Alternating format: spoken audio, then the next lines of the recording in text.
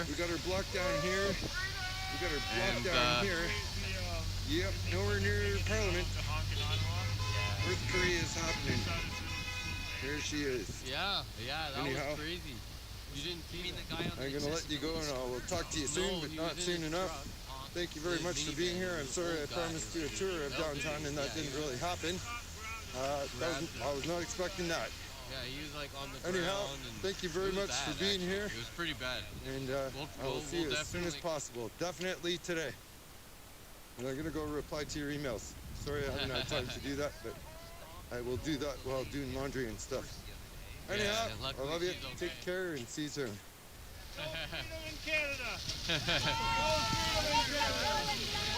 All right, so this is the new Canadian hug tax. The new Canadian hug tax that we've been experiencing for 3 weeks now. Yes, yeah. So this is what is going on here. I'm just gonna take a step out. How you doing, man? I'm just gonna take a step here to kind of get a view of what we're. You know, I guess what the Freedom Convoy at this point has kind of been reduced to in Ottawa, I'll say. You know, they're on the corner here of Sir John A. Macdonald. Yeah, it's not many people and here. Booth Street. And, you know, I'd say, like I said before, maybe 20, 30 people, maybe, right?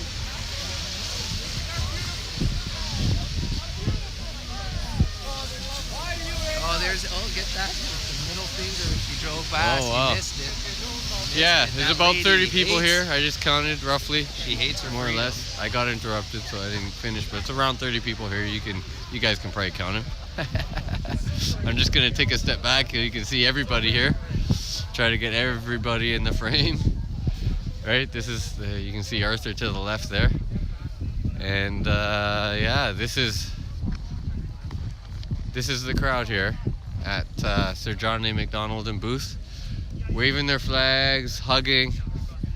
Yeah, they're getting horns of support, and also they're getting fingers of the old middle finger, the old FUCK OFF.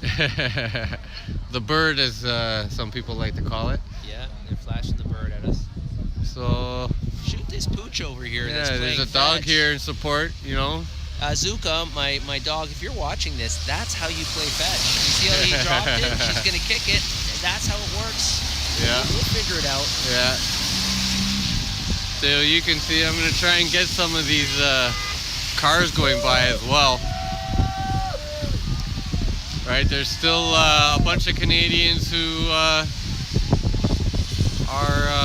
having some freedom for breakfast here, for brunch, I'll say, a Sunday brunch of freedom. Although it's sort of limited freedom because they've been forced to do it at this specific location, but you know. I need you to get into a position so that if there's anyone flipping the bird. Yeah, no, I'm covering the streets going by to a bit, right, you know, as much as I can. Yeah, just make sure you're in a position that. Yeah, the thing is, the further I am from the road, the easier it will be to kind of get them in the frame. I hear you, that's true. So yeah, I'm trying to. There we go. We have some honking support there. From the bus driver. Yes, the bus driver supporting. Yeah, he gave a nice well done. wave. He's going to honk some more. There he is. There he is. So, all right, city worker. The crowd's working out. He gave the old thumbs up. The crowd's working up here. A lot of Canadian charm being slung at this bus driver. Yes, this is live. This is live. This is live Ottawa. We're here at Sir John A. Macdonald and Booth Street. Yeah, we're at the War Museum. At the only place where you're allowed to protest, I guess. Or at least the only place where protests have gathered that you're allowed to protest. I don't think this is an official free speech zone. I think right now the official free speech zones are inside Canadian dwellings. Yeah. I believe that's the only place that you can talk freely right now. But these protesters might be putting themselves at risk. We don't know. Yeah, it doesn't seem seem like the police are interested in any of the goings on. There we go. We got a supporter there. Oh, another one. Yeah. So yeah, there's definitely some support, and what I would imagine are mostly locals of Ottawa who are driving by. There we go, another one, Canadian flag in her window. Yeah, there's a finger right there. Oh, we got a finger. Yeah. Finger waver from Quebec. Yeah, that Ford, he really... In the morning to you, everybody. I'm just getting things set up and sourcing feeds. If anybody has some live feeds they want to be placed on the squares, just post it in the chat. Where you would drive by and give somebody the finger like this. And yeah, I do feel a lot better. I got 6 hours of sleep last night, and It's clear the narratives have all been broken. Like I get just to give you a quick update, Newsly Canada, these two guys tried to walk downtown, and the cops said, "You're in the red zone," and made them turn around. So they're actually calling certain areas that don't even have the fences up red zones, and they're trying to push people slowly out even further away from the fence to keep the protest, I guess, away from the so it's not so centralized. And but there's people gathering everywhere, and I mean, they're not going to stop this. All this is going to do is just trigger. It's just exposing how weak Trudeau is. You know, he has no control at this point, and he just has to rule by force, and that's a sign of weakness. And people see right through it. But yeah, I'm going to sip on some coffee and source some feeds, and if you find some feeds, put it in the chat. And Citizen Z, morning or afternoon to you, because you live in Iceland. I'll look at that link you posted. Maybe, you know, with the help of our team here on YouTube, we can help.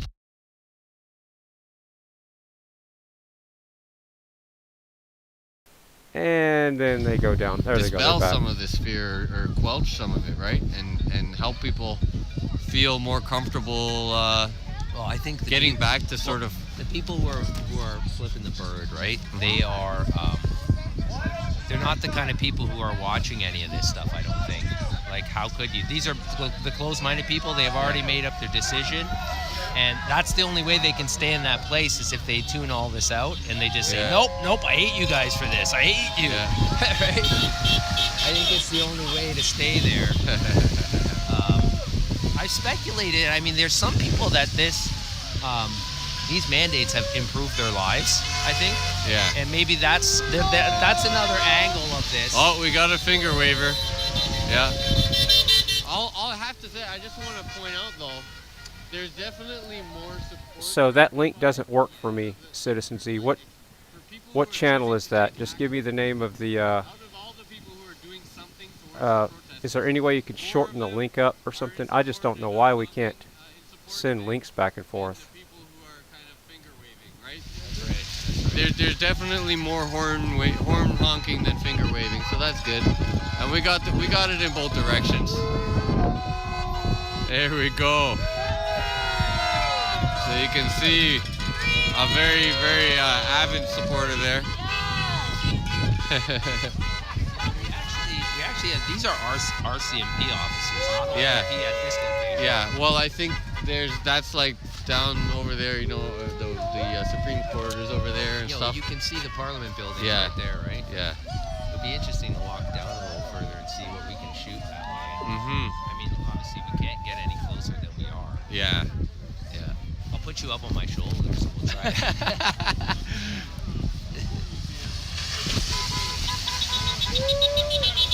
So we're here, anyone just joining, we're here at in Ottawa live, Sir John A. Macdonald Parkway and Booth Street.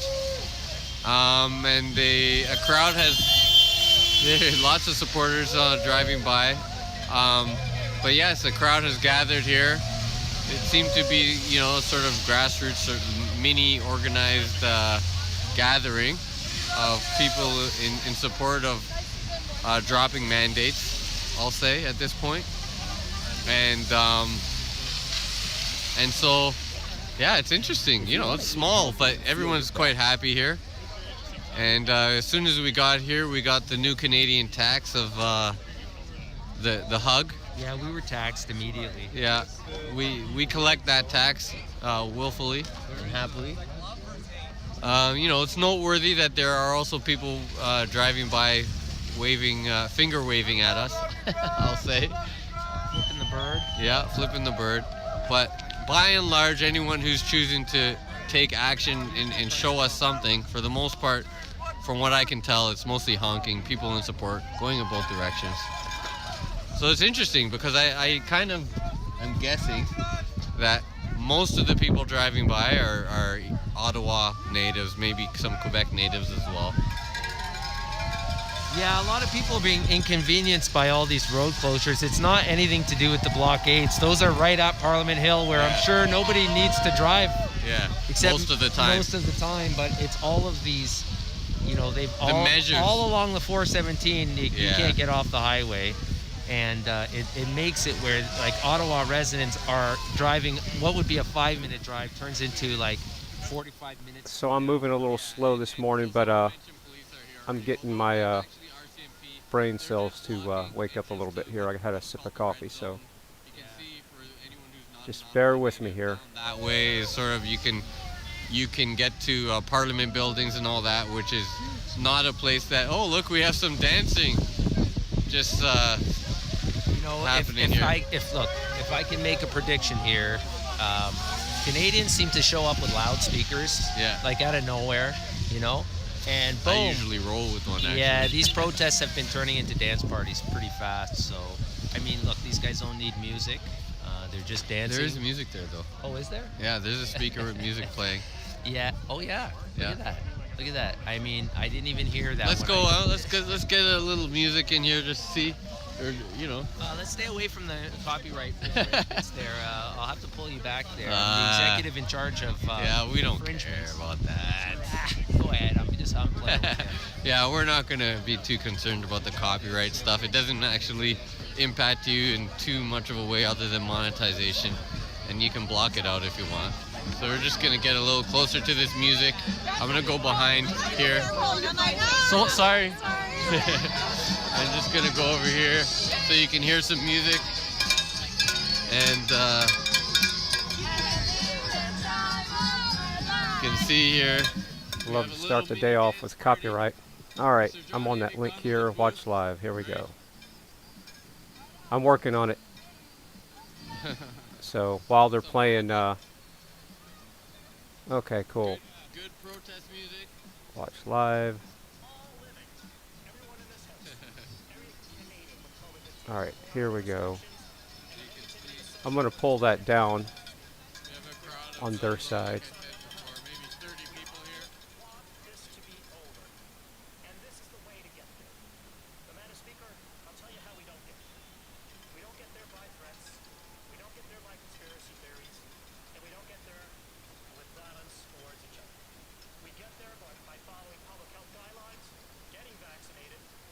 All right. Sorry for the delay. There we go. And Madam Speaker, when I look at what's happened in Ottawa over the several weeks, I'm disappointed, and yes, I'm disheartened.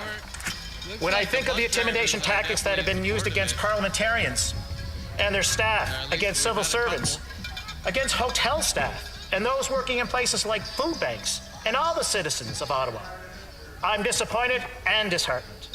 When I see hate, disrespect, and misinformation being spread from coast to coast to coast, I get angry, Madam Speaker, and quite frankly, I'm sad about that. We've seen examples, Madam Speaker, of these attacks on our democracy and what it can do. And Madam Speaker, we are past the point. We are past the point of whataboutism. Oh, you know, it'll blow over, but it's here. It's outside these doors. And we need to call out this behavior as we see it. Now, Madam Speaker, I really believe this is about democracy. I think we've been looking at this all wrong. It's not about traditional left ideologies, right ideologies, and center ideologies. We're talking about democracy and obstructionism.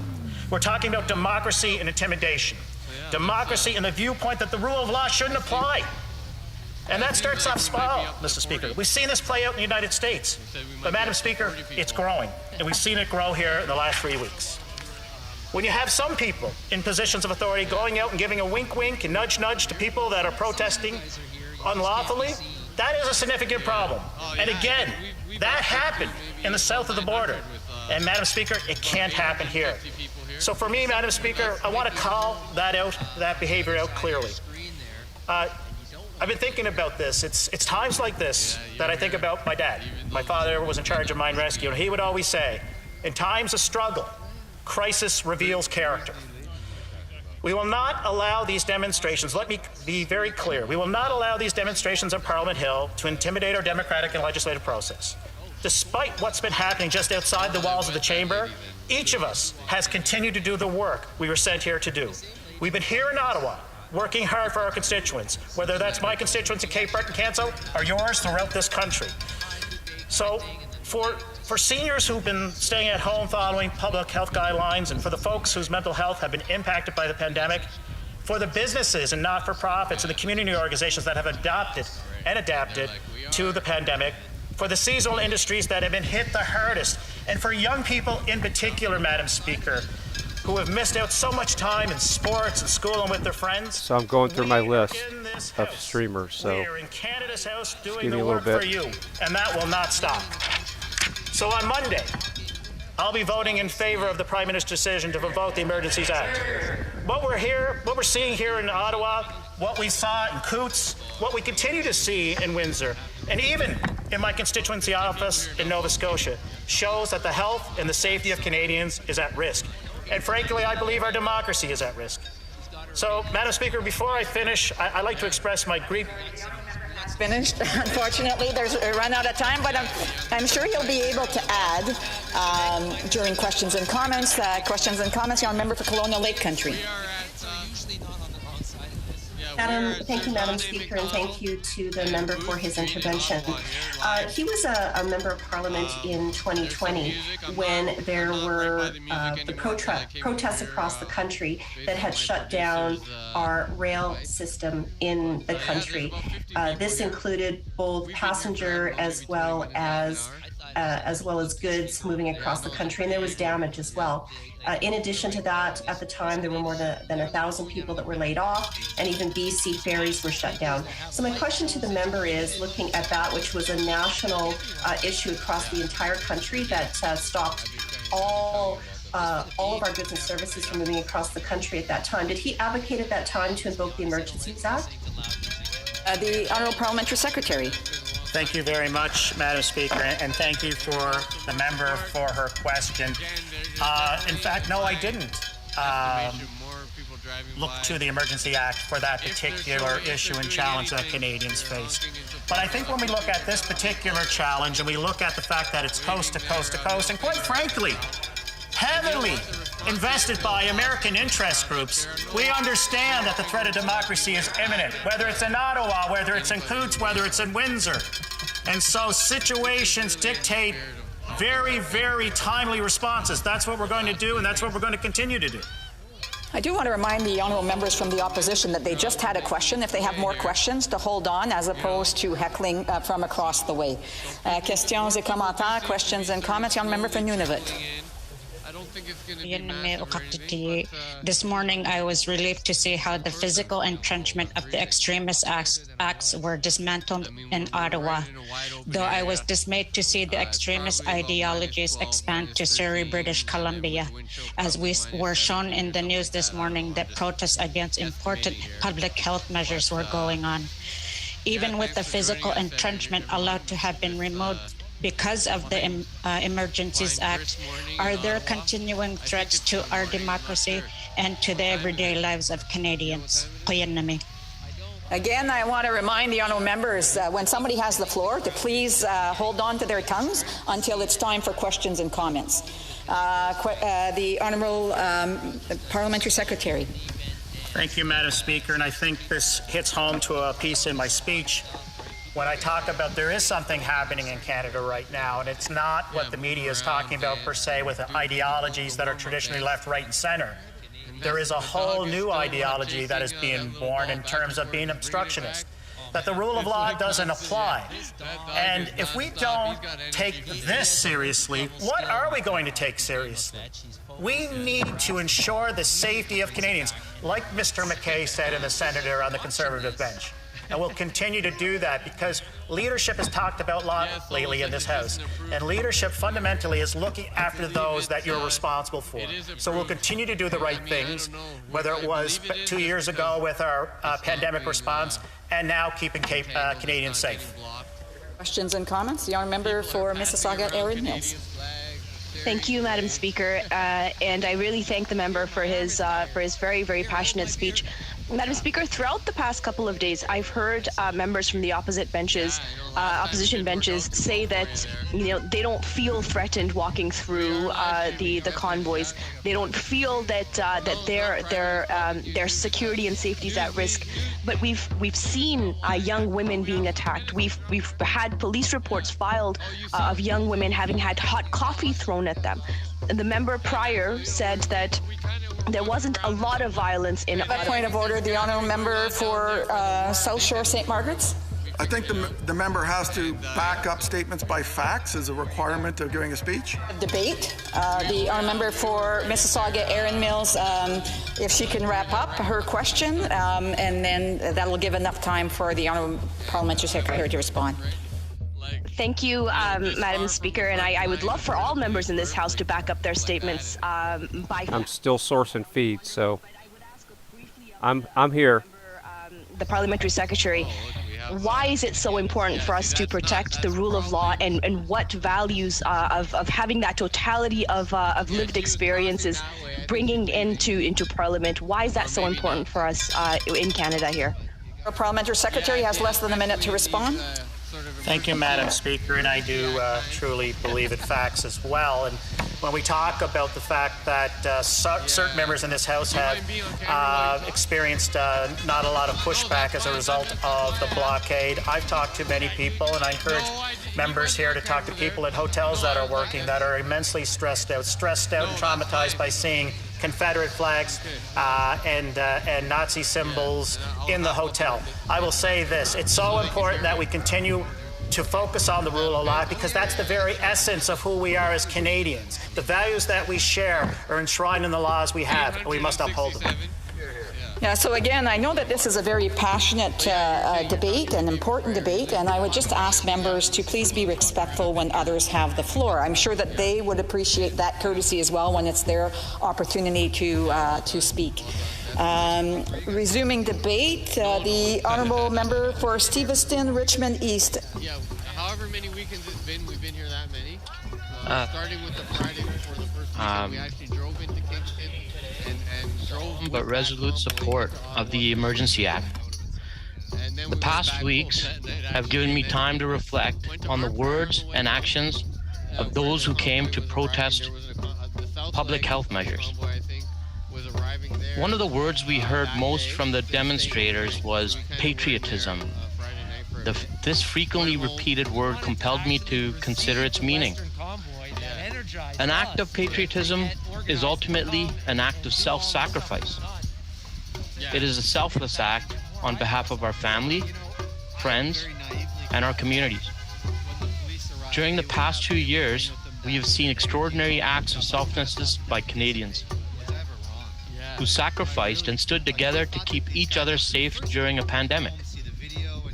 Canadians found the strength to persevere in our shared values, our determination, our dedication, and our commitment to community.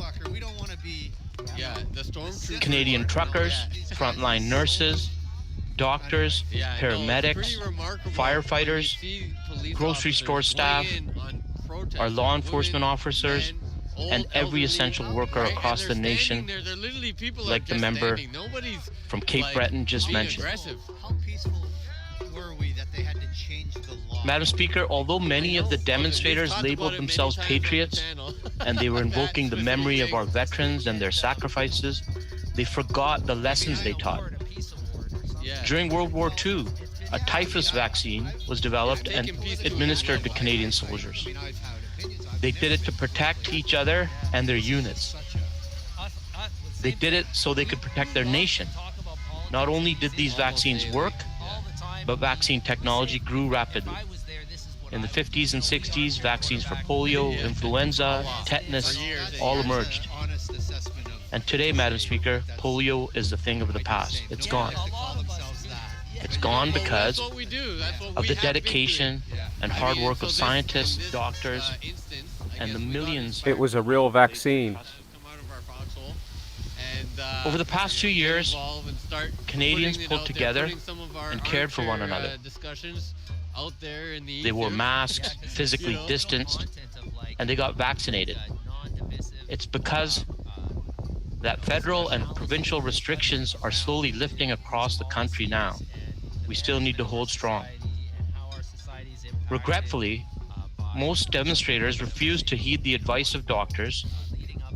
They neglected the example set by our veterans and chose to ignore the fact that we do not live in a society racked with polio. This is their right.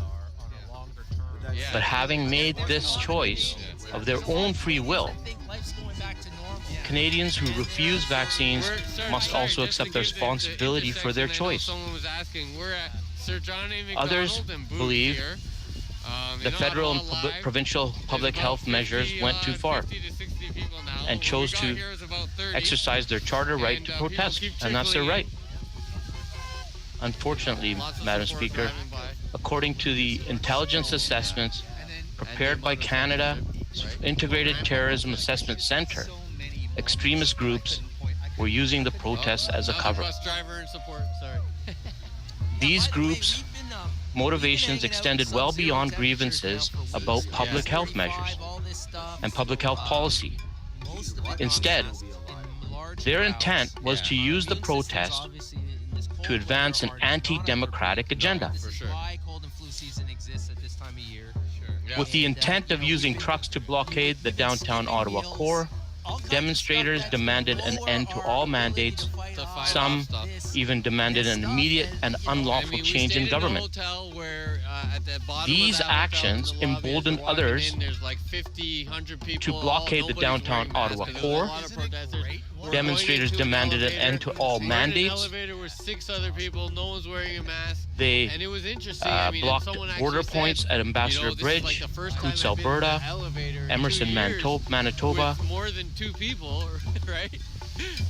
and the Pacific Highway crossing in BC. Bomb threats to the Ottawa Hospital, bomb threat to Windsor Mayor.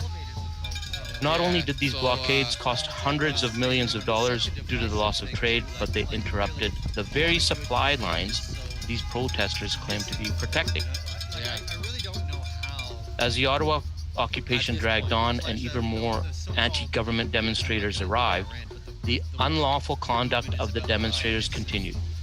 The citizens of downtown Ottawa were subjected to constant and excessive honking, fireworks, a DJ blaring loud music, causing days of sleep deprivation for many residents. The demonstrators' disregard for mask mandates forced businesses to choose between employee safety and even staying open. Most closed and remain closed today. The people of Ottawa reported numerous cases of illegal parking, idling, verbal, sexual, and physical assault, and intimidation. Worse still, death threats, an attempted arson, parliamentary staff followed home, and children being used as shields. Protest, by its nature, is disruptive, which we accept in a free and democratic society.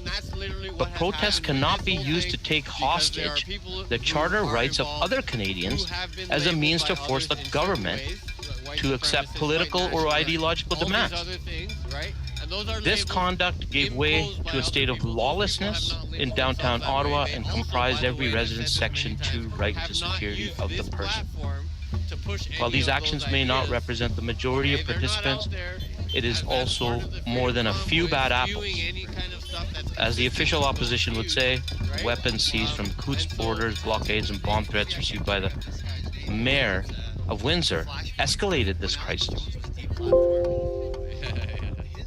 These actions are not peaceful, they are not lawful, and they are not the actions of Canadians who share the values that got us through the pandemic. The financial and additional enforcement powers, as well as streamlining jurisdictional concerns, have helped police authorities to responsibly disperse or arrest the unlawful demonstrators in Ottawa. It must be remembered that these demonstrators do not represent most Canadians. Roughly 85% or more of Canadians got vaccinated. Most of those who didn't and have not engaged in these disruptive protests. Much more unites Canadians than divides them. The senseless and harmful acts of the past days do not reflect the attitudes of most Canadians. Initiating the Emergencies Act was a difficult but necessary decision to protect the rule of law and give Canadians their freedom. Thank you, Madam Speaker. Questions and comments? The honourable member for South Shore St. Margaret's. Thank you, Madam Speaker. I was curious in the member's speech, he referred to security intelligence reports that he had seen that show that the protests were a threat to democracy. As he knows, I believe privy councillors are subject to the Official Secrets Act. Our leader is a member of the Queen's Privy Council and was not asked or invited into any. I don't believe the honourable member is a member of the Queen's Privy Council. Could he share with us the intelligence briefings that he got as a person who is not a member of the Queen's Privy Council on the security threat to the Government of Canada? The honourable member for Steveston, Richmond East. Thank you to the member for the question. It was quite clear.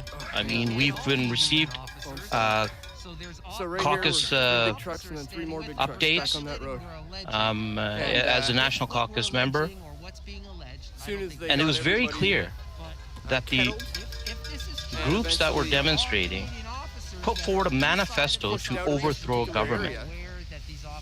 And I think we need to look at the fact that the many facts that were coming forward that were well reported indicate, I don't think that bomb threats, blockades, weapons seized, all of those things are quite evident, and they're all before us. Everybody has access to that information. Again, I want to remind the members of the official opposition that, you know, even if somebody is participating virtually, that they are actually in this House, and that they deserve the respect of not heckling while the member is speaking. Questions et commentaires. L'honorable député. Questions and comments. Présidente, je remercie le député de Stevenson Richmond East pour ses commentaires. Avec grand plaisir. Je m'excuse, je sais pas. I'm not sorry. It seems that another microphone might be open. Je sais pas, là, on essaie de figurer ça. Alors, je demande aux gens qui sont en ligne de s'assurer que leurs micros sont fermés. Je vais réessayer, l'honorable député de Trois-Rivières. Présidente, je remercie le député de Stevenson Richmond East. I would like to thank the MP of Stevenson Richmond East. I have the pleasure of working with him on the Ethics Committee. I enjoy his definition of patriotism. I think this must be taken into account. However, he classified the patriots on the right side, those who didn't want to respect the laws, the new measures, and the others who weren't. So are the members of the bloc not patriotic? And also, is the Emergencies Act the only solution available? Thank you. For Steveston, Richmond East. Y'all want to vote for what audio you want to hear? Just vote which one you want to hear. He's on mute now. He might try to unmute himself. They're having technical difficulties, so perfect time to talk. Here we go. Thank you to the member for the question. And weapons were found, weapons were seized. There was a threat to government. A manifesto was put forward threatening the government. And I'm not saying that, I did say that in my comments, I did indicate that, you know, some people may have come peacefully to protest, and patriots in Canada come in many forms. However, when there's people who are organizing to try to overthrow a government, I don't see the patriotism there. Commentaire, the honourable member for Hamilton Centre.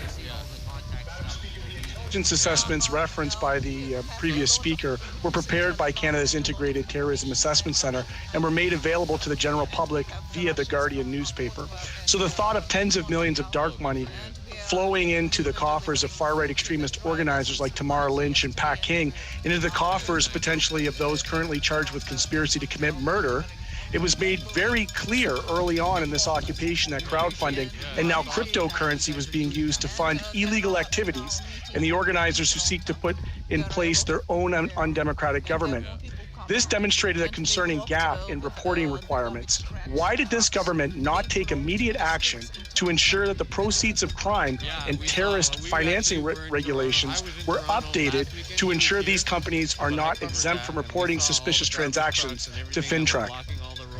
Honourable Member for Steveston, Richmond East, a brief answer, please. Still going on, right? Yeah. So, I'd have to get a little bit more information on the FinTrack involvement in this investigation. But it's a great question, and I take it on notice from the member. Yeah. So for everyone here, Reprise de débat. we're at L'honorable. Resuming McDonald's debate, booth. the Just Honourable letting Member anyone for who maybe just Convoy. joined us. That's where we are live in Ottawa. This Thank you, Madam is, I believe, the only place that people are gathering. First, I would like to say that I'll be sharing my time with my colleague, the member for Rivière du Nord. Madam Speaker, Okay. Yeah. that which is exaggerated loses all significance. Mr. Talleyrand could have said it today, thinking about the situation that brings us here together in this chamber. We are in a crisis, very well. The federal government has taken the liberty of implementing by proclamation a statute that allows the state to trample on the rights of its citizens. Despite many other steps that the government could have taken, it decided instead to bring out the heavy artillery. Indeed, that which is exaggerated loses all significance. The government, the Liberal government, claims it needs to invoke the Emergencies Act to deal with this crisis. In truth, it needs to because it failed to manage the crisis properly in the first place. Use of such a law should be exceptional, Madam Speaker. And especially given that, although the War Measures Act has changed its name, it evokes strong memories for Quebec. And so we have many bad memories about this. But first, allow me to give you a brief historical overview of the consolidations and uses made of the War Measures Act and the Emergencies Act. The War Measures Act was consolidated and implemented in 1914 at the outset of the First World War. Its purpose was to give additional powers to the government in the event of insurrection, invasion, or war. Right. It was used again in 1940 at the time of the Second World War. And the government used it the third time. And we in Quebec remember well this time. It was during the October crisis in 1970. By mutual agreement that took place overnight between the Prime Ministers of Quebec and Canada under Pierre Elliott Trudeau, the Army took to the streets of Montreal in large numbers, creating an atmosphere of terror and fear for the entire population. The rights and freedoms of Quebecers were breached in total. 497 citizens were arrested and imprisoned without reasonable grounds or recourse. I wasn't born at that time, but the collective memory of these events is still very much alive, and I remember, Madam Speaker. In 1988, the War Measures Act was replaced by the Emergencies Act. The new act changed the way the federal government can use extraordinary powers in times of crises. Since the act was consolidated, the government has not used it. So why use it now, Madam Speaker? Let's take a look at the current situation and the threshold for invoking this act in order to answer that question.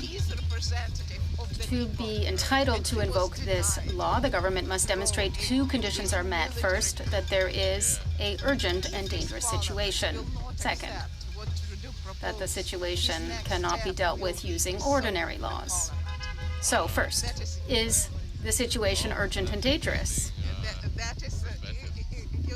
The condition for a wall-to-wall application of this law has not been met, and I will demonstrate why. On January 15, 2022, proof of vaccination against COVID-19 was mandated across the U.S.-Canada border. 2 weeks later, on January 29th, a trucking movement against this measure decided to gather and demonstrate in front of Parliament Hill in Ottawa.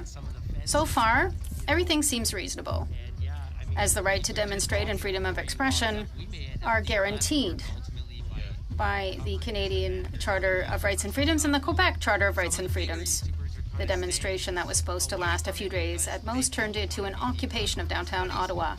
At that point, the government should have resolved the situation. But rather than taking action, the government washed its hands of the situation, saying that crisis management was the responsibility of the Ottawa Police. February 6th, the City of Ottawa declared a state of emergency. The next day, February 7th, the Ottawa Police Force appealed to the Ontario and Canadian governments for help. February 11th, the Ontarian government in turn declared a state of emergency, giving additional resources and powers to the police. Federal government still didn't do anything except polarize the population with provocative statements. It should also be noted that in addition to the Ottawa siege, there were border blockades in Ontario and elsewhere in Canada, such as in Alberta, Manitoba, and British Columbia. But these situations were resolved through the application of existing laws. The same was obviously true for the demonstrations in Quebec City. Dangerous and urgent situation? Although the situation is worrisome, it applies only to Ontario, more precisely to the City of Ottawa, not anywhere else, and especially not to Quebec.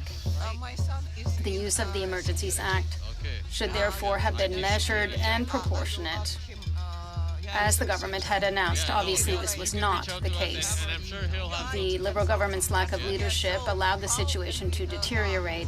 Each day of inaction reinforced the position of the protesters. Each day meant more efforts to enforce the law. And each day, the Prime Minister refused to act and added fuel to the fire with aggressive and dismissive statements as a result. The offenders were allowed to organize themselves. We let them set up tents. We let them set up toilets. They were able to set up kitchens, cafeterias, a stage, barbecues. They even were able to put up a hot tub, Madam Speaker. A hot tub was blocking the smooth running of a democracy in a G7 country. By letting the situation fester, the Prime Minister gave the demonstrators time to dig in their heels, time for radicals to rush in from sea to shining sea or to cross the border, time for foreign elements intent on destabilizing Quebec and Canada's democracy to organize funding to support the violators. If we had acted much sooner... So I need some help from the chat. I'm trying to make the poll vote for which audio screen you want to hear the audio in. And I don't know if I worded that right. So... is the audio screen that's playing the House of Commons what you want? So maybe somebody can help me word the poll better. Dangerous and disproportionate. Let's be clear, Madam Speaker. The January 29th demonstration has nothing to do with the diehards who decided to lay siege to the House. The people who continue to resist now, if there are any, are extremists who should have been contained by the entire police force a long time ago. Now, let's turn to the second condition required to invoke the Emergencies Act. In other words, it must be impossible to deal with the situation under ordinary laws. Could the crisis have been dealt with existing legislation? Yes. The demonstrators have been unlawful for weeks. All the police had to do was to apply the legislation, laws already in place, and it would have been over in 2 days. The government had a lot of options. The criminal code is full of articles that were broken by the violators, or by the protesters. Article 63, unlawful assembly. Article 64, active riot. Article 68, failure to comply with order to disperse. 430, mischief. 180, public nuisance. 423, intimidation of journalists. 129, obstructing public officers or peace officers. Some police authorities recently claimed that the only way out was through the integration of the different police forces involved. However, there's no need for the Emergency Measures Act to request, or the Emergencies Act rather, to request reinforcements and coordinated efforts. The RCMP, the Parliamentary Protective Service, the Ontario Provincial Police, the municipal police forces, and even the Sûreté du Québec were already working together, so we didn't need this law. Impossible to deal with this situation with ordinary laws? As I've had the honor to present to this House, the criminal code was already more than sufficient to deal with the threats. course they're not going to. The government has decided to use legislation by proclamation, that is, without consulting the opposition or allowing them to make any amendments. By ignoring the elected representatives of the majority of citizens, this minority government is undermining its legitimacy and proving its worst critics right. The Prime Minister decided to ignore the verdict of voters who gave him a minority mandate. And he has acted as if he had all the powers. That is not what the voters decided, Madam Speaker. And the government could use this legislation in specific places when provinces request it. Quebec has made it very clear to the federal government that it wants nothing to do with these emergency measures. Several Canadian provinces have done the same. Instead of consulting the provinces in Quebec, the Liberal government preferred instead to impose a law that applies throughout Canada. This law cannot be limited. It's foreign to the reality of Quebec. It should not apply to Quebec.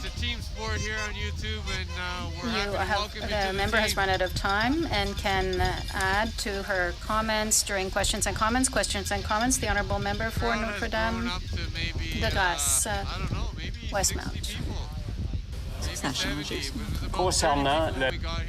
With regard to the Emergencies Act, what does my colleague say with regard to the fact that the interim Ottawa Police chief has said that it is as a result of the invocation, the temporary invocation, we hope, of this legislation, that the police service was able to take action in recent days? What does she think of that statement? Is the acting chief correct? The Honourable Member for Terrebonne. Thank you. I want to thank my honourable colleague for that question. It allows me to repeat something that I said in my speech. The integration of the different police forces was probably necessary, but it was not necessary to have the Emergencies Act for the different police forces to cooperate and coordinate. So the legislation is not needed. Questions and comments. Madam Speaker, and I want to thank my colleague from Terrebonne. She very eloquently expressed the reasons why the threshold has not been satisfied under the Emergencies Act. What we have instead is an unprecedented overreach on the part of this government that threatens the foundations of democracy. As the member pointed out, the blockades along the Canada-U.S. border were dispersed before the invocation of the Emergencies Act.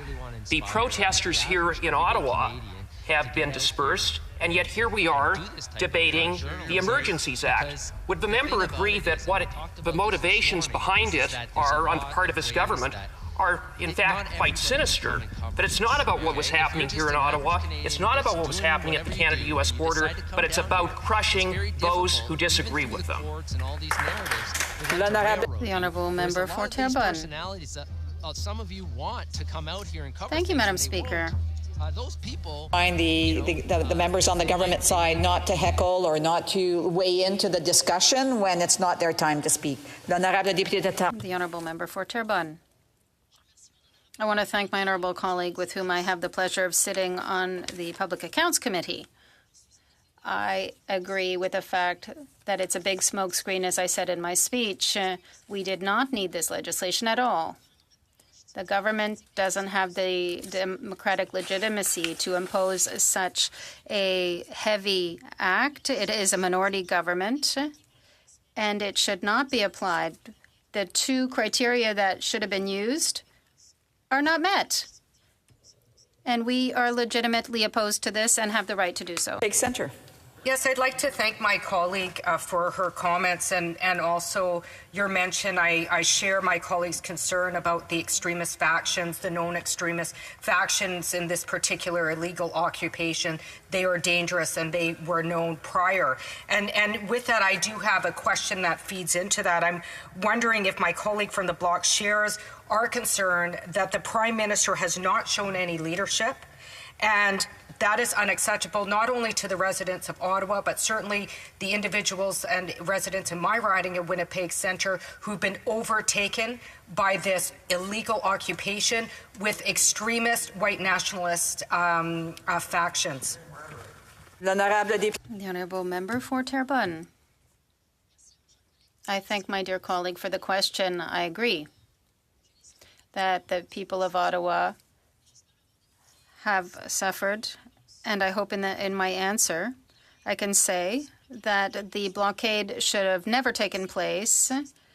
Letting the demonstrators settle in and dig in, that was the mistake of the government. We should have never gotten to this point. We should have never had extremists who were so visible. The minority government should have acted earlier, and we should have never had to invoke a non-legitimate legislation. A point of order, the honourable member for Winnipeg Centre. Speaker, I sure hope I'm wrong, but I heard kind of silently in my ear somebody use the F word referring to me saying F off. Why don't you just F off? I hope I'm wrong. I hope I'm wrong. I hope that I didn't hear that, but I just want to bring that to your attention. Well, thank you very much.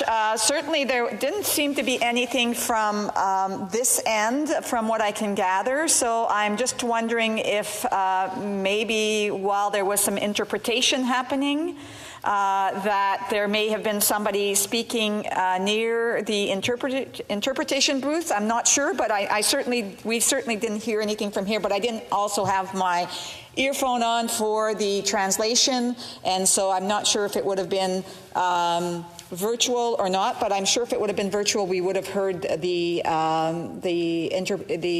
interruptions here.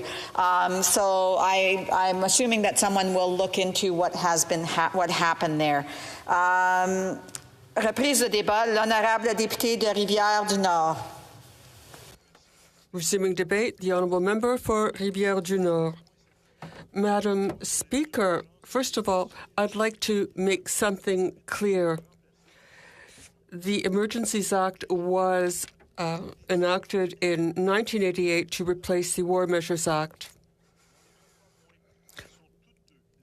Both of these pieces of legislation, the War Measures Act and the Emergencies Act, are to be used only in the very worst situations, in case of a major natural disaster, a national crisis, or when we're at war. This is not to be trivialized. This is the heavy artillery that a government can have recourse to. It has to be used parsimoniously and prudently.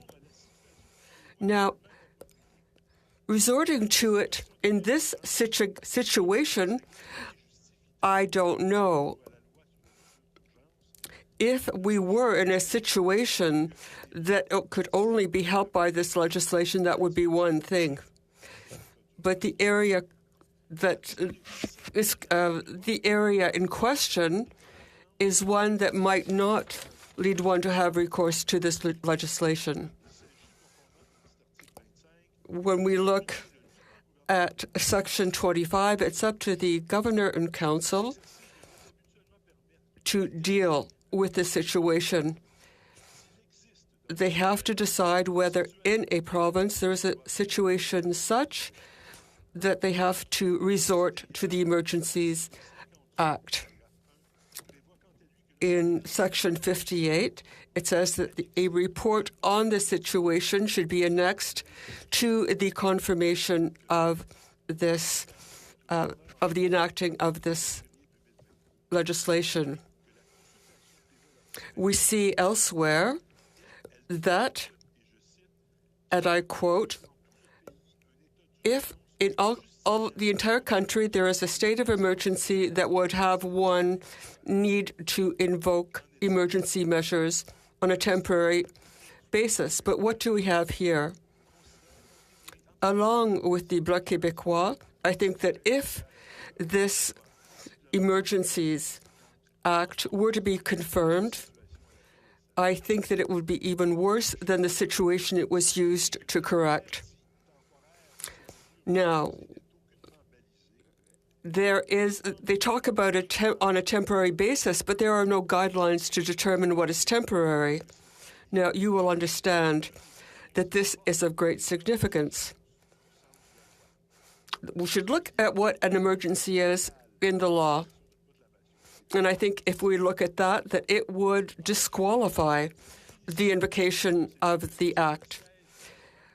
There is something under Section 16 about national crises, and they say, and these crises are defined in Section 3 of the Act, in situations which one finds that it is not possible to deal with the present legislation in force in Canada.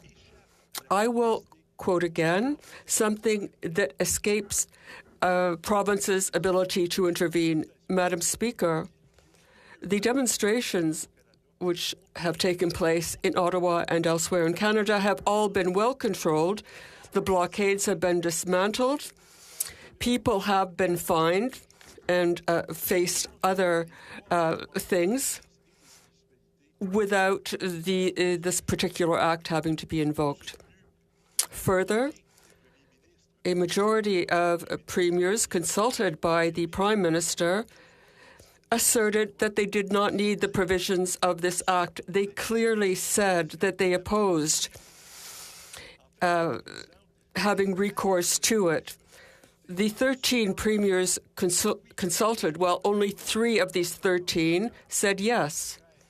3 out of 13. How can we seriously say that there is a state of emergency in the entire country?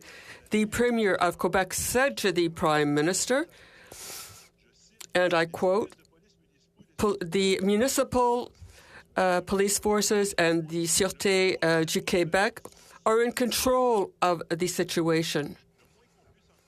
I think the very least one can conclude from this is that there is not a national crisis, therefore not a national emergency. This simply doesn't exist. Madam Speaker, in the very worst scenario, under Section 25 of the Act, this Act could only justify the proclamation of this Act in the provinces of Ontario, Newfoundland, Labrador, and British Columbia. The other provinces, New Brunswick, Prince Edward Island, Saskatchewan, etc., all said they had things under control and they were against the invocation of this legislation. We cannot say that in these 7 provinces there is a national crisis as described in the Act. As for the Premier of Yukon, the Northwest Territories, and Nunavut, they say quite simply that it would be difficult to say that they're calling for assistance since they haven't said anything of the sort. With respect to Quebec, I will quote a passage on the invocation. I quote, the Prime Minister of Quebec has indicated that he opposes the invocation of the Emergencies Act in Quebec, saying that the municipal and provincial police forces can control the situation and that any recourse to this act would be a source of division. So, Madam Speaker, as provided for in the Act, if there were an emergency, it would only be in 3 provinces. Now, there would be an emergency. If there were emergencies in Ontario, Newfoundland, and British Columbia, these are the 3 provinces that have gone along with it, but the other 7 provinces have not. Now, the commissioners in the Northwest Territories, Yukon, and Nunavut do not say that we can conclude that we need this act. People talk about an extraordinary lapse in judgment. And this isn't something that is not fraught with consequence. It is fraught with consequence. Do we really need this act? Moreover, this is a dangerous precedent. This act constitutes a serious argument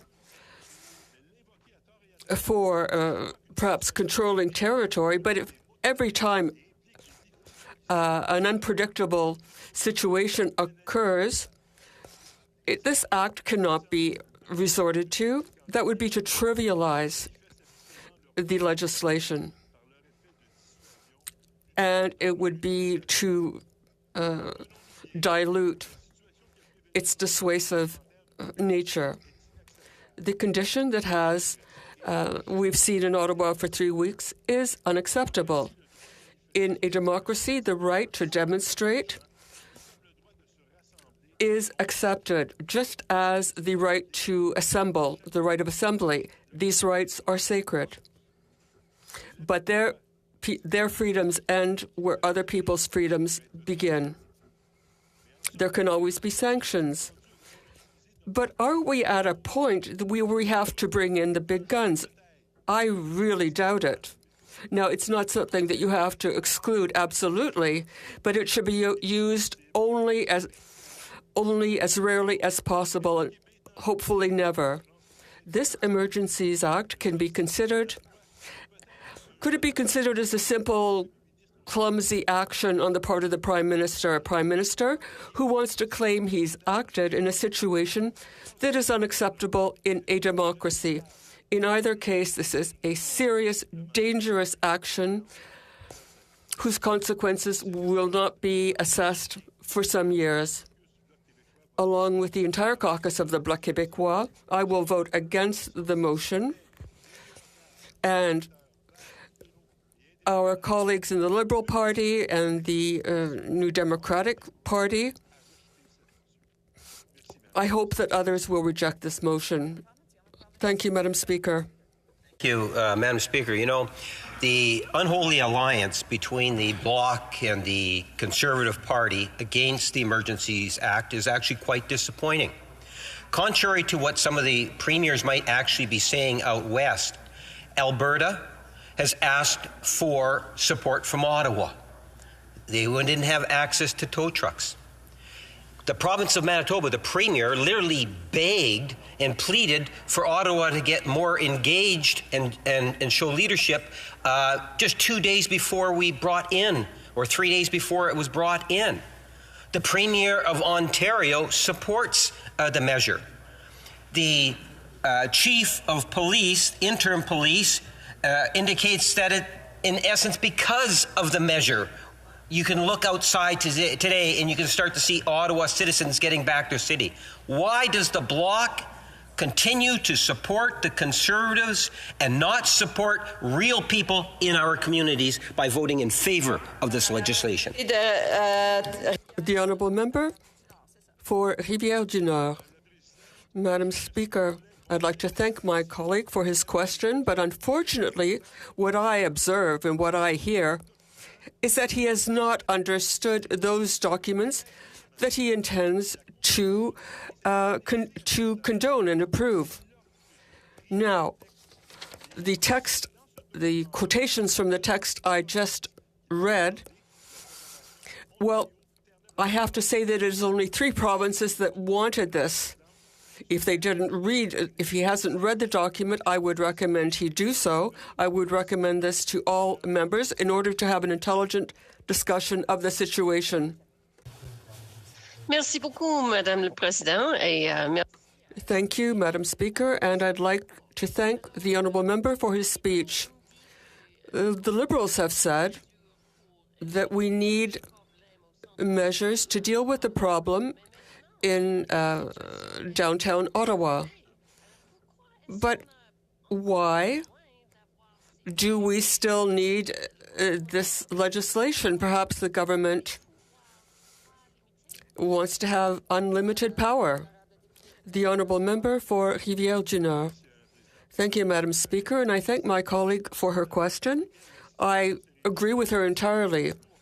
As I said in my speech, this is a difficult situation. We all agree to that. It's unacceptable.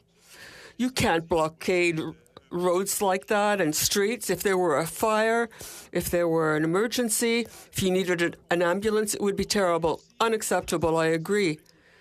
But we could have dealt with the situation with the police. I think that the police forces could have dealt with the situation. The Emergencies Act is only for true emergencies. It's sort of a question of, crying wolf. I would invite people to show some reserve and discipline. We should only have recourse to such legislation as when it's absolutely necessary. We should deal with these things and only have recourse to this act with parsimony and prudence. Thank you, Madam Speaker. I want to thank the member, my friend, the MP from Rivière du Nord, for his speech.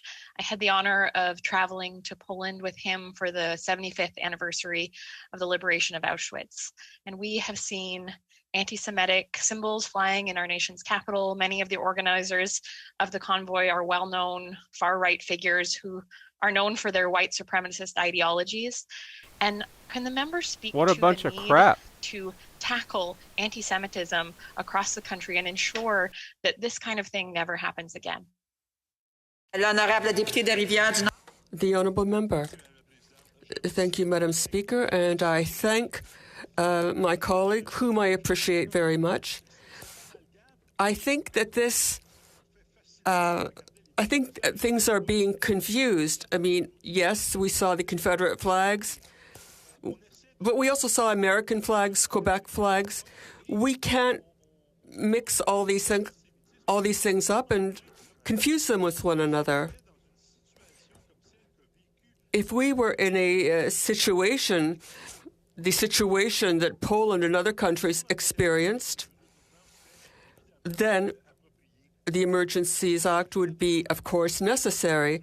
But to confuse things, I think, is a dangerous thing and also insults the memory of victims of the Holocaust. Debate, the Honourable Parliamentary Secretary to the Minister of Employment, Workforce and Social Development. Thank you very much, Madam Speaker, and I'll be sharing my time with my colleague for the member for Canada, Carleton. Madam Speaker, I rise today to take part in this historic debate in the House of Commons on the invocation of the Emergencies Act. And I want to begin by saying thank you to Police Chief Pam Mizuno and the men and women of the Windsor Police Force. The operation to clear the blockade of our community's lifeline, the Ambassador Bridge, was professional, effective, and above all, peaceful. You restored order at home and provided the blueprint for the peaceful operations in our nation's capital. Thank you to the Ottawa Police Force and Chief Steve Bell. Thank you to the OPP and RCMP and the police forces from communities across Canada, be it Peel, Durham, Calgary, and beyond.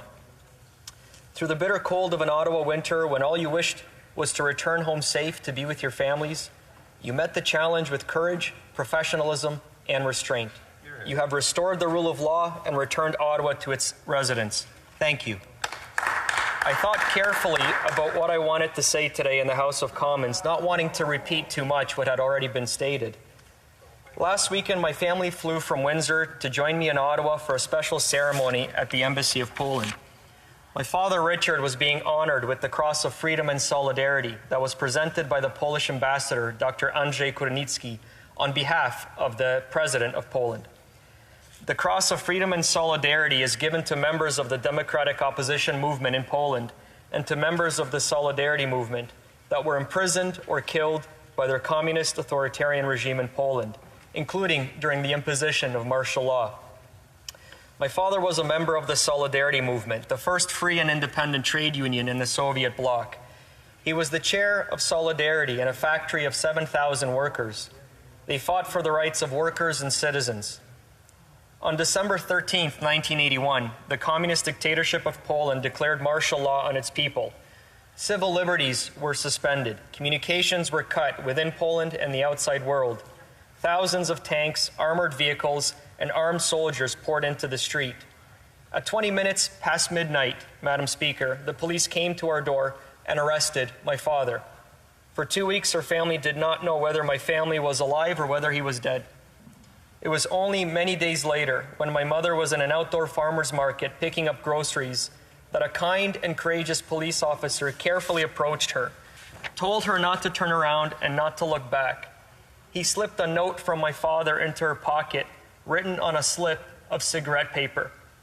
"Don't fret, I am alive," it said, "and I am being held in detention." Thousands of Solidarity members were rounded up that night, and during the subsequent years of martial law, many were killed. During the ceremony, my father dedicated the Cross of Freedom and Solidarity he received to the memory of his cousin, József Widerlik. József was a 24-year-old shipyard worker when he was shot and killed by the military police coming out of a Gdańsk shipyard during the protests in 1970. That same system, Madam Speaker, that arrested my father and killed his cousin, dubbed my father an enemy of the state. Canada gave us safe harbor, and in 1983 my family arrived at Pearson Airport as political refugees. Why do I raise my family's story today? Well, for one thing, that ceremony at the embassy and my father's experience under martial law weighed heavily in my thoughts, as 2 days later we were debating the invocation of the Emergencies Act. It is a discussion and a decision I take seriously and with caution, but I support the rule of law and giving our law enforcement the tools they need to restore the rule of law. And I support these measures, Madam Speaker. Most telling, my father supports these measures. As you can imagine, we've talked a lot about this situation in Canada, and I'm grateful to have that opportunity in these difficult times. But I also raise my family's story because I've heard many people during the protests and here in this House compare the Emergencies Act to martial law and to communism. Such language only inflames. It does little to advance our understanding of the Emergencies Act, and it cheapens, Madam Speaker, the contribution and memory of the thousands like my father who fought communism and who suffered under martial law. It is important here to talk about the democratic safeguards in place that distinguish the Emergencies Act. And the first point that bears repeating is what these measures are not. This is not the use of military forces. These measures do not displace the local and provincial law enforcement. The operations in Ottawa clearly demonstrated that. Both houses of Parliament must have the opportunity to debate and vote on the Act within 7 days of its invocation. The Act automatically expires after 30 days, but Parliament can shorten its duration at any time. A joint oversight committee must be set up to oversee the operation of the Act, and a public inquiry must be held immediately after the expiration of the Act to analyze the basis for its invocation and its execution. And finally, and most importantly, Madam Speaker, all measures of the Emergencies Act must be subject to the Canadian Charter of Rights and Freedoms. The right to protest peacefully is sacrosanct, a cornerstone of the Canadian Charter of Rights and Freedoms, and it is a fundamental part of who we are as Canadians. We know that civil liberties organizations are already challenging the invocation of the Act, and that is a good thing. We should challenge it, question it, debate it as MPs, as journalists, as civil society, and as Canadians. The key question many people ask is, does the threat meet the threshold? To answer that, let me provide you with another perspective, the view from my hometown in Windsor, where a 5-day blockade of the Ambassador Bridge shut down the very lifeline of our community that is cross-border trade.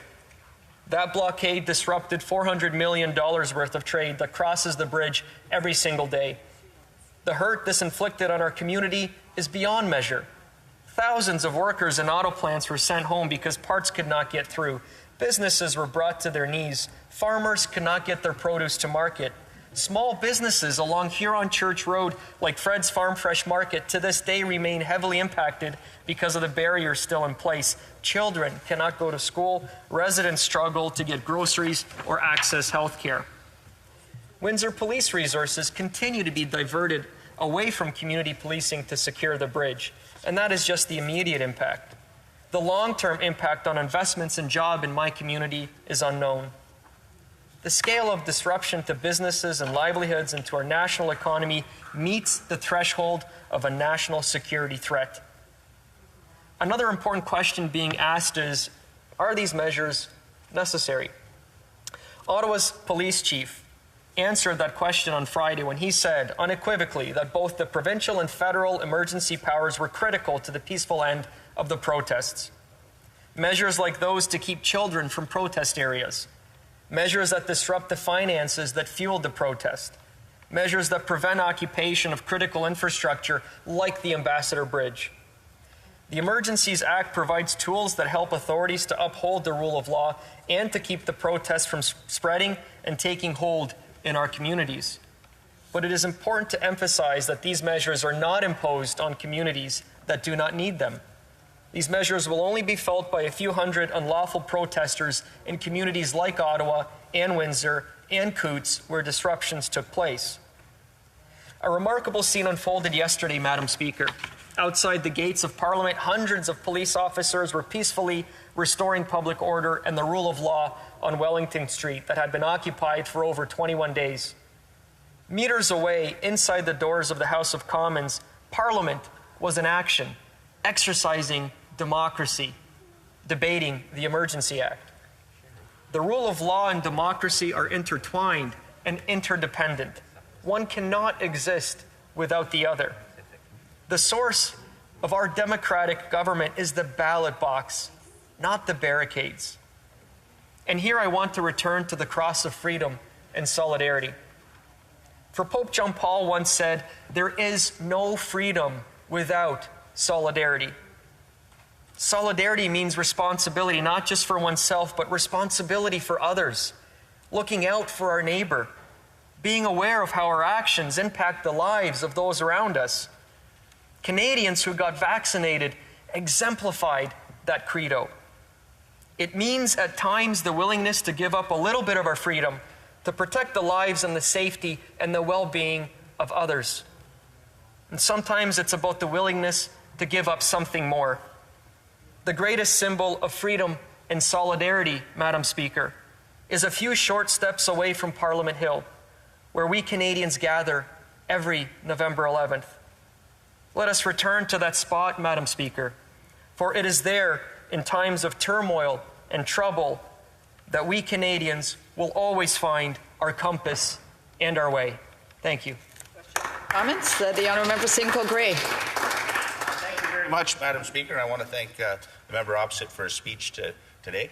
I just want to be crystal clear. I do not support the government and will not support these emergency actions. But my question, I guess, through to the member is, my office has never been so busy. This is the busiest it's been since 2019 when I'm elected, with emails, with phone calls, and they're really disturbed. They're disturbed by their Prime Minister and what they said. And a lot of these people that are calling me are actually Liberal individuals and Liberal supporters. So my question, I guess, to the member is, do you apologize for the Prime Minister for the comments of racism and misogyny when you get calls, and what is the answer that you give? Thank you.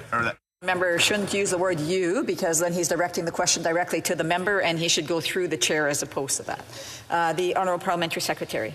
Well, thank you, Madam Speaker, and I do appreciate the question from my honourable colleague, and I do believe that all of us have to first look at ourselves in this chamber, all of us, in terms of our rhetoric, in terms of the words that we use, and I agree that all of us have a role to play in terms of turning down the temperature in our country, making sure that we avoid divisive language as much as possible, and we come together as Canadians. But I can tell you that, Madam Speaker, that I also heard from so many in my constituency that really were hurt deeply by the protests that took place on the Ambassador Bridge, the thousands of jobs that were lost, the workers that were sent home, the businesses that were brought down to their knees. And the Emergency Act that we are bringing forward here will help to make sure that that never happens again on our Ambassador Bridge. Thank you, Madam Speaker. Questions and comments. Honourable Member Beauport-Limoilou. I would like to thank my colleague for her statement, for her speech, and her explanation of what took place for her family. Unfortunately, it resembles what my family has told me, my aunts, members of my family, friends, about the 1970s, and I understand the horror they went through then. No, it's a matter of discussing protesters, and I've been asking myself what authorities the police officers and the police forces did not have before we went for the Emergencies Act. Were they unable to ticket, unable to collaborate, unable to implement any court order? Well, thank you, Madam Speaker, and I really do appreciate the excellent question from my honourable colleague. And I just want to begin by saying that one of the things that was remarkable about the operations here in Ottawa over the last couple of days is that you had police authorities from all across Canada coming to work together. Chief of Police described it as a true Team Canada approach and a true Team Canada effort. We saw police from Calgary, from Peel Region, Durham, also from Sûreté de Quebec as well too. And so it is that Team Canada approach that I feel is going to get us through this turmoil. And, Madam Speaker, I think it's important that we don't lose sight of that as well. And we don't lose sight of the fact that these measures are subject to the Canadian Charter of Rights and Freedoms, which protect Canadians from coast to coast to coast, and really is what's going to keep us on the good side of this of these new legislation. Thank you. Question, the Honourable Member Nunavut. I'd like to thank the Parliamentary Secretary. Many Canadians are struggling to get beyond the party politics because of the mainly party politics that's being debated throughout this House. Also in part because of the effectiveness of extremist ideology just to infiltrate the minds of many Canadians to fear the Emergencies Act. Can the member explain to Canadians how their civil liberties are not being violated in this Emergencies Act and that they don't need to fear it? A brief answer from the Parliamentary Secretary. Thank you, Madam Speaker. And I thank the honourable colleague for the question. I think her question is the absolute key question we have to be asking ourselves. And again, I reiterate that the Emergency Act is subject fundamentally to the Canadian Charter of Rights and Freedoms. But these measures are, they're targeted. They are, the time is limited as well, too. There's a 30-day sunset clause. At any time, Parliament can vote together to reduce the timing of it as well, too. There's a joint oversight committee that has to be struck, which oversees the enactment and operation of the Emergency Act as well, too. There are many safeguards that are in place to protect the rights and freedoms of Canadians. That is the fundamental question we are debating here today. Thank you.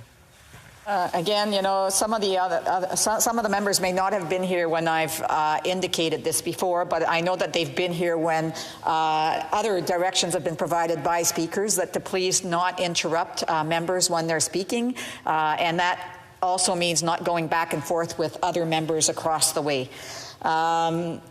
Resuming debate, the Honourable Parliamentary Secretary to the Minister of Women and Gender Equality and Youth. Thank you, Madam Speaker. Although it is an honour today to rise in the House of Commons to discuss and to debate imposing the Emergencies Act, I do so with a heavy heart. I'm fiercely proud to be Canadian. I love our country and everything about it. That's why I'm here today. It's a big part of why I ran and had the courage to put my name on the ballot. And that's why I must use my voice today as we take these historic measures. Undeniably, this is one of the most important debates that we will have in this House. The debate is about a solution to a very big problem, a problem that we've seen exceeded the ability of the Ottawa Police Force and other police forces across the country to address on their own. It's multifaceted, it's menacing, and it's an attack on our democracy. The protesters here in Ottawa, just outside this building, the seat of our federal government, stated that their goal was to take down the government, to overthrow this democratically elected government. This certainly raises alarm bells in my head. As we know, Friday, all parties agreed to cancel the debate in this House on the Emergencies Act because of the emergency that was happening just outside this building. It was not considered safe for us to come to this building to debate the Emergencies Act. Let's all pause on that. I would say that when the elected representatives of this country are unable to safely debate in this house, it's rather, an emergency of national significance. I've received many emails, phone calls, messages from residents in my riding of Canada Carleton about these measures. And I've been actively participating and listening in this lengthy debate. And I'd like to use my time today to share my view and to provide answers to the questions that many people seem to still have. I'd also like to clarify that it is my job to represent the residents of Canada Carleton to the best of my abilities. This is not about partisan politics, and it doesn't matter what stripe of politics I believe in. It matters that I rise and that I represent the will of my residents, and that's exactly what I'm here to do today. So why did we invoke the Emergency Measures Act? Canada is a rule of law country. By declaring the public order emergency under the Act, we followed the law and we are acting within it. Thanks, citizen. I downloaded that video. The Emergencies Act for a public order emergency to be declared, and these conditions have been met. Everyone in this chamber knows the situation, particularly here in Ottawa, grew in intensity and level of threat over the last 25 days. The threats at our land borders have mostly been managed to date, but with the benefit of planning and experience. The financing of the illegal occupation here in Ottawa as has now been exposed, required additional legislative powers to end it. The Ottawa Police Service acknowledged days ago they did not have the capacity to deal with this situation. As it evolved over the last... Order, sorry. I do want to remind the member for, I'm sure it was the member from South Shore St. Margaret's, I don't know how many times I've already mentioned it while he's been in the room, to please hold on to his thoughts and questions he may have. It's a very disturbing. It disturbs the individuals that are speaking, and I know that I've personally heard from individuals who have asked that order be held in the House here so that they don't hear interruptions during speeches and votes. The Ottawa Parliamentary Secretary. Thank you, Madam Speaker. It's important to note that no level of government can direct a police force. We do not, nor should we, have these powers. The failure of the Ottawa Police Service in the early days to shut down this occupation quickly at the beginning, I'm sure will be the subject of further analysis. But that is not the debate today. The Emergency Act was enacted due to the provincial and municipal law enforcement's inability to peacefully enforce the rule of law to address the blockades and occupation to keep Canadians safe, protect people's jobs, and restore confidence in our institutions. I fear many Canadians do not understand that the Emergencies Act is indeed different than the War Measures Act. The Charter of Rights and Freedoms is still in place, of course, while the Emergencies Act is in force. Civil liberties are not suspended, nor is the Charter set aside.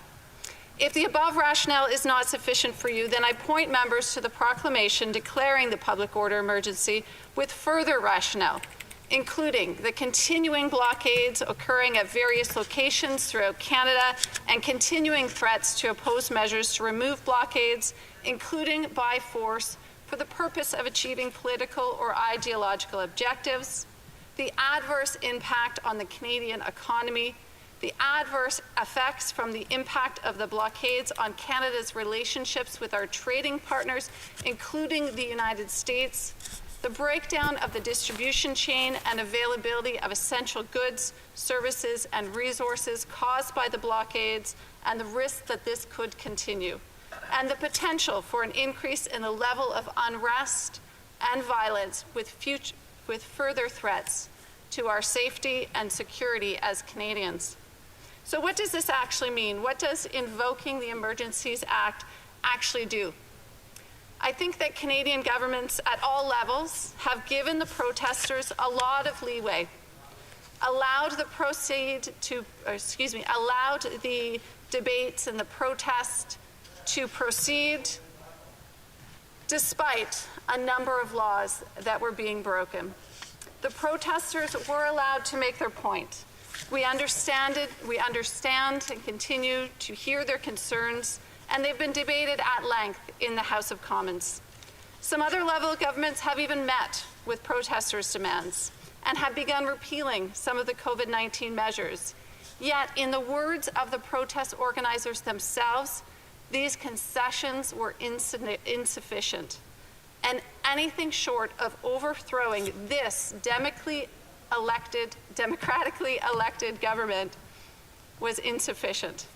At some point, protesters need to abide by the rules of democracy, just as the rest of us do. A democratically elected government, i.e. us, may invoke duly enacted emergency laws which are reviewable by the courts, subject to compliance with the Charter, proportionate to the civil disturbance, and limited in scope. And that is what has happened here. Any action taken under the Emergencies Act must be accountable to Parliament, to the courts, and to the imminent public inquiry on the use of the Emergencies Act. There's no better example of the need there's no better showing of the need to invoke the Emergencies Act than what has transpired over the last 48 hours just outside these doors. We heard directly from interim Ottawa Police Chief Steve Bell that the additional tools that he had at his disposal because of the action that this government took by invoking the Emergencies Act enabled his force, with the support of the RCMP, OPP, and other police forces from across the country, to lawfully dismantle the siege that crippled our downtown for far too long. The measures that have been brought forward under the public order emergency, I'd like to review them just very quickly. Regulations and prohibition of public assemblies that lead to the breach of the peace and go beyond lawful protest, designating and securing places where blockades are to be prohibited, directing persons to render essential services to relieve impacts on blockades. This is critical. This enabled us to compel tow truck drivers to engage and provide services that we needed to clear this blockade. Authorizing and directing financial institutions to render essential services and relieve the impact of blockades. Measures enabling the RCMP to enforce municipal bylaws, and the imposition of fines for imprisonment for contraventions of the order. So what do we hope this achieves? As I wrap up, my hope is that we have seen that invoking the Emergencies Act achieved three things. It gave the police forces the tools that they needed to be able to end the occupation. It enabled us to address the financial aspects of the protesters. And lastly, we cannot let the international reputation of Canada by tarnishing and letting our capital city fall because of this occupation. Colleagues on all sides of the House, let's find a way to govern together. We all have the best interests of Canadians at heart. So let's learn from this, both our mistakes and our successes. The safety of Canadians and our democracy cannot be a partisan issue. Thank you. Questions and comments? The honourable member for Cumberland-Colchester. Madam Speaker, thank you very much. It's always a pleasure to stand here on behalf of Canadians to protect their freedoms. I always wonder that if it's okay to restrict travel, collect cell phone data, use military propaganda domestically, enact an Emergencies Act, and restrict financial transactions. Is that really democracy, Madam Speaker? I guess that's the point that I'd like to make here. And that the crazy verge that we're going upon here, the precipice that this House is trying to prevent us from going towards, does appear to be a very partisan issue, Madam Speaker. And I'm really very unsure how a member opposite can call it a nonpartisan issue when we have two parties who have clearly made, even before any debate, calling this a nonpartisan issue. That does not make any sense to me, Madam Speaker. I do not have a question. It is a comment. Thank you. The Honourable Parliamentary Secretary. Thank you very much to my colleague opposite for the question, or the lack of question, I should say, but the statement, which I'm happy to speak to. My point being is we are all here with Canadians' best interests at heart. That's why we should be here. And it is our job to govern with their best interests at heart. And I believe this should not be a partisan issue. This should be about the safety and security of Canadians. And I believe that's what we are trying to achieve. We are invoking the Emergencies Act to protect the safety, the security of Canadians across the country. And of course, the impact of these blockades and the occupation on our businesses, on our international reputation, and importantly, on the threat to our democracy, which they have stated is an objective. So with respect, I do believe that we should all be able to come together to support this. Thank you, Madam Speaker. Yeah, there's still some heckling going on, and I just want to remind members to hold on, okay?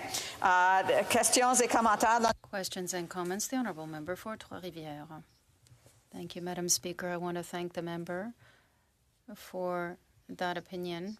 I congratulate her to the extent that they are putting forward the idea that it's transpartisan, if you will. I'd like to hear her. We are seeing a lack of leadership, but nonetheless, my question is as follows. In order to demonstrate leadership, do you think the Prime Minister should allow a free vote on this motion? The Honourable Parliamentary Secretary. Speaker, and I'd say it's very hard to hear the translation with the amount of talking that's happening across the way. If they want to have some conversations, side conversations, they should maybe have them in the lobby. The Honourable Member, Parliamentary Secretary. Thank you very much, and I appreciate the question from my colleague. I think, as I've said earlier, that this is a critical and arguably the most important debate that we've had here in the House that I'm honoured to be a part of. And I know that we all have Canadians' best interests at heart. I've heard from countless residents over the last 3 weeks about the impact that this occupation and the threats across the country have had. And I believe that it's important for all of us to listen, to hear what these residents have to say, and to support them. By invoking the Emergencies Act, we have been able to empower our police forces to do the jobs that they need to do to ensure safety and security across the country. Thank you, Madam Speaker. Member for Hamilton Centre. Madam Speaker, the honourable member of Canada Carleton stated what she believed were the points of law to support the declaration of public order and the various ways in which the declaration was needed in the crisis, including the financial measures in order to curb the dark money flowing in, supporting these illegal activities. I asked her colleague this question. He didn't seem to have the answer, so I'm going to ask her the question. It was made clear very early on in the occupation that crowdfunding and now cryptocurrency was being used to fund illegal activity and organizers who seek to put in place their own undemocratic government. This was a demonstrated gap in the reporting requirements.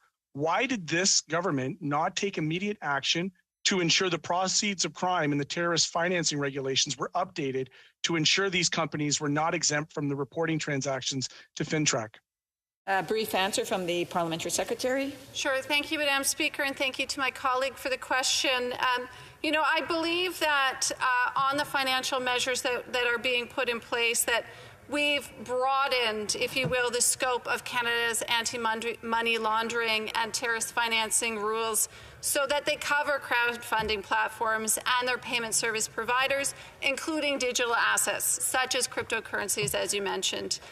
The government is issuing this order, effective obviously last week, so that Canadian financial institutions are able to temporarily seize those funds as they are suspect to be contributing to the occupations. Thank you. Resuming debate, reprise de débat, l'honorable. The honourable member for Carleton. Madam Speaker, there is indeed an emergency in this country. Indeed, there are a series of emergencies. There's the emergency of the family whose 14-year-old daughter has attempted suicide after 2 years of isolation from sports, social interaction, and other healthy activities that sustain a happy and heartful mind. There is the emergency of the federal public servant who, for unrecognized medical reasons, can't get vaccinated and is now deprived of an income and a job. There's the emergency of the trucker who was hailed as a hero while driving our goods and services across international borders, unvaccinated, over 2 years, who suddenly was declared a public health threat and deprived of his job as well. There is the emergency of the 32-year-old still living in his mom's basement because, under the pretext of COVID, government printed so much money that it now costs $836,000 for the average house. There is the emergency of the single mother trembling as she walks down the grocery aisle because she can't afford a basket of affordable goods because the government has inflated her cost of living.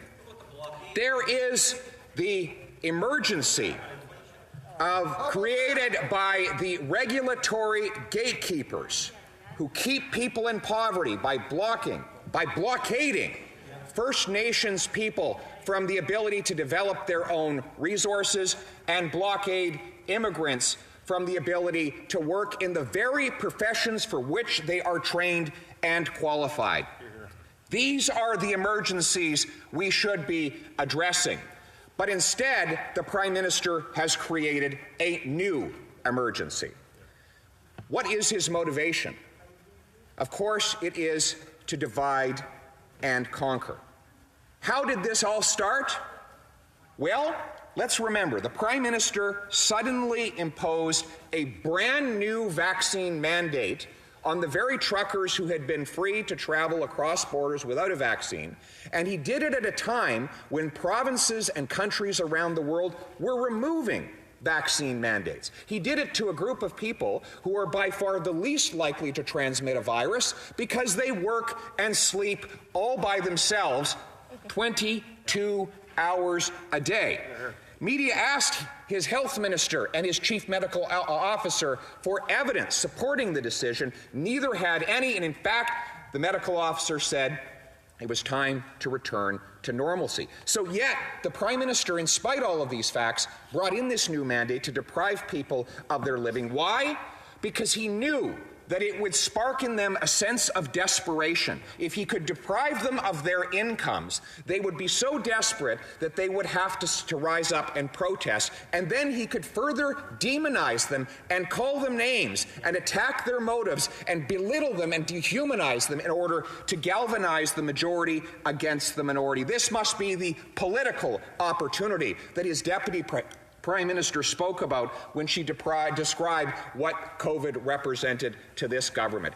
They have attempted to amplify and take advantage of every pain, every fear, every tragedy that has struck throughout this pandemic in order to divide one person against another and replace the people's freedom with the government's power. Now, at the beginning of the pandemic, it started immediately. The government attempted to ram through a law giving it the power to raise any tax to any level for any reason without a vote in Parliament. They tried to pass Bill C-10 to strip away free speech online. Thankfully, Conservatives blocked them for doing so. His authorities have said they want to track Canadian cell phones for the next 5 years. And now this, the Emergencies Act, the latest and greatest example of attacks on our freedom. Ostensibly meant to stop blockades that had already ended before he even brought forward this legislation in Alberta, Manitoba, and at the Ambassador Bridge. Peacefully, those blockades were ended in some cases with protesters hugging the police officers and bringing the matters to a successful close so that goods and services could resume. And instead, in that context, the Prime Minister brought in a law that not even Jean Chrétien brought in after 9/11 killed dozens of Canadians in a terrorist attack. Not even Prime Minister Harper brought in when a terrorist murdered a Canadian soldier at the War Monument and came running into the center block spraying bullets in all directions. And not even this Prime Minister brought in when blockaders were standing in the way of First Nations who were attempting to build the Coastal GasLink pipeline. Yet, for the first time in this bill's this law's three-decade history, the Prime Minister brings it in to address what he says was a protest in front of Parliament Hill. Ironically, this power goes beyond any of the protests and or blockades the Prime Minister claims to want to address. For example, it will allow governments and banks to seize people's bank accounts and money for donating to the wrong political cause. One journalist asked the Justice Minister if small sums donated, for example, to support an end to vaccine mandates, could get someone's bank account frozen. He didn't deny it. Instead, he said such people who make donations of that kind should be, quote, very worried. To freeze someone's bank account is not just an attack on their finances, but on their personal security. If your bank account is frozen, you can't buy food, you can't buy fuel, you can't pay your children's daycare fees, and you can, under this law, face that personal attack without being charged with a single solitary crime. The Prime Minister says that this is time limited, yet his own finance minister said she wants some of the tools to be permanent. He said it will be geographically targeted, yet his own parliamentary secretary for justice said, quote, that the act technically applies to all of Canada. So the rules apply everywhere and indefinitely. Finally, there's nothing in the act that limits the number of the kinds of financial actions that could lead someone to have their account frozen. And if they are frozen unjustifiably, the Act specifically bans people from suing either the bank or the government for that unjustifiable treatment, opening the door for people who have nothing whatsoever to do with either the blockades or protests having their bank accounts frozen without cause. Now, the Prime Minister says that he wants to do this to remove the blockades that have already been removed. He says he needs these unprecedented powers in order to restore, to bring our country's order back to the pre-protest period, although across this country that has already occurred. So, Madam Chair, I say to this House that I oppose this unjustifiable power grab, and as Prime Minister of Canada, I will ensure that no such abuse of power ever happens again. But I say that we should end some of these blockades. Let us. Order. Again, the Honourable Parliamentary Secretary has been here when I've ruled I don't know how many times today, and there's other members that may not have been. Oh, no, I'm sure that the Honourable member that also has been yelling or heckling across the way was here as well. So I just, again, want to ask members to please hold on to their thoughts. I will be recognizing for questions and comments pretty soon. There's a minute and 50 seconds left for the Honourable member for Carleton to do his speech. And I would hope that people will hold their thoughts. The Honourable member for Carleton. And we can remove all of the blockades. Let's remove the mandates and restrictions that are blocking people's livelihoods today. Let's end the blockades on freedom of speech that this government is trying to erect with its online censorship bill. Let's end the regulatory blockades so builders can provide affordable homes. First Nations can develop their economies and escape poverty, and newcomers can actually work in the professions for which they were trained. Let's remove the inflationary taxes, deficits, and money printing so people's wages can again buy them homes, food, and fuel. Let's remove that blockade. Let us put people back in control of their lives by making Canada the freest place on earth, free to speak, free to think, free to work, free to worship, free to own a home and build one's own destiny. Let us bind up the nation's wounds with compassion and respect and unite our country for freedom. Questions et commentaires, questions and comments. The honourable member for Hamilton East, Stony Creek.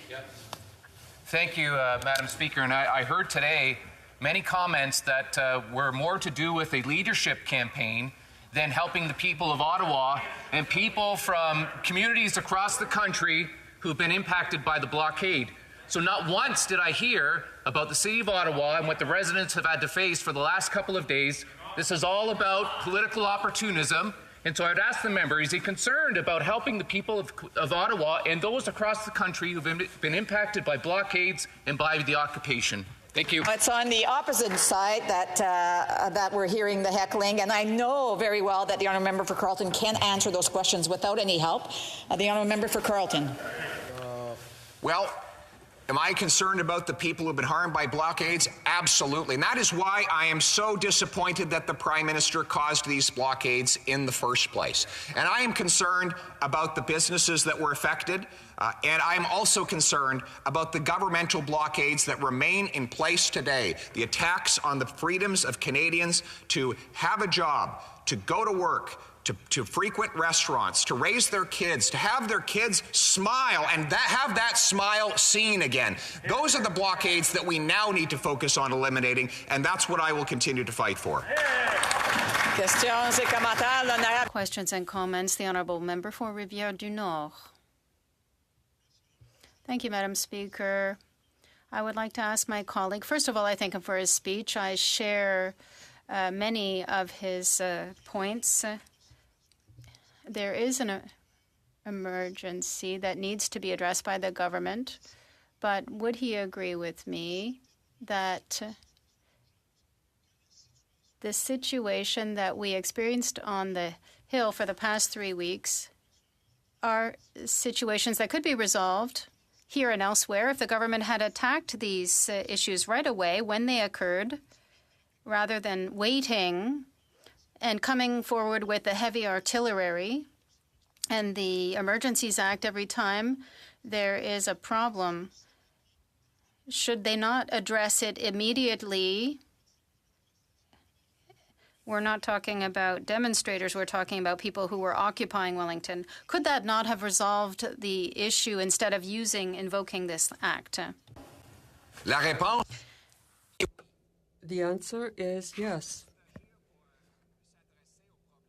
Besides addressing the problem that demonstrators were talking about, the Prime Minister provoked these demonstrations.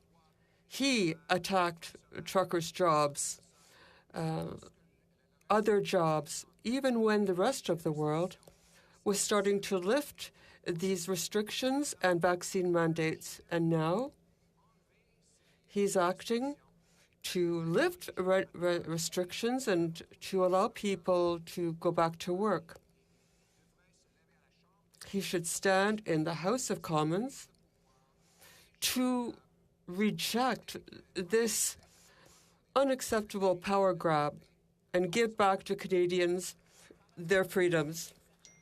Thank you, Madam Speaker, and I'd like to thank my colleague from Carleton. The member from Carleton, colleague, the MP for Cypress Hills Grassland, appeared in a video with Convoy leader Pat King, an avowed white nationalist who's quoted as saying many racist, xenophobic, anti-Indigenous, and anti-Semitic things, including, in quotes, the Anglo-Saxon race has the strongest bloodlines, and that, in quotes, unless we fight back, we will all be speaking Hebrew. Close quotes.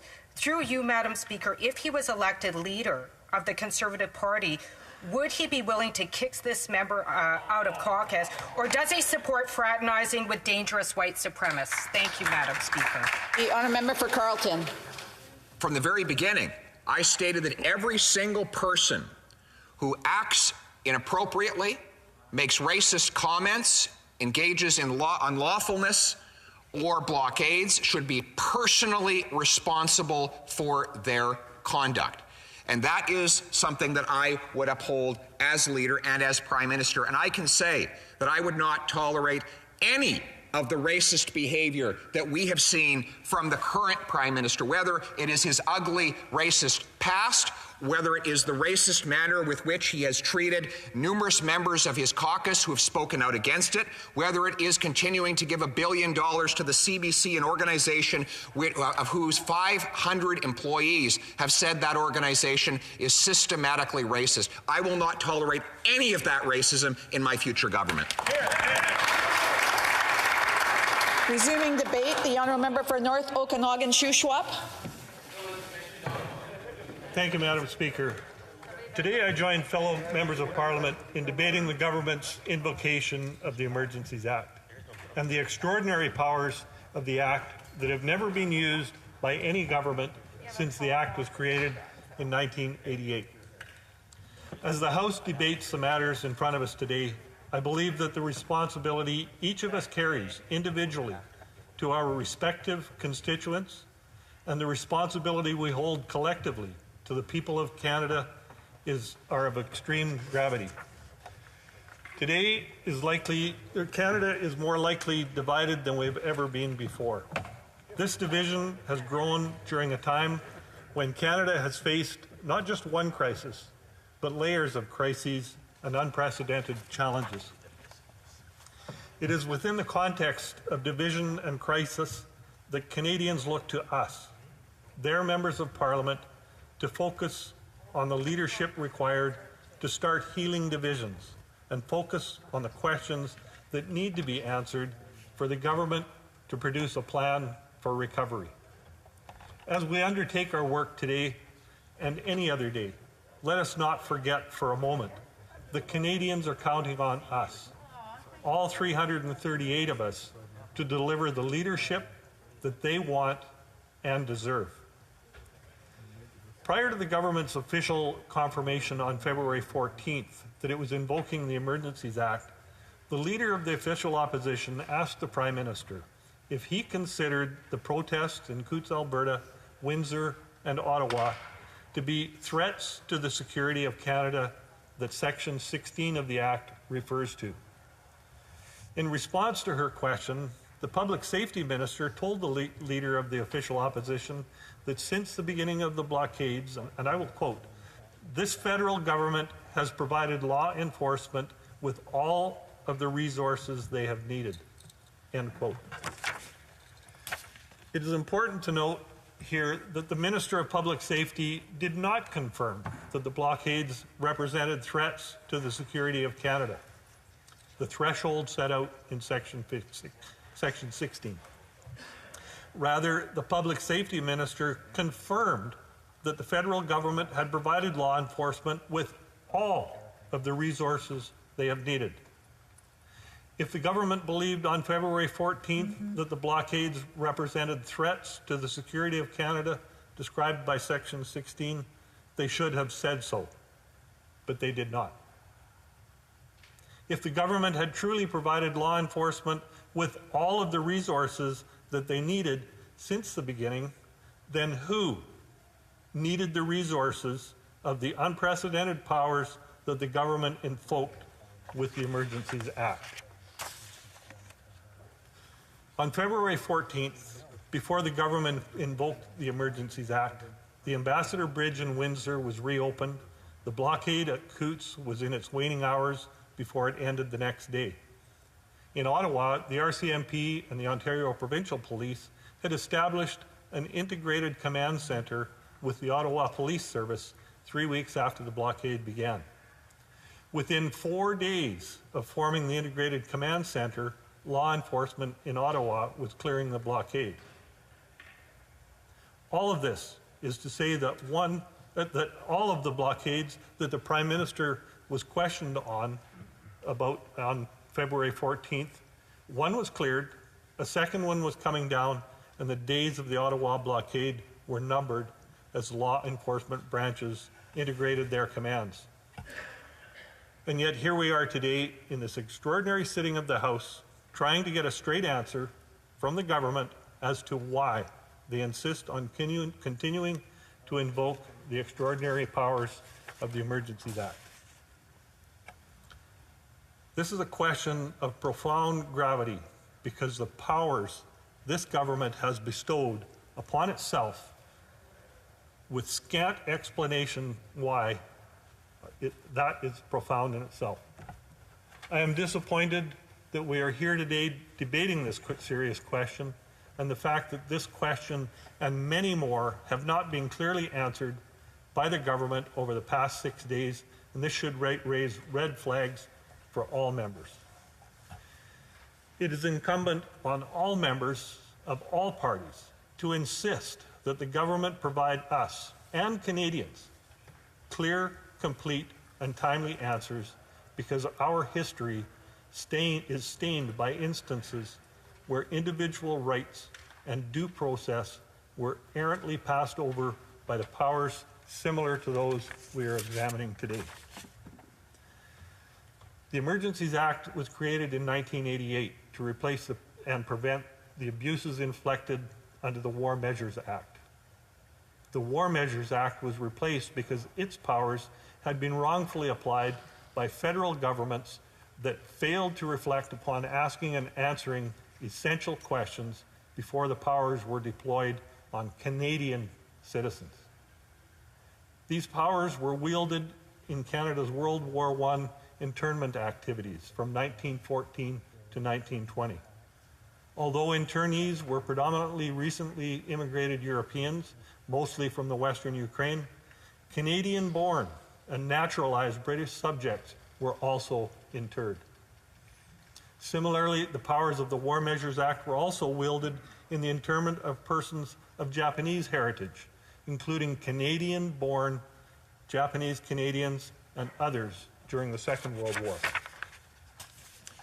These applications of the War Measures Act raised and continue to raise serious questions of what thresholds of threat to the security of Canada justify the application of powers such as those invoked by the government on February 14th. It is up to all of us, Madam Speaker, here in this House of Commons, to ensure that we have learned from the history, because if we have not learned, and if we have not asked the questions, and if we have not made informed and just decisions, we make ourselves and Canada vulnerable to repeating history. Madam Speaker, we are examining the questions before us today because the government has chosen to invoke the Emergencies Act, even though 2 of the 3 blockades that existed a week ago have been eliminated, and the 3rd is all but over. That said, I call on the government to rescind this invocation and turn its focus and the focus of this House to the crises in Canada that persist unabated today. As I mentioned at the outset, Canada today is severely divided, wrapped up in crises, and Canadians are counting on us to provide leadership in pursuit of recovery that all Canadians want and need. Last week, the Conservative motion proposing a reasonable approach to help lower the temperature across Canada by providing Canadians a specific plan and timeline for ending all federal mandates was defeated. I call on the colleagues from all parties to reflect on the opportunity that was missed last week. A missed opportunity to start taking down fences and rebuilding bridges. Madam Speaker, Canadians need a signal and hope that we are nearing the end of restrictions and mandates. For too long, Canadians have been hoping for a plan to move forward, and I'm not sure how much longer some can continue to hold on. Over recent months, I've heard from constituents suffering from extreme stress and mental health challenges. Some called me in tears because they're afraid to leave their homes for fear of being confronted because they're unable to wear masks or be vaccinated due to extreme conditions. Many others have called because they have not been able to spend time with their family and loved ones, and others have called because they have lost their jobs due to the multitude of COVID-related mandates and restrictions. Canadians need unity, not division. Overcoming the crises and unprecedented challenges Canadians face today should start with the members of this House embracing the mantles of leadership, setting aside partisan interests, and embracing national interests on behalf of Canadians. United, we can learn from our past. United, we can adapt to overcome the realities of COVID-19. United, we can start reclaiming our economy, help Canadians get back to work, and start paying off the national debt.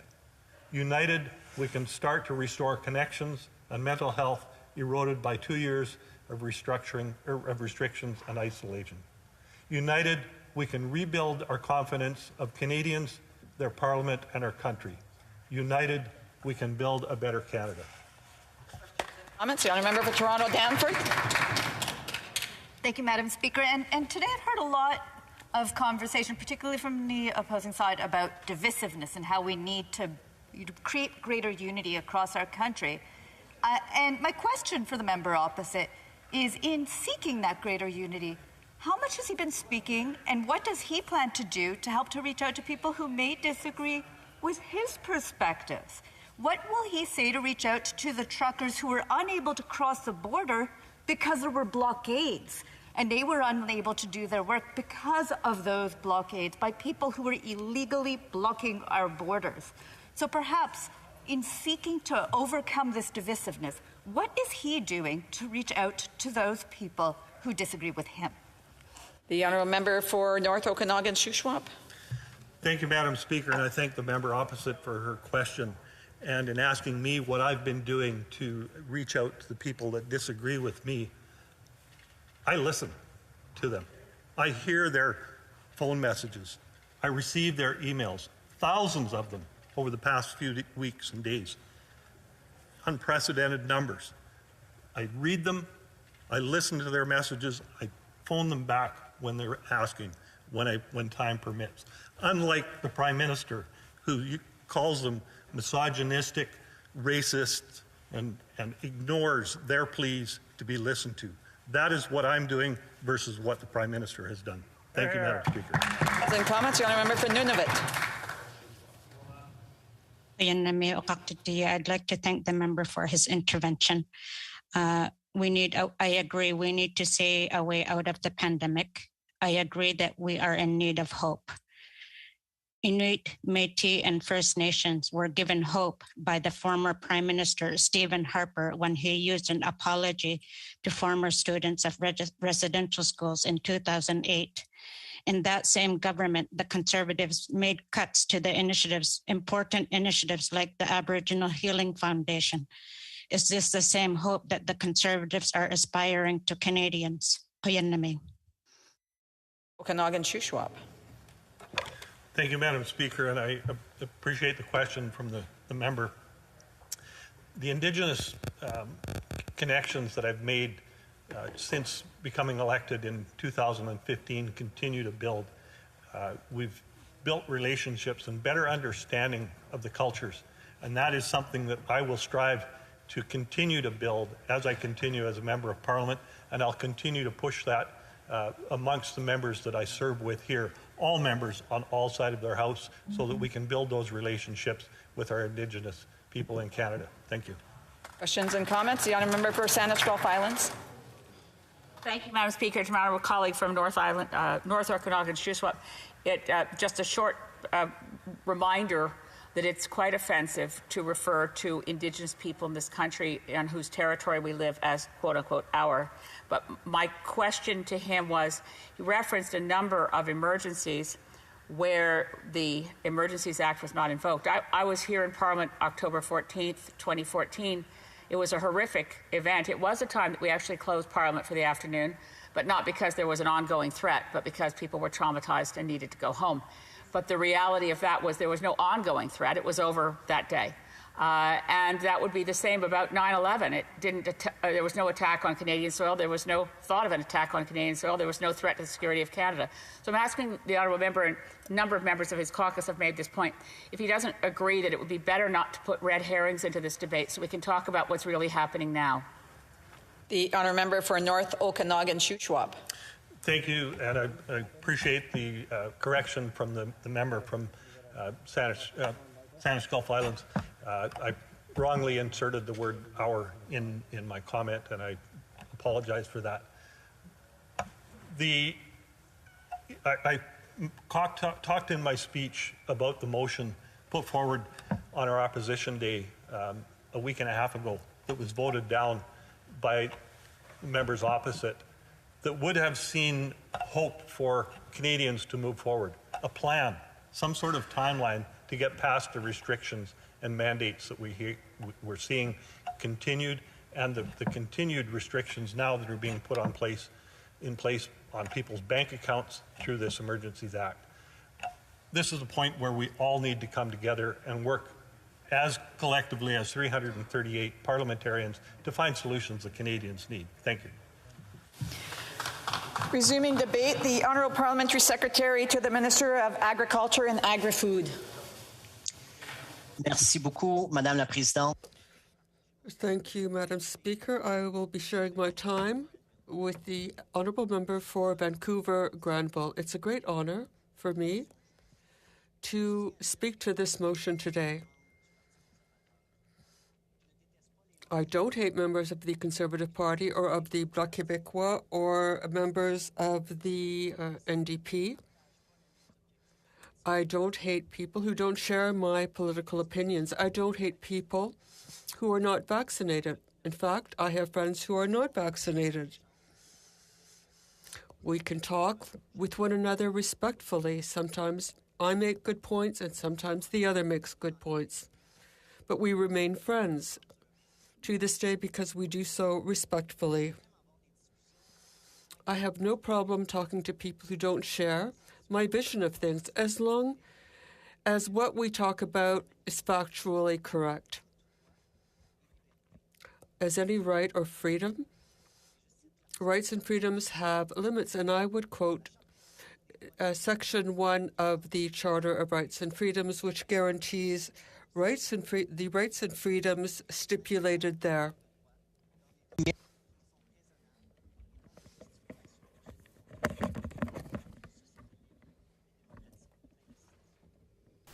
Well, it looks like they're having a little technical difficulties.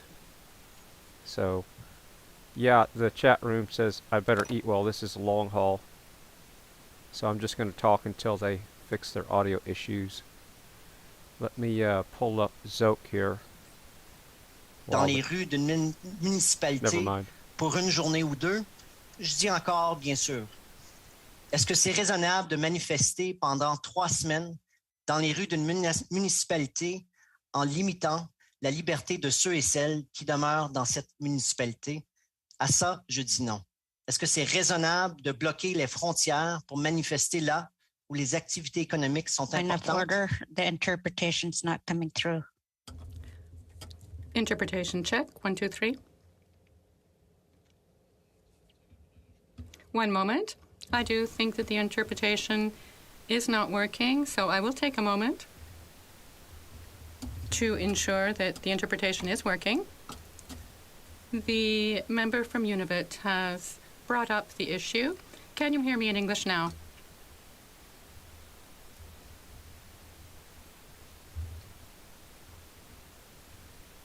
No soup for you. Still nothing. You may continue. Thank you, Mr. Chair. I was unaware that we had changed over. I'm sorry. All right, they got it fixed. Should have There we go. apologized. I'm sorry.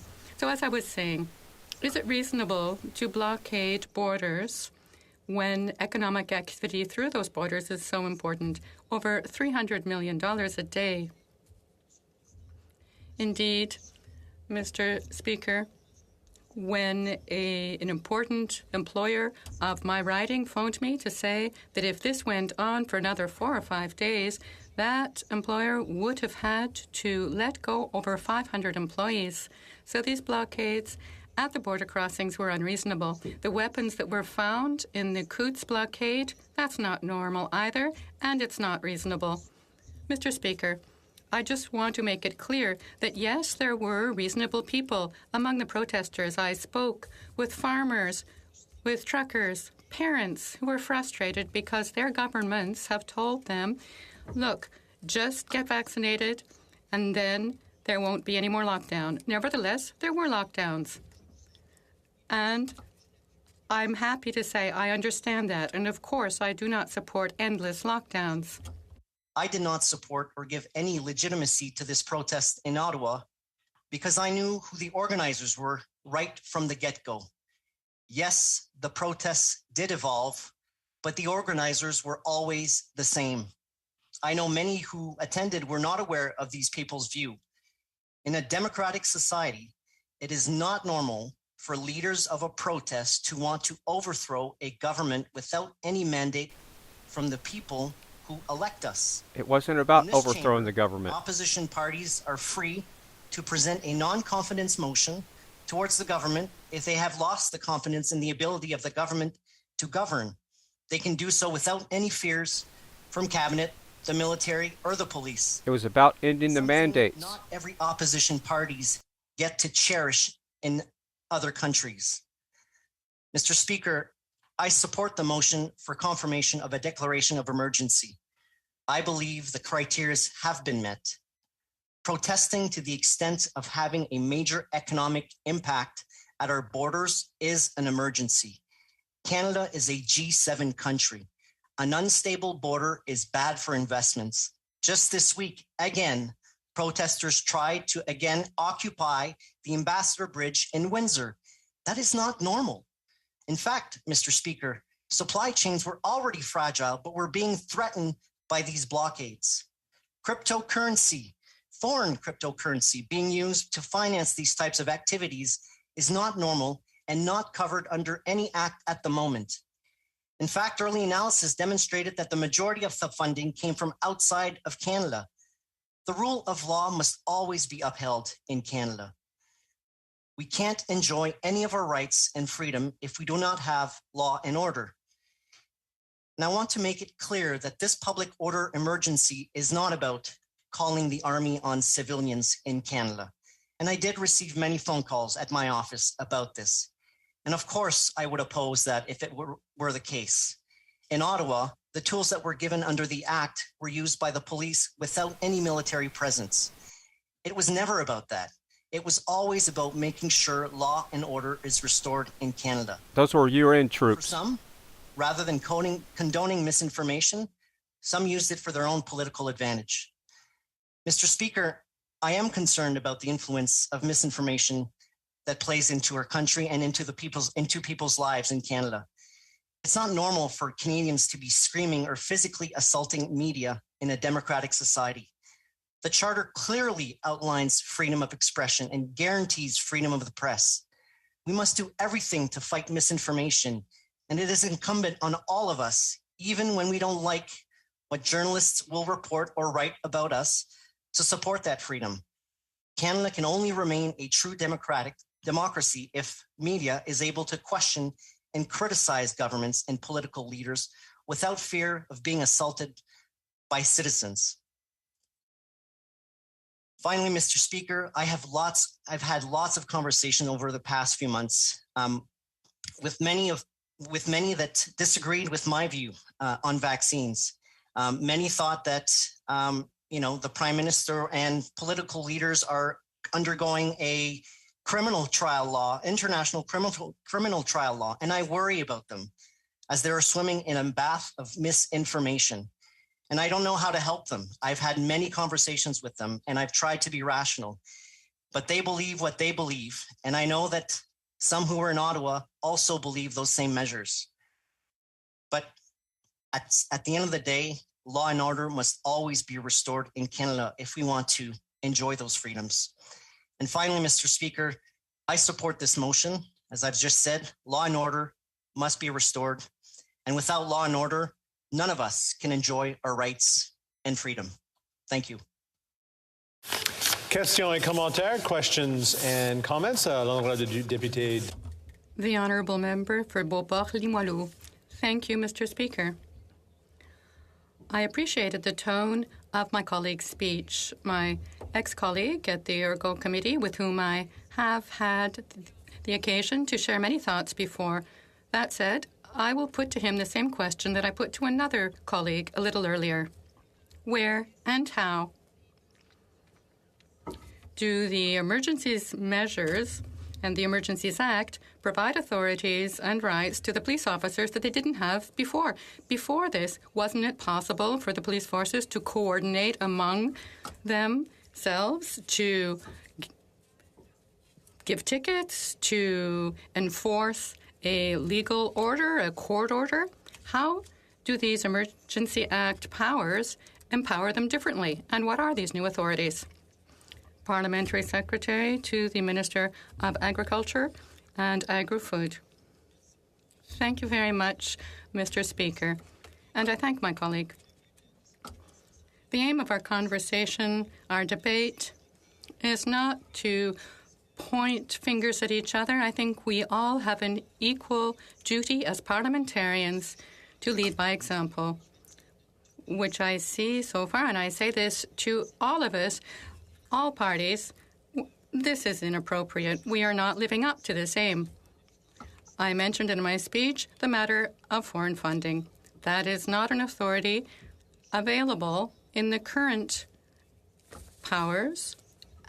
And the Chief of Police of Ottawa mentioned that he is happy for the new authorities, and I am an MP from Ontario. The Premier of Ontario supports our having declared a public order emergency, and I stand with him. Comments, the Honourable Member for Cumberland-Colchester. Well, thank you, Mr. Speaker. It's interesting to listen to members opposite talking about things such as law and order and the seriousness of the situation. I'm wondering if the member opposite could enlighten all of us in this House this vast seriousness of how many people were charged under the treason or seditious conspiracy or seditious intent or riot. Or perhaps were they charged with other things, or some, as we do know, were sent on their way after being led out of the city. And I guess the other part, Mr. Speaker, is law and order related to specifically not having a warrant to freeze people's bank account. Is that really what the member opposite thinks is law and order? The Honourable Member for Glengarry Prescott Russell. Thank you, Mr. Speaker. And I'll just remind the Honourable Member that 73 bank accounts have been frozen to this date.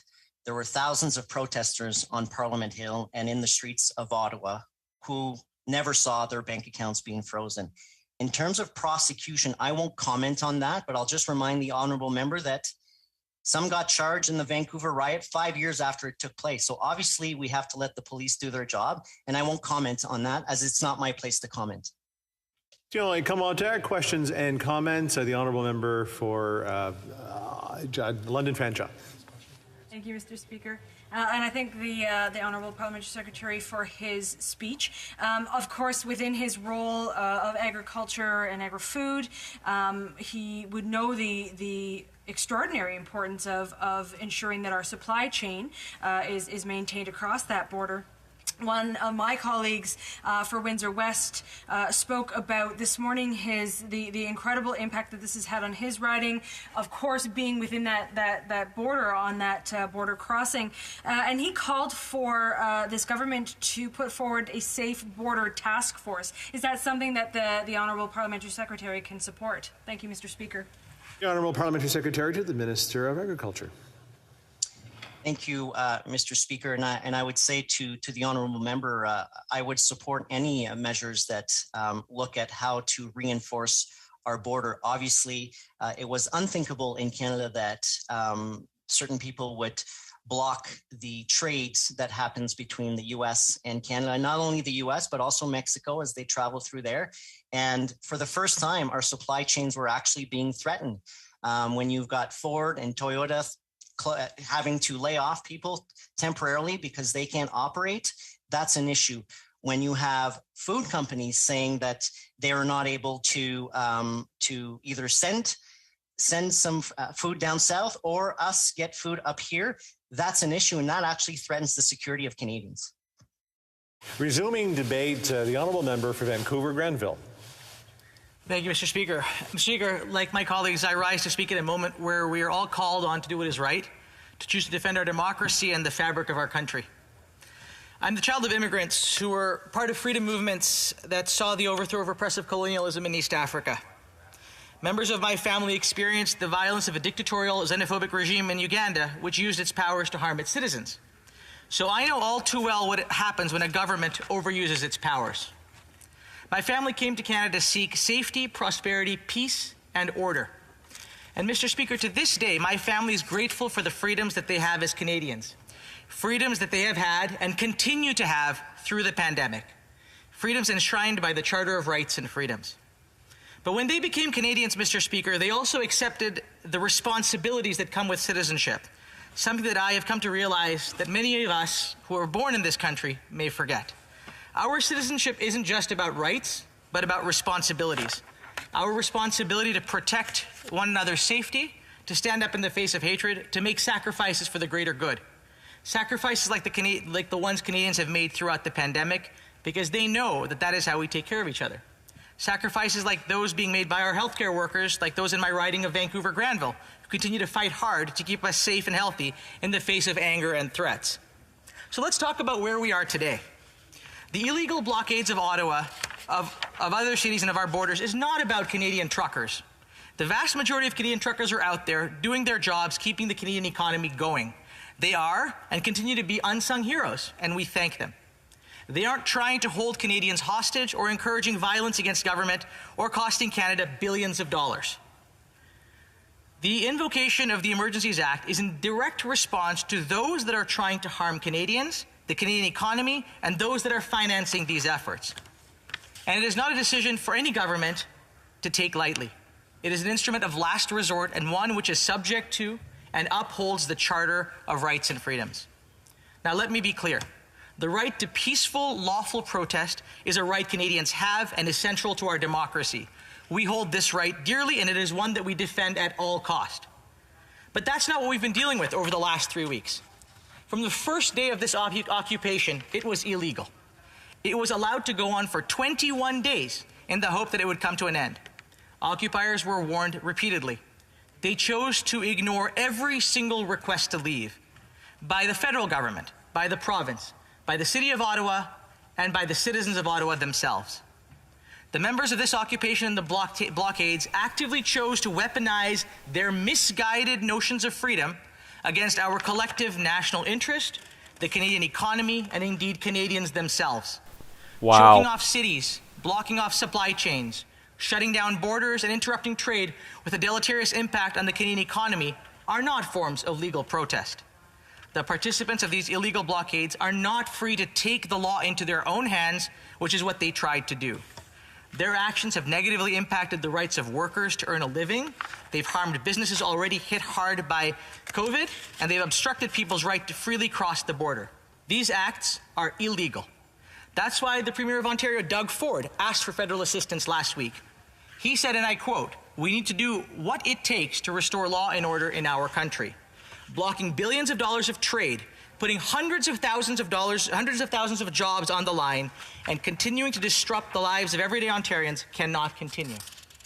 That's why even Jason Kenney's Conservative government acknowledged in reference to the Coots blockade that local and provincial efforts to clear the blockade had failed.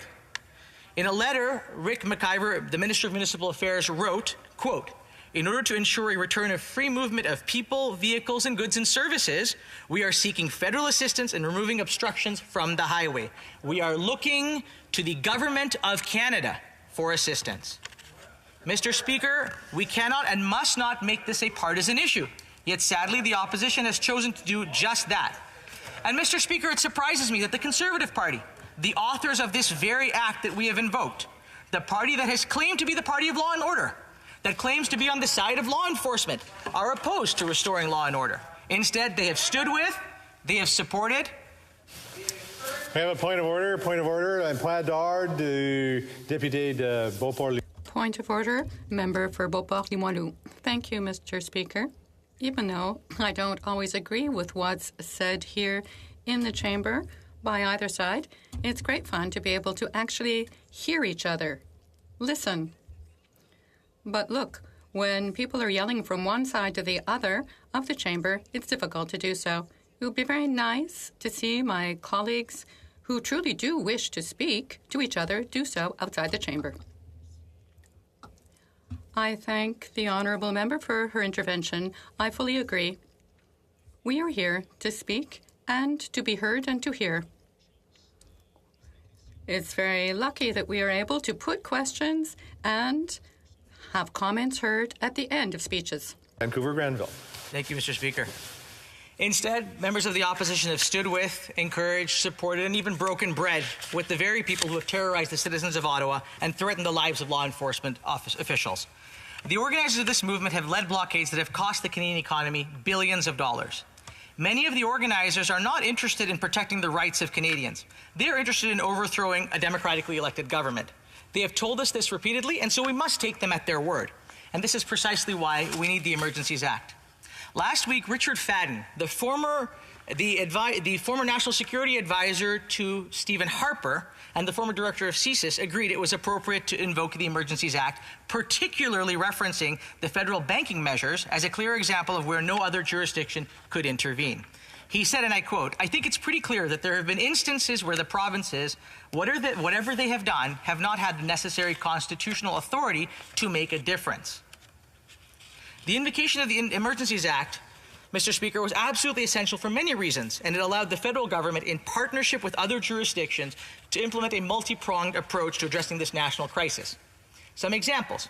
First, right here in Ottawa, it allowed the city to bring in police forces from outside jurisdictions and authorize them to get to work immediately without the need to be deputized, a process which would have further delayed clearing the occupation. And I was particularly proud to see members of the Vancouver Police Department joining their colleagues from across Canada in defending our democracy.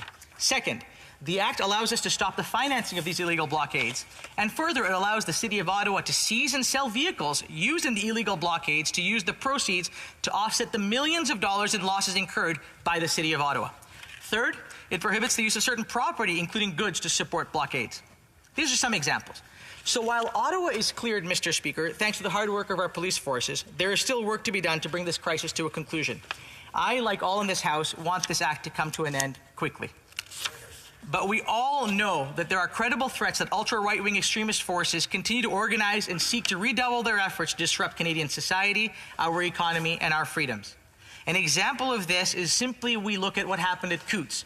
The weapons that were found, body armor, machetes, oversight magazines, and confirmations that some of those sought to kill our CMP officers if they tried to take down the blockade. Let's not kid ourselves, Mr. Speaker. This isn't about their dislike for a Liberal government or a vaccine mandate or about freedom. This is about a fundamental opposition to, a repudiation of our democratic system of government, which values the voice of every single Canadian, regardless of race, sexual orientation, gender identity, or religion. The role of Her Majesty's loyal opposition, Mr. Speaker, is to hold the government to account, and they must do this. But they must also remain loyal to Canada, its laws, and indeed its democracy. In that spirit, I ask all members of this House to reflect on what we want to say to the world. Are we a country where a small, violent minority should be able to disrupt government, to attack with impunity law enforcement officials, to shut down trade routes, to take over our capital for weeks? I will say to this House that these threats to our pluralistic democracy are real, and that the Canada that has been built by Liberals, Conservatives, New Democrats, and others alike is at risk. This is not the time to side with extremists, nor to grant legitimacy to those who would seek to undermine our democracy or our values. This is the time for all of us to stand united in our defense of peace, order, and good government. Thank you, Mr. Speaker. Questions and comments? Question commentaire. L'honneur de député. The honourable member for King Holt.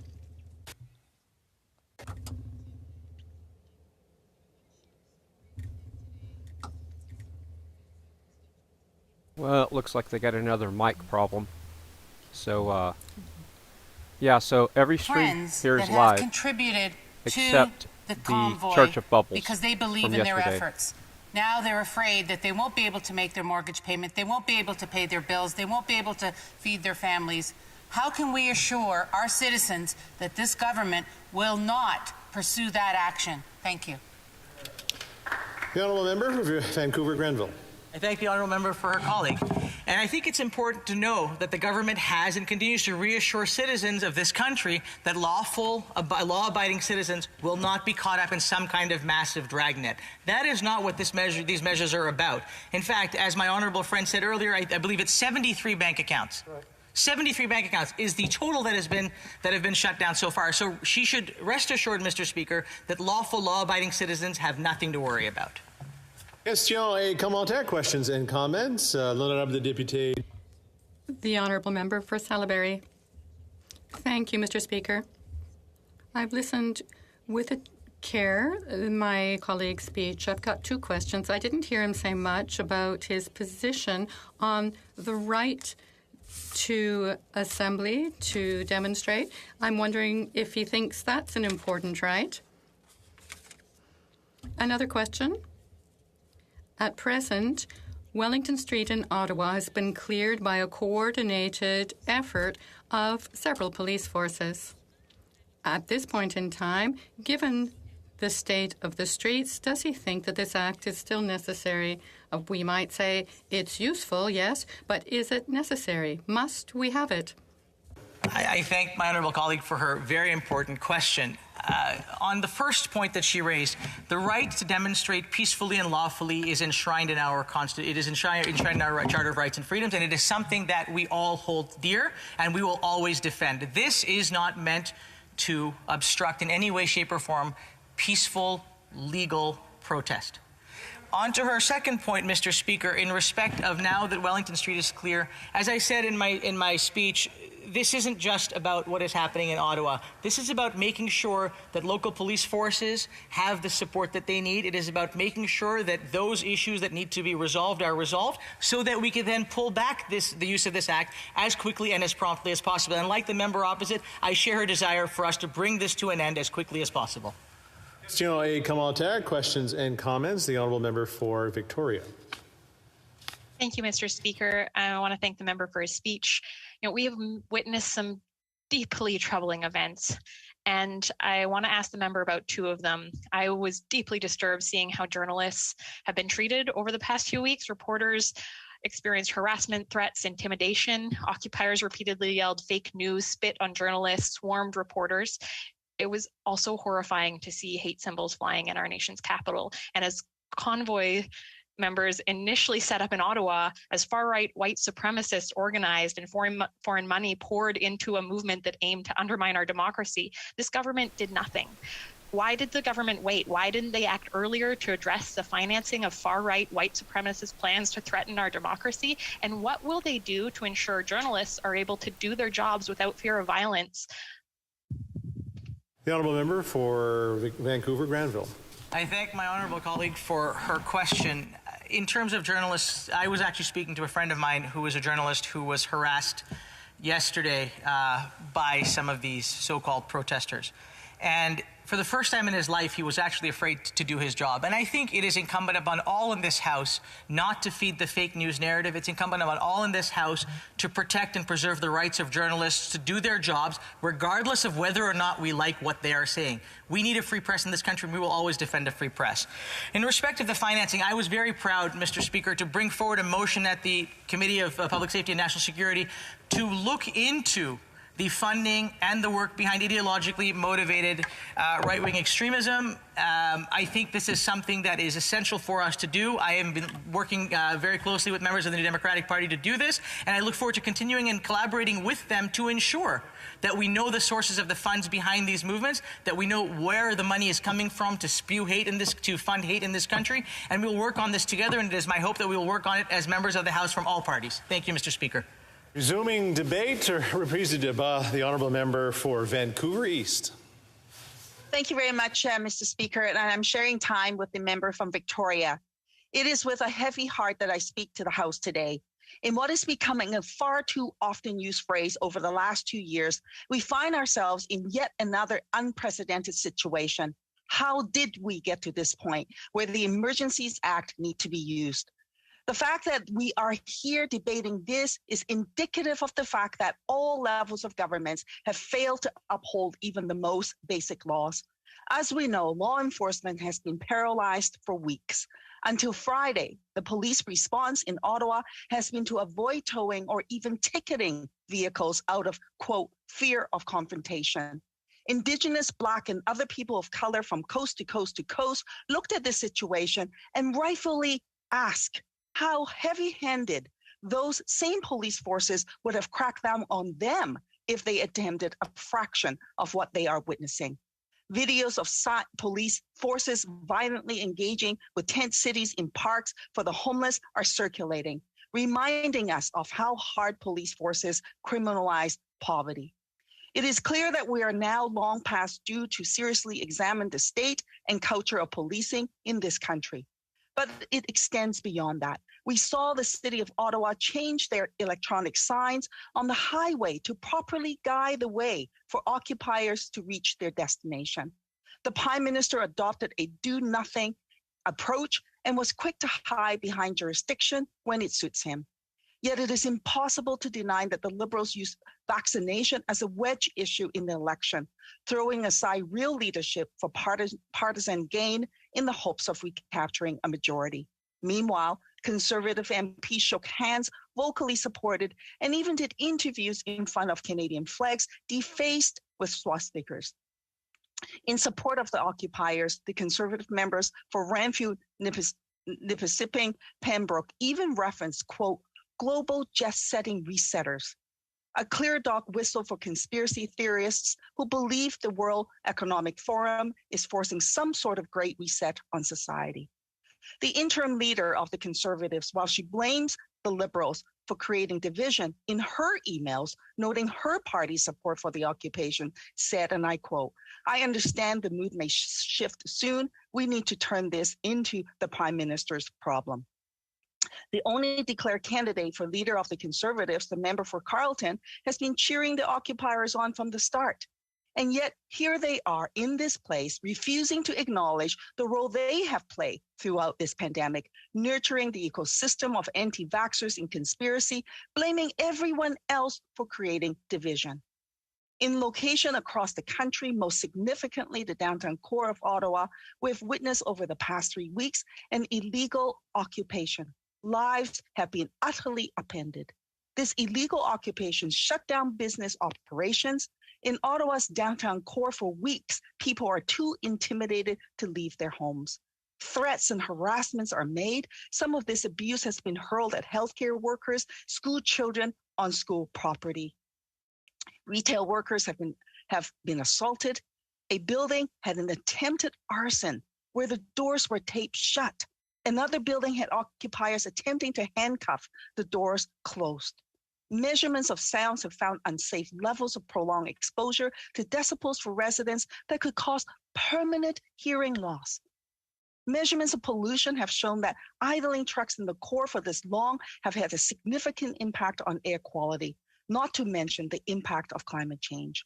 Large amounts of firearms have been confiscated at Coots, yet the main organizers of this illegal occupation, with a long history of posting white supremacy rants about, quote, Anglo-Saxon replacement theory, like to call it a peaceful protest.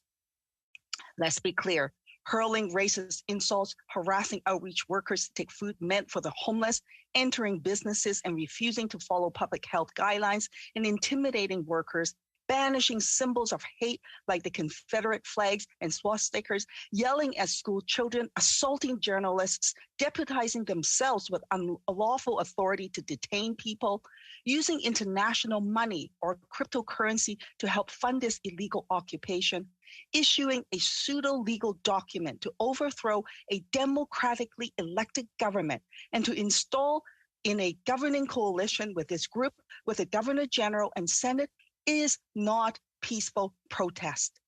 Occupiers who, while they complain about their freedoms being infringed on, sat in makeshift hot tubs on Wellington Street, while their children they've brought to the illegal occupation played in a bouncy castle with constant loud horns blaring that could cause damage to your hearing, and the irony somehow is entirely lost.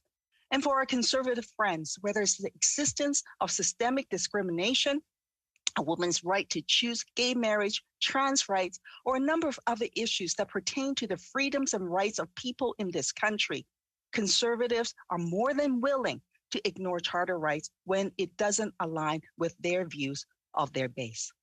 But the Liberals aren't much better. Remember in 2015 and the last election under first past the post? Well, that got scrapped when the identified proportional representation system didn't align with what the Prime Minister wanted. And what about the freedom of assembly? They're no better than the Conservatives tripping over themselves to trample on the rights of workers with back-to-work legislation. The Conservatives want to claim that they are there for workers, that though there have been more than 4,800 complaints regarding unpaid wages filed by long-haul truckers to the Employment and Social Development Canada in the last 3 years alone. Yet the Conservatives have been completely silent on this injustice. Not only that, why are they not advocating for workers at Rideau Mall? The location of over 1,000 workers have been closed for weeks as a result of this illegal occupation. Retail workers in downtown Ottawa at this point have a $0 paycheck. We are in an unprecedented situation where the Conservatives have essentially cheered on this illegal occupation while the Liberals sat on their hands, allowing things to escalate unchecked. It should never have had come to this. We need a series of thorough examinations on how every level of government let things get to this state. Make no mistake, the NDP is taking the use of the Emergencies Act very seriously. We won't give a blank check to the Liberals. The government will have to stay within the established powers and ensure those extraordinary powers are not abused, or we will withdraw our support. Thus far, police forces have shown great restraint and care as they retake our streets. It is heartening to witness. I sincerely hope that this approach, especially to actually peaceful demonstrations, whether it's Indigenous peoples or racialized peoples, becomes the norm, not the exception. Mr. Speaker, we need this occupation to end. We're all tired of the impact of the pandemic. We want to return to some form of normalcy. We want to see a path going forward so Canadians can know we want to see a plan going forward so Canadians can know what they can expect. The NDP has called for this when our leader called for an emergency debate back on February 7th. All Canadians deserve to be safe and free of harassment. The residents of downtown Ottawa needed us to act to ensure their safety and freedoms are protected. Mr. Speaker, let's stop the partisanship, let's get to work, and let's bring back safety for all Canadians. And equally important, after all of this, let's look deeply into the situation so that we can prevent this from ever happening again, Mr. Speaker. And I thank you for the time for allowing me to raise my voice today. Questions and comments, questions and commentaires. The Honourable Parliamentary Secretary to the Government House Leader. Yes, thank you, Mr. Speaker. And I appreciate many of the comments that the member has stated. You know, shutting down the nation's capital, blockades of international trade corridors in Alberta, Manitoba, and Ontario. Appeals for support coming from the Alberta government through the Ministry of Transport, the Premier's office in Manitoba, and Doug Ford supporting it here in Ottawa. My question to the member is that when we look at the Emergencies Act and what it has been able to accomplish in the short term in the last few days, and the potential threat going forward, if she could just provide her thoughts as to why it was necessary for Ottawa to step up to the plate as much as it could in order to ensure rule of law. The Honourable Member for Vancouver East. Thank you very much, Mr. Speaker, and thank the member for his question. Now, of course, the situation had escalated. There is a real question as to if the Prime Minister had intervened and did not sit on his hands for as long as he did and just passing the buck to jurisdictions, might we be able to avert the situation? The fact is, the Prime Minister did not act, and here we are where it is necessary to invoke the Emergencies Act. We know what is going on, and we're seeing what is going on. And the damage and the issue of safety for individuals has been significant. There's no question about it. That's why the NDP is providing support to this at this time. But it is not a blank check, and we will ensure that these powers are not abused, and these powers are not meant for everyday legal protests. And this situation right now, let us be clear, it is an illegal occupation. Questions et commentaires, questions and comments. The Honourable Member for Calgary-Shepherd. Thank you, Mr. Speaker. I'm disappointed by the member's answer to the question before, but also in the speech, because this is a blank check that the member is given, and this isn't the NDP of Tommy Douglas, who said that they're just a sledgehammer. The Emergencies Act is a sledgehammer on the peanut of what's going on right now. I'm asking the member specifically, if this isn't a blank check, then when should these emergency powers end? What is the view of the NDP? What is her view? When should these powers be gotten rid of? Because that's what I'm hearing from my constituents. They're panicked. They want to know, when will the NDP stop supporting these measures? The honourable member for Vancouver East. Actually, Mr. Speaker, I'm disappointed with the Conservatives with their actions to date. And in fact, in some cases, cheering on the occupation. And that is the reality that has escalated the situation. In terms of the New Democrats, we have been clear right from the start that we will ensure that powers are not abused. What is happening right now and what's happened for the last 3 weeks is an illegal occupation. Under what circumstances is it okay for children and for seniors and for people living in the city of Ottawa to be afraid to walk out of their homes, for situations where people are experiencing loud noises all hours of the day? You know, if the member thinks that this is somehow okay, he needs to check himself about what he's doing. Question et commentaire, questions and comments. The honourable member for Sandwich Gulf Islands.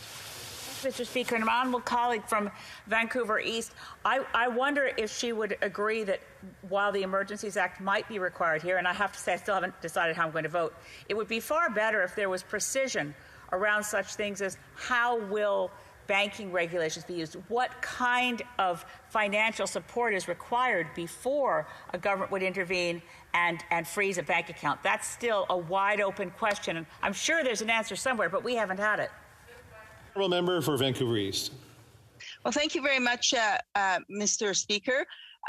You know, the Democrats that call for measures for the government to ensure, for example, the issue of money laundering and how it is being used and how it's impacted our Canadian, how it's impacted Canada for a long time now. And the government has not acted. And she's right that we need to see accountability with these measures, and we'll continue to pursue that. And I also want to note for the Conservative friends who say that we don't need to take these actions, I would remind them that former Conservative MP Peter MacKay and Senator Vern White had also called for this action. They have indicated very clearly, and I quote, "What we have seen in the occupation of Ottawa and blockades at border crossings, it's not the right of protest enshrined in our Constitution, but illegal activity that represents a national security and economic threat to Canada. Leaving aside the stated manifesto of the organizers to overthrow the government." I think if we can ask a little, I know the member for Nunavut has been trying to get in for an ask a question as well. I have time for a quick question and answer here. The honourable member for Nunavut. Some have tried to hide the influence that foreign extremists had in the illegal blockade and what they might continue to have. It is also great to start seeing Ottawaians walking the streets in joy and in freedom of fear from the so-called Freedom Convoy. It is great to see them wearing their masks and enjoying the normally beautiful downtown core. Can the member say who it is more important to listen to?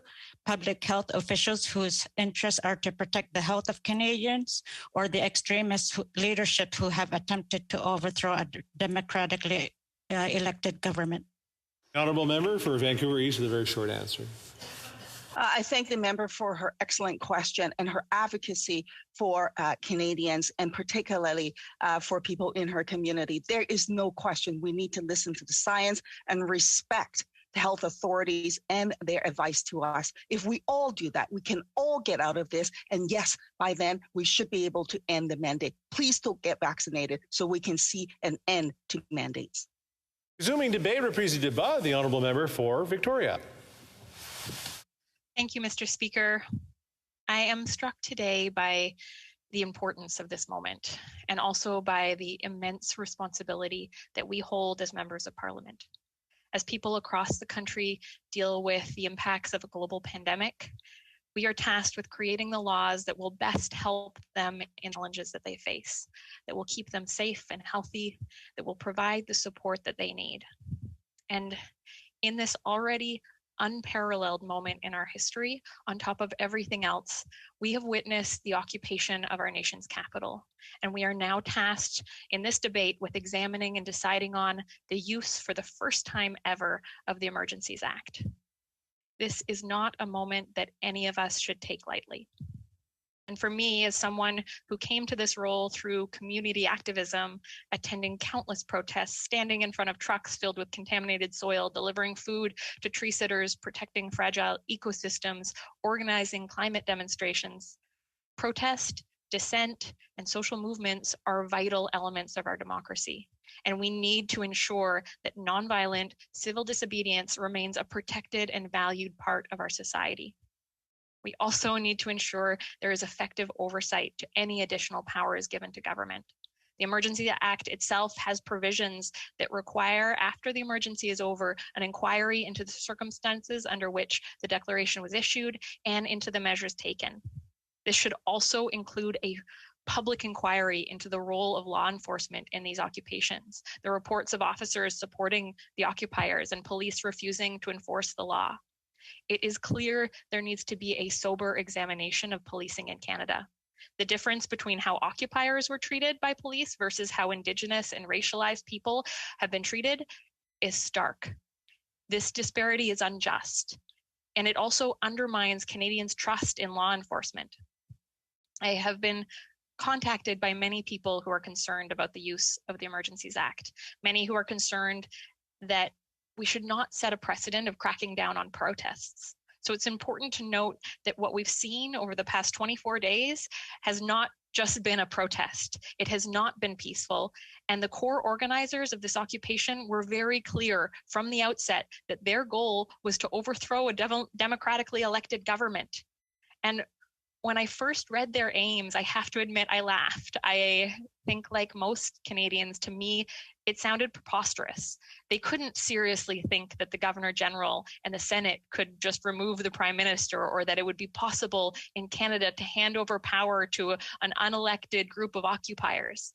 But these organizers, many of them well-known far-right figures who have espoused Islamophobic, anti-Semitic, anti-Indigenous, and other hateful views, published their goals to take down the government in a manifesto. To quote Maya Angelou, "When people tell you who they are, believe them." This illegal occupation raised millions of dollars, had significant foreign involvement, was explicit in its goal to undermine our democracy. We've also witnessed instances of organized militia-style activity, weapons seized, body armor with white supremacist insignia, thousands of rounds of ammunition.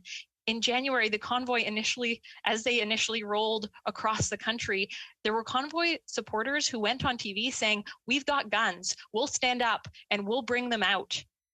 When people tell you who they are, believe them. And while all of this was happening, we had a number of Conservative MPs welcoming the convoy to the city, handing out donuts, making excuses for the deplorable actions at memorials, encouraging them to stay. The member from Carleton saying he was proud of the convoy, that he stands with them. Convoy participants occupied the city, made it unbearable for residents. They harassed journalists, they harassed healthcare workers.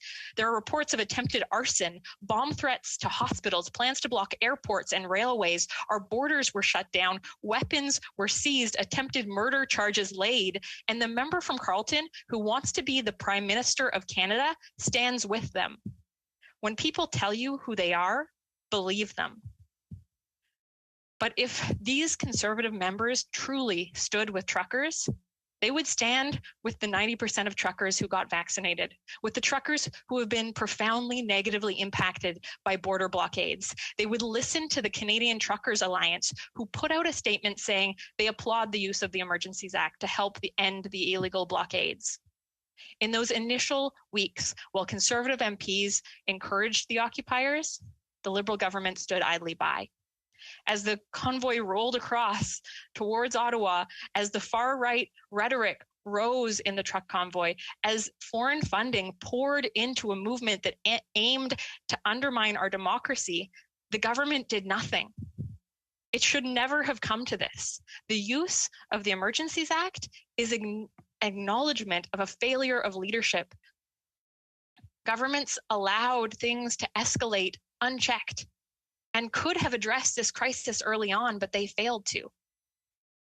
After over 2 weeks of turmoil and chaos, the Ottawa Police Services Board chair stated, and I quote, "Frankly, the response to this crisis so far has been ineffective." She said, "Police have been," and I quote again, "unable to adequately enforce our laws, and our residents continue to be terrorized." In this debate, we are being asked whether the Emergencies Act was necessary. It has been clear that for the past 3 weeks, that the municipality, that a number of provinces were not able to maintain security in our nation's capital and at our borders. This is one of the key reasons why the situation meets the definition of a national emergency under Section 3 of the Act. Once the Emergencies Act was enacted, the interim Ottawa Police Chief made it clear that without these additional powers, they would not have been able to make the progress they made. Over the past week, we finally saw police taking appropriate and measured steps to remove the occupiers. The Act allowed RCMP to direct tow truck drivers to tow vehicles. In addition, without the Emergencies Act, the RCMP and financial institutions could not quickly freeze funds that were fundraised with the explicit intent to destabilize our elected government. And we know that there has been significant foreign funding. When the Convoy's GoFundMe was shut down, they started using Give, Send, Go, a Christian platform infamously known for being the platform used by many of the groups involved in the January 6th attack on the US Capitol. Also for raising millions for the Proud Boys, a listed terrorist entity in Canada. A recent data leak identifying Give, Send, Go's donors to the Convoy campaign showed that over half of the donors were from the US and less than a third of the donors were Canadian. The Emergencies Act also gives the power to prohibit bringing children to unlawful assemblies. Many of us watched in horror as occupiers brought their children to block the border crossing. And then we heard reports of occupiers keeping their kids near the police line, using them as shields. As a parent, it is hard to wrap my head around the choice to bring children into such dangerous situations. The powers granted by the Emergencies Act were needed as they did help secure a national capital. Yesterday, the occupation was still happening, and there were still border closures happening in Surrey because of the convoy protests. But today, things are quieter, and New Democrats have been clear that we are ready to withdraw our support at any time if needed. If the situation is actually under control, then the government has to provide a compelling reason for why they still need their emergency powers. If there isn't one, then we've said all along that we'd withdraw support. We've heard again and again comparisons to the War Measures Act, but we know that this is not the same law. It's not even close. Under the War Measures Act, there is no constitution, no Bill of Rights, no provincial constitutions. The government would have the power to do anything it wants, to intern citizens, to deport any citizen, to arrest any person. We can all agree that that is unacceptable, and it's why Tommy Douglas and other New Democrats voted against it. The War Measures Act suspended the Charter of Rights and Freedoms. It's why in 1988, the act was repealed. The Emergencies Act, the act that replaced it, is subject to the Canadian Charter of Rights and Freedoms. It is subject to the Canadian Bill of Rights. Now, there is still a valid concern that the government could misuse the powers in the Emergencies Act. And this is why New Democrats have been clear that if we vote in favor of the government's request, the government must stay within the established powers, or we will withdraw support. We will protect the right to protest. We must continue to hold dissent and nonviolent civil disobedience as sacred, as integral parts of our democracy. And I want to close my speech by speaking through you, Mr. Speaker, to the vast majority of Canadians who have been following public health orders, who banged pots to show support for healthcare workers, who've been helping out their neighbors, who've made great sacrifices in order to keep their loved ones, their families, and their communities safe. As mandates and restrictions begin to lift, know that it's because of your acts of solidarity. The fact that you got vaccinated and the convoy participants, while they might not realize it, they owe you a great debt of gratitude. You not only saved lives, but you're the reason we're going to get through this together. Thank you. Question et commentaire, questions and comments. The honourable member for Kings Hants.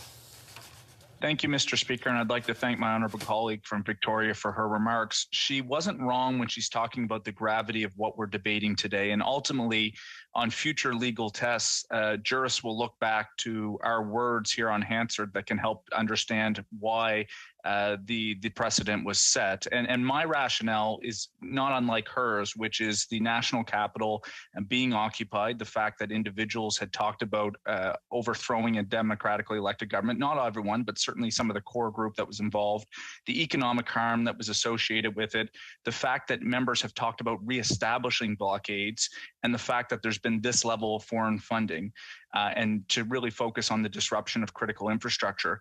I support those limited tools. Of course, some conservatives are trying to make parallels to Wet'suwet'en and some of the blockades we've seen. To me, there doesn't give the same level of rise because there was not a threat to the democratic overthrow of the government. There was not the same level of foreign financing. And it was certainly clear that that could be addressed at the municipal and provincial level. Could the member opine to give those that might look back on this time a legal precedent of whether or not she would agree with those principles of why this is being established? Honourable member for Victoria.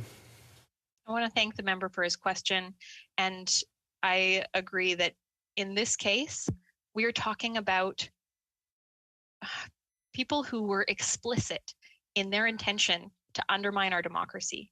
And over the past 3 weeks, we have seen assaults, attempted arson, widespread harassment of homes and workplaces, promotion of hate, and then also convoy members giving themselves false powers to detain people, deputizing themselves.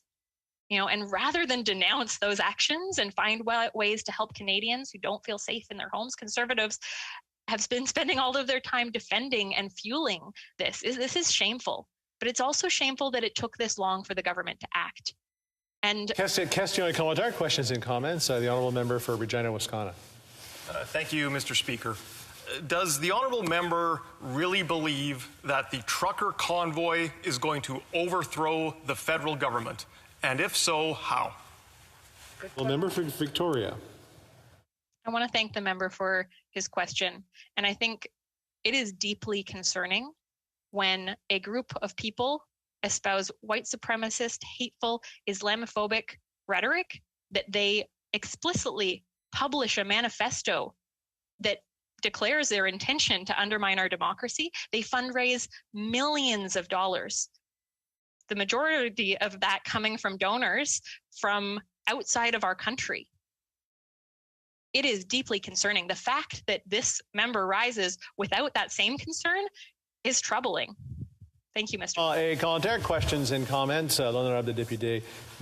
The honourable member for Salaberry-sur-Roi. Thank you, Mr. Speaker. And I thank my colleague for her speech. I was pleasantly surprised that she wasn't absolutely clear that she would support the Liberal Party in the invocation of this act. She had certain things that she wanted. I'd like to know, at this moment where the blockades have been dismantled and the city of Ottawa has been freed, practically freed, does she think that this act is still helpful, necessary, and indispensable? I want to thank the member for her question. And we have been clear from the outset. New Democrats believe that this is a national emergency, that it was absolutely warranted to invoke the Emergencies Act, and that at any point when it is no longer necessary, or if the government overreaches, that we will withdraw our support. And so it is really incumbent on the Liberal government to demonstrate clearly why these powers are still necessary. We do have time for a very quick question and answer. The honourable member for Winnipeg Centre. So much, Mr. Speaker, and I'd like to thank my honourable colleague from Victoria for her brilliant intervention. I share her concern about extremism and the kind of heckling we've seen today, particularly from the official opposition, really undermining it, particularly when 45% apparently, according to new reports, supports this extremist convoy leadership. In saying that, I'm wondering if my honourable colleague feels the same way I do, that it is unfortunate that we are here, and the only reason we are here is because of a failure of all levels of government, including institutions such as the Ottawa Police Service, to actually deal with this matter. The honourable member for Victoria, in a short answer. I want to thank the member for her question, and absolutely, I agree 100%. We have seen weapons seized, 14 firearms, sets of body armor, a machete, large quantities of ammunition, including high-capacity magazines. It is, there are charges on conspiracy to commit murder. We are seeing white supremacy rear its ugly head. We knew it was there. And this government needs to take action in the future after this emergency is over to address the white supremacist rhetoric and groups that are so clearly existing in our country.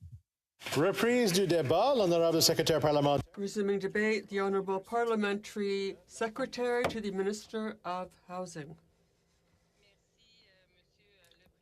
Thank you, Mr. Speaker. Before beginning, I'd like to say that I'm joining this House virtually from the ancestral territory of Vicono. Mr. Speaker, I'd like to thank all the staff who work in this Parliament, the protective services who make sure that we are safe. It's because of your work that we're able to do what we do here today. Mr. Speaker, the first time I took part in a demonstration, I was in Santiago, in a country where demonstrations were illegal and where police forces were controlled by the political will of a dictator who is not democratically elected.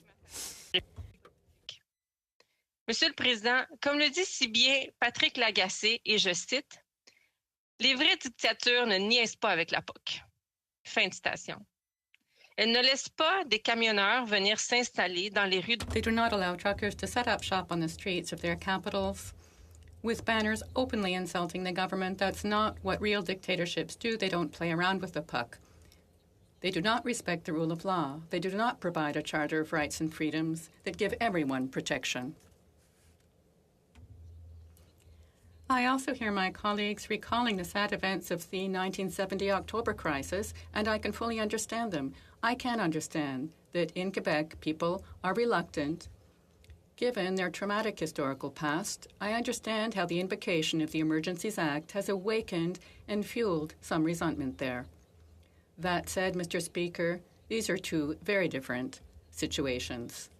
To lump the two together constitutes an undesirable shortcut. It serves to politicize, today, a different historical context in the past. And according to the calls and conversations I've had with citizens in my constituency, for example, people can tell the difference between these two different times. Our government is invoking the Emergencies Act because our current situation requires such action, as we saw this weekend. For 24 days now, the blockades have been unlawfully disrupting the lives of Canadians, affecting our economy and public safety. When the trucks arrived in the city, they were protesting vaccination mandates. This quickly turned into an occupation of the city by people who openly and officially stated their wish to overthrow the government. This demonstration is a total breach of public order. Mr. Speaker, coming from an activist, left-wing socialist family, well, does this idea of invoking the Emergency Act make me happy? No. But right now, it's the responsible choice to make. This law does not intend to repress the right to demonstrate, essential in our democracies, and a right that we need to defend all our other rights. In the past, demonstrations have allowed us to make great steps forward in society. All the texts that recognize human rights recognize the freedom of expression and peaceful assembly. which is guaranteed by the Canadian Charter of Rights and Freedoms. We've seen this in the past. Peaceful demonstrations, people walking in Montreal for climate change, for example. In 2019, thousands and thousands of young people marching for the rights of students. What we see here now in Ottawa is not peaceful demonstration. It's occupation and coordinated obstruction, behavior and actions that attack the foundations of our democracy. Think of Tamara Lich, not a trucker. She was the secretary of the Maverick Separatist Party and the creator of the Convoy fundraising campaign on the GoFundMe platform. It is now public that the movement received foreign funding to destabilize Canada. Jessica Davis, an author and former employee of the Financial Transactions and Reports Analysis Centre of Canada, FinTrack, says, is it possible that some of this funding is coming from beyond Canada? I think this is a very important hypothesis and we should explore it. Mr. Speaker, we cannot use the right to demonstrate to occupy a city. We can't use a right to take siege to a city. We cannot use that right to prevent the people in that city from working. And we can't use that right to terrify them, harass them, insist they remove their masks, for example. It is clear that we must all stand to protect the right to peaceful demonstration. But we know that this situation hasn't been peaceful, that it is unlawful, that the laws have not been respected. In a democracy, we must stand against anyone who threatens others, who keeps them from living freely. And the right to free demonstration must never interfere with other rights because the right to demonstrate comes with responsibilities. The Emergencies Act does not set out to breach the freedoms of Canadians. Quite the contrary. It is applied in a specific way with a specific scope, allowing for using essential services such as tow trucks and allowing the RCMP to intervene more quickly to apply local laws. These are targeted in scope and in time. The Emergencies Act is also subjected to many safeguards, including parliamentary surveillance, and must respect the Canadian Charter of Rights and Freedoms. Mr. Speaker, we're all tired of this pandemic. We all want to get back to normal without public health measures. The last 2 years have been difficult for all of us, we agree, and Canadians came together to ensure that their loved ones were safe and that public health recommendations were respected. I've seen that myself in moments of crisis, such as the one we've been in for 2 years, that solidarity among businesses and among citizens really stands out. The presence of the truckers and the trucks in our city has had grave consequences for businesses. These are real effects, a threat to business and a threat to the lives, happy lives of Canadians. After 2 years of a pandemic, we don't need to be doing more harm to our citizens. Everyone has a right to feel safe in their homes. It's time to consider how to return to normal and our future together as Canadians. In a country that completely condemns systemic harassment and discrimination, that fights for the rights of all its communities, this is not the right time to create wedges, but to unite and work together. Thank you, Mr. Speaker. Questions and comments? The Honourable Member for Calgary-Shepherd. Merci, Monsieur le Président. Thank you, Mr. Speaker. I would like to put this question to my colleague. When does she feel that the Emergencies Act will come to an end in its application, given that we see that the demonstrators of Ottawa have been cleared out and the blockades at the borders were cleared as well, even before this act was invoked? So I'd like to ask her when she thinks that the special powers that the government has invoked here should come to an end. The Honourable Parliamentary Secretary. Thank you, Mr. Speaker, and I thank my colleague for his question. As he knows full well, the law here invoked gives us a 30-day period within which it can be rescind it, and we certainly hope to be able to rescind this order as quickly as possible. That said, at present it is needed because it will give the right tools to be able to ensure peace and good order and across the country if necessary. And comments? The Honourable Member for Hamilton Centre. Thank you, Mr. Speaker. I'd like to take this moment to commend you and the other deputies for presiding over this debate with impartiality and care. I know it hasn't always been easy given what's at stake. I'd like to thank, through you, Mr. Speaker, the Honourable Member from Hochelaga for her remarks outlining the Emergency Act and summarizing all the ways in which it may come into effect over these next 30 days.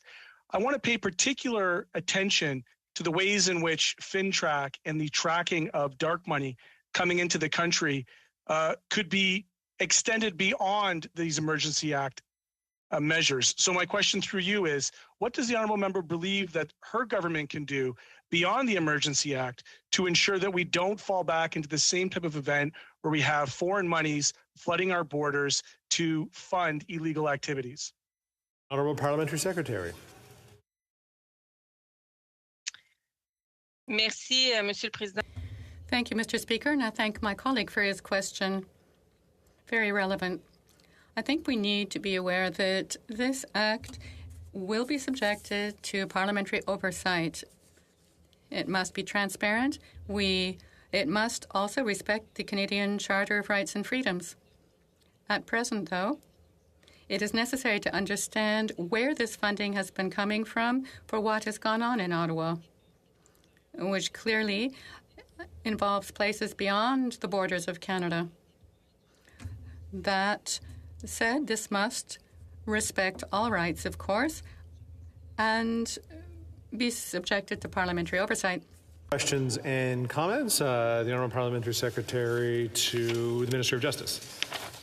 Thank you, Mr. Speaker, and I'd like to thank my colleague for her very thoughtful comments. I want to specifically ask about the safeguards that's available in the Emergencies Act, and if she could maybe highlight some of the safeguards that are in place as we invoke the Act. Honourable Secretary Parlementaire. Honourable Parliamentary Secretary. Thank you, Mr. Speaker, and I thank my colleague for his question. As he is fully aware, the Emergencies Act must respect the Canadian Charter of Rights and Freedoms and must also remain transparent. Everything that's done must remain transparent and presented to Parliament. Moreover, this Act can be rescinded at any time when it's not found to be necessary. A commentaire. There you go. We'll continue. Continuing debate, the Honourable Member for Etobicoke North.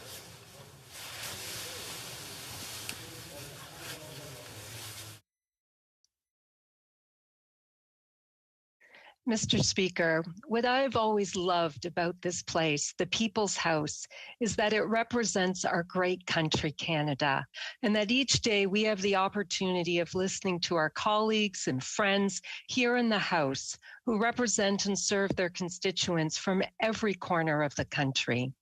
This is the place where we come together to challenge and debate ideas, but by always putting Canadians first. Mr. Speaker, Canadians are hurting. It has been a long, hard 2 years. Families have lost loved ones and friends. Many had to say goodbye over Zoom, never getting to see their family, to hold their hand, or to give them comfort. They have lost businesses, and healthcare and emergency professionals have been tirelessly fighting COVID-19 day in and day out for 2 years. Families, communities, and Canadians have been fighting COVID-19 in their own way. The silent majority of Canadians understand the past 2 years have been about a public health crisis. Mr. Speaker, when Canadians are hurting, it is our job to work even harder to come together, to lose the rhetoric, to lower the temperature, especially during volatile times, and to find a better way forward for all of us, for our children and for our most vulnerable.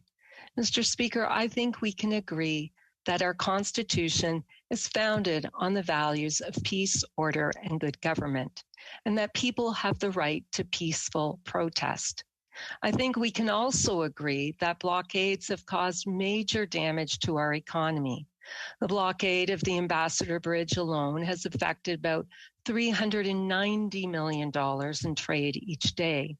This bridge supports 30% of all trade by road between Canada and the United States, our most important trading partner. In Coutts, Alberta, about $48 million in daily trade has been lost to the blockades. In Emerson, Manitoba, about $73 million in daily trade has been lost to the blockades in that location. These costs are real. They threaten businesses, big and small, and they threaten the livelihoods of Canadian workers, just as everyone is working hard to recover from the economic damage caused by COVID-19.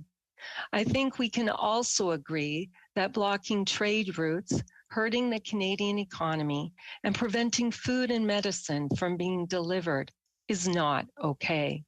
That blocking life-saving ambulances, preventing cancer treatment appointments, or the picking up of prescriptions, or forcing hospitals to take on extra security is not okay.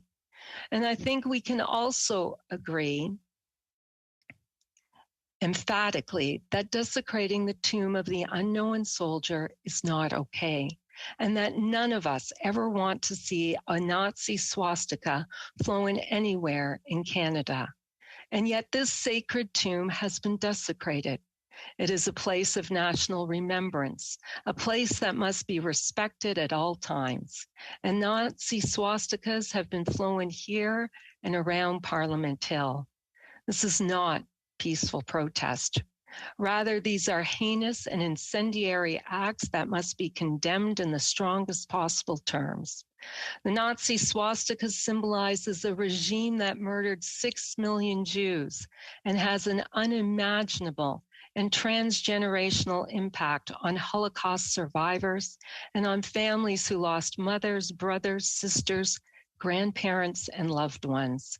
It is beyond disgusting and horrific that people would use symbols like the Nazi swastika, symbols that are like daggers. They are meant to hurt. They are meant to cause pain. In Germany, the public display of the Nazi swastika is punishable by jail time.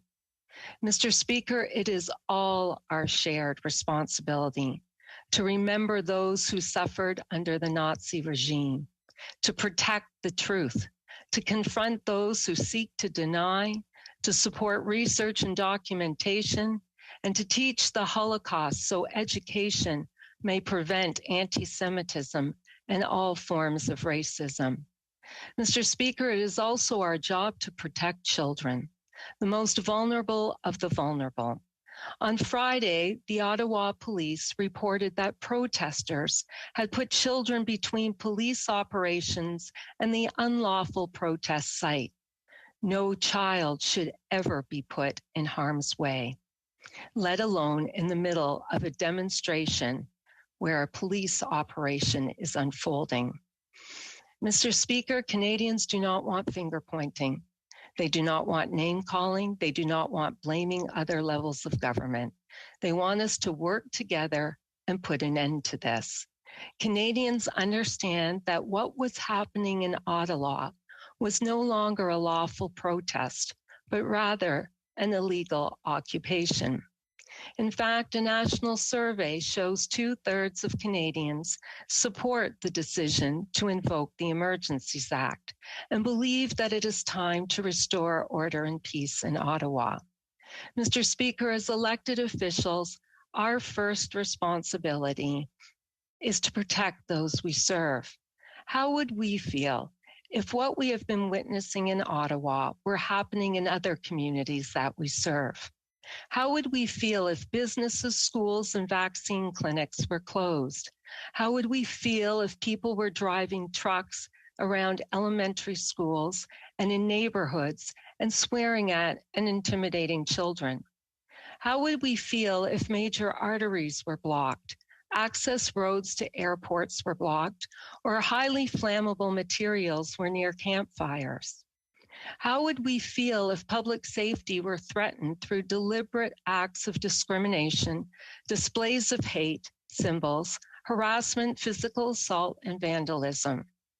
Mr. Speaker, on Friday, the gridlock in our capital city reached a sad climax when Ottawa Police reported that protesters had assaulted officers and tried to remove their weapons. In response, city, provincial, and federal law enforcement officers began an operation Friday morning to remove protesters along with their vehicles.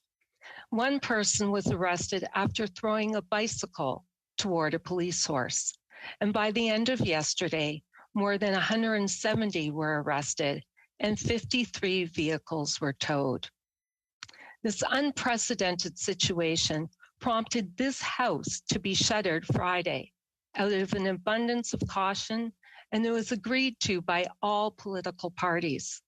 Let's actually break that down a bit.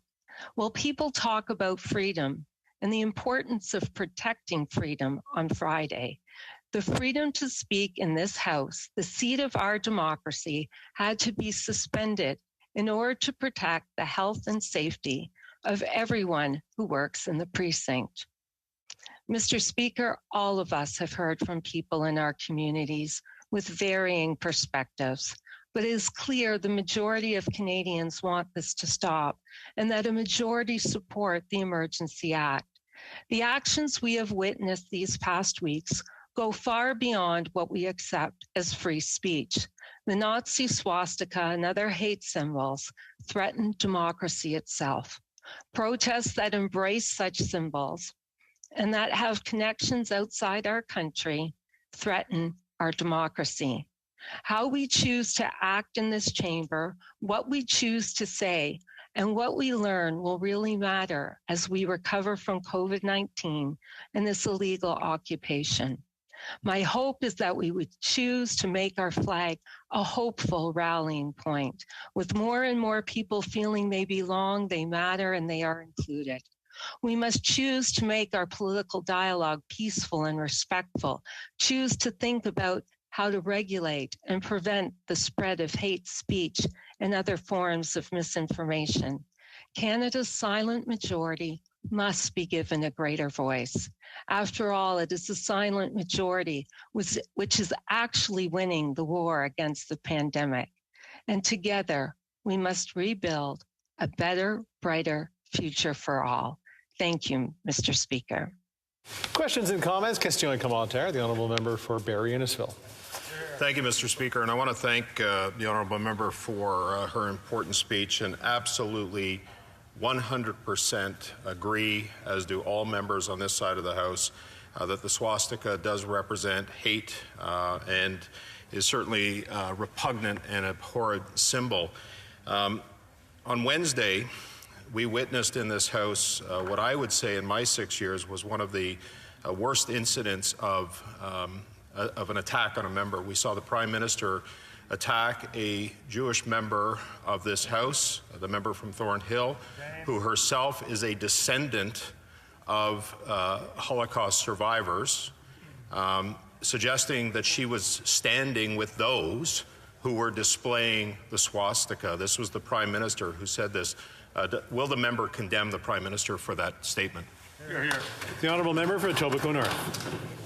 Mr. Speaker, I'd like to thank my honorable colleague and my friend for the question. He and I actually attended the same high school together. I think this is an opportunity to remember the 6 million Jews who perished in the Holocaust, along with the Roma and Sinti and countless other victims of its unprecedented horror. We can never forget the systemic extermination and genocide during the Nazi regime. Today, we must also recognize that the world is witnessing an alarming increase in anti-Semitism, Holocaust denial, xenophobia, and hate. We must pledge to always be vigilant, to stand against the Nazi swastika and other symbols of hate, and to uphold human rights and dignity for all. We must refute those who seek to distort facts and commit to educating new generations, upholding the truth, embracing equality, and protecting the rights of the most vulnerable. Question et commentaire, questions and comments. The Honourable Deputy. The Honourable Member for Terrebonne. Thank you, Mr. Speaker. I want to thank my honourable colleague for the speech. We heard throughout the speech a long list of isolated cases. My question is this. Does my honourable colleague find it normal for the government to legislate with an act that is proclaimed and has such serious consequences to attack isolated cases? Thank you. The Honourable Member for Etobicoke North. Mr. Speaker, I'd like to thank my honourable colleague for the question. Children should be able to go to school, go to the doctor unimpeded, and families should be able to go to the hospital unimpeded. And one Nazi swastika is too many. For weeks, blockades have been illegally disrupting the life of Canadians, harming our economy, and endangering public safety. And it became clear that there were serious challenges to local law enforcement's ability to effectively enforce the law. The Emergency Act supplements provincial and territorial authorities to address the blockades and occupation, to keep Canadians safe, protect people's jobs, and restore confidence in our institution. This debate is about keeping Canadians safe, protecting people's jobs, and restoring faith in our institution. Questions and comments? Question et commentaire. The Honourable Member for London Fanshawe. Thank you, Mr. Speaker. In this House over the last several days, we've heard quite the debate between what kind of things are going on outside of this House. Is it a protest? Is it a friendly protest? Is it an illegal occupation? Now, I know where I stand on this. But that division, I find extremely dangerous as well. Could she explain to this House why she, ideally, I believe she shares that opinion that the downplaying of what's going on outside as just a friendly protest is so dangerous? Thank you, Mr. Speaker. The Honourable Member for Etobicoke North.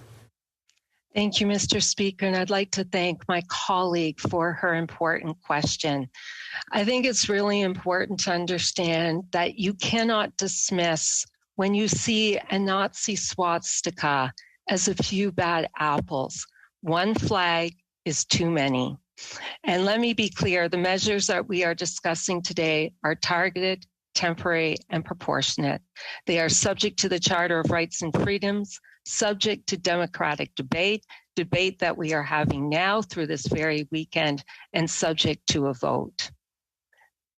Time for a quick question and answer. The Honourable Member for Hamilton East, Stony Creek. Thank you, Mr. Speaker. And earlier today we heard a speech from the member from Carleton who talked about everything to do with blockades but neglected to talk about the situation here in Ottawa. And so I thought it a little bit disturbing that a leadership hopeful would take the opportunity to talk about everything to do with his campaign except for the issues that his own constituents in the Ottawa region face. And so I wonder if the member can account for the disinterest and lackadaisical approach that the member from Ottawa Carleton has taken as it relates to the blockades and what's happening here in Ottawa. The Honourable Member for Etobicoke North with a short answer. Thank you very much, Mr. Speaker, and thank you to my colleague. The reality is Canadians are tired. They want the blockades to end and they want their lives and neighborhoods back.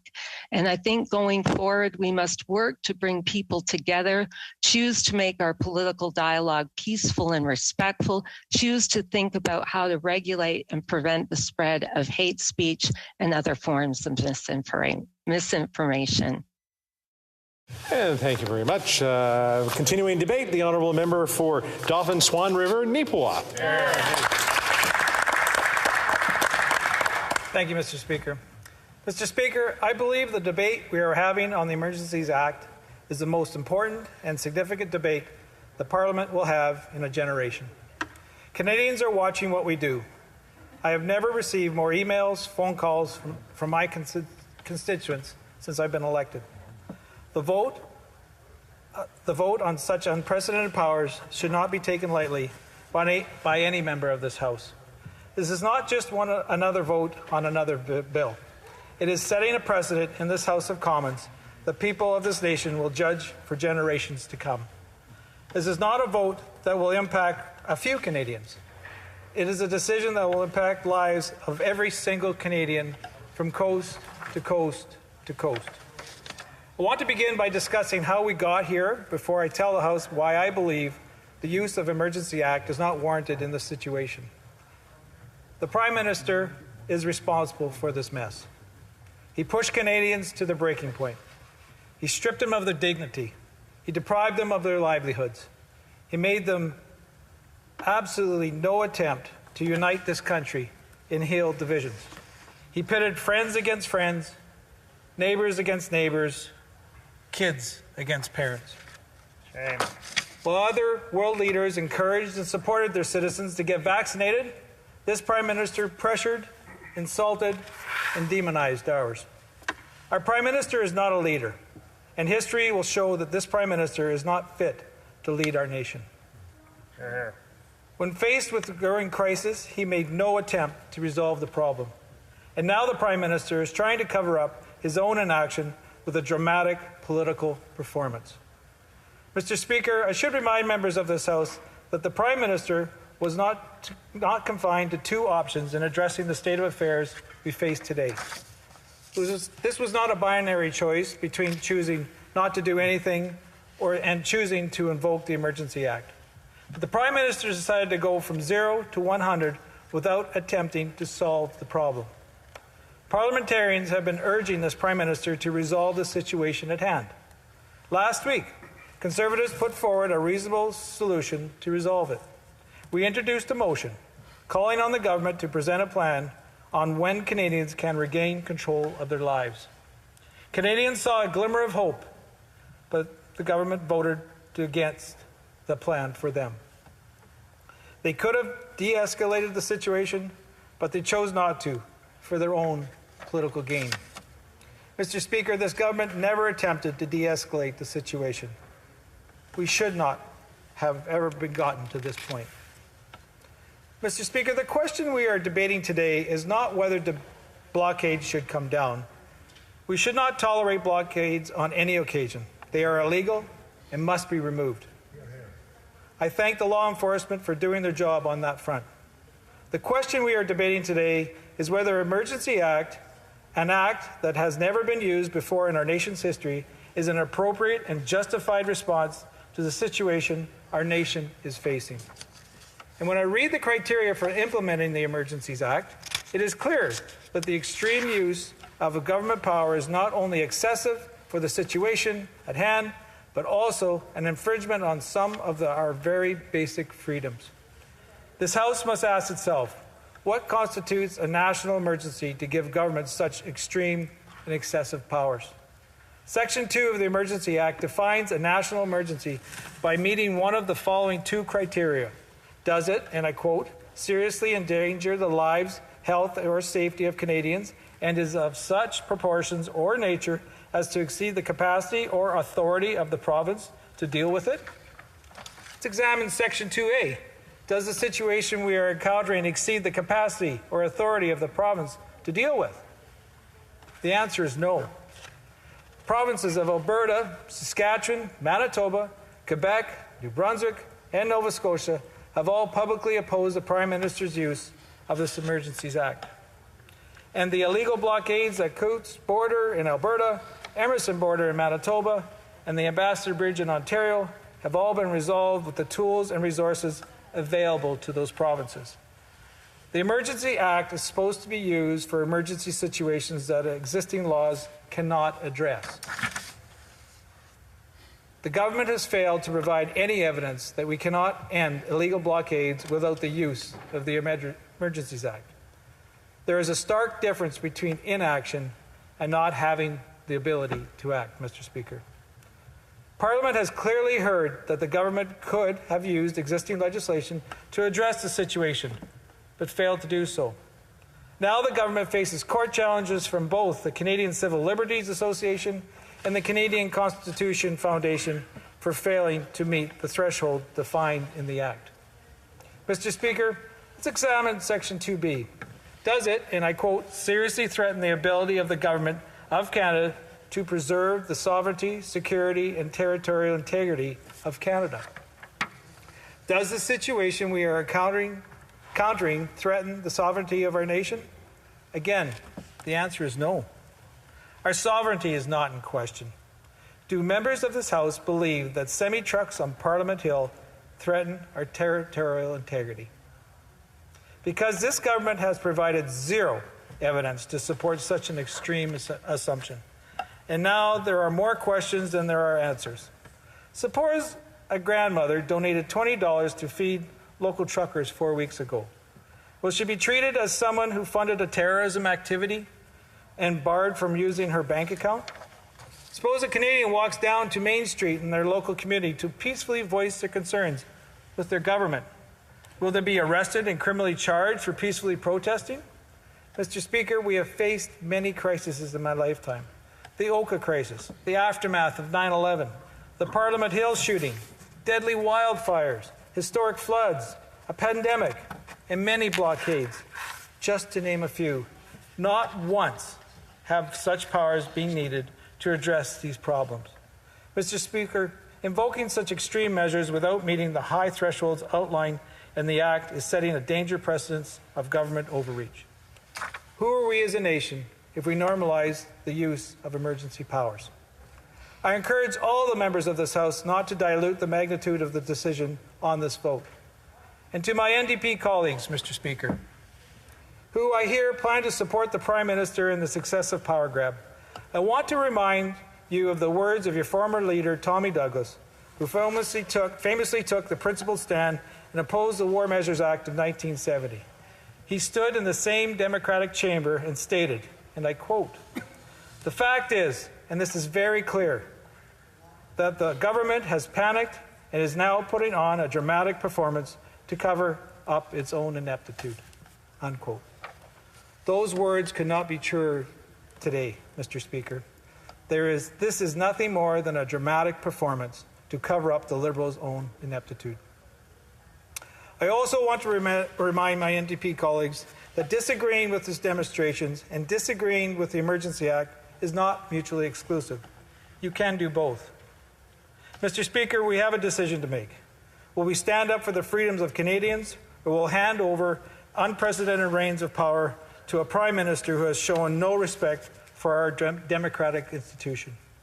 The Prime Minister thinks he is leaving behind a legacy when he is really leaving behind a scar that will take years to heal.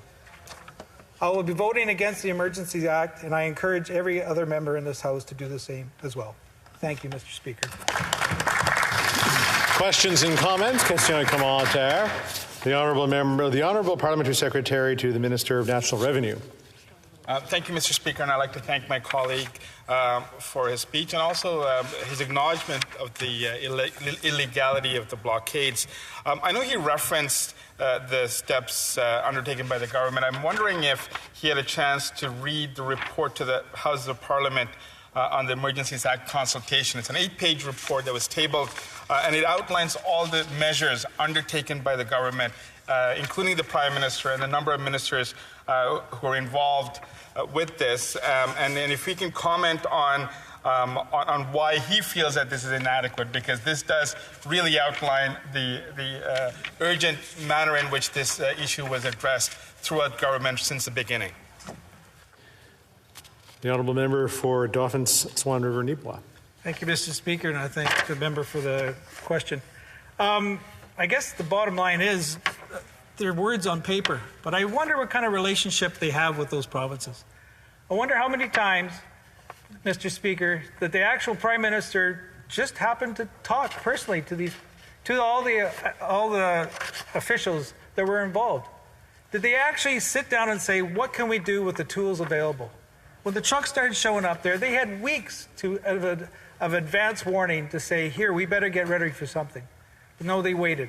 They waited 3 weeks to do something. And then they put on laws and put in acts that control everybody in Canada. And it's just unacceptable. Here.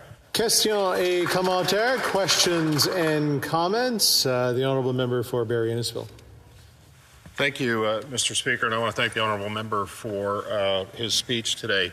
Over the course of the last couple of days, I know my office has been receiving literally thousands of emails. I suspect that colleagues across all parties are receiving the emails, particularly as it relates to the Emergency Act and the concern that Canadians are now waking up to as they start to better understand just the expansive overreach of the state into their lives. I'm just wondering if the member can comment on that. Member for Dauphin, Swan River, Nipawin. I'd like to thank my colleague for the great question. Overreach. This is something we haven't talked about this in this House here. I just actually got an email yesterday from a person that's actually been charged under this act, a family. So the husband was out here protesting. They had their truck actually arrested and taken away and that. The mom was at home. She had nothing to do with this protest, nothing like that at all. And meanwhile, she had a one-year-old baby that they were looking after. And she went to get some groceries and realized that their accounts had actually been seized. Shut right down.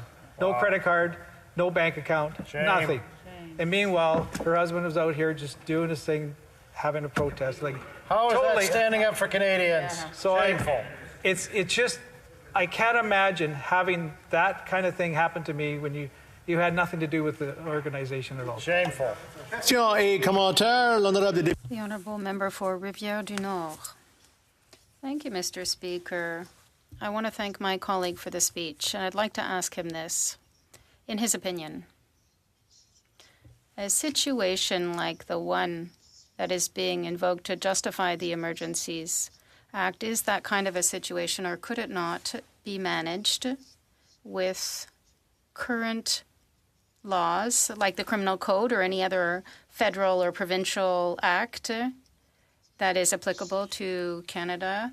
Or should we really consider another law or other legislative measures to manage barricades and demonstrations? The Honourable Member for Dauphin, Swan River, Nipawin. Thank you for the question. And, you know, I guess this is what I can't understand.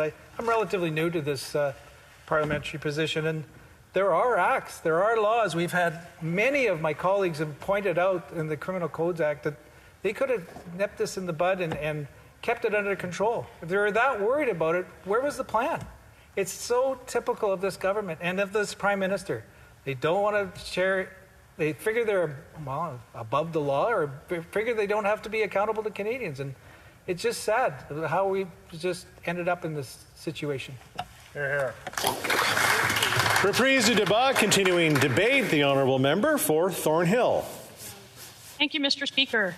It is dark days for our country, and I'm here before you despondent with some serious questions about the motion before us. For history will look back onto this debate today as a black mark on the leadership of this Prime Minister, of this government, and all of those who lend their support to this gross overreach. All members of this House have watched the lawlessness paralyzing Ottawa and the key border crossings across the country with great concern. Every single member of this House, no matter what you hear from those who have convinced themselves otherwise. But never has the Emergency Act been invoked. It has always been there, but never used. In challenging times and in times of true crisis, it has always been there, but it was never used. Because it is viewed as a last resort and not the first resort. The motion before us today asks members to approve an act that gives the federal government enhanced powers. And as its questionable justification is being discussed in this House for the first time, Canadians are watching. Much of this debate has been mired in the hyperbole of members opposite, tripping over one another to claim that any member of this House has encouraged lawlessness they themselves stroked. The idea that any member of this House would support the vile elements of this protest is wrong, and members of this House know it. There is no precedent for this. Instead, we are making a precedent, and the points that we make and the evidence that we present and the tone that we use will be judged by those who will look back on these dark days and ask, how did we get here? Everyone has a right to peacefully protest any government policy. It's a fundamental freedom in our democracy. It protects the rights of individuals to express their views, even when those views are not shared by the elected government of the day. And while these protests are a fundamental part of Canadian democracy, so too is the rule of law. The blockades that incapacitate our critical infrastructure, including our rail lines, our pipelines, our bridges, and our urban downtowns, are illegal. And we cannot and should not arbitrarily decide to apply the rule of law in some situations and not others, like we are doing today, because that's not how we build precedent. I do not think for a moment the threshold has been met to apply the Emergencies Act. This debate has failed to make that threshold known. There is no question that some in these protests and their views are alarming, and they have been categorically denounced by every member of this House. But let us be clear, not everyone who has participated in these protests is a racist, is a misogynist, or a woman-hating terrorist trying to overthrow a government. And hearing members of this House suggesting that they are is the ugliest of politics Canadians have come to distrust and reject. Some of those outside are frustrated by the government's inability to manage a pandemic 2 years in without relying on tired talking points and ancient solutions that fail to hear the outcry of those disproportionately hurt by this government's addiction to lockdowns, restrictions, and mandates as the only policy response. And we hear the other side talking about the economic activity jeopardized by these blockades as the primary reason for the invocation of the Emergency Act. And while I will never disagree that our economy is fundamental to the function of our nation, I'll remind these very members that for 2 years, few of them raised questions about economic activity in this country lost due to the heavy-handed COVID restrictions and mandates that have come to be the cornerstone of the Canadian policy response. There have been terrorist attacks, economic collapses, national protest movements, and a pandemic. And every single one of these situations were dealt with using existing laws and existing democratic processes, and at times, when absolutely necessary, municipal and provincial emergency powers. And so let me remind Canadians that there have also been national protest movements that have occupied city streets and parks for months and blockaded critical infrastructure like railways where essential democratic activity, economic activity, had been disrupted or stopped entirely. These have all been responded to within the context of existing laws, every single one of them. Not only is it not necessary to invoke the Emergencies Act to address them, it's frustrating to watch members of the government take credit for things that were resolved outside of the powers of this act. Two of the most serious incidents, the blockading of the Ambassador Bridge and the RCMP arrests in Alberta. Both of these were accomplished without the need to invoke the legislation. A national emergency has a high bar for the very reason that it must actually be a national emergency. And I don't think the answer to lawlessness, and it cannot, and it should not be a greater level of lawlessness. The government is asking members of this House to suspend certain laws to deal with those breaking other laws. And we are being asked to undermine the democratic principles to address some who wish to see our very democracy undermined. These powers allow the government to freeze Canadians' assets with no recourse. 76 bank accounts so far is 76 bank accounts too many. We've seen some very troubling scenes outside of this place over the last couple days, and hearing few mention it shows Canadians that this is still an insular talking club of those who show little regard for the people who don't share their views. Less than 1 week ago, the Prime Minister, after 18 days of doing absolutely nothing about the situation in Ottawa, convened a cabinet on Sunday, told his caucus, informed premiers on Monday, and by press conference later that day, informed Canadians that an emergency act is needed to do the very thing by last resort he failed to do by first resort. It took days for the Prime Minister to address the House. There were no briefings, no intelligence, no committees struck. And if there was evidence pointing to some serious issue of public safety, shouldn't members have been told? If we were all under siege by terrorists waiting to breach the gate of Parliament Hill, would it not be the government's responsibility to tell members of this House not to cross the street right through the protest every day? The story has changed more times than Canadians can keep up with today. And the government's justification in this House was a calculated solution to its own political peril. The Prime Minister's vague claims that whatever he does with these currently unchecked powers will be targeted and time limited simply just isn't backed up by the formal text or members of his own caucus. Nor did it contain any detail on what he planned to do. All he was saying was, trust me. And forgive me, Mr. Speaker, he has given Canadians absolutely no reason to trust him. At the beginning of this pandemic, this government proposed giving itself unlimited spending powers for almost 2 years without oversight of Parliament. They said, trust me. Mr. Speaker, the government has given itself the power to freeze assets and finances of people involved in political protests, people who disagree with the government's COVID policy without the court's oversight and with no resource or recourse, I should say, available to those targeted. And we cannot treat this as a foregone conclusion because we have an NDP who cannot and will not stand up for protest, for scrutiny, or have any courage on this one. If we wanted to pretend that this was not about politics, the information would have been shared immediately. Otherwise, the only conclusion of any of this is that this is all politics. This House must approach every decision with caution, and the consequences for individuals are too great if we decide to approve the use of this act. And the precedent that it sets is too great to shrug off the legitimate questions and concerns I think are valid in this discussion.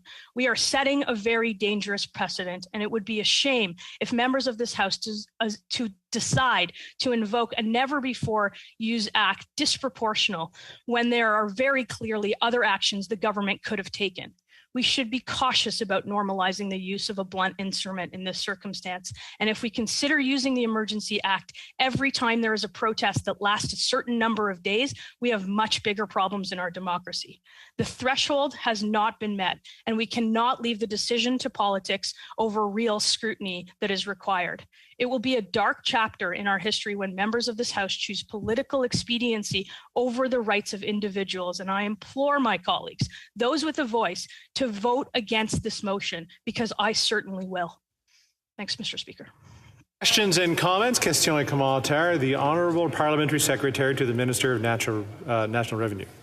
Thank you very much, Mr. Speaker, and thank you to our colleague for her speech.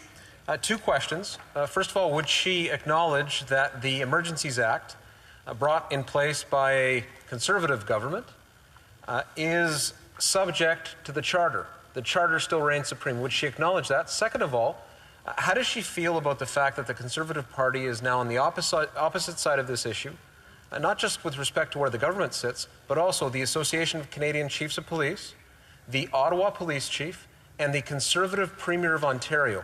All of these three have supported the government putting in place the Emergencies Act. How does she feel about those two things?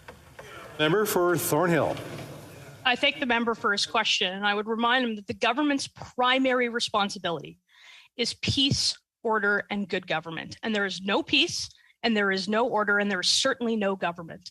This act is unnecessary, it's disproportionate, it violates individual rights, it intrudes on provincial jurisdiction, and it creates a very dangerous precedent. And I would implore the member, and if any other members are right in showing trepidation on continuing what is abundantly clear to Canadians wondering how this could happen here, the member opposite should note that history is forever, and so is his vote on this, and he has not proven to the House that there is a justification for this act. Questions et commentaires, questions and comments. L'honorable député de Terrebonne. The Honourable Member for Terrebonne. Thank you, Mr. Speaker. I want to thank my honourable colleague for her speech, where very eloquently she explained why this act was not necessary. My question for her is, does my honourable colleague agree that even if it were necessary to have legislation with special emergency measures, it should have been more circumscribed instead of being enforced Canada-wide? I thank the honourable member for the question, and I see where she's coming from. I've laid out very clearly in my remarks that I don't think the threshold has been met. I don't think it's been met on jurisdictional, on where the Act would apply, or why the Act should apply to begin with. There are a number of ways the government could have acted before using this. They have said to the House that this was not option 1, 2, or 3, and they haven't named what those options were. Instead, they just went to this without giving members of Parliament a justification. They haven't done that today, and they still haven't done that until this moment. Question et commentaire, the honourable member for Nunavut. And to the member for Thornhill. Since the Emergencies Act was declared last week and used this weekend, it has been with reluctance that I have participated in this debate. I have done so with my heart and my mind open. I am deeply concerned with the threat to our democracy based on the demonstrations of anti-Semitism and hate we have seen immediately within our vicinity and across Canada. Does the member agree that the leaders identified as extremists have penetrated the minds of Canadians, and this penetration continues to pose a threat to our democracy? The honourable member for Thornhill. I think there's not a single member of this House who has stood with any symbol of hate or who has said the hateful comments that have come out of the convoy have been okay. Instead of doubling down, I think, on the Prime Minister's disgusting comments last week, I'll give this member the opportunity to show some courage and apologize for painting every member of the opposition or every member that she doesn't agree with the same brush that is an attempt to fuel hate and division in this conversation. We are talking about the Emergencies Act, and there is no justification that the government has presented for her to turn her back on her NDP voters and vote for this act. Time for a quick question and answer. The honourable member for South Shore St. Margaret's. Mr. Speaker, and thank you to the member for Thornhill for thoughtful remarks.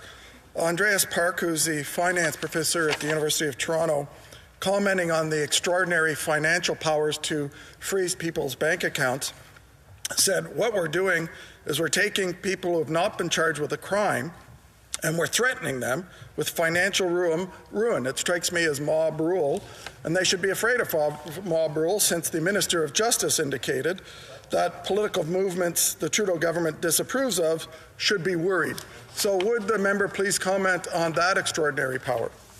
Honourable member for Thornhill. Thank you to the honourable member for his question. I think members of this House should be very concerned when a government can freeze the assets, effectively unbank and unperson a Canadian without them having any recourse. You cannot possibly think that that is okay in a democracy to freeze the assets of somebody whose opinion you don't agree with. This act goes too far, and it should have never been used on this. Resuming debate, the Honourable Secrétaire Parlementaire du Président du Conseil privé de la Reine pour the Honourable Parliamentary Secretary to the President of Treasury Board. Giving me the opportunity to speak on an extraordinary debate that is taking place in this House. It's Sunday afternoon. It's a long weekend at Family Day in Ontario. But here we are as parliamentarians debating a very important issue. Speaker, as you know, I represent the riding of Ottawa Centre. The Parliament is located in the riding of Ottawa Centre. The occupation that we all witnessed for over 20 days was primarily took place in the riding of Ottawa Centre. Speaker, I'm speaking today with a profound sense of sadness. The events that we saw over the last 22 or 23 days were troubling. But in particular, what we saw over the last 2 days, an attempt by the police to end this illegal occupation, to return my community back to his peaceful state was in fact quite sad. Over the last 2 days, I've had a chance to speak to a lot of my constituents who've been grieved by this illegal occupation. And have been asking them the question how they feel. An overwhelming of them, Speaker, are sad. They're relieved. They're definitely relieved, but they're very sad. And so I've been spending the time thinking, why am I feeling sad? Hopefully there'll be some normalcy back. Why are members of my community are feeling sad? I don't think I've figured out all the answers yet because it's still quite raw. But I think I have a feeling, I have a sense as to what it is. And I think this sadness stems from the fact that we live in the nation's capital in one of the most democratic countries in the world. And I can tell you, Speaker, I have never seen such the kind of illegal occupation that we saw ever in our community.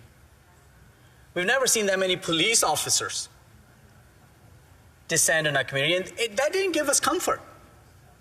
We're relieved that they did their job and ended this occupation, but that didn't give us any comfort, Speaker.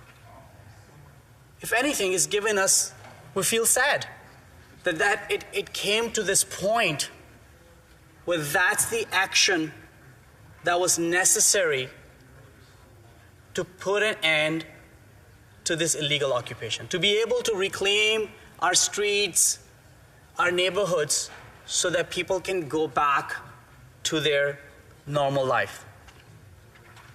Speaker, I cannot overstate the profound impact of this occupation has been on my community. In fact, Speaker, you have given me space on this floor to be able to speak to that over the last 3 weeks, to be able to outline to the members of this House what my community has gone through.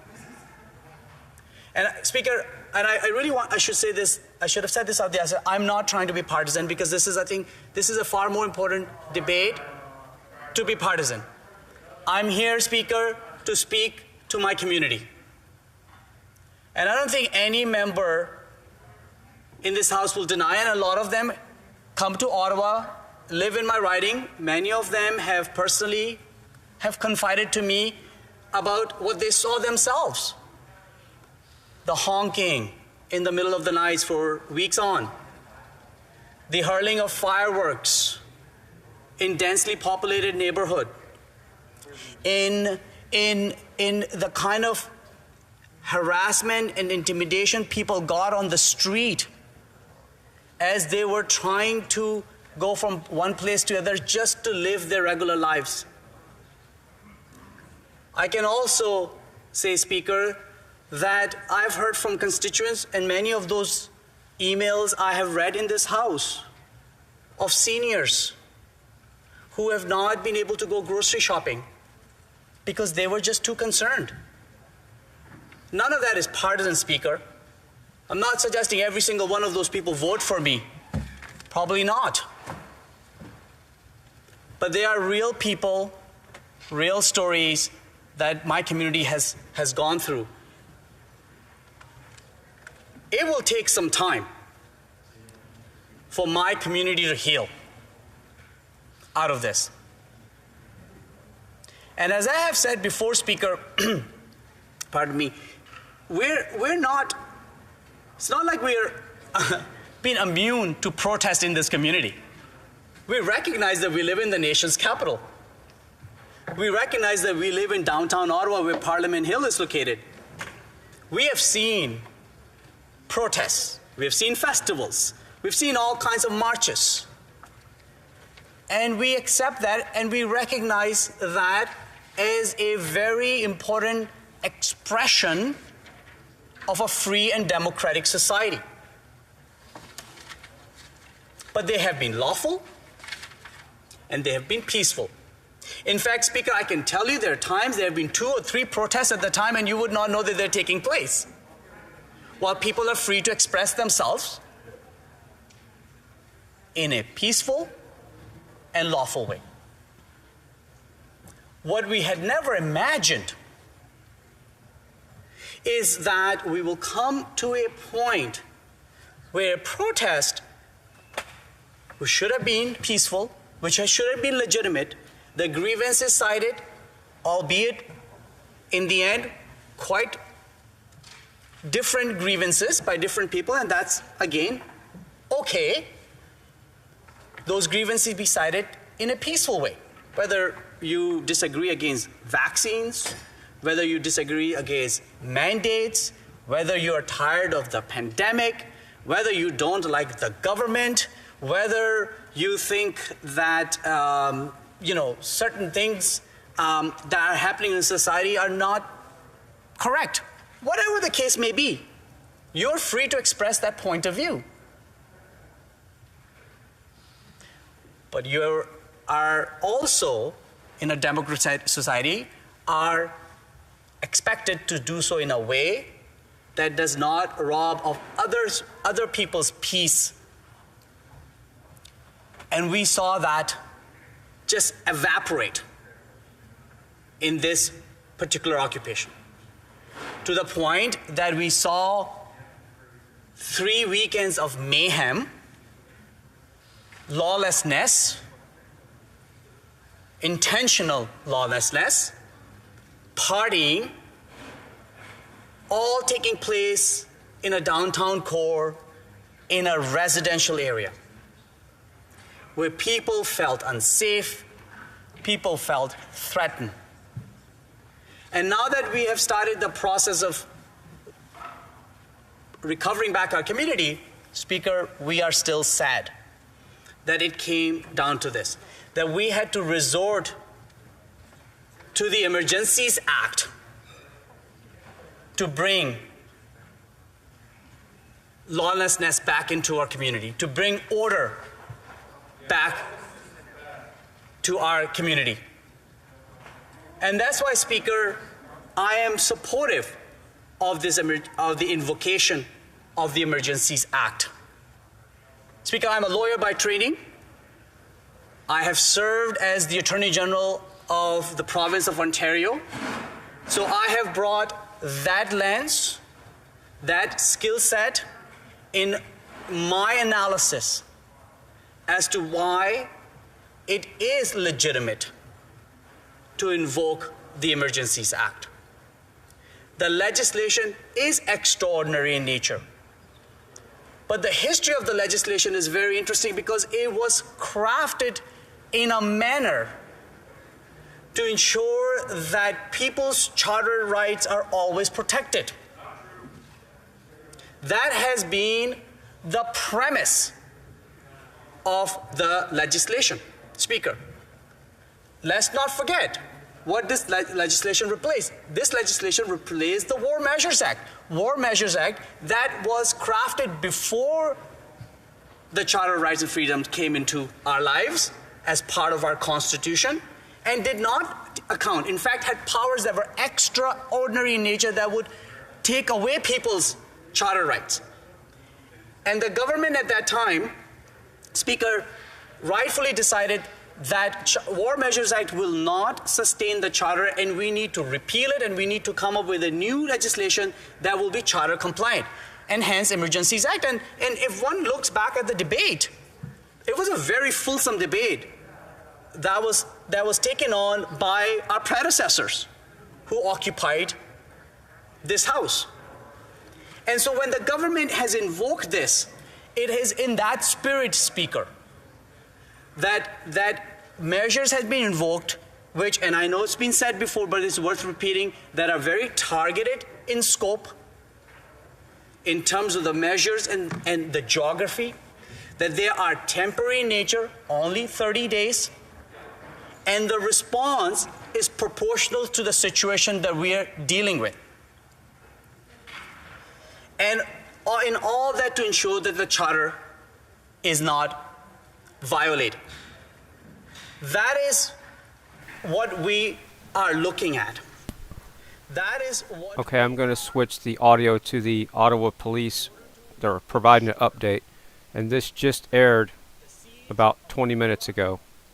So I found the footage. It's been the case now for over 2 days and still happening. And that we put an end to blockades. The Chair of the Ottawa Police Service Board, Councillor Eli Elshantiri, Deputy Commissioner Chris Harkins with the OPP, as well as RCMP Deputy Commissioner Mike Duhem, Federal Policing. Merci de nous joindre à nous à ce point de presse avec le chef par intérim de la police d'Ottawa, Steve Bell.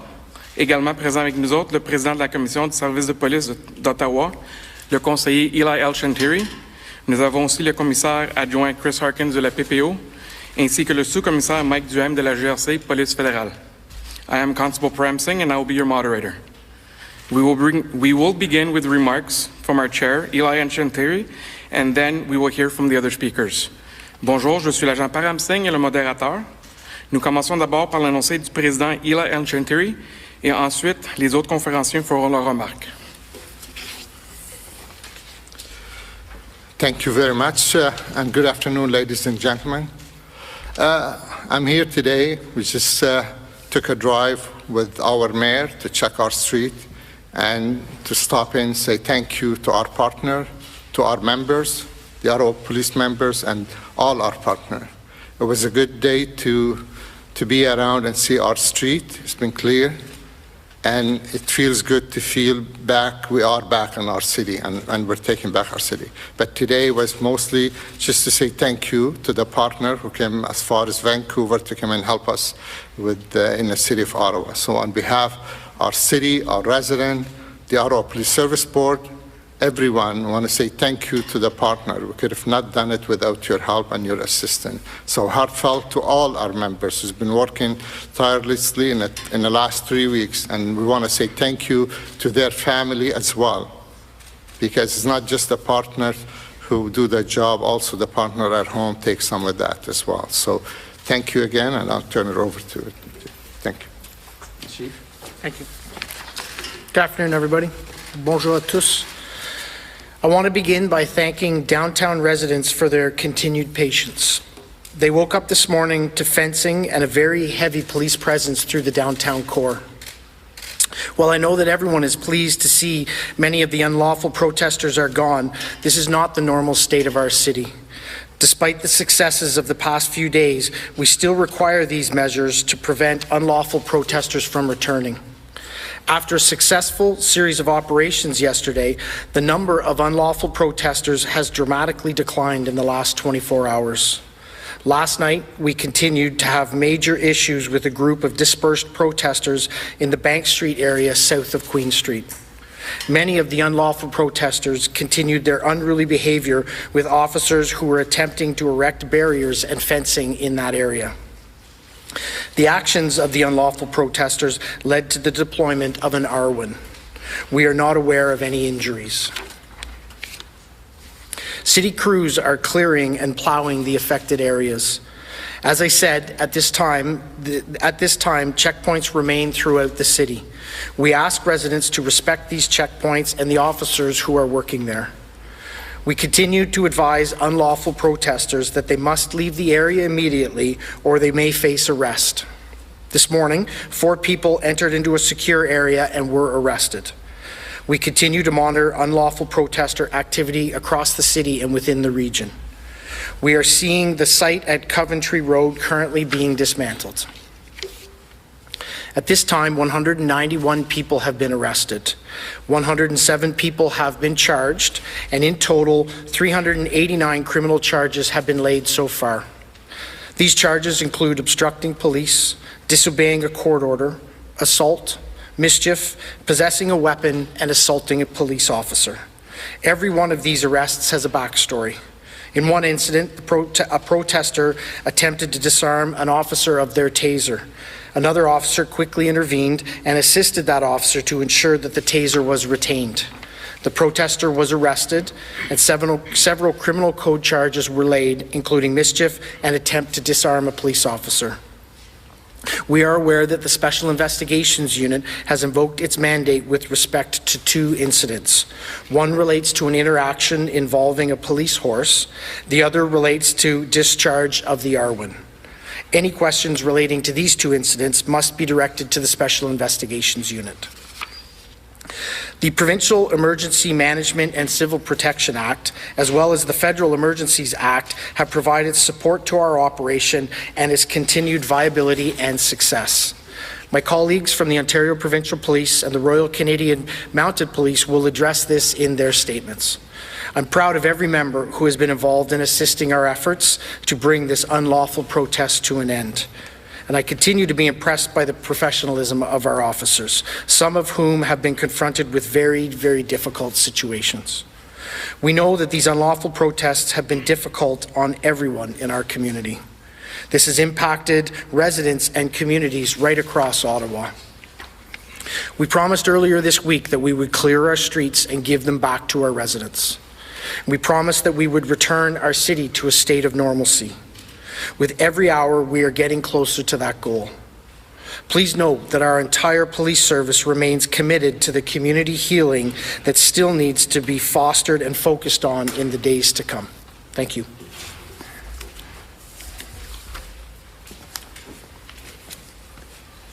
Thank you, Chief. I would like to thank all OPP members, those in Ottawa and across the province, who have been working very hard to ensure safety and security of our communities. I'd also like to thank the Ottawa Police, the RCMP members, and all of our law enforcement partners from across Canada for the professionalism and the dedication that has been shown during these trying times. While we have all been here to assist Ottawa Police, the Integrated Command Centre has been an outstanding example of an effective partnership. It has seen multiple agencies working jointly to develop plans for this operation.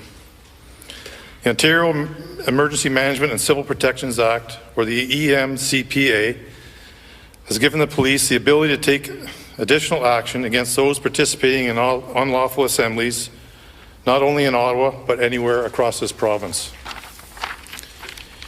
Interference with any critical infrastructure, including 400 series highways, railways, international bridges, and border crossings, is prohibited. Commercial vehicle driver's licenses, private driver's licenses, commercial motor vehicle registration CVORs certificates has been suspended or cancelled. Commercial and passenger vehicle license plates can be seized. So far in Ottawa, a total of 76 vehicles have been seized and towed. These license plates have been seized from 36 passenger vehicles. Of those, 12 vehicles are from Ontario and 24 are from out-of-province vehicles. The Ministry of Transportation has taken action related to 36 commercial motor vehicles, or CVORs. Of those, 13 commercial motor vehicle drivers registered in Ontario and 23 are from out-of-province. Additional warnings were issued to commercial motor vehicle operators regarding their status. Deputy. Thanks, Deputy. Good day, everyone. I'm happy to be here today and provide you with some information in relation to the ongoing events and wish to share with you most recent stats under the Emergency Act. I also echo Deputy Commissioner Harkin's comments of the incredible work being done here in Ottawa by everyone involved. As we have worked through this operation in Ottawa, we have seen the benefits of the Emergency Act.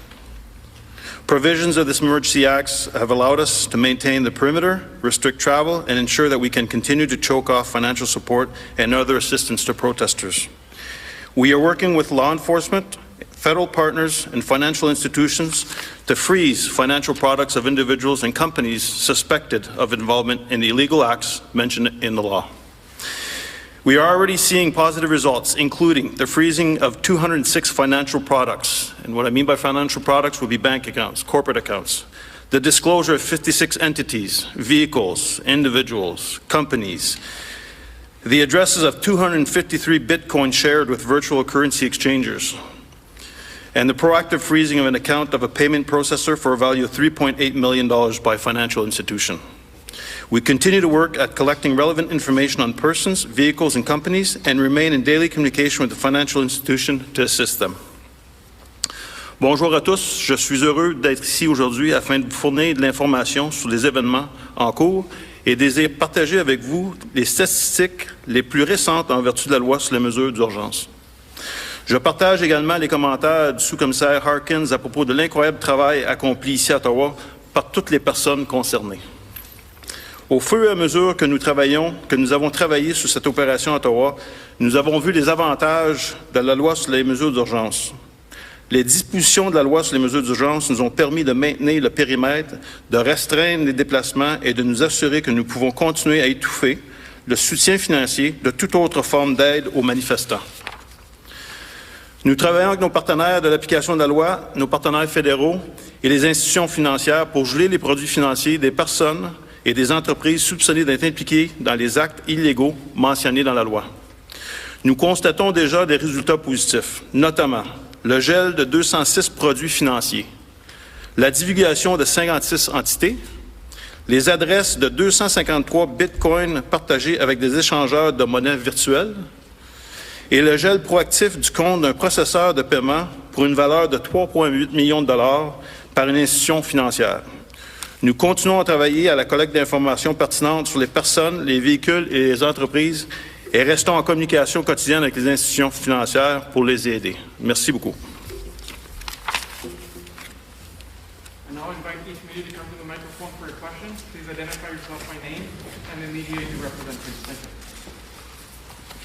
Hi, Chief. Thanks for taking my questions. Stephen Hoff, CBC National News.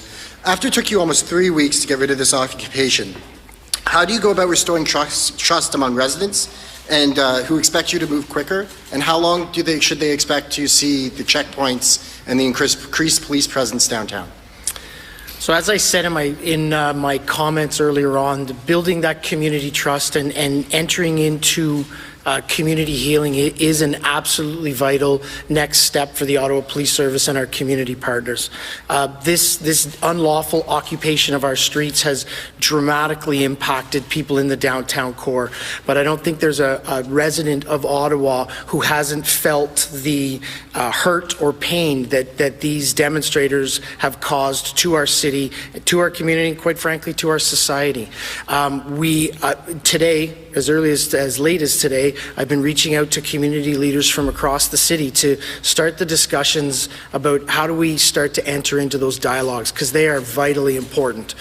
We know as a police service, we have public trust to gain back. We have discussions, dialogues, learnings to do from what happened and occurred up to this weekend, as well as how we reform, rebalance, and move forward those vitally important community partnerships, community relations. So as the chief and as representing every single member of this police service, we are deeply committed to the community healing that we know now needs to take place. Hi, Chief. Hello. Thanks for taking our questions today. It's Joanne Kinello, CBC News, Ottawa. Following on the sort of, how long will the downtown be closed? I see that a lot of people are speculating that maybe there's never going to be traffic back on Wellington Street. Security at Parliament Hill has often spoken about that. Now that it's been closed for 3 weeks, and I know it is the purview of Wellington Street of the Ottawa Police Service, is there any sense that it might be closed indefinitely until we figure out, how to prevent this sort of occupation again? I noticed that there are truckers, there's reports of the truckers having set up down at Van Cleek Hill, so they're not that far away. So one of the things that we identified early on is we had a deliberate, well-resourced plans and commitment from partners. I can tell you through discussions right up to before we came down to this press conference today, there's a deep commitment from our partners to continue to support us. Through the deputy commissioners that I'm working here with today, through the support of Commissioner Carrick and Commissioner Lucky, I can tell you that the RCMP and OPP will be present with us till the end of this operation. And we're not done this operation yet. There is another phase that will identify how we maintain the streets, how we eventually demobilize once we've identified that there is no threat of further protests coming to our city. We aren't there yet. We will, over the next several days, identify what the posture of the police services will look like to see how we maintain a presence and make sure that nobody returns to occupy our streets again.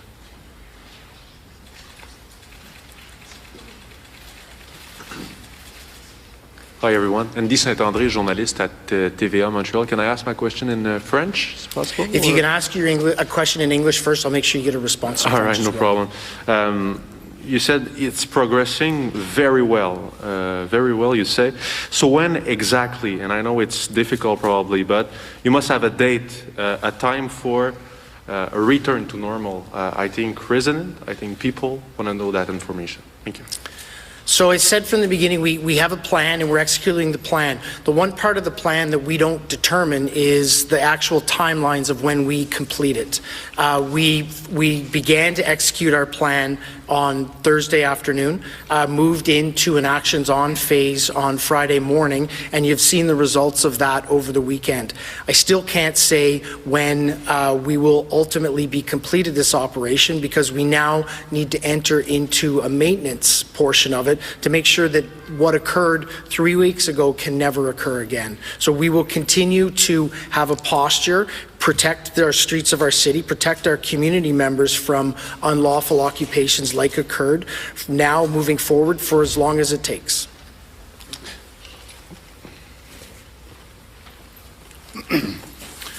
Ce que le chef Bell dit, c'est qu'on a un plan en place. On déroule le plan de façon méthodique. Le plan est commencé jeudi, est allé jusqu'à vendredi. Maintenant, on voit déjà les résultats qui sont très favorables à retourner à la normale. On a toujours dit depuis le début que c'est pratiquement impossible de venir à une date de fin, de termination de ce plan.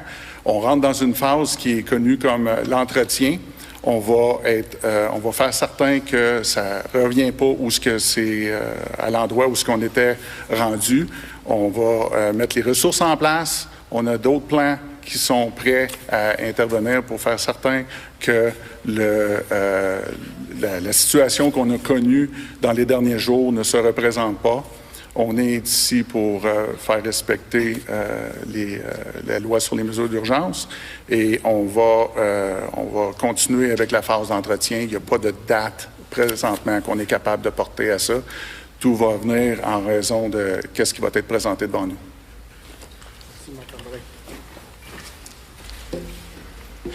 Good afternoon, Chief. David Menzies with Rebel News. Chief, can you kindly explain how it was that my colleague to my right here, Alexa Lavoie, was shot point blank with a tear gas canister, doing some very painful damage to her? What was the reason for that, given that she was simply practicing journalism in the public square? So I'm unfamiliar with the incident you're speaking of. What I can tell you is that there is complaint mechanisms, there is review mechanisms that will be engaged following this for any use of force incident that occurred. I'll also say that it's been my observations and experience through the amazing extensive journalism coverage that's occurred through this, that the vast majority of our members have been extremely professional. They have executed an extremely methodical plan that has been focused on the safety of the residents, the safety of our officers, and the safety of the people engaged in the protest. And Chief, just one follow-up question, if I may. Given that the Emergencies Act requires certain benchmarks to be met, such as the safety of Canadians must be at peril, the sovereignty of the nation must be at peril, do you think those benchmarks were met, given this was, for what I could tell, a largely peaceful demonstration and protest? So I guess I'm asking, did you really need to have this act invoked in terms of what were minor unlawful acts and basically bylaw infractions? So what the federal government, the provincial government, both enacted legislation that was absolutely supportive to helping us to end the illegal occupation of our streets. What could be described as bylaw infractions were actually terrorizing moments for the city, the residents and the communities that came around those areas. The powers that were provided to us through the Emergencies Act, through the Provincial Emergency Act, through the injunction, and through any of the other legislative means that we got to end this protest were extremely beneficial in us being able to be where we are today, see clear streets, and have residents that can again walk through their downtown core that they own. Thank you. Hi there, Erica Ibrahim, the Canadian Press. If my recollection is correct, it was mentioned that 191 people were arrested, 107 are charged. I'm wondering if you can tell us about the remaining number in custody and what we might be able to expect as far as charges laid with them. So what I can tell you is that we will on a regular basis update our investigative progress. You will see more people. There will be updated numbers in terms of arrests that have occurred as a result of unlawful protests and demonstrations today. You will see series of charges coming out after that, and we will continue to update on our investigations and charges on an ongoing basis. Okay, thank you. And just one quick follow-up. I have heard a report that police were giving perhaps a piece of paper or something of that nature to truckers or demonstrators as they left the perimeter. I was wondering if you could describe what that might have been. So I'm unfortunately, I'll have to get information for you. I'm unfamiliar what that piece of paper would be. Peter Hum with the Ottawa Citizen. I have some questions about protesters that are outside of the downtown core at the moment. I understand, first of all, with respect to Coventry Road, the encampment there, that notices regarding trespassing were delivered by police today. So I'm wondering if you could tell me, first of all, like what the situation is currently, how many protesters are there at the camp, and then what you're expecting from those people. So as we indicated at the beginning of this, there was a methodical plan that was going to be enacted to take care of all of the locations that were disrupted by the unlawful occupation. That includes Coventry Road.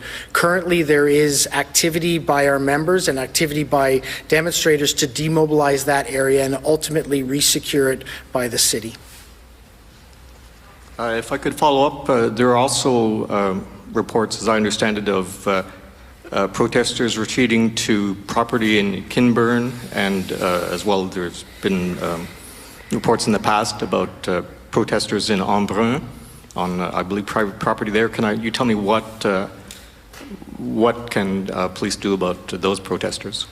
So we have active intelligence investigations ongoing to ensure that we know where people are leaving if they are trying to amass again to return to the downtown core. So while we maintain our footprint in this area to protect the downtown streets, we are trying to or attempting to keep tabs on those that are leaving and being potentially massing to come back. We will continue those efforts through our partnership with the RCMP and the OPP, continue to gather intelligence to make sure that these illegal activities don't return to our streets. Thank you, everyone. This concludes today's media availability. I'd just like to make a couple more last comments, if you don't mind, please. So, first of all, what I'd like to say is the media coverage, the participation from the media throughout this has been quite incredible. The documentation of the activities that are going on has given people the real life experience of what's occurring out there. So for that, I thank you. I also know the media has been subjected to slurs, to abuse, to illegal activities to themselves. So we have one active investigation ongoing right now, and I would ask that if there are any more activities that need to be reported, please report them to the Ottawa Police Service, because we will take them seriously and conduct an investigation around those activities. I have to thank the officers that came here. It's nothing short of incredible, the people that showed up for us. The municipalities, the federal, provincial police services that actually attended Ottawa to help us take our streets back was amazing. But beyond them, I actually have to thank the communities that they came from. There are many, many people across the country that actually let their police officers go to help the citizens of Ottawa, and for that, I thank them. Finally, it's important for me to recognize the community. I talked about community healing. I talked about the steps that we have to go on to move ahead, and they are many, and they will be hard, and they will be long, but you have the commitment of this service to actually engage in those. There are many steps that we have to take, but they are going to be important discussions and dialogues so that we can heal as a community and come together. Thank you very much.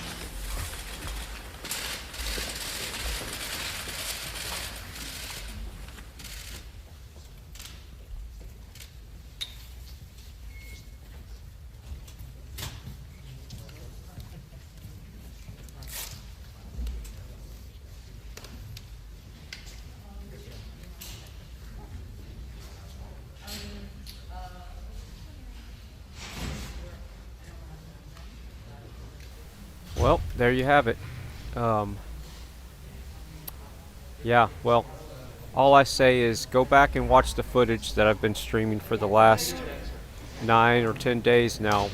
There's at least 12 to 16 hours a day of footage that I've been streaming, and you make your own decision if it was a violent protest. And all I saw was bouncy houses, people handing out pancakes in the morning. The truckers were cleaning up the streets. They were feeding the homeless. They were, I could just go on and on and on. Everybody felt safer there. I didn't see any Nazi flags. And trust me, I'm pulling up feeds just like what you're seeing here. There was not a single violent incident. The only violence I saw was truckers honking their horns a few times after the mandates. So if you want to call honking a horn violence, then that's whatever you want to call it. You know, it's not violence. It's disturbing the peace. And yeah, I can understand that if you live downtown, but what is 2 years of lockdowns, and then it's still they're still not getting rid of the mandates. And this whole protest is nothing to do with right-wing extremists. There's no evidence of that. A lot of these people are not even, they don't even hardly speak English. You know, I didn't see a single person there that was always talking about Trump, Trump, Trump, and everybody's saying this is a Trump thing. That's nothing to do with Trump. This is in Canada. So I put a poll in the chat room, and I asked, let's see, what was the poll again? Is the Freedom Convoy a peaceful protest? And 92% said yes, and 8% said no. So those 8% that said no, I would love for you to go back to Fry TV Now or any of the live streamers' channels and watch from day one till whenever the cops showed up a couple of days ago. The only time it got violent, the violence was from the cops, not the truckers. So just know that you're being lied to. And you know, the new media is the streaming media. And I can't spin what you're seeing right now. I can only show you what's happening. And you can see for yourself, they're still out there protesting. So I'm showing footage from yesterday. Look at all those cops. And that's nothing. There's other streamers. There's footage worse than that. But I don't want to show the horses running over the lady and the guy and all that stuff. It looked like UN troops. These guys are at least wearing yellow. There's some other footage out there that I have these guys look like UN troops. And they have a weird, crazy, a draconian type accent, you know, like you see on the Alex Jones police state videos. But most of what I heard coming from the House of Commons was majority lies.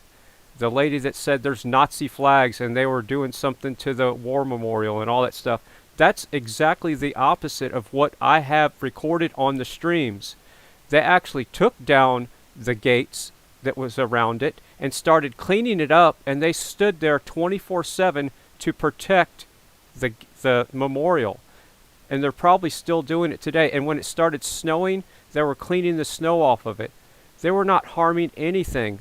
So what you're seeing on the mainstream news is all lies. So in the chat room, can y'all vote for which audio you want to hear now? The Ottawa Police providing the update is over with. So I'm going to get rid of that screen real quick. So in the chat room, which audio do you want to hear? Everything is live except for the Church of Bubbles footage that I'm showing from yesterday. So which audio do you want to hear, and vote in the chat. And I wish I could do a poll for that, but it'll only let me ask a question. It won't let me put multiple fields in there.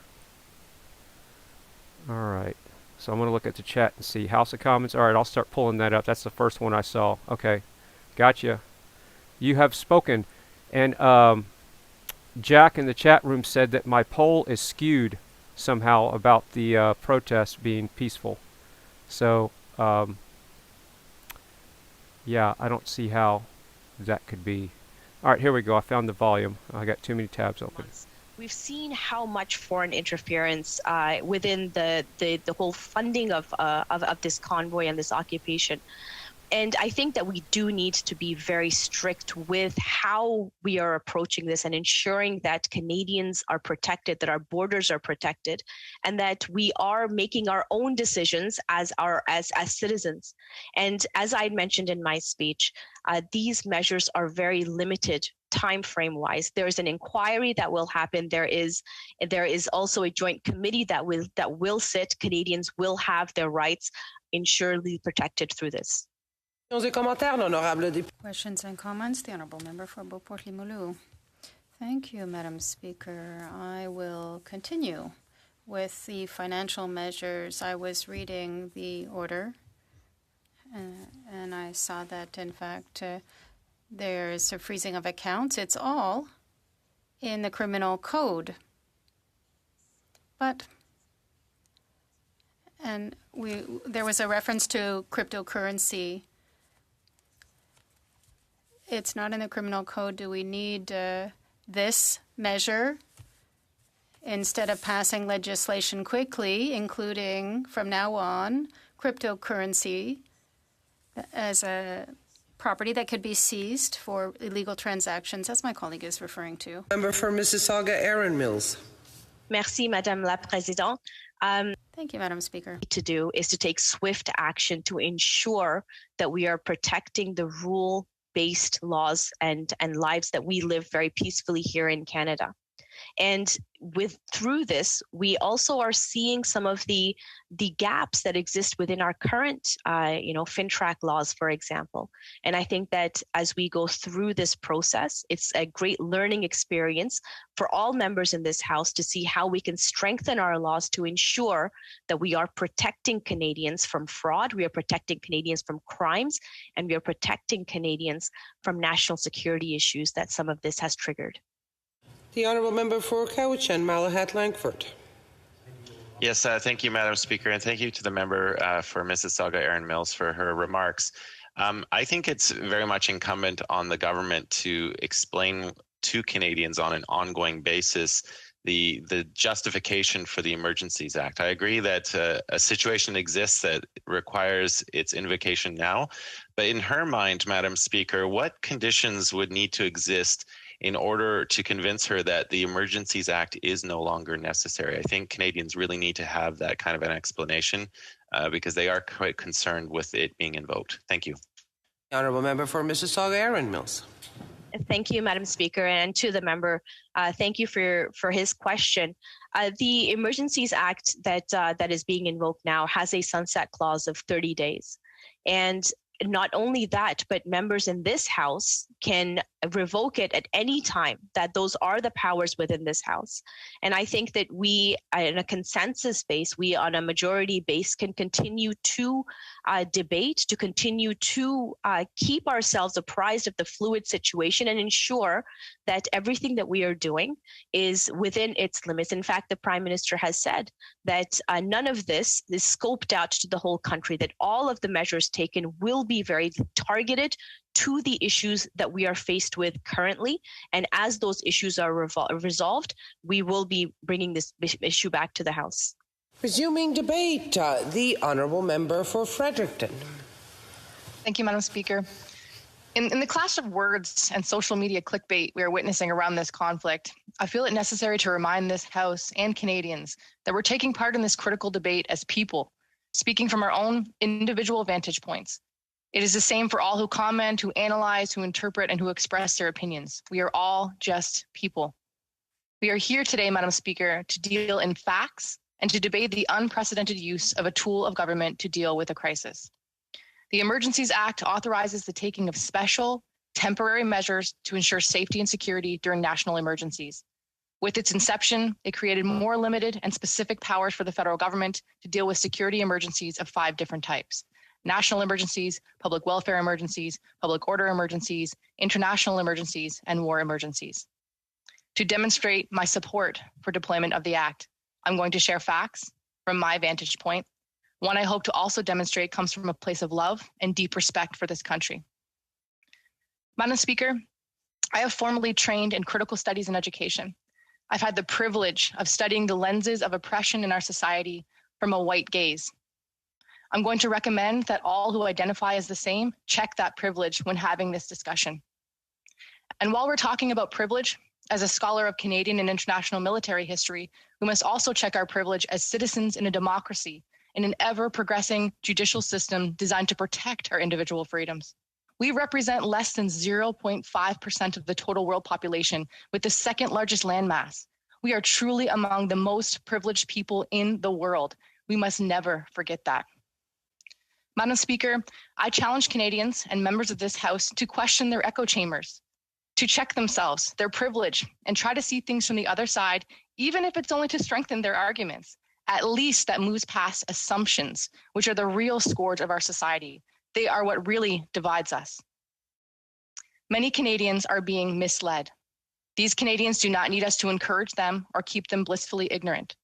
Today, far too much of Canadian discourse is hateful, reactionary, and dangerous, and the political rhetoric that ramps it up is reprehensible. We are indeed facing extremism in Canada, and it is incumbent on each of us to call it what it is. As the New Brunswick Commissioner on Systemic Racism said, continuing to pretend that what we witnessed over the last 3 weeks was not a cover for a maturing anti-government, anti-pluralist, far-right extremism does nothing to combat the rising hate in this country. That extremism culminated in the occupation of our nation's capital and other key locations in a politically motivated coup attempt and requires decisive action with measures that are targeted, temporary, and proportionate. This is what has brought us here today. I've heard many in this House ask the question during this debate, how did we get here? It has been clear from the outset, long before the initial convoy colonizers arrived in Ottawa or Windsor or Surrey or Coutts, the intent has been to disrupt and indeed overthrow our government.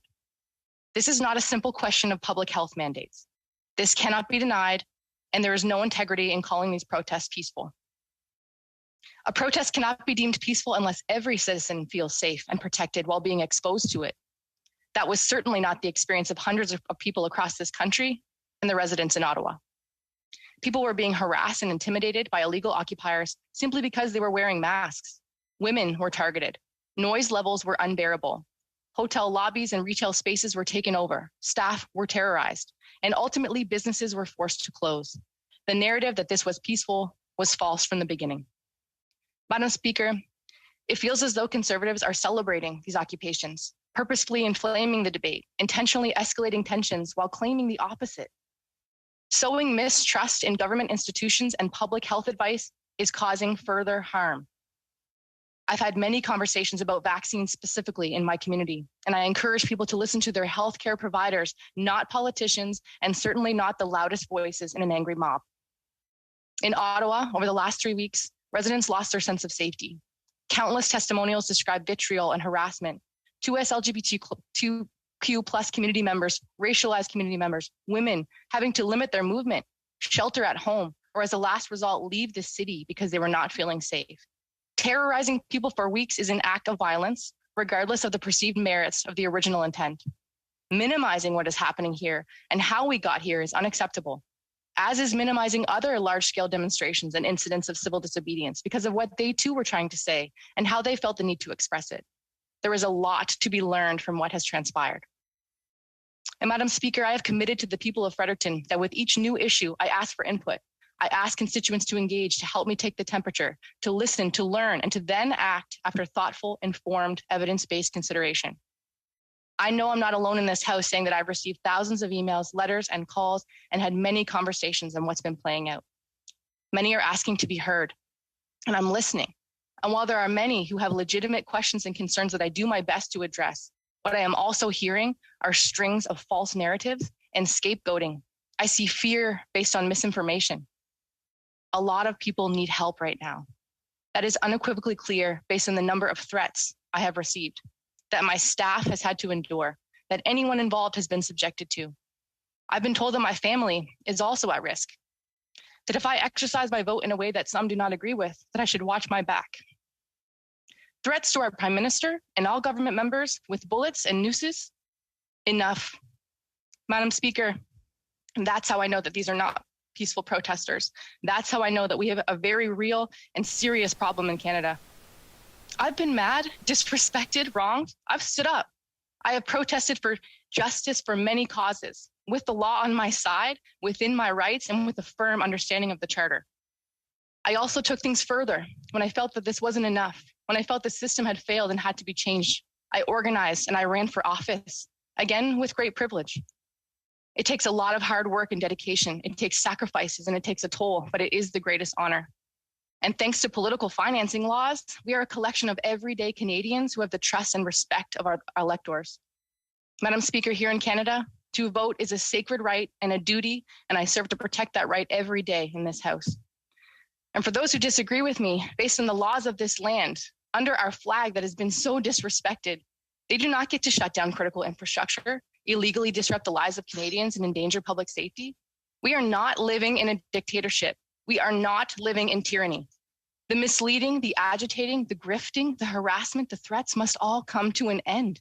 And it has become clear that after 3 weeks of coordinated, foreign-funded, and right-wing white supremacy infiltration, that we have reached the threshold of emergency, requiring the implementation of this act.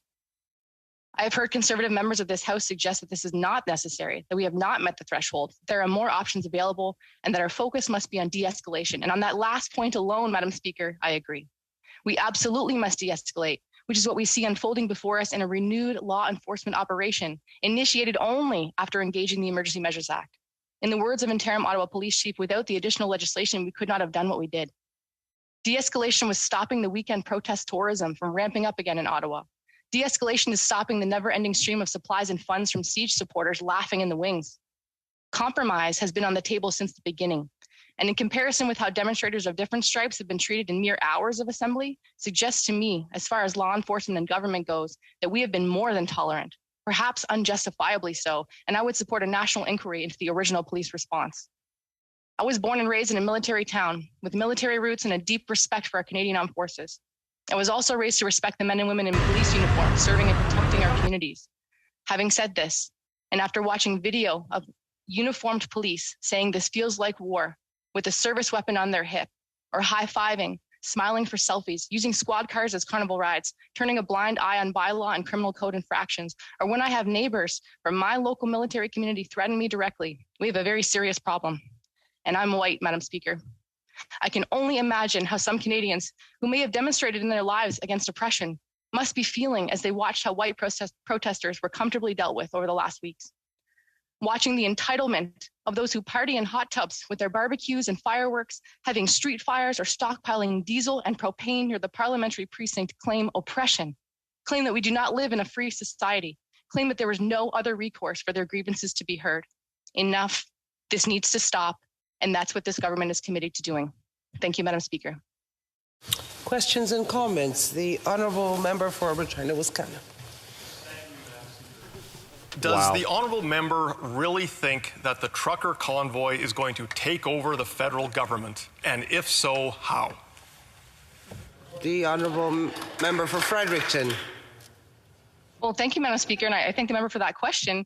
There was a very clearly stated outcome in a widely circulated memorandum of understanding that specifically set out the terms and demands of this occupation, and it was indeed to overthrow the government by having a special committee selected by Canada Unity, I believe is the name, with the Governor General and the Senate. So yes, I do believe that was the stated intent. Thank you very much.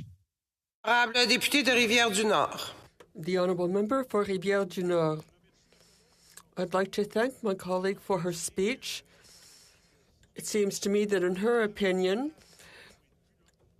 the situation couldn't continue, and I agree. It had lasted for 3 weeks, but I also understand that in her opinion, the government did not have the means to dismantle all of this. And I understand from her response that her colleagues agree that her government couldn't have dealt with this situation otherwise. But what particularly interested me is that she doesn't seem to be in agreement with the Premier of her own province, because the Premier of New Brunswick said, he said, and I quote him, to reaffirm that he doesn't appreciate the enforcement of this act and doesn't think it necessary in his province, given that the police forces had the matter well in hand. I'll allow the member to respond. Thank you, Madam Speaker, and I thank my colleague for his question. Surprised that I often disagree with my Premier on many issues.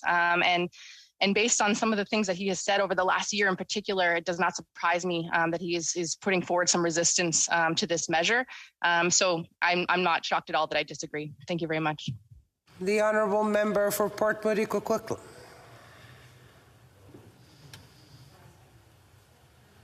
You're on mute. The honourable member is on mute. And thank you, Madam Speaker. Am I now? Okay, perfect. Thank you very much. Thank you to the member for raising the reality of hate that all in this House over the past few days have denounced as one single point of consensus that I've heard. Could the member, through the chair, could the member talk about how we as parliamentarians can deal with this going forward? Fredericton. I don't know how much longer I can handle of the lies, but I want them to, the lies to get out so we know who the bad people are. Is the key. Anti-racism education is the key. We have to keep confronting these realities. And I think, based on the progressive nature of Canada over the last couple of years, it really shouldn't shock any of us that there's such resistance has been met with this progression. And so I think it's just about keep moving forward, keep having these conversations, keep calling out the hate when we see it, keep making sure it is unacceptable in our society, and we just have to believe in better. So I still have hope despite what we've seen over the past couple of weeks. I know that Canadians can do better, and members in this House, we can do better as well. Thank you. Member for Sandwich Gulf Highlands. Thank you, Madam Speaker. I want to thank the honourable member for Fredericton for her thoughts, and I just want to say on a personal level how deeply distressing it is to imagine that people in her own community are making her feel physically threatened based on how she may vote on a matter here in the House of Commons. I want to ask this. It seems to me that the convoy exposes white supremacists and racism in a well-organized alt-right network that is fueled by social media, Facebook, and Russian sites, not just here but elsewhere. The problem is the Emergencies Act can only last 30 days. We're uncovering a cesspool that will take years to clean up. How does the honourable member think we can cut short the Emergencies Act, which I think if we keep it should be done very soon, and not let go of what we're discovering? Honourable member for Fredericton. Thank you, Madam Speaker, and I thank my honourable colleague from Sandwich Gulf Islands. It's so lovely to see her in the House. You said it. It's about, how do we keep this going? We cannot forget. I mentioned in my speech about the lessons that are to be learned from this and the whole pandemic experience.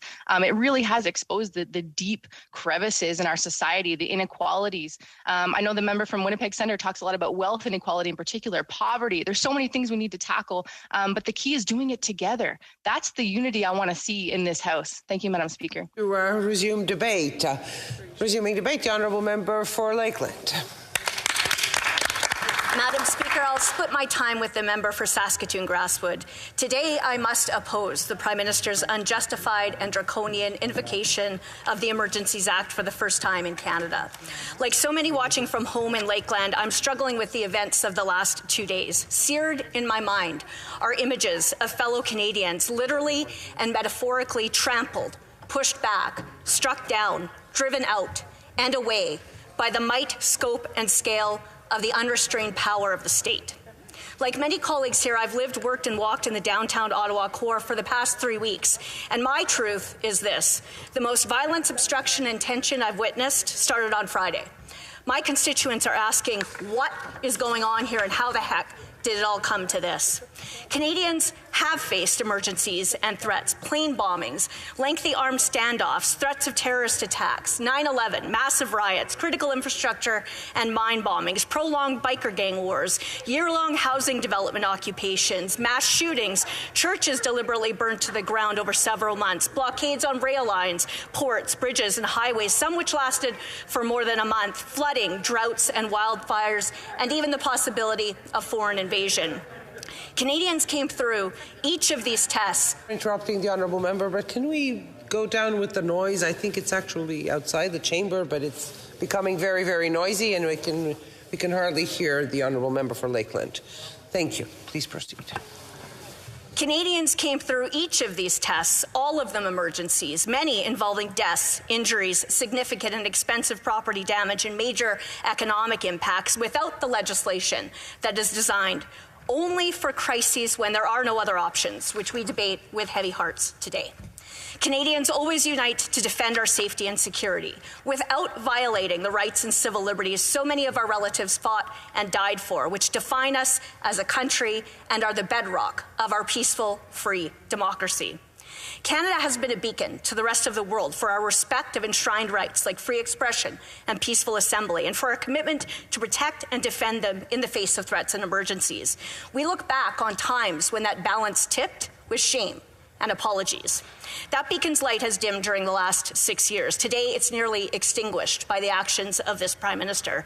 He's setting a dangerous and unwarranted precedent, evocative of the response of authoritarian regimes to dissidents, protests, or any opposition. The Prime Minister created this crisis from beginning to end. He called the marginalized 10% of Canadians who have chosen for the various and private reasons they have to not be vaccinated, quote, misogynist, racist, science deniers. He said Canadians who traveled to Ottawa to demonstrate to ask for an end to government mandates and lockdowns are conspiracy theorists who hold unacceptable views. And his actions imply they're terrorists, which, by the way, must involve bombing, shootings, and kidnapping, as legally defined, none of which has happened in Ottawa in the past 3 weeks. Of all these fellow Canadians, he actually bemoaned that they take up space and asked, do we tolerate these people? Let me say I hope there's room for every Canadian to exist, to take up space, no matter their views on vaccines or any government policies, whether I agree with them or not. Whatever happened to respect, tolerance, and diversity, to resisting the tyranny of the majority? It's chilling to think a Prime Minister would wedge, divide, and stigmatize his fellow Canadians for his personal partisan purposes, but so he has done. And more than a few people from Lakeland have pointed out, that sure went from a fringe minority to an emergency in a hurry. It would almost be amusing if it weren't so grave. Let's remember what's going on here. 3 years in, with one of the highest vaccination rates in the world, and untold government-caused harm to families, businesses, mental health, kids' learning progress, jobs, relationships, travel, after so much isolation, fear, stress, confusion, and restrictions for which there is inconsistent or no evidence of efficacy, this Liberal government refused to do what many developed countries have already done and most provinces are already doing, end increasingly pointless mandates. Conservatives simply asked for a plan to do so 2 weeks ago, and the Liberals said no. The Prime Minister attacked and then refused to meet or hear from Canadians with whom he disagrees. And he's imposed his heavy-handed will, despite the strong opposition of 7 provinces. The Emergencies Act was never designed nor intended to be used to limit the rights of Canadians who express opposition to government measures.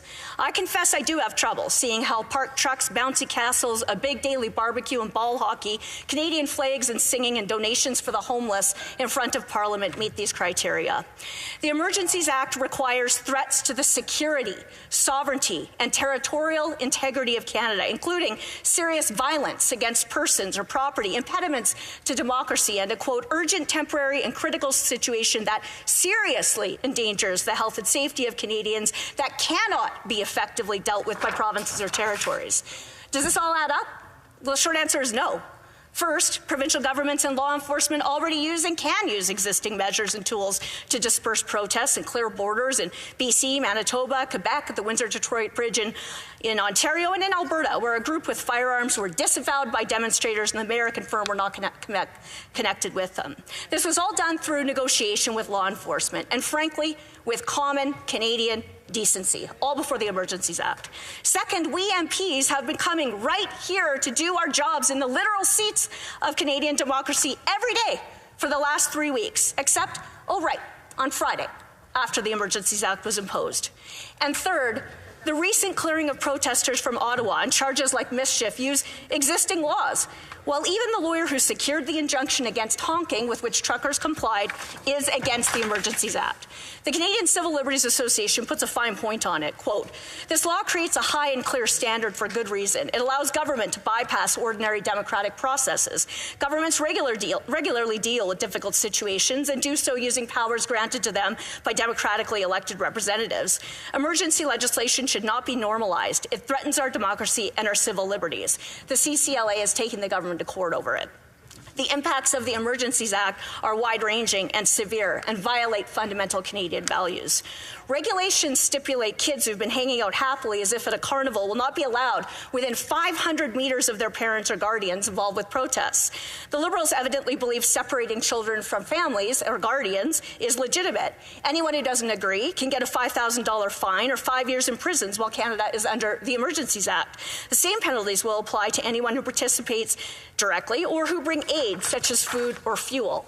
As someone of Ojibwe descent, I thought by now we've agreed in Canada that it's morally repugnant and wrong for the government to separate children from their parents or guardians unless the adults are harming them, and how callous that Liberals are prepared to ensure those Canadians are deprived of food and fuel. Apparently pets are targeted too. The Emergencies Act enables freezing personal and business bank accounts of anyone directly or indirectly linked to the protests without a court order or due process. The rules will cover cryptocurrencies and crowdfunding platforms too. It's already happening to my constituents. One guy never came to Ottawa and donated $25. Another woman's business account is shut down. She says it's devastating. We can't pay our employees or our bills. How will people live? We had no part sent no money to the Convoy. Our bank does not know when it will be up and running again. So much for localized, targeted action.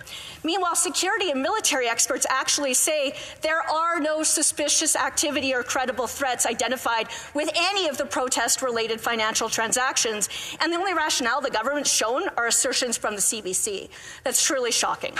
The Emergencies Act is already violating rights to mobility, association, and assembly. Big fences are already keeping Canadians away from here, a building that's theirs, grounds that are theirs, the people's place, the very place of all where they ought to be able to express their views on government policies and law. Gatherings around legislative buildings and national monuments, public assembly other than lawful advocacy, protest, or dissent, much of which has now been criminalized retroactively, near critical infrastructure, official residences, government buildings, and war monuments are banned. Canadians cheering all of this on must really consider how they would view these measures if the cause was one they liked and if the government was one they didn't. If their perspective changes, the unjust moral implications are blindingly clear. Much has been said of Conservatives and law and order. Let me explain my view. I believe in the rule of law and in freedom. So I'm for individual rights, limited government, personal responsibility, and social cooperation. I'm against squashing dissent, authoritarian policies, tyranny even if it's popular, and using police to achieve these ends. The CCLA says protest is how people in a democracy express and share their political messages. Many protests are destructive. It's possible for protests to be both disruptive and peaceful and nonviolent. Destructive protests, while often unlawful, can be the most effective way of raising awareness. Through history, countless wrongs have been lawful and justified by governments and citizens. Basic rights and freedoms have been illegal. It's never the side in favor of the invasive, unforgiving, unyielding power of the state and against the sovereignty and freedom of individuals over themselves and their lives that is right. One day, we'll be judged for this, and Conservatives will be on the right side. I hope every MP will be too. Yeah. Questions and comments. The Honourable Parliamentary Secretary to the Government House Leader. Madam Speaker, in one word, wow. You know, I think she should be recruiting Max Bernier to run for the Conservative Party. You know, we're seeing the extreme right. Yep. You want to talk about a speech? This member, I don't. What do you say? Does she support the rule of law? No. Listen to the comments that she puts on the record. It's almost as if she's patting on the back, saying the blockade was a wonderful thing. We should be encouraging these things to be taking place. Does the member and her Conservative colleagues not realize the damage that was caused, the hurt for people losing jobs? She wants to see children put up as barriers, Madam Speaker. Right. Incredible. Right. Does she support the People's Party? I couldn't believe the comments that are coming from the Conservative members. My question is, seriously, do you support the rule of law? The honourable member for Lakeland. So that is precisely the name-calling, extremist, inflammatory, frothing at the mouth, putting words in a person's mouth, painting with one big broad brush, and twisting the points that a person has made. That's exactly what has driven hundreds of thousands of Canadians to feel ignored, abandoned, insulted, attacked by elected representatives, by this Prime Minister, and by this government. And frankly, he should be ashamed of himself. Questions and comments. Questions et commentaires. The honourable member for Edmonton Strathcona. Thank you, Madam Speaker. You know what? I don't always agree with members of the Liberal Party, but I also am quite shocked with some of the comments that we heard in this speech. And what it brought to mind, I looked it up because I had read an article by Andrew Coyne yesterday from the Globe and Mail, and he said Conservatives have of late devolved into political magpies, snatching up whatever shiny object crosses their path, no matter how incoherent, indefensible, or unconservative, just so long as it enrages the Liberals. So I have to ask my colleague, through you, Madam Speaker, if threats of insurrection of our government, if violence in the streets of our capital city that have made it unsafe for my employees to come to work, if that is not an emergency, is this not just another shiny thing for the Conservative parties to be picking at? The honourable member for Lakeland. The violence came from the police. This is about a fundamental principle of the ability for citizens to express themselves and not have the government do an extreme and unprecedented action which is invasive in all parts of their lives, for which tools already exist. That is what we are debating here today with the Emergencies Act. When it comes to threatening people's lives or assaulting or criminal activities, of course, I'm sure the colleagues, if they're dealing with me in fair faith and good faith in this House, know that I would be among the first to say, throw the book at them, charge them, go to jail, increase penalties. What we are talking about is debating a government doing something that has never been done before, where the consequences are wide-ranging and severe, on issues that provinces and law enforcement have shown repeatedly they can take care of and manage themselves. Questions and comments. Questions et commentaires. The honourable member for Laval-les-Îles. The honourable member for Laval-les-Îles. Madam Chair, is it Alfred Pellat? I'm sorry. Alfred Pellat, yes. No problem, Madam Speaker. Thank you, Madam Chair.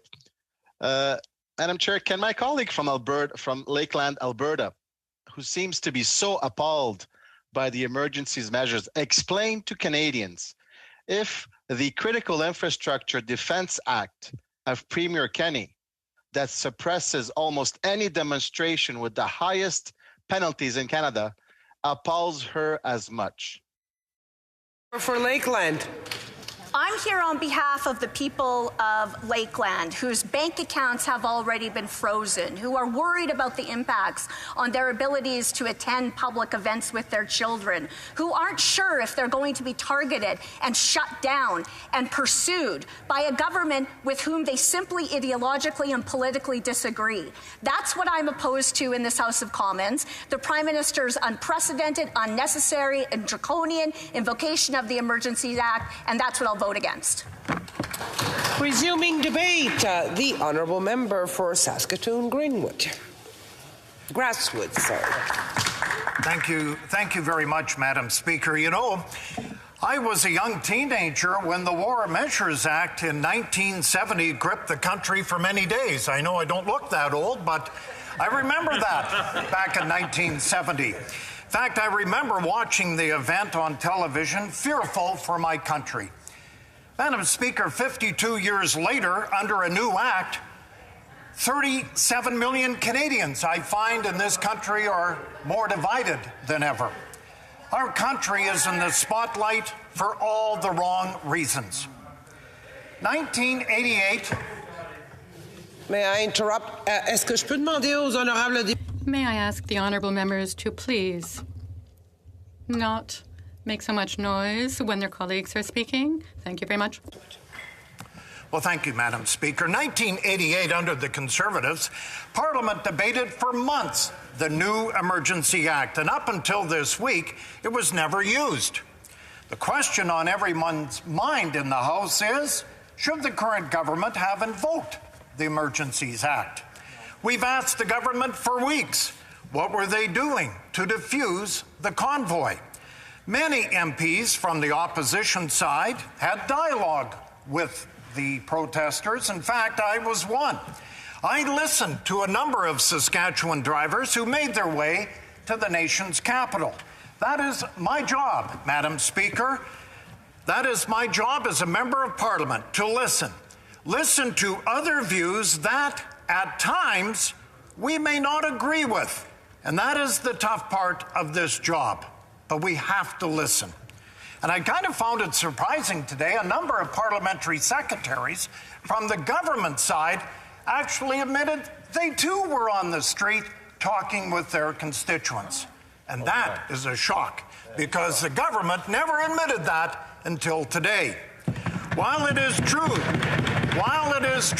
that there were many different views being represented in this city, it is entirely unfair to categorize all protesters as fringe extremists.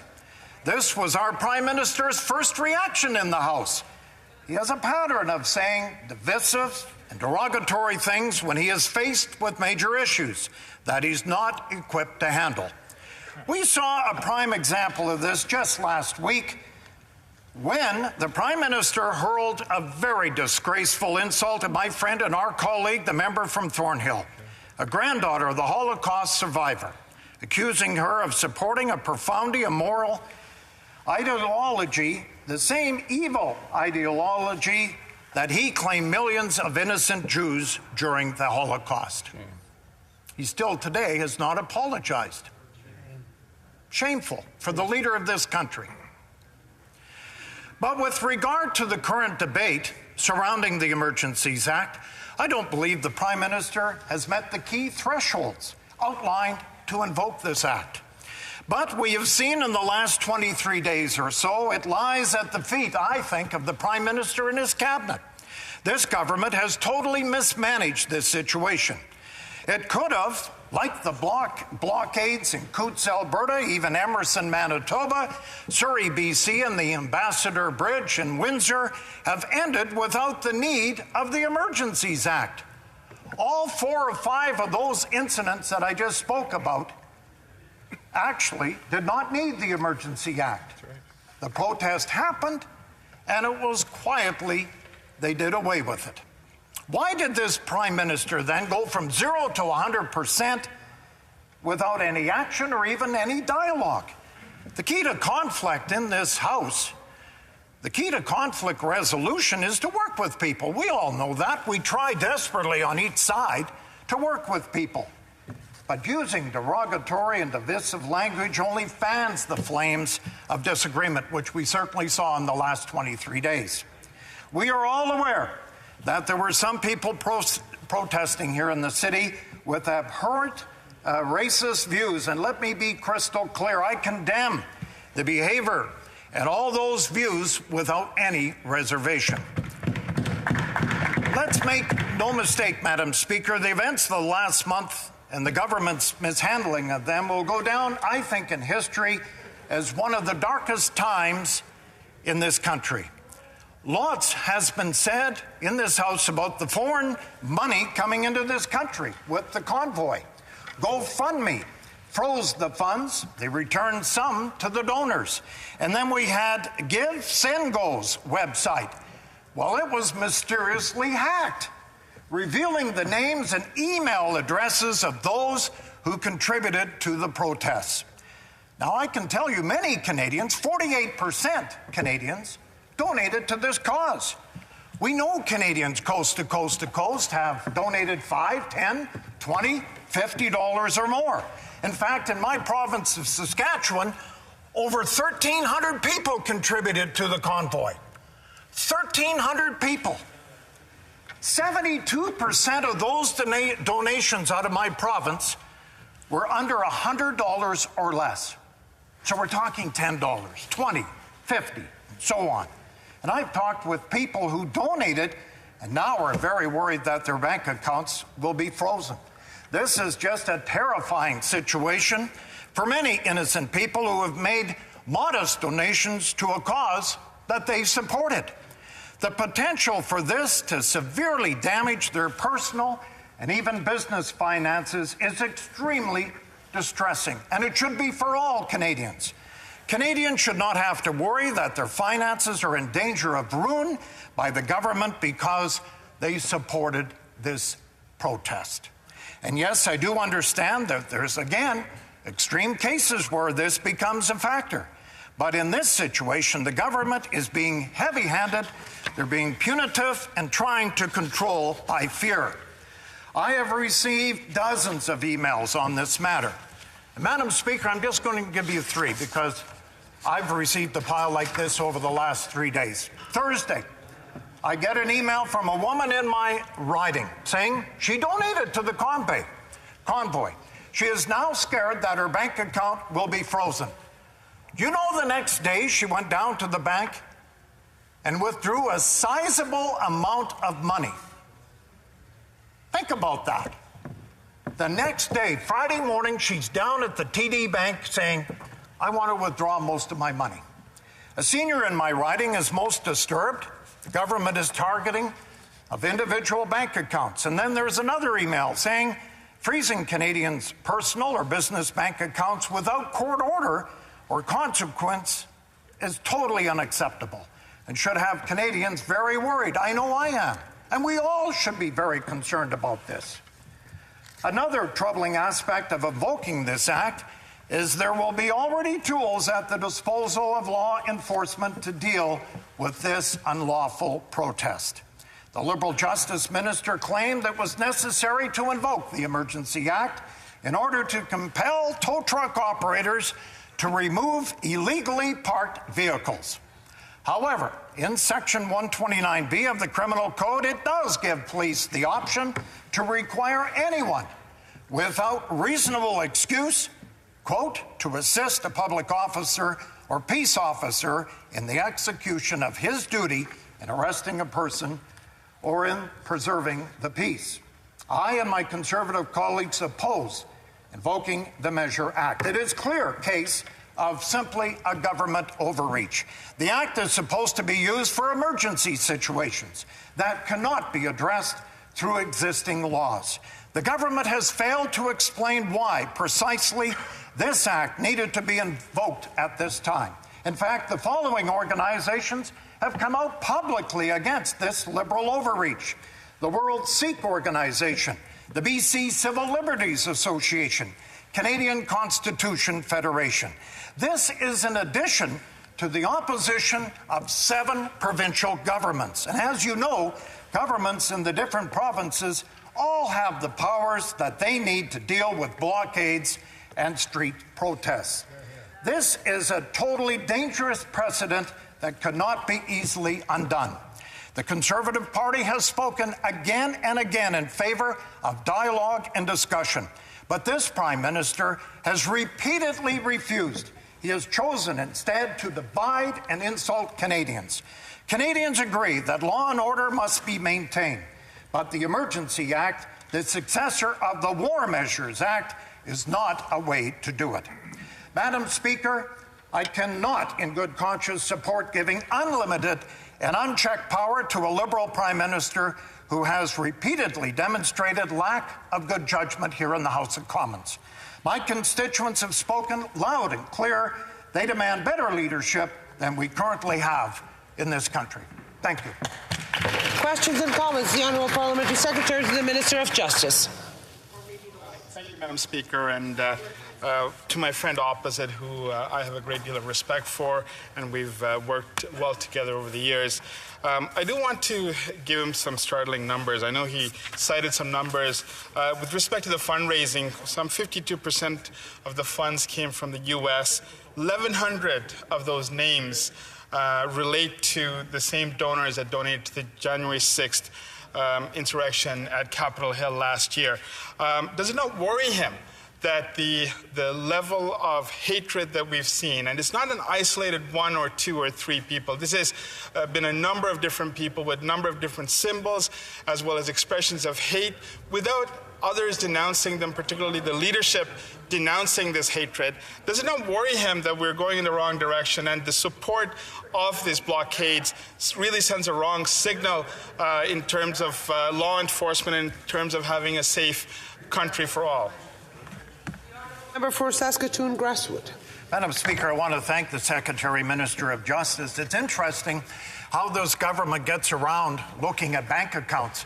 I remember in 2015, Leeds Now cost Joan Crockett her MP seat in the city of Calgary.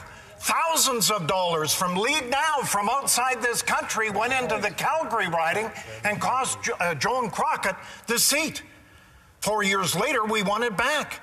And what about the Tides Foundation in this country? Exactly. Can we look at their books, Madam Speaker?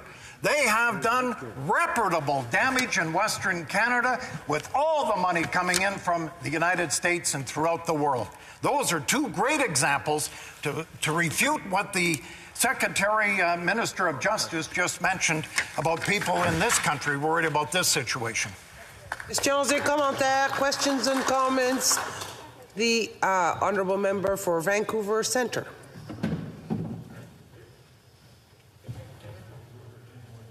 Vancouver East. The honourable member for Vancouver East. Thank you very much, Madam Speaker, and thank you to the member for his comments. He cited a lot of people in his speech, but I wonder what the members thinks about the comments from the former Conservative MP Peter MacKay and Senator Vern White, who said, and I quote, "What we have seen in the occupation of Ottawa and blockages at border crossings is not the right of protest enshrined in our Constitution, but illegal activity that represents a national security and economic threat to Canada. Leaving aside the stated manifesto of the organizers to overthrow the government, these protests are weakening our economy and disrupting the freedoms of law-abiding citizens," end quote. As we have seen, many citizens, particularly in downtown Ottawa, were not able to leave their homes and they felt unsafe. They were harassed. They were shouted at. What is the member's comments to those law-abiding citizens? And does he think that his former colleague, the former MP Peter MacKay, and the current Senator Vern White are wrong? Honourable member for Saskatoon Grasswood. Well, thank you, Madam Speaker. To the member of Vancouver East, I wonder about the great Tommy Douglas. What would he think about her party here today? Because Tommy Douglas supported the 1970 War Measures Act. How about Swen Robinson from her province of BC? I remember him. Tweeting out, he can't believe what the NDP stand for today. You know why? Because they stand for nothing, Madam Speaker. We know that. They don't stand for Canadians. And what about Aaron Weir, former Saskatchewan MP? By the way, we have no more NDP MPs in our province for 2 elections in a row. Why? Because citizens of Saskatchewan have seen through that party. Questions and comments. The honourable member for Saanich Gulf Islands. Thank you, Madam Speaker. To my honourable colleague from Grasswoods, I think we've seen something called a war room in the Alberta government, and a very expensive report that tried to look into and did look into all the foundation money that ever went into Alberta, didn't find any evidence of anything other than it was all reported, it was never hidden, and as far as Lead Now, as far as I know, all their donors are Canadian. So I think we've already put to bed the rumors. If you want to find foreign-funded large influence on energy policy in Alberta, look no farther than the board of directors of the Canadian Association of Petroleum Producers. 80% of them controlled by foreign interests. Member for Saskatoon Grasswood. Thanks to the member of Saanich Gulf Island. I will say this, because I've watched for the last 2 days quite a bit of the debate, and she has not made up her mind on this. And I believe her, actually. And we're looking forward to where her vote goes tomorrow night. But you know, Western Canada, they're looking at every NDP and Green MP to see where they will vote tomorrow night, and they will not forget, Madam Speaker. Resuming debate. Reprise du débat. L'honorable député de Resuming debate, the honourable member for Manicouagan. Thank you, Madam Speaker. First, I want to address my warmest and most sincere thanks to all of the police forces, be they municipal, provincial, to the officers of the Parliamentary Protective Service, the officers of the Royal Canadian Mounted Police, with a special thought for the officers of the Sûreté du Québec who were deployed in order to resolve the impasse and who have acted in an exemplary manner at a time when, unfortunately, for unfortunate reasons, the eyes of the entire world are on Canada. Thank you for your dedication. You know, speaking of eyes, Madam Speaker, you know, I will be sharing my time with the member for Salaberry-sur-Roi. And again, Madam Speaker, speaking of eyes, and eyes that are riveted on Canada, I've always admired the work of cartoonists. Indeed, the art of caricature, especially since the advent of the written press at the end of the 18th century, the beginning of the 19th century in the Western part of the world, has been part of political discourse. As a counterpoint, it makes it possible to render subject matter through simple pictorial representations, striking in clarity because easily grasped by the mind, and that also communicate the essence of an individual or an event through the medium of humor, often caustic humor or even cynical humor, but making it possible to grasp in a single glance what is not set out as the truth or aim in and of itself, but rather as the fault lines of a situation. And it's a rich and needed way of questioning. A good example of mastery in this art form, able to enlighten us today, was published yesterday at about the same time in the pages of the Journal de Montréal newspaper by the cartoonist Y. Of course, Madam Speaker, I cannot, under the rules of the House, show you this cartoon here, but please allow me to describe it to you and use your imagination, because it is in a way to show by the end of my speech based on the fault lines that I mentioned. And they're really lines, the power lines in this situation that will lead me to vote against the statement or the declaration before us. Let me just set the context for this cartoon, where it is taking place. It is the office of the Prime Minister of Canada. The only furniture visible is a desk and a chair that has been moved to the right in order to free up the underside of the desk. On the desk, there are a few objects.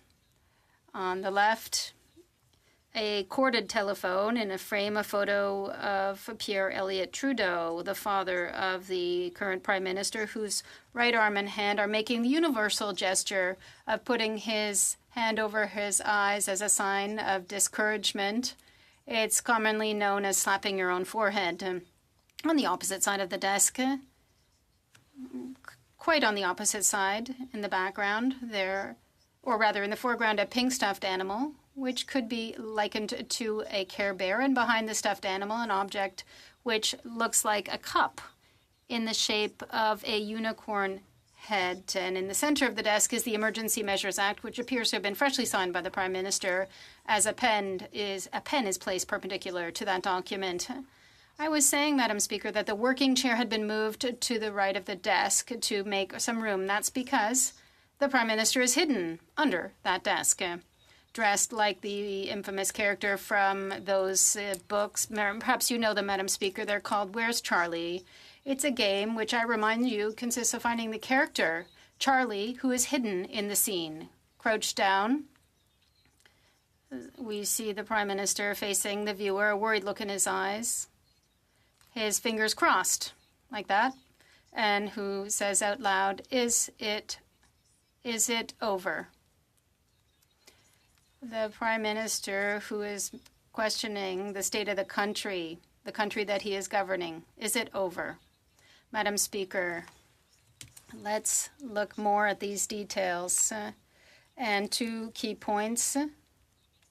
The character in the middle of the desk is the Emergency Measures Act, and we see the photo of Pierre Elliott Trudeau.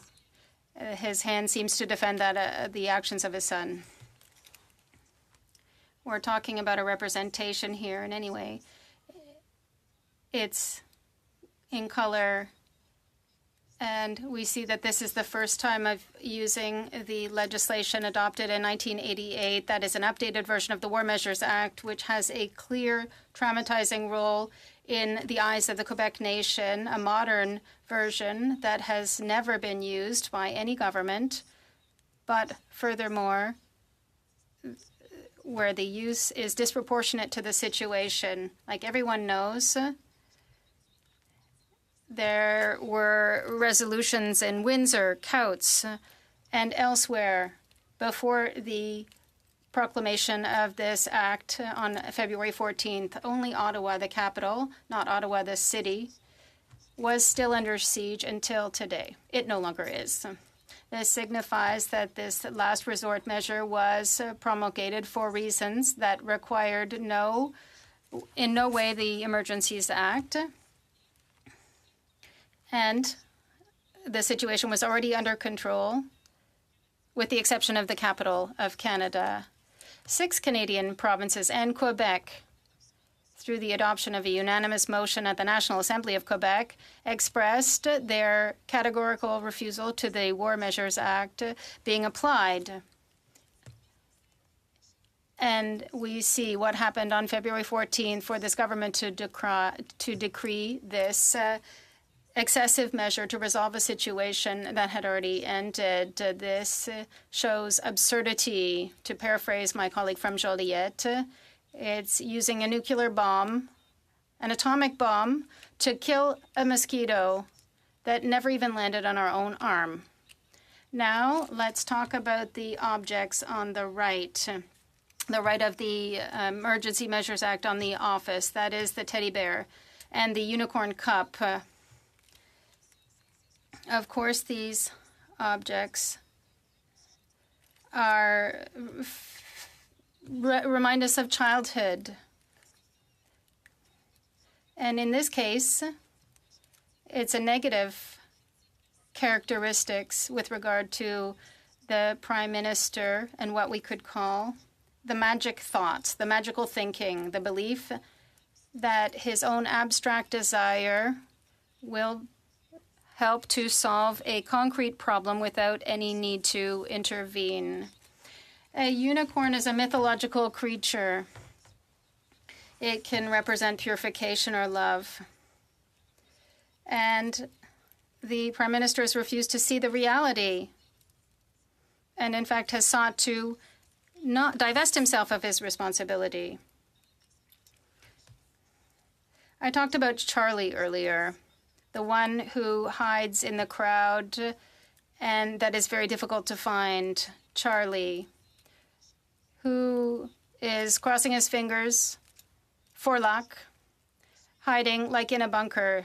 The vacant chair of the Prime Minister, with all that symbolizes, the Prime Minister cannot be found. In fact, where was he before the crisis, when they announced the imminent departure of a convoy, when it started, when it arrived, when it settled and dug in? The Prime Minister should have been there for Canadians.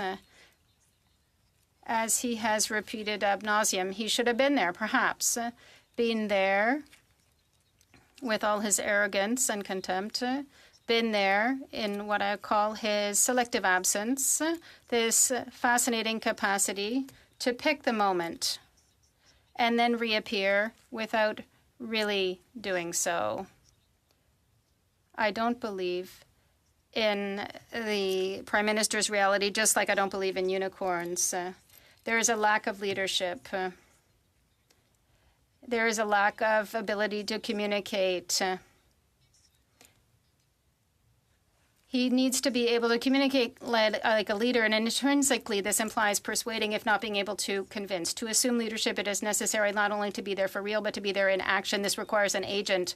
Let me conclude with this question posed by this caricature of the Prime Minister in this cartoon, which crystallizes the essence of what we're dealing with here today in the House. The legend that the fires lit from Quebec City to Vancouver have been extinguished in recent days by the magical power of the swelling of the Emergency Measures Act decree, which was proportionally inflated by the sidereal vacuum of leadership of the Prime Minister. Yes, a giant balloon, a balloonish measure can capture all the attention, and of course it can divert it from what one may wish to hide, but the fact remains that it is a balloon. To the question, the time has ended. We will move to questions and comments. The Honourable Parliamentary Secretary to the Leader of the Government in the House. Madam Speaker, you know, I'm certainly not one to weigh into how the politics in Quebec works, but I'm pretty sure that I don't think that there's a single member in this House that actually ever thought the Bloc Québécois would vote in favor of this, just given their position, generally speaking, when it comes to national legislation like this. Having said that, this member's attempt to conflate the War Measures Act with the Emergencies Act, just like the Conservatives done, is disingenuous at best and an attempt to completely misinform the Canadian public at worst. This member should know full well that the War Measures Act actually removed civil liberties that were afforded to Canadians. This piece of legislation specifically states in it that the Charter of Rights must be upheld, which is the defining feature between this and the War Measures Act. How can this member continue to perpetuate this misinformation? The Honourable Member for Manicouagan. Thank you, Madam Speaker. So I want to thank my colleague for his question, and I would say to the question of the Prime Minister, is it over? I would have said, yes, Prime Minister, it's over. And you know what? It was over before there was action taken. Come out of your hiding place and do what you thought about doing 3 weeks after the demonstration that you considered as an emergency by the very measure of the non-existence of your national crisis. What is a real emergency and national crisis, Madam Speaker, is that this government needs a leader. That does not respond to the question. The Honourable Member. The Honourable Member for Rosemont Petite Patrie. I want to thank my colleague from Manicouagan for the speech, and we share, in fact, the fact that the Prime Minister and the Liberal government let the situation fester. The Prime Minister was absent, and this did not allow the resolution of the crisis in the time that it should have taken. But will she not admit that when a Convoy organized by the far right, people who are extremely radical, who clearly say they want to overthrow the government, an elected government, and who terrorize, harass, intimidate residents of downtown Ottawa, it is a crisis situation, and the application of the Act allowed for a perimeter to increase fines and to freeze bank accounts, all things that couldn't have been done without the application of the Emergencies Act, as the acting Chief of Police of Ottawa has said. The Honourable Member for Manicouagan. Thank you, Madam Speaker. I want to thank my colleague for the question. Of course, I will condemn any presence of far-right group, no matter where they are. And I must say, it's not something new. I remember when I was 14, I was part of an anti-racism and anti-fascism group, and there were far-right groups back then. I think we're talking about 1982. So it's not new. What is happening now is that it's the result of the lack of action by the Prime Minister. Has never really been there since the beginning. So everything got worse, and then he said, I need heavy artillery. He had done nothing since the beginning. Thank you, Madam Speaker. The Honourable Member for South Shore St. Margaret's.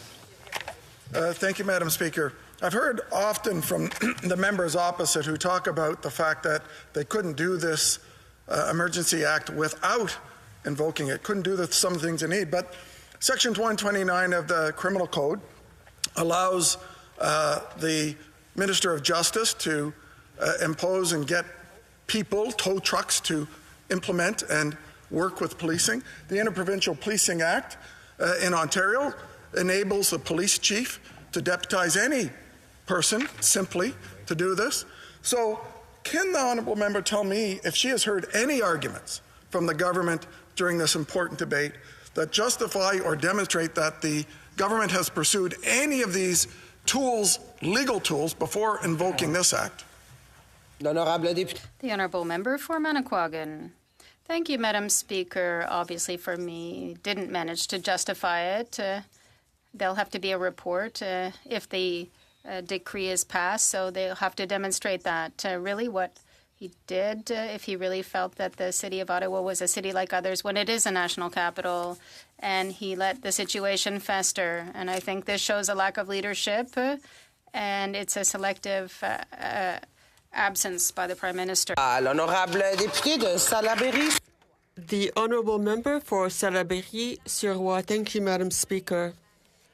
I would like to join my colleague in thanking the police services, but also our interpreters who have been interpreting for us since 7 Thursday morning and until late in the night, and they'll be here again tomorrow. So I'd like to pay them particular attention and thank them. You know, I am the 22nd member of the Bloc Québécois to speak to the motion on the Emergency Act. This is something historic. It's the very first time the parliamentarians have been asked to give their assent and approval of this Emergencies Act. I think that the Bloc has shown that the authorities had everything they needed at their disposal to deal with the situation and end the occupation of Ottawa. I'd like to hope that all members here in this House are aware of the fact that encouragement to hate, all these things, all the things that are around it, all of this is unacceptable and is dealt with in existing legislation. Intimidating residents and local business people, bullying, spitting on journalists. This is prohibited, and it is dealt with in the criminal code. I think there could be investigations of funding from abroad in order to destabilize politically. But I am proud of the colleagues, my colleagues who have shown real discernment and an understanding of nuance and who know that the situation in Ottawa has for a long time now become untenable. Things should have never come to this. There was a clear and serious problem of leadership, as my colleague, the member for Manicouagan, said so well. Now, they should have done something to end this demonstration, but this debate that we've been dealing with for a few days and tomorrow again, it has to do with confirming the Emergencies Act, the invocation of this act, and this is where opinions differ. We're asking whether this exceptional piece of legislation should be enforced, and that everywhere, all over Canada, everywhere on Canadian territory, these exceptional measures in the Emergencies Act, are they truly necessary to deal with were they necessary to have dealt with the impasse in Ottawa? I think it's dangerous to trivialize recourse to this act without any thought to what might happen in Quebec, in Ontario, in Saskatchewan, or Nunavut. I believe that we have shown that, in our opinion, the government has not proved beyond any doubt that all criteria were met to say that there was something that would necessitate the Emergencies Act. Further, this creates a dangerous precedent, a potentially dangerous precedent. I would like to say that the position of the Bloc Québécois also is one with the resolution taken by the National Assembly of Quebec unanimously. They spoke against this act through a motion unanimously passed, unanimously carried in the National Assembly. They spoke with one voice. I repeat, all Quebec's elected representatives, and each of them, one by one, and I think this is how you can interpret the position of the Bloc Québécois. I think these are the basic grounds of whether or not we will confirm this motion, a motion that applies to Quebec. Mr. François Paradis, who's the Speaker of the National Assembly, said that this unanimous support by all members of all parties and all independents showed that there was a clear message, and I don't think the message could have been any clearer. I'm very proud of my caucus, which is saying loud and clear that it also has the same opinion as the National Assembly. And you have to realize what this is, the weight of a unanimously carried motion in the National Assembly. I'm glad that the members of my caucus have been respectful of nuance, have been truly discerning, because what we're lacking now in this debate and during this pandemic, well, this is something that should inspire us to the greatest prudence. Now, in proclaiming this act, why is this important in dealing with the protesters? We have spoken in the Bloc with our heads, but also with our hearts. This is something that should make people think. Some colleagues on the government benches don't seem 100% convinced of the necessity of this legislation. This is exceptional, an exceptional act, and I think people should be thoroughly convinced of its necessity, of its indispensability. I believe that Monday night I will vote no to this motion. Besides the political and legal aspects, we will, in the Bloc Québécois, vote along the same lines as the National Assembly. This would be consistent with our basic political commitments.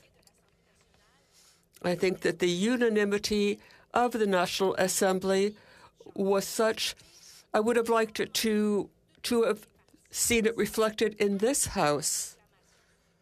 I would have liked to be able to discuss this before the order of invocation and not after.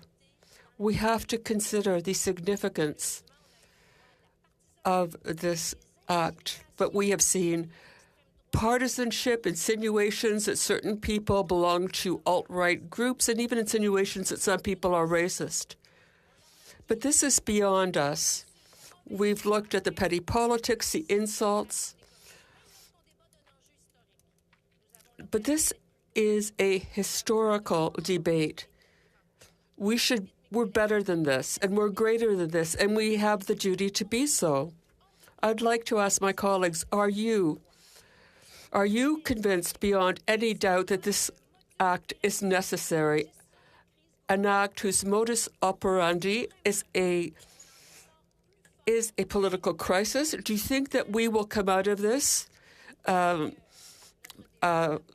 better people, better parliamentarians? Since the beginning, this debate has had to do with democracy. It's the honourable member for North Island, Powell River. Thank you, Madam Speaker. I appreciate being here in this House debating this very important piece of legislation that's before us. And I want to thank the member who just spoke. I work with her closely in our joint roles as whips, and I really appreciated the very sensitive nature of which she took this speech. And I also want to say that these are amazing times, and I do believe that we should not be here, and here we are. I also want to say that today when I was walking to come to work, I saw something that really bothered me. I saw a small business owner chasing two men out of his store with a stick, yelling at them, and he could not get a hold of the police. So I'm just wondering if this member could talk about the impacts that this kind of recklessness in this country that is happening, when we see this extremism, when we see this blockade for 3 weeks, when we see people feeling so afraid, and we also see the impacts of that activity, which means our social structures start to come undone. And if we cannot stand up in this House and talk about how we're going to deal with that, then I don't think we're doing our jobs very well. And I would love to hear her thoughtful response, just as thoughtful as her speech was. Thank you. The Honourable Member. I'd like to thank my colleague for her question, which gives me the opportunity to say clearly that the people who made up this convoy and occupied the streets did not all have the same message. I think we've forgotten this in order to spotlight one group above the others. I have talked to people who were crying because they wanted to withdraw from the convoy, but they felt trapped. I think that now the streets are empty. The demonstration is over. We no longer need this legislation. It is no longer necessary to manage a crisis which is ending. The Government House Leader. Thank you, Madam Speaker. I don't entirely disagree with the comments from my colleague in the block when she said that, there were a lot of people who, got caught up in this who had different intentions than those who were more on a path of the lawless behavior that we've seen. But the reality is those that were here in the week leading up to the police action that we saw in the last 3 days, I would say that the vast majority by that point represented those that were dug in and had their heels in order to ensure that, saying that they wouldn't leave. But more importantly, we've heard a lot about, well, the powers were there, the provinces had the powers to do this or that. Yes, the provinces had the power to bring in other police forces, but they didn't. And the provinces didn't do anything. Is this member saying that it just happens to be a coincidence? I would like to ask my question without being heckled. Is this member? Order, please. Can we listen to the question until the end? Suggesting that it just happened to be a coincidence that the Emergencies Measures Act came in on Monday, and then we started to see real action on Thursday. Is that just a coincidence? And it had nothing to do with the emergency measures? The Honourable Member. Thank you, Madam Speaker.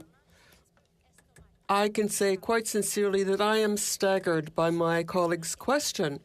It seems he's asking me if the provinces let this degenerate, and it took the federal government to get the troops out exceptionally and do the job.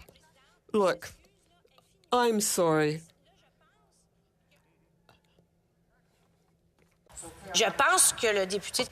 I believe that the Honourable Member has no more arguments. He's been here a long time. He's tired. And what he just said, I think, got ahead of his thoughts. All the police services who were here, who made up a team, who worked together, it is those services, with the support of a coordinated command, were able to disperse the blockade and dismantle. The Honourable Member for Saskatoon West. Thank you, Madam Speaker. Just wanted you to know I'll be splitting my time today with the member from Disnethly, Mississippi, Churchill River. It's a sad day to be speaking here on behalf of the constituents of Saskatoon West. When I first ran for office 2.5 years ago, I never thought I would spend most of my time representing my constituents during a time of COVID-19. When I ran for re-election just 6 months ago, I never imagined I would be representing them during a debate about martial law being imposed upon them. From day one, in that campaign, when the Prime Minister deliberately set out to wedge, divide, and stigmatize our population, the wisest among us may have foreseen this power grab. Unfortunately, I was naive enough to think that even this Prime Minister had a modicum of love and respect for his fellow Canadians and for democracy. The truth is, his love is for power, his respect is for dictatorships. So, what is the Emergency Act, Madam Speaker? I want to be absolutely clear. This is a naked power grab by the Prime Minister, and I will not be supporting it. This act allows the government, under certain strict criteria, to override all established laws, regulations, and norms of Canadian democracy. It is, simply put, the imposition of martial law. And the New York Times reported these measures for what they are: temporary suspension of civil liberties. This legislation is a successor to the War Measures Act and has never been used in Canadian history. Its predecessor was used during the World Wars to help Canada mobilize, and by the first Trudeau to go after real terrorists in Quebec during the FLQ crisis in 1970. Today, his son, our current Prime Minister, is using emergency powers to clear vehicles on Ottawa streets. To be clear, I, along with my colleagues in the Conservative Party, have called for an end to these blockades.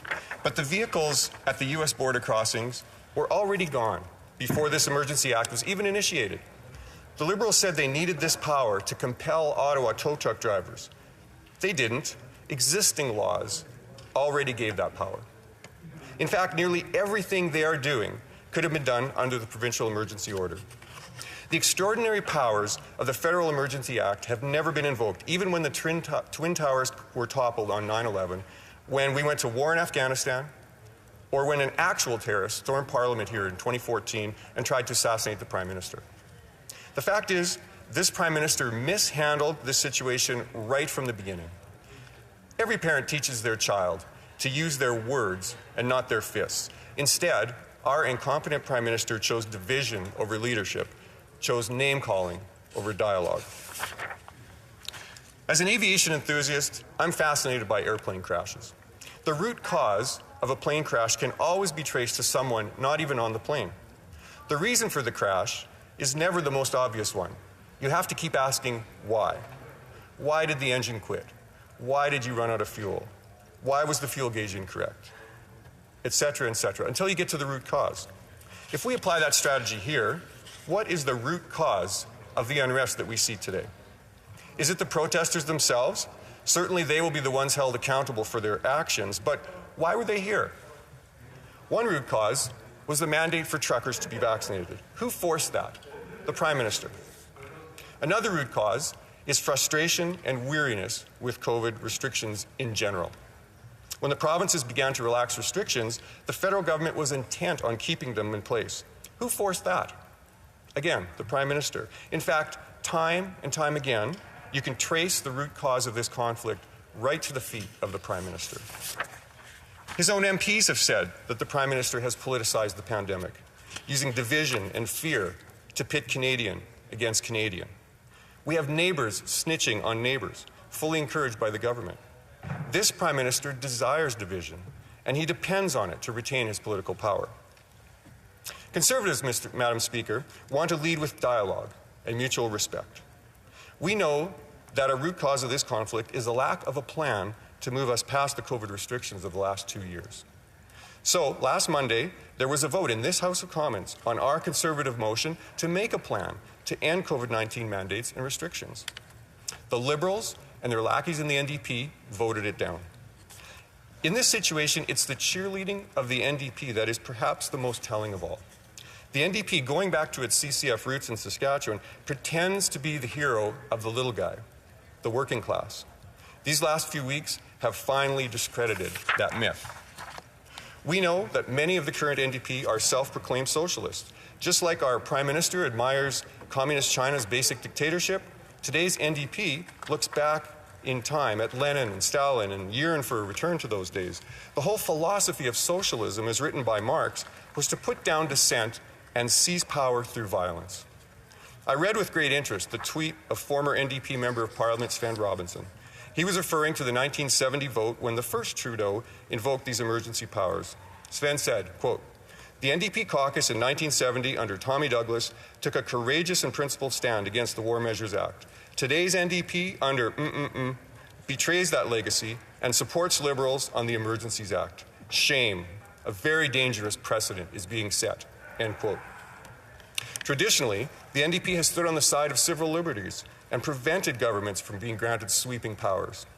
Today's NDP, not so much. Now, this won't come as a surprise to current NDP leadership, but this should be a wake-up call to all Canadians who support the NDP. The NDP is not the friend of democracy. Madam Speaker, I want to get to the heart of the matter. A leader skilled in dividing and stigmatizing is also skilled at distracting. Like a clever magician, our Prime Minister is having us look at downtown Ottawa while he works behind the scenes to carry out his true goal. What is that? Well, as they say, follow the money. The Finance Minister let slip this week that their real desire is to make some of the emergency measures permanently available to the government. And which measures was she referring to? Financial tools. Now, let's take a step back. All dictators want control. In our modern society, control is exercised through money. You can't do anything without money. Even exercising constitutional freedoms requires money. For example, freedom of speech might require a website, a pamphlet, an advertisement, etc., all of which require money. If you take away our money, you take away our freedoms. My parents grew up with cash. You could accumulate a pillowcase full of cash, put all that cash into a briefcase, and buy your neighbor's house by handing that briefcase over to him. In most of human history, that is how transactions were done, using shells, gold, cattle, etc. Today, if you show up with a briefcase full of money, you'll likely be arrested. Governments, through their central banks, want cash to be eliminated so they can control our money and therefore control us. And this plan was going very well until GoFundMe and cryptocurrencies showed up. These new payment methods have thrown a big monkey wrench into the wheels of government control, until now. What did the Finance Minister let slip this week?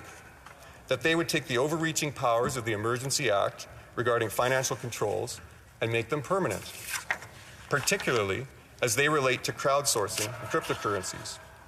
In other words, in a moment when Canadians are allowing the government to have absolute power, the government is using that opportunity to slip in some permanent changes. Now, I'm not a conspiracy theorist. I'm just making an observation, and I'm hoping that people pick up on this discussion and really pay attention. Madam Speaker, these emergency powers are significant. What are the people of Saskatoon West saying about this? Cora, in my riding, said, quote, "This language of hate and division needs to stop. Love and kindness is the only way forward. I can't help but wonder if we continue on this path, how long it will take for myself to be on the receiving side of hate from our government because of policies that go against my well-intended morals and values. It's only a matter of time, and I'm scared," end quote. Well, I'm scared too. Matthew said this, quote, "As a constituent of your riding, I just wanted to voice my extreme concern that the federal government of Canada has implemented this measure over a peaceful protest. I know you're part of the opposition, and I have been glad to see some of the members of your party speak plainly to the Canadian people. I don't typically take the time to get involved in politics, but it's absolutely disgusting what's going on right now. I'm embarrassed to be a Canadian at this point," end quote. We should all be embarrassed, Madam Speaker. A recent immigrant from Bangladesh told me plainly, quote, "Things going on in Ottawa is very sad. The Prime Minister is becoming a dictator. People around the globe know Canada as a calm and peaceful nation. We love friendly, peaceful Canada, and that is why we moved to Canada. Please raise your united voice in the House against all kinds of violence," end quote. The Prime Minister is embarrassing Canada on a global scale. But all is not lost, Madam Speaker. My home province of Saskatchewan shone a beacon of hope last week for Canada. We ended the vaccine passport system on February 14th, the very same day the Prime Minister took his drastic step federally. I've listened to my constituents, unlike the Prime Minister, who attempts to shut down opposing voices. Madam Speaker, I have much more to say, but my time is up. So in summary, the Prime Minister has created this situation. He has the power to make it worse, the power to make it better. I pray he chooses wisely. Questions et commentaires, questions and comments. L'honorable député. The honourable member for Laval-les-Îles. And thanks for my colleague for his comment.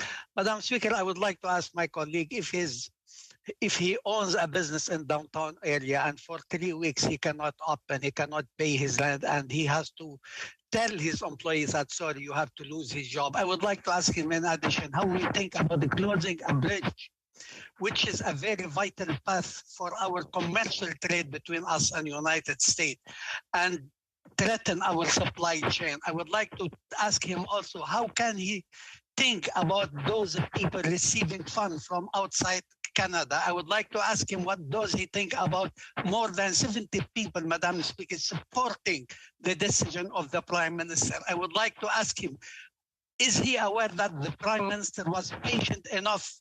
They stayed close to 3 weeks, Madam Speaker, and the Prime Minister was giving them a chance. But I'm sorry I'm not sure if the honourable member heard the question. The honourable member has his mic right beside his face. It should actually be away from his, it's leaning against your chin, so people can't hear it. It has to be away from your mouth in order to be heard. Un point d'ordre, c'était sur qu'est-ce que je viens de mentionner, qu'on n'avait pas la traduction. Yes, I read messages. I just had to make something to eat. I'm back. And if you have any feeds that you want, just post them in the chat. But yeah, I had to get something to eat. So I've been asked to, by those who weren't able to hear the question, if the honourable member can re-ask the question, I will put the time on hold, and we will, to ensure that the questions are not lost for other members. So again, l'honorable député. Once again, the honourable member can ask his question again.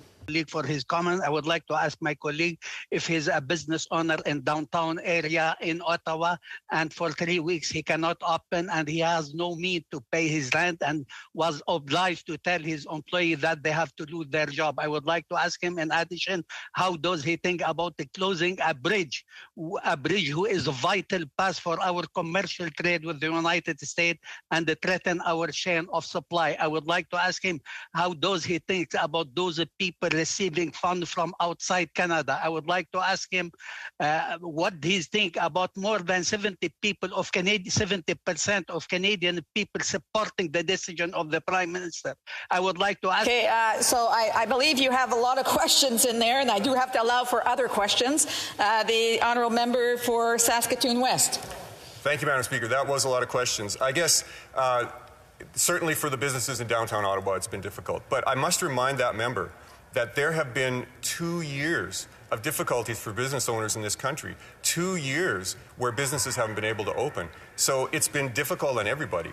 The bridges, I also want to remind this member through you, Madam Speaker, that the bridges that he referred to, they opened up again prior to the imposition of this Emergency Act. They were dealt with through the regular chain, the regular channels of the law system that we have in our country. So those were taken care of through regular laws. We didn't need the Emergency Act for that. Thank you. I'm going to ask that the clock be restarted, please, to 3 minutes. Questions and comments? The honourable member for La Pointe de l'Île. Yes, Madam Speaker. On a parlé, je suis d'accord avec mon... I agree with my colleague. The blockades had already been lifted practically everywhere else before the emergency measures were invoked. So I would like to hear about the consequences, more about the consequences for imposing these emergency measures when they are not actually necessary.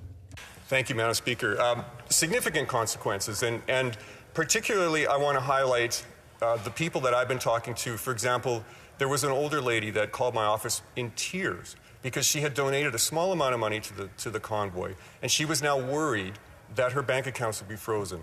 There are businesses whose bank accounts are now frozen because of the imposition of this Emergencies Act. This is having very significant financial implications on individuals and businesses right across the country, and we need to be very, very concerned about that. Questions and comments? The honourable member for Nanaimo Ladysmith. No, sorry, Cowichan, Malahat, Langford.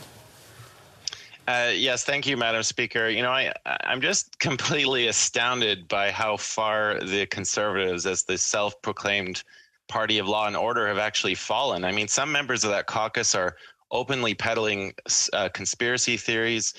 They are turning a blind eye to extremists in their midst.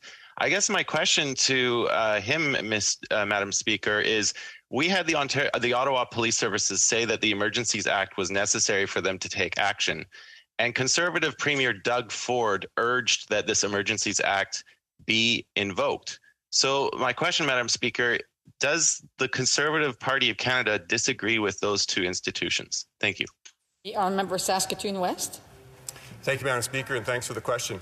You know, if Ottawa has an incompetent mayor and couldn't get the job done, I don't think it's incumbent upon the federal government to take a sledgehammer with an Emergency Act and come in and try to fix that problem. That is a problem for the city of Ottawa. And if the city of Ottawa couldn't handle it, then the province could step in. The laws were currently in place, could get this job done. And so I just think it is completely unnecessary to do this to cover the incompetence of a local city council. Resuming debate, the honourable member for Churchill, Desnette, Mississippi, Churchill River. It's a mouthful, isn't it? It is. Madam Speaker, it's without pleasure that I rise today to speak on the government's invocation of the Emergencies Act. Following my election as the Member of Parliament for Desnette, Mississippi, Churchill River in 2019, we put signs throughout the riding with the slogan, "Building Authentic Relationships."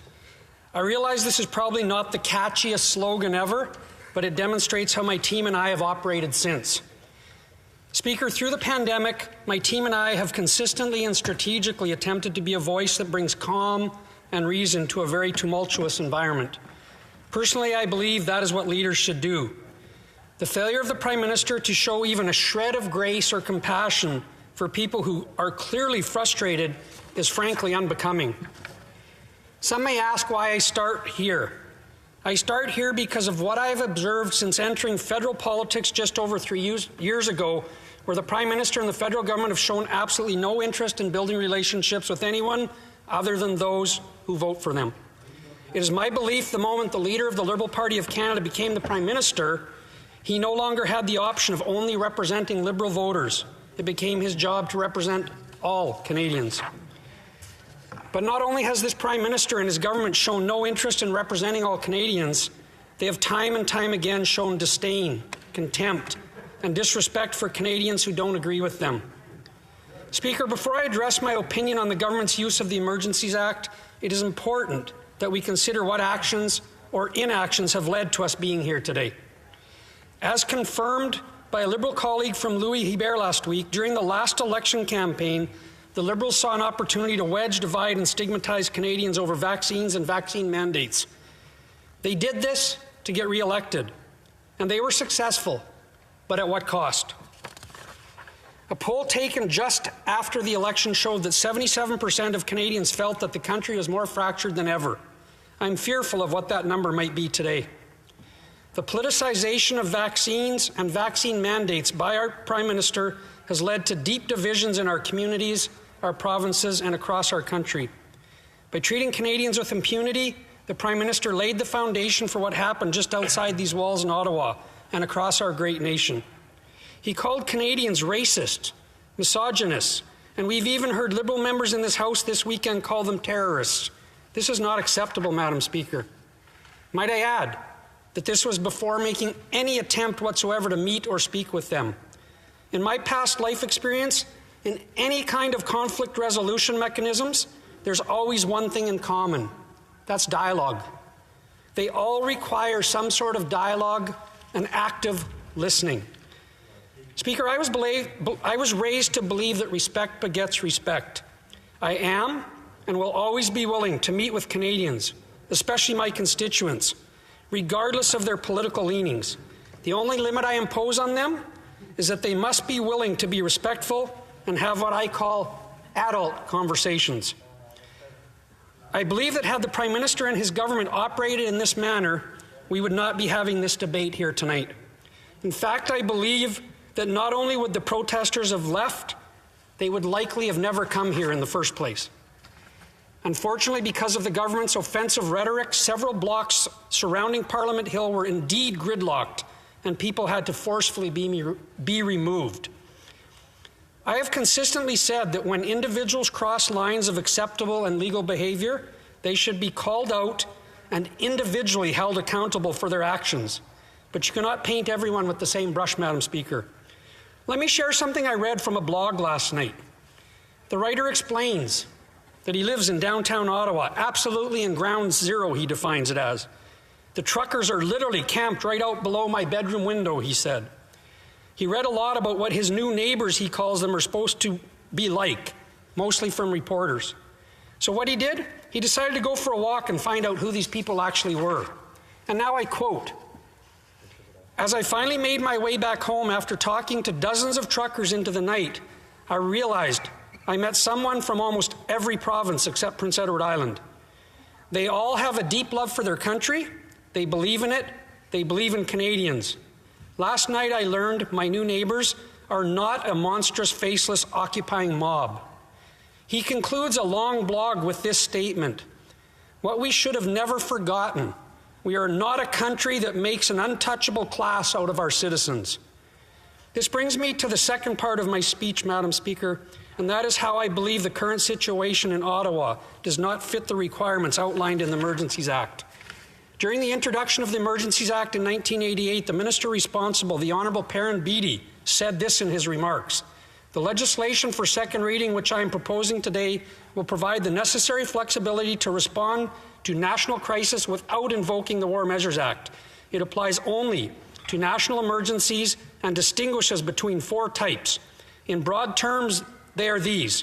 First, situations affecting public welfare and caused by an accident such as a massive chemical spill or by natural disasters such as earthquakes, floods, or tornadoes that are of such magnitude as to exceed the capacity of the affected province to respond and to require special powers for an effective federal response. Second, public order disturbances that threaten the security of Canada and which are so serious as to be national emergencies.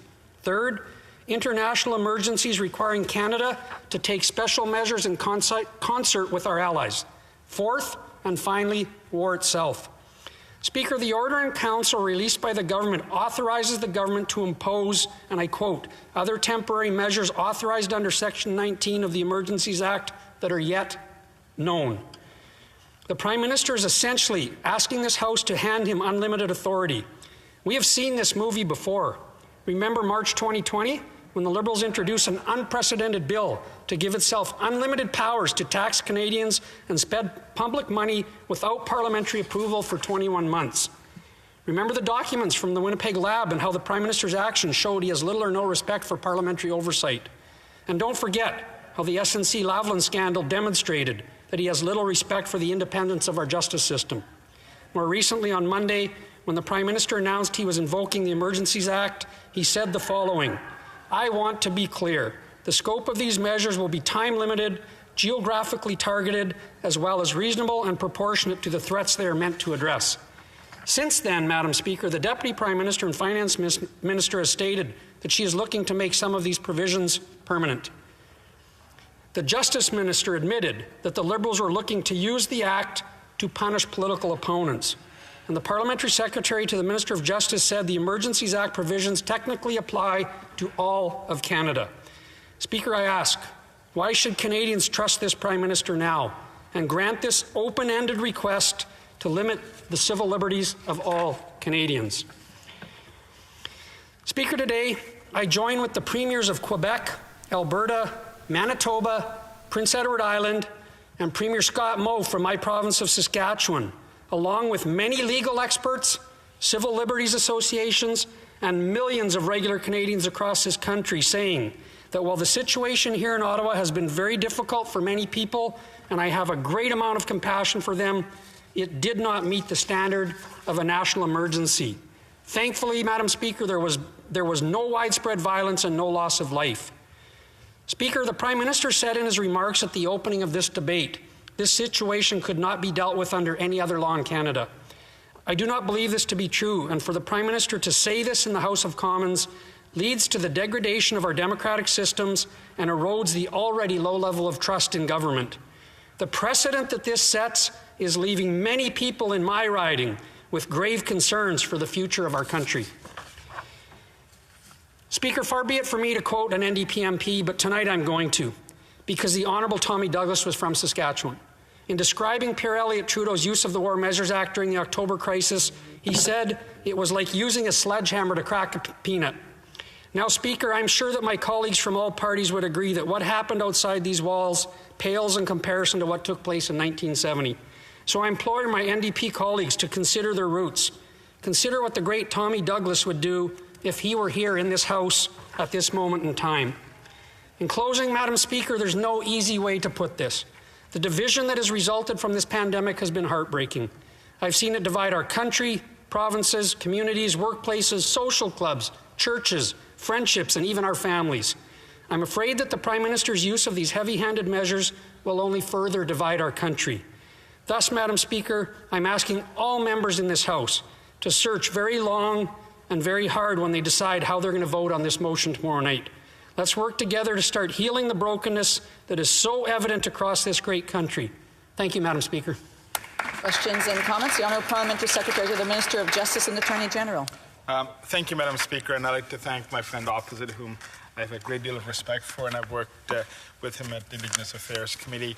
And I do want to, at the outset, say that I believe Canadians are united. I believe over 90% of Canadians have been vaccinated, and many more are continuing to be vaccinated as we speak on the second and the booster doses.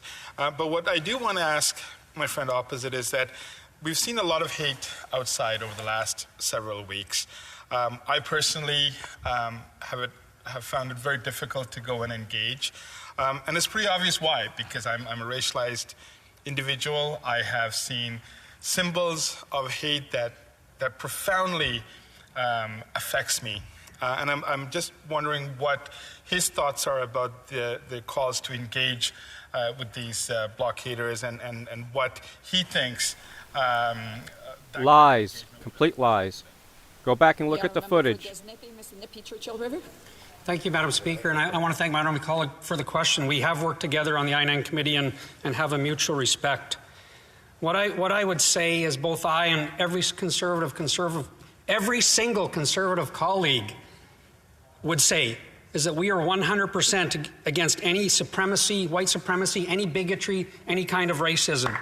The member knows very well, and he knows my record on the I-9 committee. If he looked at the work I've done advocating for First Nation people and for Métis people in my riding, for Indigenous people across this country, he knows that to be true. If he looked at the work I've done coaching minor hockey in my riding, coaching kids from across the riding, from First Nations and Métis communities, he knows the work I've done. He knows my record. I'm happy to stand on that record. Questions and comments? L'honorable député de la... The Honourable Member for La Pointe de l'Île. Thank you, Madam Speaker. I'd like to ask my colleague what he thinks of the fact that when it was announced that the convoy was coming, we knew that there were extremists among those people. But they just let them get set up and dig in. And then once that happened, it seems to me that the Prime Minister should have taken more initiative to ensure that there was a coordination of the different police forces, but nothing was done. So what does my colleague think of that? Honourable Member for Desnethé, Mississippi Churchill River. Thank you, Madam Speaker. I want to thank my colleague from the bloc for the great question. Like I said in my comments, the first step to resolving this was to actually listen to people, to have dialogue with people. That's the root of any conflict resolution mechanisms. It was known for weeks that these people were coming to Ottawa, but yet nobody went and talked to them. The Prime Minister claimed in his comments that he has supported and met with all levels of government and all people involved in this, that he was very in tune with what was going on. But yet they did nothing. They did nothing until they bring out the Emergencies Act. I'll go back to my sledgehammer and a peanut argument. We went from 0 to 100 overnight, and this was never necessary as initial steps to dialogue and hear the concerns of these very frankly frustrated people would have gone a long way to resolving this issue a long time ago. We have time for a brief question. The honourable member for Port Moody Coquitlam. Thank you, Madam Speaker. And I would say through you to the member that the world has changed a lot from the 1970s. And unfortunately, we are dealing with much larger manifestations of hate. And I thank the member for denouncing and I think that is a consensus point in this House during this past few days. But I wanted to ask, how do we, I want to ask the member through you, Madam She's a Maltese, David. Maltese. Deal with the reality going forward of this hate and division in our communities. Member with Des Nethé, Mississippi Churchill River has 1 minute to respond. A whole minute, Madam Speaker. Thank you. Madam Speaker, I want to thank my colleague from the NDP for the question. And I would go back to my initial comments that I made in my speech and the work that my team and I have done in our riding. And we talk, and you know it's a slogan, and everybody, oh, it's just a slogan. But building authentic relationships with people, it actually works, Madam Speaker. It actually works. And so we have to become active listeners. We have to engage people at the appropriate level, and we have to dialogue with people. We have to get to the place where we can have what I call adult conversations with people, even though we might not agree with their philosophy. Maybe we don't agree with their ideology, but if we have adult conversations, respectful conversations, sometimes it's appropriate for us to agree to disagree, but we can do that respectfully. Resuming debate, the honourable member for Halifax West. Thank you very much, Madam Speaker. This evening I'll be sharing my time with the member for Winnipeg South. It's an honour and a privilege to represent the residents of Halifax West in the House of Commons. I recall the day of my swearing-in ceremony 15 weeks ago, walking along Wellington Street, taking in the architectural and national and symbolic elements of the buildings, looking at the multitude of people and the joy and excitement of all people, visitors and residents alike. Madam Speaker, the events of the last 3 weeks are heartbreaking. The illegal blockades, seizures, and occupations have disrupted the safety, security, life of individual Canadians, harming our economy, endangering public safety, and threatening our democracy.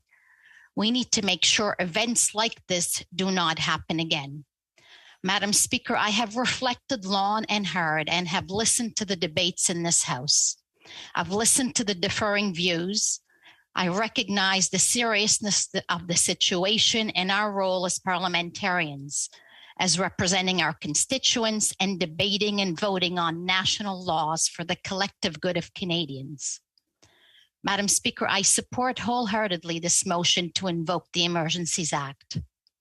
I listened to the comments of the interim Ottawa Police Chief Bell on Friday, who confirmed that yes, the authorities granted by the invocation of this act and those conferred by the provincial and municipal emergency measures taken together were essential in conducting the successful operation that began on Friday. The use of this act is also supported by the former Ottawa Police Chief, Conservative Senator Vernon White, who noted it is justified and that this was the right time to do this. Charles Bordelot, another past Ottawa Police Chief, also confirmed the necessity of the tools this act confirmed to police in clearing Ottawa. Canada has a parliamentary democracy founded on the rule of law and respect for rights and freedoms. I, like all of you here, am elected by the residents of my constituency. I am here to represent Halifax West. I care about my community and all its people. I care about everyone's freedom. We need to collectively care about each other and our country. Let's be clear. There is a national emergency. It does pose a risk to personal security, national security, and our economy. And it needs to be ended quickly and decisively so Canadians can then get their lives back. I'm confident the threshold this act requires has been met.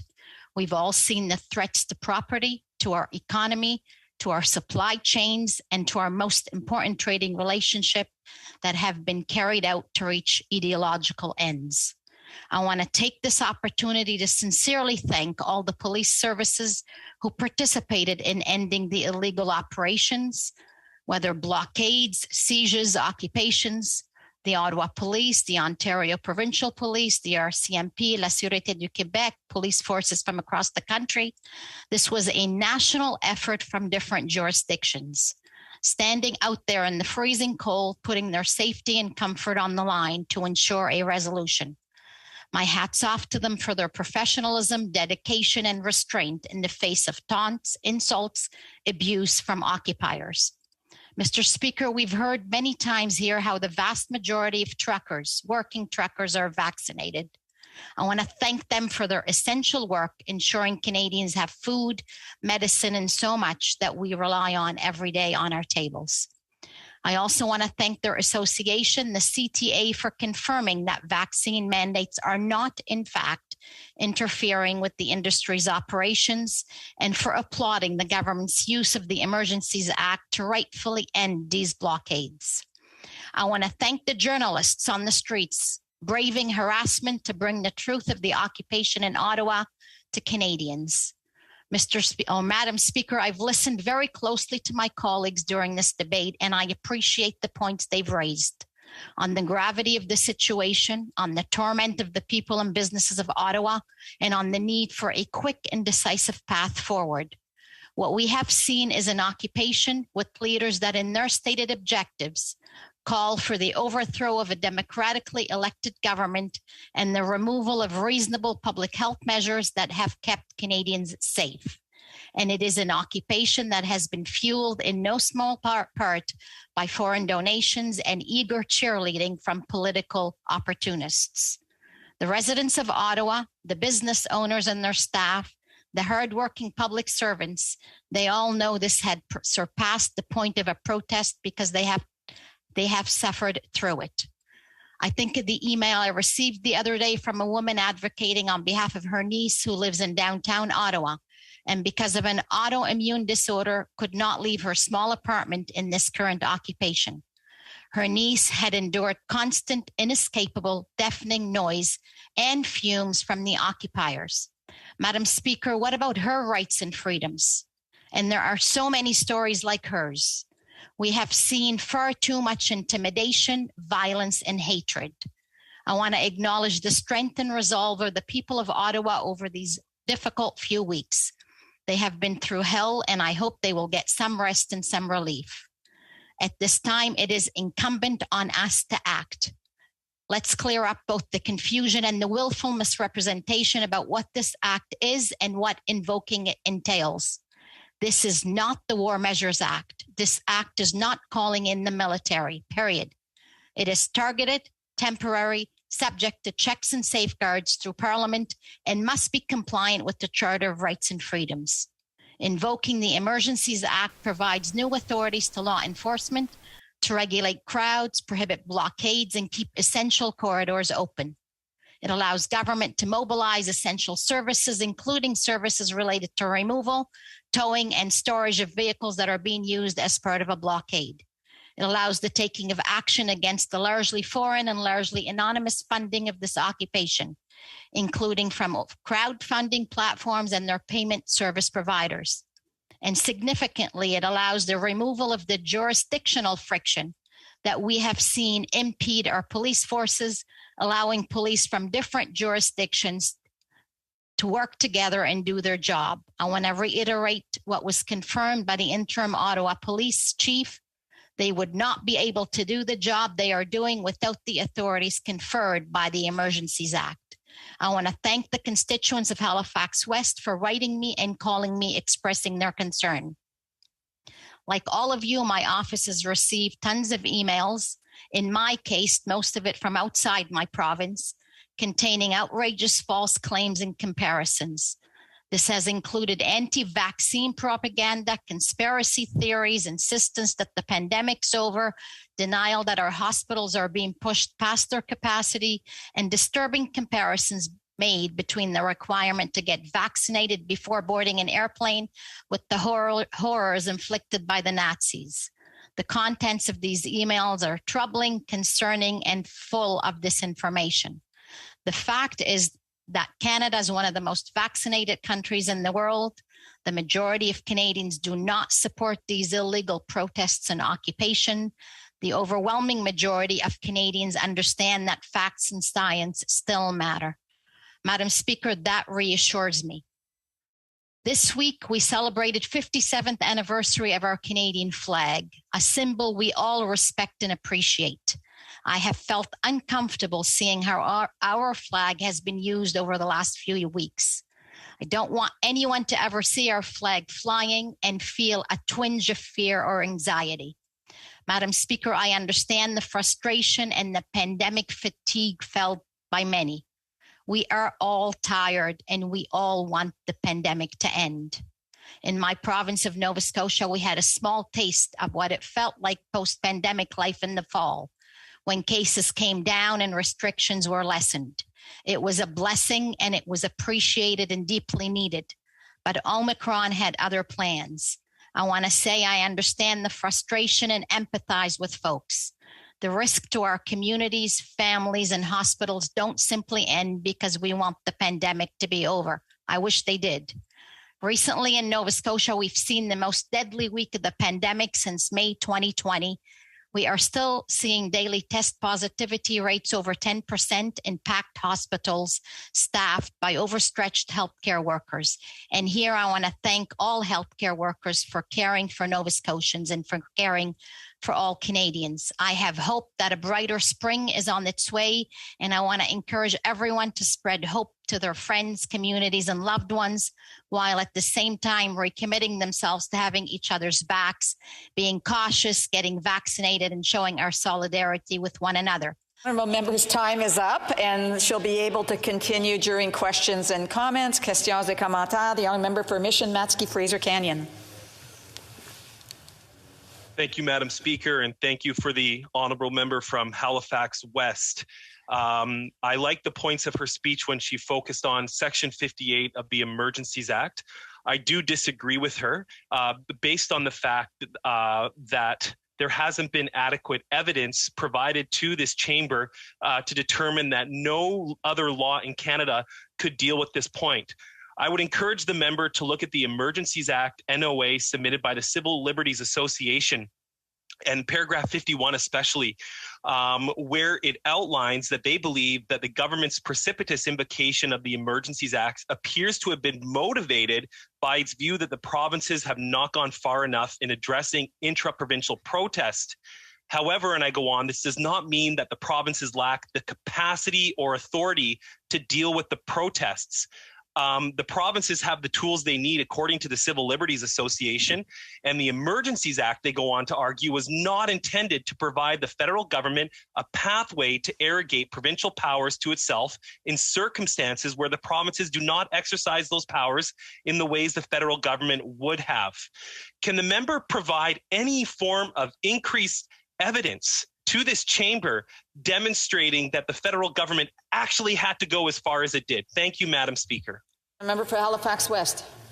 Thank you very much Everybody to my vote colleague for the question. Everybody vote for the poll in the chat. Remarks, I have specifically said where the Ottawa interim police chief concluded that without the act, they would not been able to do what they did.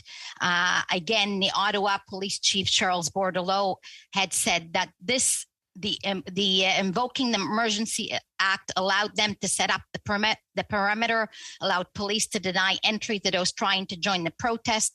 It allowed for the banning of bringing children and minors into the designated zone, allowed for the quick seizure of money and assets involved with sustaining the occupation, allowed for vehicles to be towed, allowed for immediate swearing in of officers from outside Ontario as police officers and others. Thank you, Madam Speaker. Questions and comments. L'honorable député de Saint-Hyacinthe. The honourable member for Saint-Hyacinthe-Bagotte. Thank you, Madam Speaker. I'd like to thank my colleague for her speech. We don't interpret it the same way.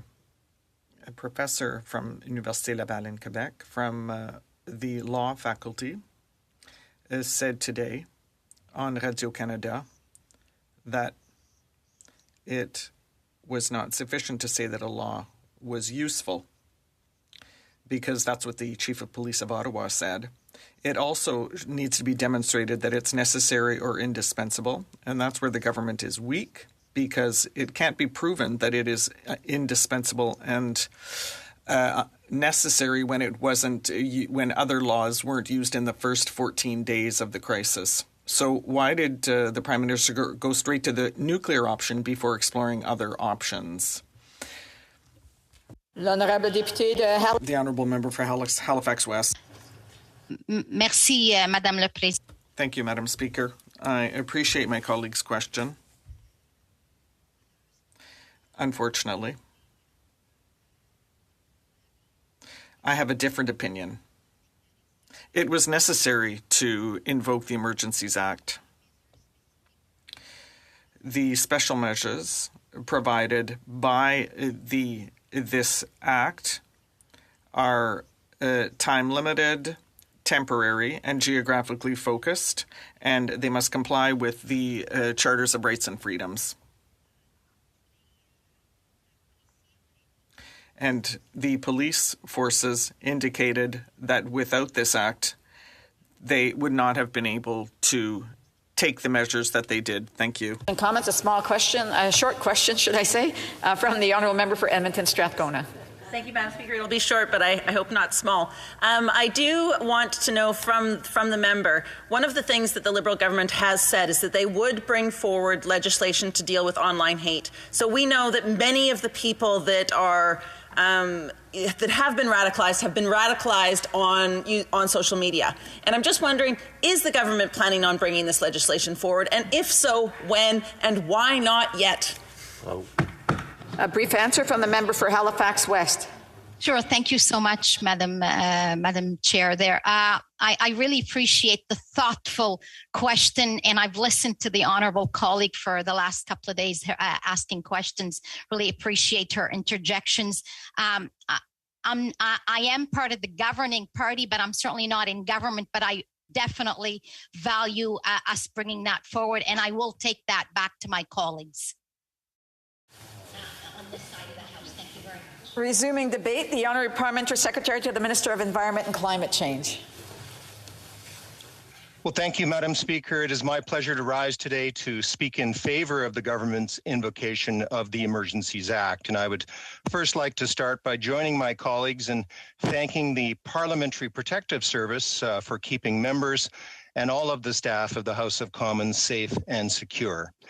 They have done an exemplary job working under exceptionally trying circumstances. We owe them a great deal of gratitude. I would also like to thank all members of law enforcement who are working calmly and professionally to help restore law and order to our nation's capital, to the parliamentary precinct, and in border communities across Canada. Madam Speaker, I've had the honor of serving as the Member of Parliament for Winnipeg South for over 6 years. Serving as Member of Parliament also means that I am a resident of downtown Ottawa when the House is sitting. And Madam Speaker, I have witnessed firsthand the anxiety and hardship this unlawful occupation has caused for local residents and businesses. I have been worried about frightened children unable to sleep or attend school, about people who need an ambulance or other emergency services, about pedestrians harassed on the street for simply wearing a mask, and about frontline workers who don't have a paycheck because of their places of employment have been forced to close. And I, like so many Canadians, was deeply, deeply disturbed to see the War Memorial and the Terry Fox statue disrespected and to witness numerous symbols of hate openly displayed in our nation's capital. Now, Madam Speaker, I want to be clear that there is a distinction between those who oppose public health measures with respect to COVID-19 and those who are responsible for the hostile occupation of our nation's capital. The vast majority of those who are opposed to public health measures enacted by the various levels of government have expressed themselves through legitimate and peaceful means, as is their right under the Charter. Their points of view should not be diminished or confused with the unlawful aims of those who organize the occupation of downtown Ottawa. We cannot forget, Madam Speaker, that the organizers of the so-called Freedom Convoy made it clear in their MOU that their stated goal was the removal of a federal government that was elected only 5 months ago. These organizers are clearly using public health measures as a rallying cry in a bid to undermine our valued democratic institutions with no regard for the rights of their fellow citizens or stability of our economy. What I find particularly troubling, Madam Speaker, is that this unlawful occupation has been actively encouraged and cheered on by the Conservatives who sit in this House. by the current interim leader of the opposition, by the member for Regina Capel, who is a former Conservative leader and Speaker of this House, and by many, many other Conservative members, including by the member of for Carleton, who is a candidate for the leadership of his party, who professed loudly he was proud to stand with the truckers occupying Wellington Street. Well, Madam Speaker, I'm proud to stand with the 90% of truckers who are vaccinated, some of whom have been prevented from doing their jobs because of blockades at our borders. During the critical days in January, when occupiers first arrived in Ottawa, Canadians witnessed multiple media reports of Conservative members expressing admiration, sharing meals, and taking selfies with the occupiers, thus emboldening and encouraging them in their unlawful activities. It is no surprise then, Madam Speaker, that the Conservatives now oppose this declaration of an emergency when they have so actively contributed to it. Madam Speaker, it has been said many times, and it deserves repeating, that the declaration we are debating today is not the War Measures Act of the past. Through the modernized Emergencies Act, we are providing expanded authorities to law enforcement to regulate crowds, dismantle blockades, and keep essential first responder and trade corridors open. These measures are targeted, temporary, and proportionate. The government has invoked them only after all options had proved insufficient. This is about keeping Canadians safe, protecting their jobs, and restoring confidence in our institutions. It's about upholding peace, order, and good government. The specific measures provided in the Emergencies Act are limited and subject to numerous checks and safeguards, such as the debate we are having right now. All measures must be compliant with the Charter of Rights and Freedoms. Madam Speaker, these measures do not in any way limit Canadians' rights or freedoms of expression. For the overwhelming majority of Canadians, including my constituents, there is no impact on their daily lives or on their rights and freedoms they enjoy. It is important to note that the acting chief of the Ottawa Police Service, Steve Bell, on Friday, clearly stated that law enforcement would not have been able to take the actions they did to end this occupation without the new authorities granted under the Emergencies Act. A former chief of the Ottawa Police Service and the Conservatives' own caucus colleague, Senator Vern White, agrees that invoking the Emergencies Act was the right thing to do at this juncture. And the Premier of Ontario, Progressive Conservative leader Doug Ford, said he supports the federal government's decision to provide additional tools to help police resolve the situation in the nation's capital. Madam Speaker, amid the high-profile declarations of support from many law enforcement agencies and public officials, I have also received many messages of support for the Emergencies Act from my constituents, the people of Winnipeg South. These constituents reflect the vast majority of Canadians who believe in the rule of law and who support the invocation of the Emergencies Act. Opinion survey after opinion survey confirms this, Madam Speaker. The border blockades seen across Canada, including at Emerson in my home province of Manitoba, have cost our economy billions and have strained our international reputation and good relationship with trading partner nations. Canadians are very, very worried about this. It appears to me, Madam Speaker, that the Prime Minister's announcement that he would invoke the Emergencies Act provided an immediate boost to local law enforcement agencies across Canada, and the illegal blockades at border crossings began to be dismantled. And as the member for Windsor West said this morning, the Act has prevented a number of attempted blockades from taking place, as several convoys have been intercepted and turned around. And the success we have seen so far by the police in restoring law and order to the streets of Ottawa proves to me that using the Emergency Act was the right decision. Madam Speaker, now is not the time to undercut the women and men in law enforcement who protect us all by withdrawing the emergency measures they are now actively using. I would like to end on a note of optimism. Madam Speaker, Canadians have just endured 2 years of pandemic anxiety. It has been unprecedented in this century. Many have suffered economic and personal loss. Our citizens are tired. Conservatives say that Canada has never been more divided, but I say, as our Prime Minister has, Madam Speaker, that in many ways we have never been more united. We have worked together to fight COVID-19 and protect our healthcare systems and our economy. This Liberal government has supported Canadians in doing this, and Canadians have risen to the challenge. Our vaccination rates are among the highest in the world. Our economy is rebounding. Our healthcare workers, teachers, grocery store workers, and yes, our truckers have been there for us. Today, we as the People's House need to stand up for our fellow citizens. After 2 years of pandemic hardship, border communities should not now suffer illegal blockades, impacting travelers, public servants, and whole sectors of our economy. The people of Ottawa should not need to endure one more day of unlawful occupation. Members of this House, let's help lift the siege for the residents, the businesses, the employees, the seniors, and the students of Centertown. This House can and should fully support our frontline police officers and let them finish the job. I would encourage all of my colleagues to support the motion and approve the declaration of an emergency. Thank you, Madam Speaker. Questions and comments? The Honourable Member for Kamloops Thompson Caribou. Thank you, Madam Speaker. Always a pleasure to rise on behalf of the citizens of Kamloops Thompson Caribou.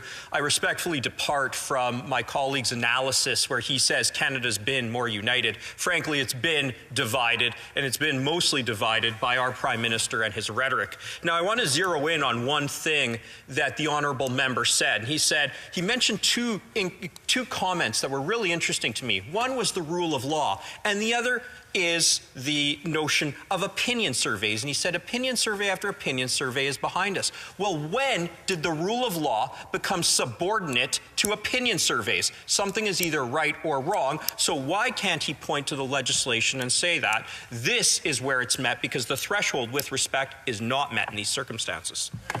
The Honourable Parliamentary Secretary. Madam Speaker, we are political creatures and all of us watch opinion polls. They're not the final word, of course, but it certainly shows me that my constituents are behind the measures that we have implemented, and a majority of Canadians are. And as far as the rule of law goes, Madam Speaker, we have seen law breaking with abandon. And speaking about the abandonment of the citizens of Ottawa, and as I mentioned, I'm a resident of the downtown, so I have experienced what they've experienced. And Madam Speaker, the good folks of Ottawa, the good folks that are dependent on our border communities, they deserve the rule of law to be implemented, and that's exactly what we're doing. Comments? L'honorable député de Saint-Hyacinthe. The Honourable Member for Saint-Hyacinthe Bagot. Questions et commentaires? The Honourable Member for... OK, vous êtes là? OK. M'excuse. I'm sorry. Du caractère injustifiable. My colleague spoke about the unjustifiable nature of these blockades and the necessity of removing them. And I believe that all here agree that they should be removed. However, blockades such as those at the Ambassador Bridge were removed before the Emergencies Act. So why not simply use the same method again for downtown Ottawa? Parlementaire. Thank you, Madam Speaker. Thanks to the Honourable Member for that question. And Madam Speaker, I think we all know that declaring the Emergencies Act sent a very, very strong message to those occupiers, those that were conducting the blockade, and they were able to be dispersed. And I don't know if the Honourable Member heard the speech from the member from Windsor West, but subsequently at a number of our border crossing, those measures have really helped to turn away convoys and prevent subsequent blockades. So the legislation is working, and of course it'll have to be ratified by the House tomorrow, and I look forward to that vote. Questions and comments? Brief question, the Honourable Member for Vancouver East. Thank you, Madam Speaker. It was made early on that the occupation with the occupation, crowdfunding in cryptocurrency was being used to fund illegal activities. And this demonstrated a concerning gap in the reporting requirements. So why did the government not take immediate action to ensure the proceeds of crime and terrorist financing regulations were updated to ensure these companies are not exempt from reporting suspicious transactions to FinTrack? The honourable member, the honourable parliamentary secretary, you have 1 minute to respond.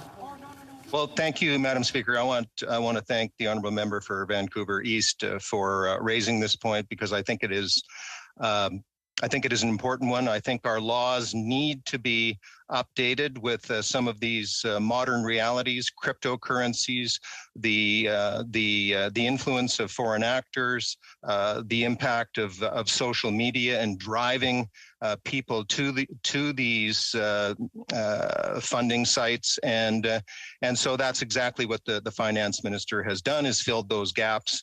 And we will be better prepared for these kinds of illegal acts in the future. Reprise de débat, l'honorable député de Charlebourg, Haute-Saint-Charles. The honourable member for Charlebourg, Haute-Saint-Charles.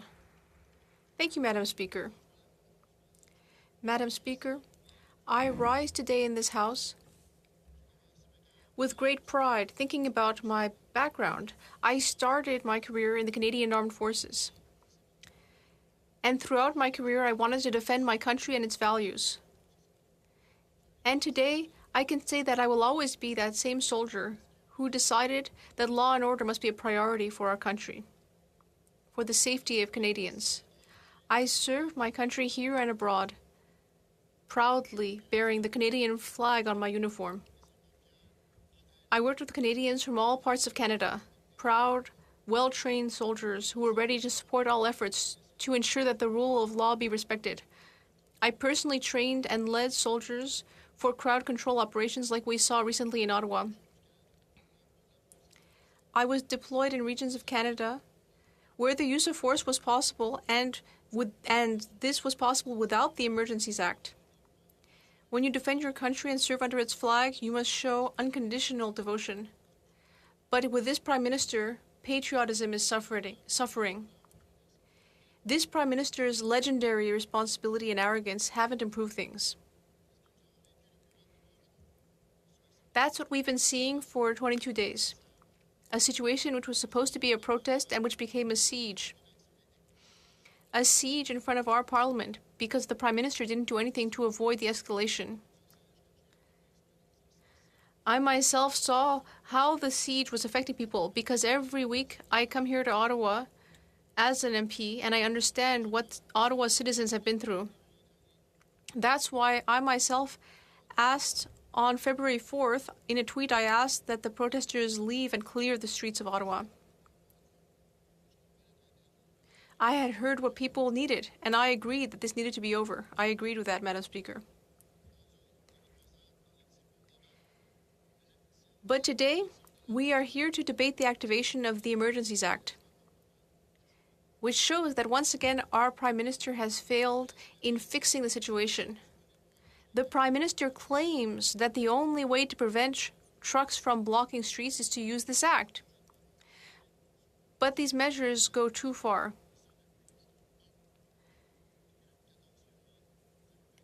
And in fact, this act has been out of date from the very moment that it was invoked on February 14th. I will discuss now in detail the order in council that was implemented on February 14th, that members will have to vote on tomorrow. For 2 days, members here in this House have been making speeches, but I think that we should really get back to the very essence of what we're voting on. I think we really need to discuss the order in council that was tabled by the Prime Minister.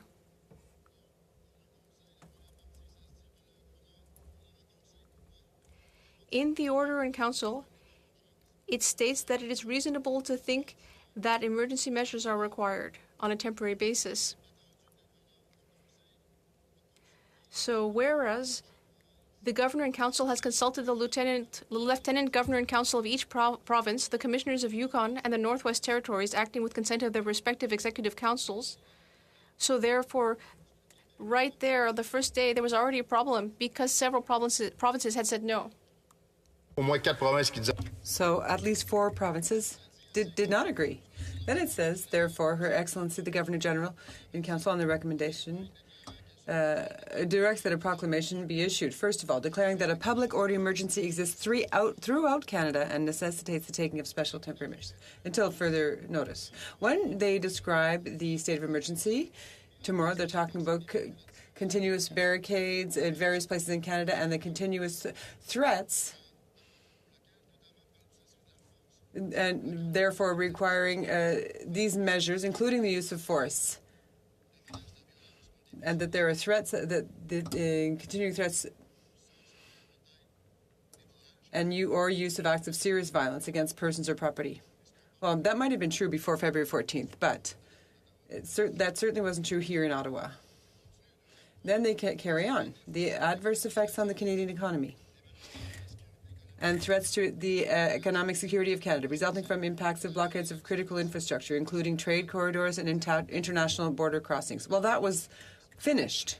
It was over, even before the Prime Minister announced the order in Council on February 14th. Then there were other points related to that, which have to do with our economic relationship with the United States. Well, once again, the Ambassador Bridge had already been reopened, the breakdown in the distribution chain, etc. And they also talk about the potential for an increase in the level of unrest and violence. Well, they keep talking about the aspect of violence in the order of Council. And yes, it was very unsettling. It was extremely unsettling, especially and disruptive, especially when they wouldn't stop honking horns. But I never saw any broken windows or any violent acts, except perhaps some skirmishes with journalists.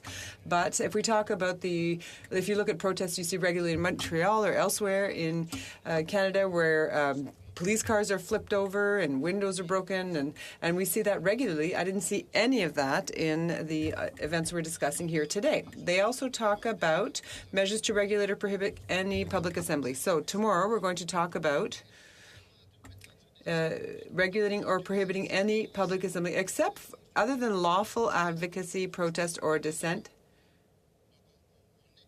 So they're excluding basic fundamental things that, in fact, most of the people were asking for, that were there and that were doing. So I really find it difficult to understand that particular point. And then the designated zones. Clearly, they said they were going to designate zones. So I was waiting for a more detailed motion. We never did get those details. So in the end, the whole of Canada is covered by this Emergencies Act, and we never did hear about what the specific zones were. And everybody knows it was Ottawa in the end because that's all that was left to deal with. But we still never got those details. Then measures to authorize or direct any person to render essential services, for example, towing, removal, towing, and storage of vehicles, and so forth. Now, the police can ask a towing business to go and tow a vehicle, and that already exists under current law. So we didn't need the Emergencies Act to do that. It was totally unnecessary. Now, the financial aspect. That's a bit odd, Madam Speaker, to wish to know where the money's coming from, to have seized bank accounts of donors who gave money to the convoy. And we found out that came from a CBC report. So CBC did an analysis, produced a report, and the government used that report to invoke Canada's Emergencies Act. Not intelligence from one of our intelligence services. No, CBC is who provided the data. That can't be just based on that. And also, the Minister of Finance was saying, well, I've got everyone's names. It's becoming a bit of a game now. Who gave to what? Where did the money come from? In the end, is this really about national security? Or is this a partisan interest? And they want to know where this money has been coming from. It's really not clear. There is another point that I could give you so far. So far, everything I said doesn't add up. But they said that with the Emergencies Act, there could be the imposition of fines or imprisonment. If it was a true emergency, okay, but that's not the case. And then finally, other temporary measures authorized under Section 19 of the Emergencies Act that are not yet known. Well, 7 days later, they're still not known because nothing new happened. So, Madam Speaker, there are 11 paragraphs. Out of the 11, there are 10 that do not meet the test. It's lamentable. It's a failure, and we're going to be voting on that tomorrow, Madam Speaker. If there was a single paragraph in the Governor Council, we would have voted against it. But there are 10 out of the 11 paragraphs that don't fit the bill. So, how can we vote in favor of this invocation of the Emergencies Act? So, Madam Speaker, the public thinks that the Emergencies Act is what allowed the government to break up the demonstration and to clear the streets of Ottawa. However, history capital H is going to show that that was a bluff and that only the Bloc Québécois and the Conservative Party of Canada understood that. Thank you, Madam Speaker. The honourable member for Alfred Pellat. Thank you, Madam Speaker. Yesterday, the Premier of Alberta announced that he would challenge the Emergencies Act before the courts. However, his own government... Someone in the chat said fake streams. These are all real streams, and the big one is the footage from yesterday. And I would invite you to compare the footage from before the UN troops came in and what you see now, which was yesterday, to the difference between the protests. There was bouncy houses. People were celebrating freedom. They thought they were going to get freedom, but Trudeau's still hiding in the corner. But so yeah, they were all they had hope, is what I'm saying. They were handing out pancakes and hot chocolate and feeding the homeless and cleaning the streets and shoveling snow, and it was all peaceful. And if honking horns is not considered peaceful, then that's the only portion that wasn't. But they stopped honking the horns once they passed the ordinance. So, you know, no wonder they don't get anything done at the House of Commons. They're probably just like our government here in the U.S. They're just yak things to death, and they just talk around the subject. But anyway, all these streams are live, and if it's not live, I'll put up there footage from whatever day. So go back and look at the footage from about 3 days ago before the cops showed up, and look how peaceful it was. The media is lying and lying constantly. I have 1,000 hours of footage at this point, or probably more, probably 5,000 hours of footage of this protest, because I'm running 4, 5, sometimes 6 streams at the same time, and I never once, out of any of my screens that I've been streaming for almost 9 or 8 days, somebody can correct me in the chat room, saw one Nazi symbol. No hate. It was nothing but love. It was the winter. It was the winter of love. And when the cities were being burned down by BLM last year here in the United States, the mainstream media is sitting there. The guy's got the microphone in his hand, and behind him are buildings burning, and broken glass everywhere, and smoke and noise and sirens. And they called that the summer of love. And there was no executive orders or nothing like that. So just realize they're trying to gain control through measures of this. Look up Event 201.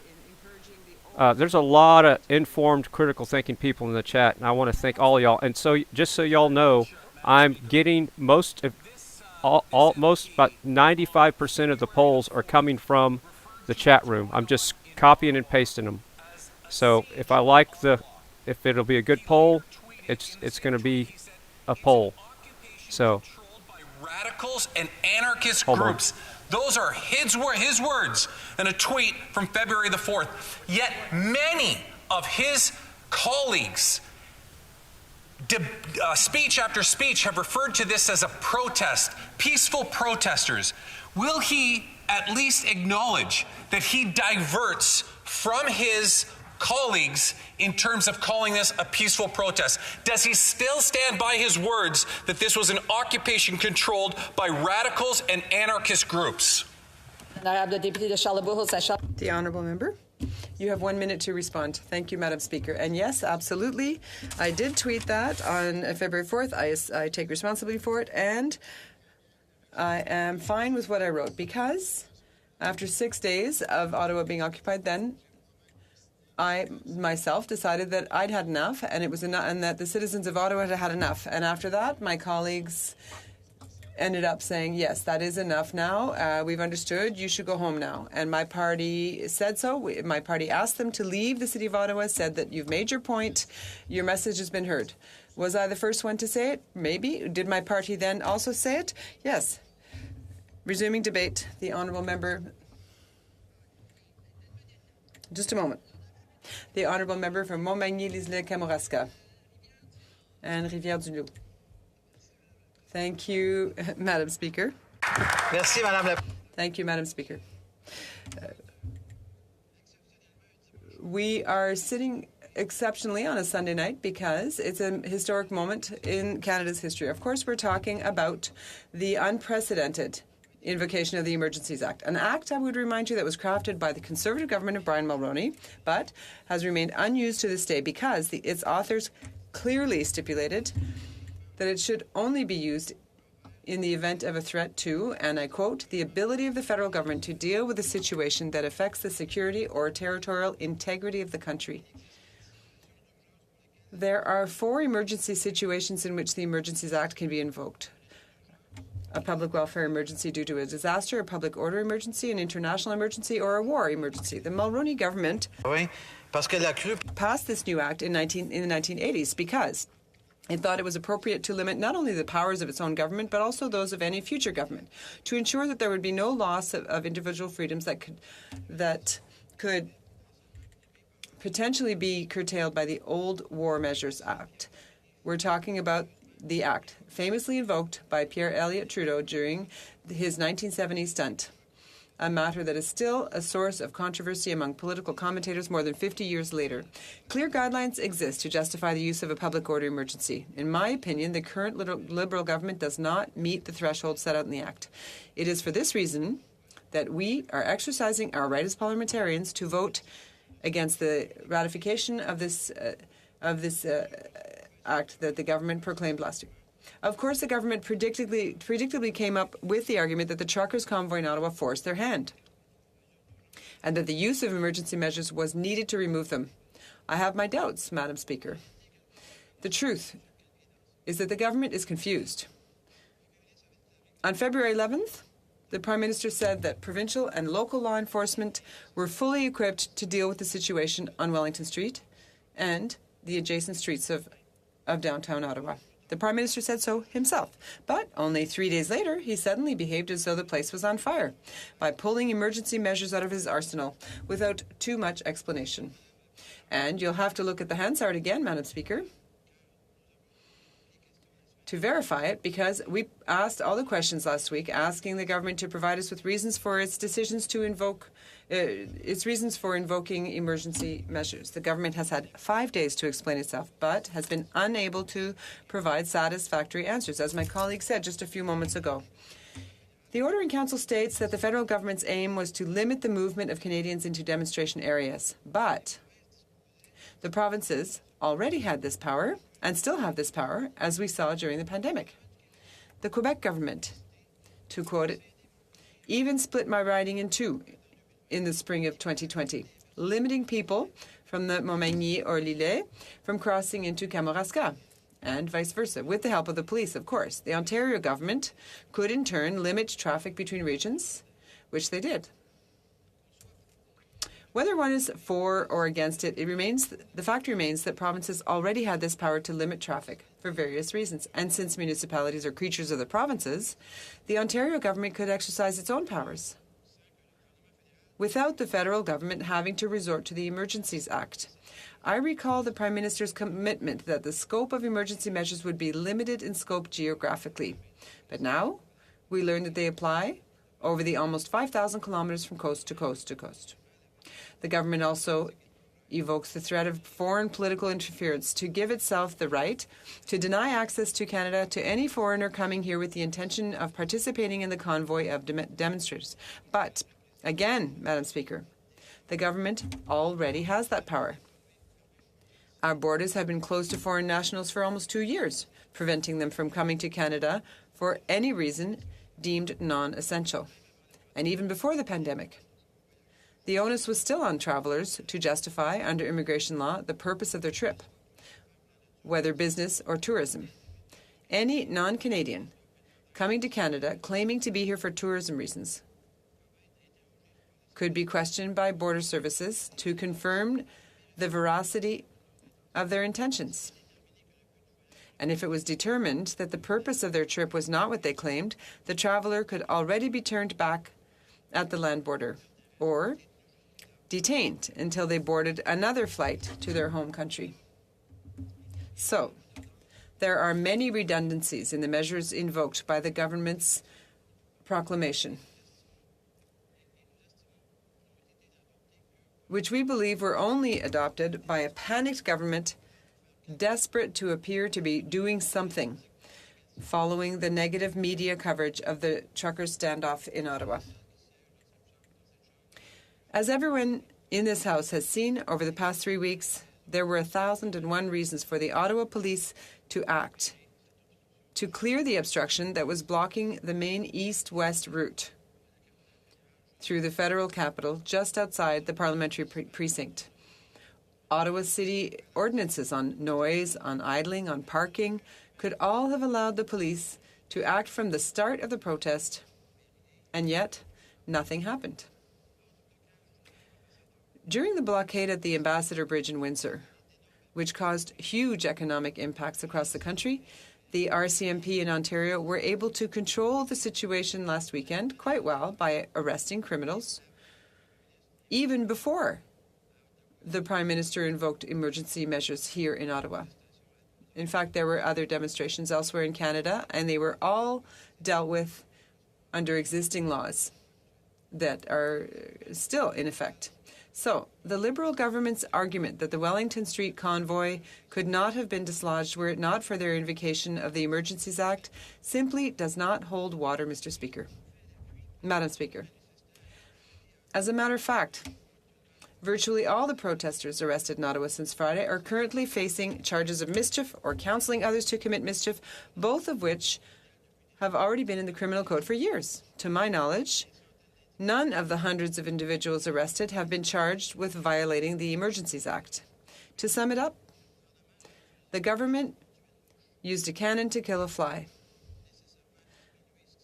I'm not trying to minimize what happened in Ottawa, quite the opposite, because the impact on the residents, Ottawa's residents, were terrible, and we all agree with that. Agree on that. As Conservatives, we have grave concerns about the precedent the government is setting, with some coercive measures that we are simply not used to seeing in a free and democratic society. One of them is the order to designated persons to provide essential services, such as towing. As far as I know, the only people who can be compelled to provide anything are members of the Canadian Forces, on pain of desertion. Some professional bodies, such as doctors, may have rules of conduct to follow as well, but throughout the pandemic, I never saw the federal government invoke a state of emergency or the Emergencies Act to encourage medical personnel to work overtime, for example. With the Emergencies Act, who knows if the federal government will find it appropriate to order any Canadian in the future to provide services against their will.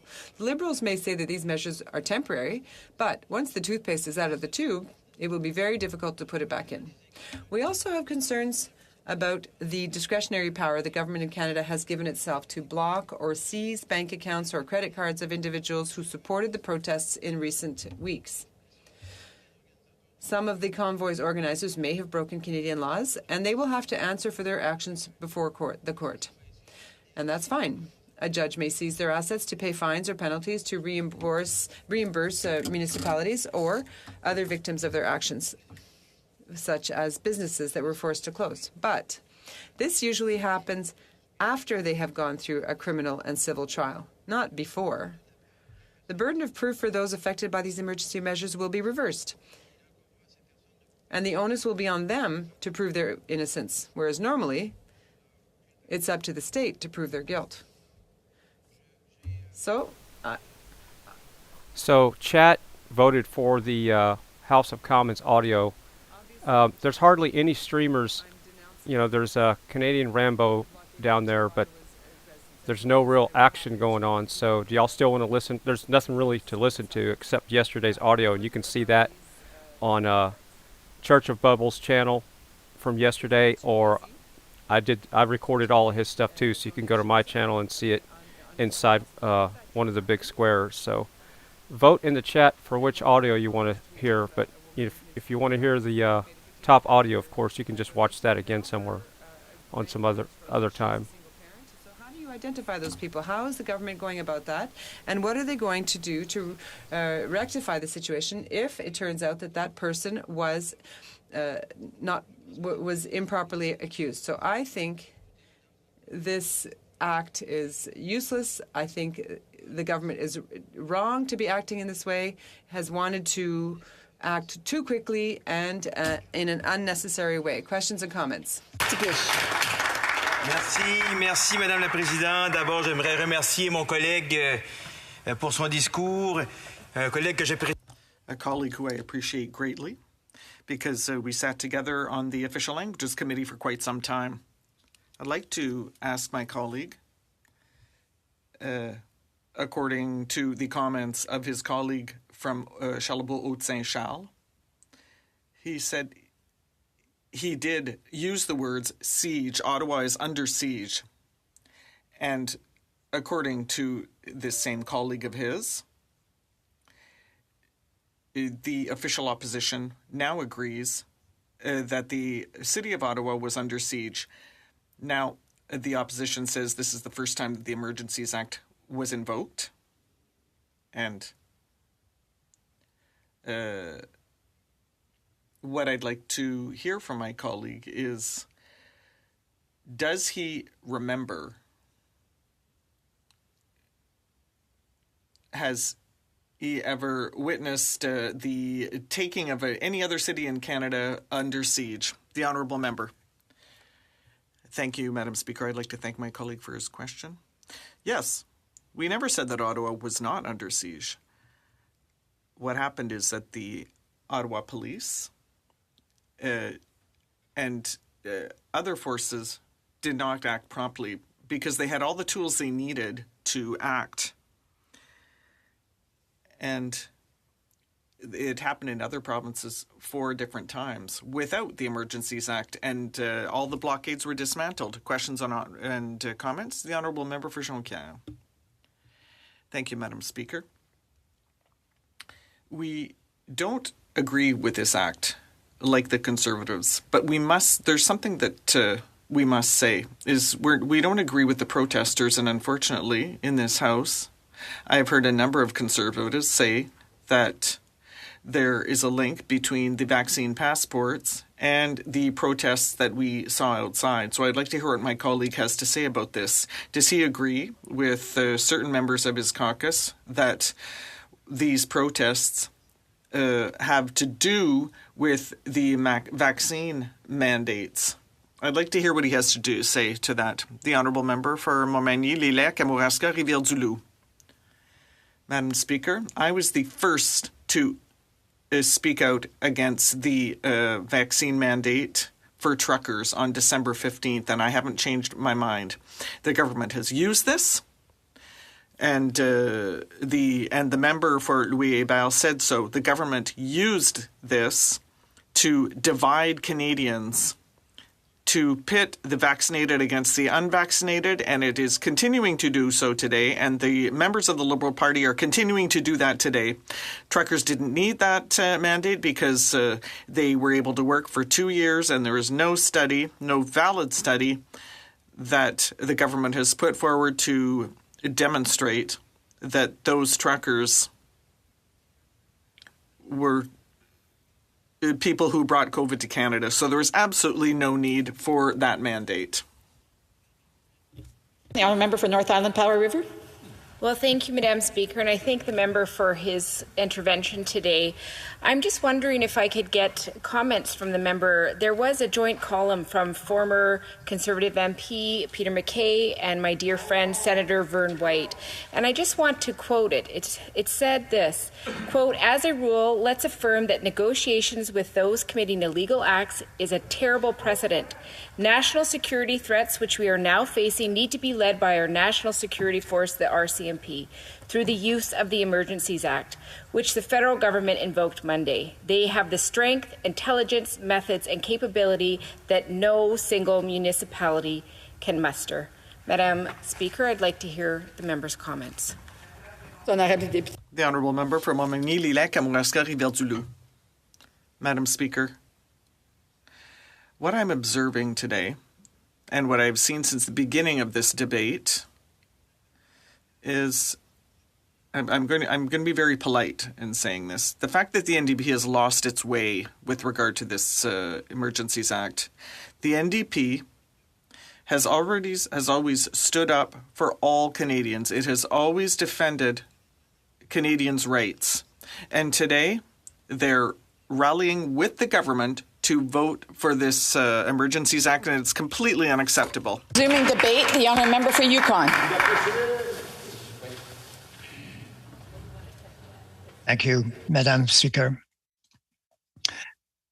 I speak today from the traditional territory of the Quechan Council and Kwanandan First Nation, recognizing with honor the trust that the people of Yukon have bestowed on me to represent them in this House and lend my voice to this important debate.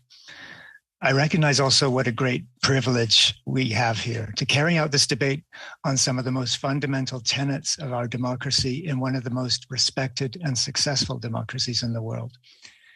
As members of Parliament, we all have a responsibility to put partisan ideology aside, look at the best evidence we can find, and set the way forward to preserve our democracy from any cracks in its integrity or threats to its survival.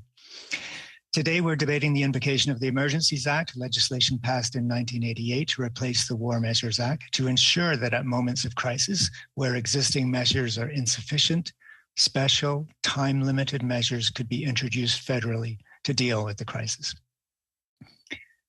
As many have stated, this is the first time these measures have been enacted. Madam Speaker, I add my voice to those who agree that this action is necessary to put an end to the occupation of Ottawa, address the blockades or threats of blockades by these groups, and the threats to critical infrastructure. Let me be clear, this is no longer a mandates protest. This is a siege, an occupation, and a credible threat to our democracy. I will come back to that, but first, I would like to offer some reflections on the pandemic and the many measures that have been put in place to respond to this public health crisis. Fatigue and pandemic exhaustion, simply from the length of this pandemic, have fueled much of the current unrest. Unrest due not only to the 2-year duration, but also to the many false endings that we have seen. How many lights at the end of the tunnel will be seen before it really is not another train? Almost a full 2 years ago, as Chief Medical Officer of Health for Yukon, I was involved in the first few weeks as we watched and prepared for the pandemic coming closer to Yukon. I remember fully the tears that were in the eyes of Deputy CMOH Dr. Elliott when she had to announce the cancellation of the Arctic Winter Games, the first of many joyous events that fell in the path of COVID. Not long later, before even our first case, we declared a public health emergency, knowing that extraordinary measures would be required to fight this pandemic. When I announced Yukon's first cases, and later yet, Yukon's first death from COVID-19, those days are marked with searing clarity in my memory. When we decided early on and quickly that the only way to protect ourselves from COVID would be to temporarily limit non-essential travel into Yukon and establish a quarantine requirement, we realized how drastic and serious a move that was. There were Yukoners who opposed that move, some vociferously. And let me tell you, we were acutely aware of the hardship and loss that those restrictions imposed. But most people supported the move. It gave us protection and allowed us more freedom within our territory. We united as a community, and we managed to contain the impact of COVID to a minimum until the arrival of vaccines enabled us to gradually replace border controls with a vaccine strategy, well before most other jurisdictions with similar approaches. And even before vaccine arrived, we opened borders when we could, even removing quarantine requirements for our BC bubble in the summer of 2020 that allowed travel back and forth between BC and Yukon, allowing a release valve for people to travel in both directions and for families and friends to reunite. Largely, our strategy of containment worked. Were there costs? Absolutely there were. We shared the pain of elders in long-term care not having visitors, but we avoided outbreaks of COVID in long-term care and protected many lives. We saw families separated, families grieving the loss of loved ones in solitude, celebrations of all kinds canceled or severely cut, workplaces struggling to keep up, tourism devastated. But because we had measures in place that were tied to the risk of COVID, we kept our society open as much as possible. We had compensation, including the substantial federal benefits, supplemented by territorial government supports that allowed people and businesses to stay afloat despite incredible challenges. I'm telling this story because I wanted to help you understand that painful compromises and infringements on individual freedom did have to be made in order to achieve a greater public benefit. We knew there was a cost, and we did not hide that. We started to measure and document early the effects, not just of the virus, but of the consequences of restrictions. Mental health effects, including depression and anxiety, addictions and toxic drug deaths, a backlog of surgical, healthcare services and screening unattended to, of children suffering from lack of socialization and physical activity. As CMOH, it had always been my perspective to understand and address resistance and hesitancy. When vaccines arrived, through conversation and consultation, we could help determine what stood between anyone's beliefs and vaccine, work with that person or community, and strive for ever higher vaccination rates. When we removed vaccine quarantine requirements for fully vaccinated people, the move was received with joy and relief. Of course, not everyone agreed or was pleased. But in allowing fully vaccinated people to have that extra freedom, we were able to achieve more people being able to travel, more families to reunite, more people getting vaccinated to enable our small population to weather oncoming waves of the pandemic.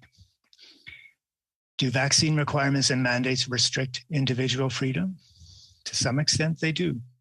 So do seatbelts, drinking and driving laws, other vaccine policies. In fact, many everyday laws and regulations that keep us safe and allow us to thrive.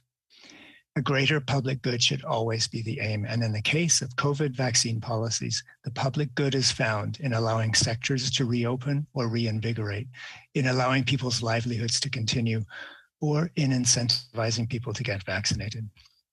Now, as the pandemic once again recedes, we should be well placed to reduce and rescind many of these requirements, especially as our toolbox to tackle COVID is growing.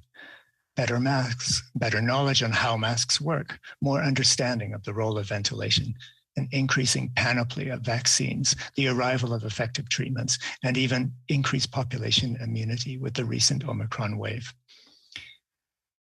But let me be clear, Madam Speaker, we should not be in a rush to end our restrictions and policies. If we have learned anything, it is that public health responses should be swift in response to a threat and lifted slowly according to expert analysis of viral activity, including international surveillance and modeling.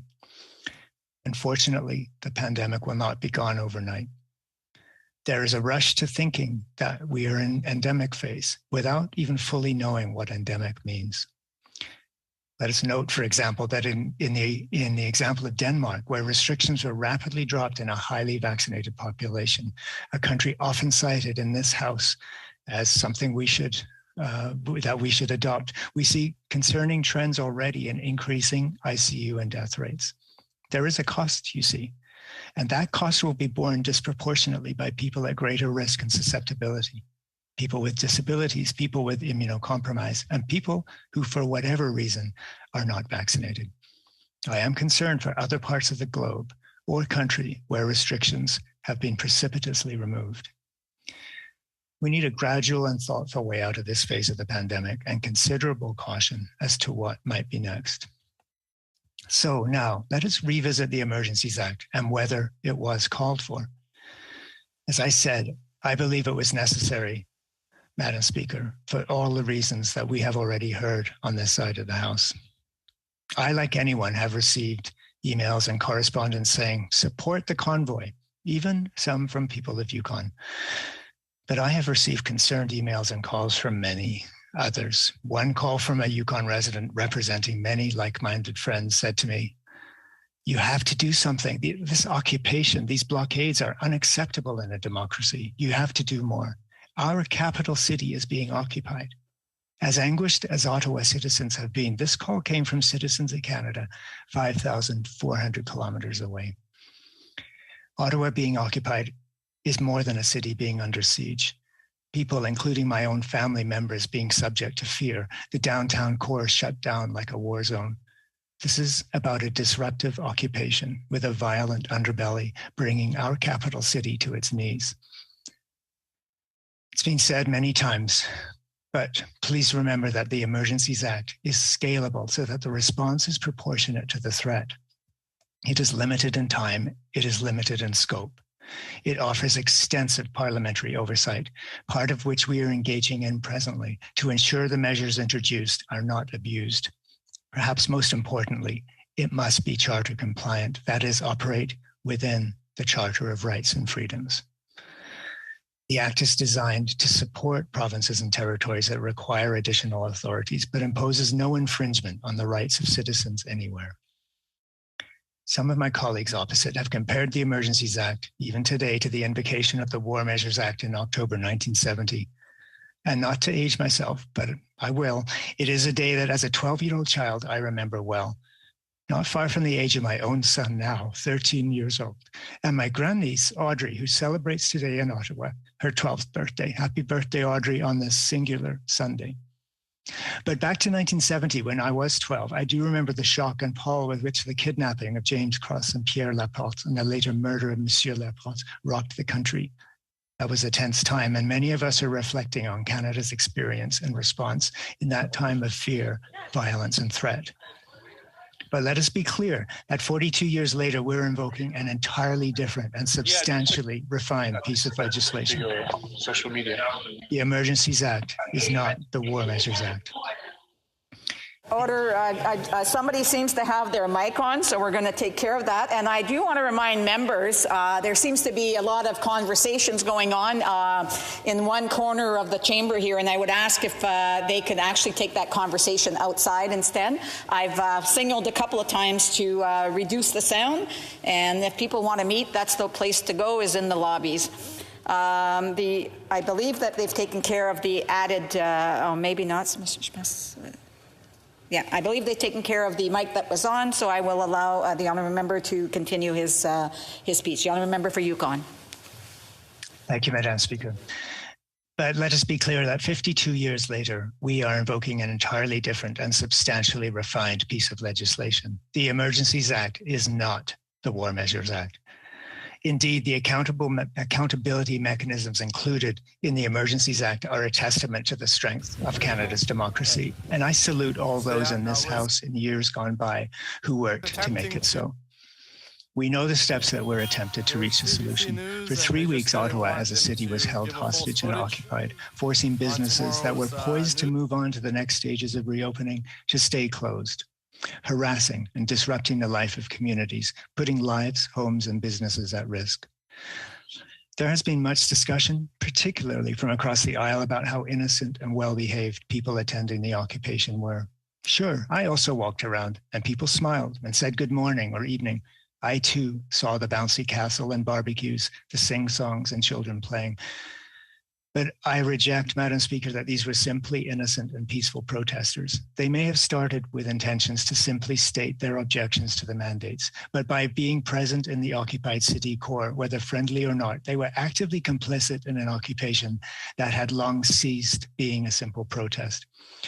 Others, including the testimony from my colleagues today, have well documented the other elements that led this well beyond a protest to an actual threat to public order. threats from the extremist elements that have brought this from protest to siege, the funding, the foreign influence, the disruption to citizens of Ottawa, the blockades that stopped our trade with the US virtually in its tracks, affecting already strained supplies that have led to shortages all the way to stores in rural Yukon. All Canadians have the right to protest, and I will always fight for that right, and that right is enshrined and protected in our Charter of Rights and Freedoms. Our right to protest, however, should not infringe on rights of others. In Ottawa, the city has been occupied, and given the inability of existing levers available at the municipal and provincial authorities alone, greater federal involvement through this act was critically needed to lift the siege. I never thought that the word freedom could be co-opted into a threat, or that our beautiful national flag could become a symbol of occupation. The occupation of Ottawa must end as it has, and we must move on from this. And I believe the Emergency Measures Act was necessary to get us there. As well as a public health physician, I am also, or at least was until recently, an emergency physician. And there are two reflections I have in closing that I would like to share. Working in the emergency room, of course, can be very busy, as many of you will know from either receiving or perhaps in providing or supporting the care. People can be mildly sick, critically ill, or just worried. Our job is to tell the difference and to make a decision that could affect the rest of that patient's life. Sometimes the decision can be made in seconds, sometimes hours, but decisions do need to be made, and sometimes many decisions have to be made each hour. Timely decision-making is critical. Similar, deciding to call a national emergency. Was it necessary? If necessary, was it called too soon or too late? At some point, a decision must be made based on the best evidence available at the time. Similarly, since Ottawa's occupation is over and the blockades ended, was invoking the act still a necessary decision? Well, I'm glad the decision was made, and glad it was made only after many other efforts were made under normal laws and regulations. Certainly not for Ottawa, apparently not for Surrey, and when the risk for further blockades has continued to be acutely present. Thankfully, we have public scrutiny and all the checks and balances and time-limited nature to help us ensure the intervention is as minimally intrusive as necessary. Sorry about that. And perhaps for the next crisis, we will have better mechanisms in place to avoid having to trigger the Emergencies Act in a similar future scenario. A precedent will be set, but so will experience with implementation of the Act, thresholds and interventions that could render another invocation unnecessary. The second reflection I have is that in the emergency room, every now and then, there could be a violent incident in the department, one where prevention may not have worked, where attempts at de-escalation are clearly overwhelmed. In such cases, we would call in the RCMP, and on such occasions, I would never be so glad as to see our friends in uniform. I felt a little the same way yesterday after the previous 3 weeks, some of which I have spent in Ottawa, and I felt grateful and proud of the professional way that our combined police forces from all around the country, empowered and reinforced under the Emergency Act, were able to de-escalate and end the occupation without significant violence. So I want to thank all those brave men and women who helped resolve this crisis. I know that many have expressed concern about the way that policing failed in the initial weeks of this occupation and how the response to this particular, mostly white person siege differed from police responses to recent past Indigenous and racialized protests. I want you to know that I share those concerns and other concerns about how this crisis was initially handled and perhaps even enabled by local police.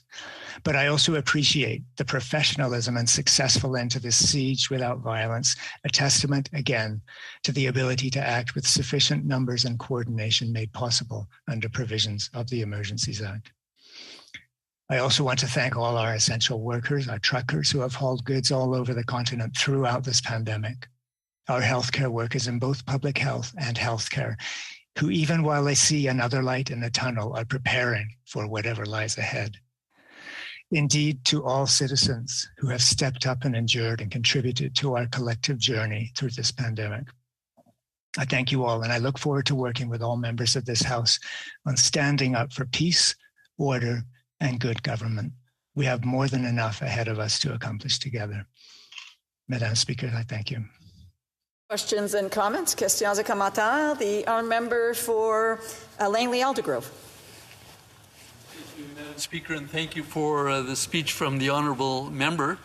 A number of earlier speakers, made the point that the measures under the Emergency Act are temporary in nature, yet the Minister of Finance just the other day said that some of the provisions dealing with financial services, organizations, banks and credit unions, and perhaps crowdfunding platforms will become permanent. I wonder if the member has a comment about that. Thank you. The honourable member for Yukon. Thank you, Madam Speaker, and I thank the question from the member opposite and also from my neighbouring province. And I want to again come back to the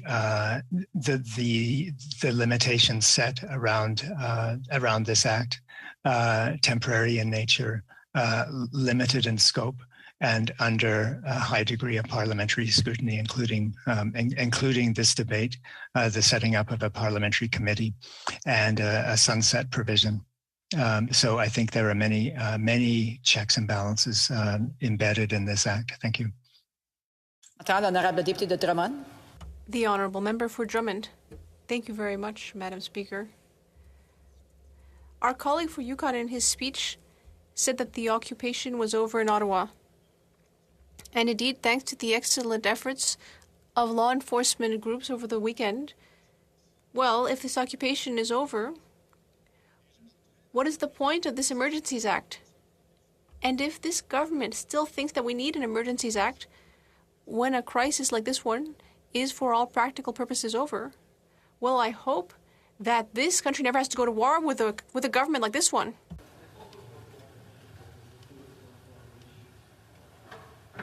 L'honorable député de Yukon. Et merci pour la question. I'd like to thank my colleague for the question. I would just like to say that the situation is under control for the moment.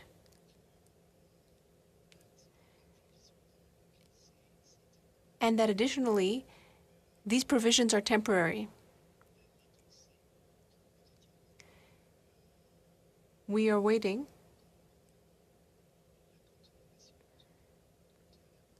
We are waiting to determine whether we will continue, whether we are waiting to see when it will not be necessary to use this act anymore.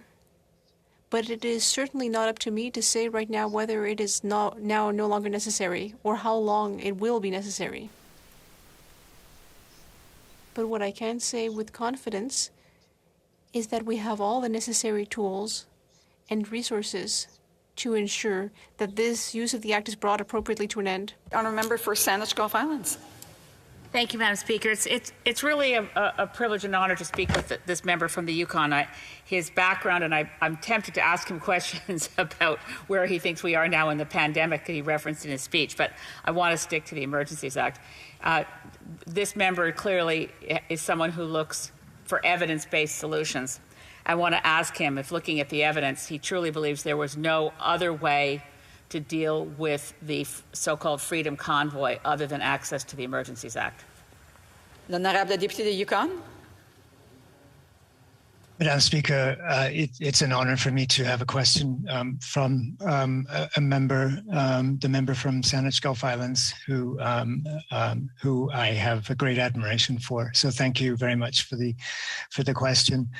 And I'm confident in all that I have learned and all that I have read and discussed, and looking through the steps that were taken, that this was the right move at the right time. And I hearken back also to what I said, that there was a ticking clock, and at some point, one could wait, one could have many other options on the table that are all going to take time. So I think timeliness is part of the decision making here, and I think it was appropriately scaled, and followed the appropriate steps. I do believe it was the only recourse at this time.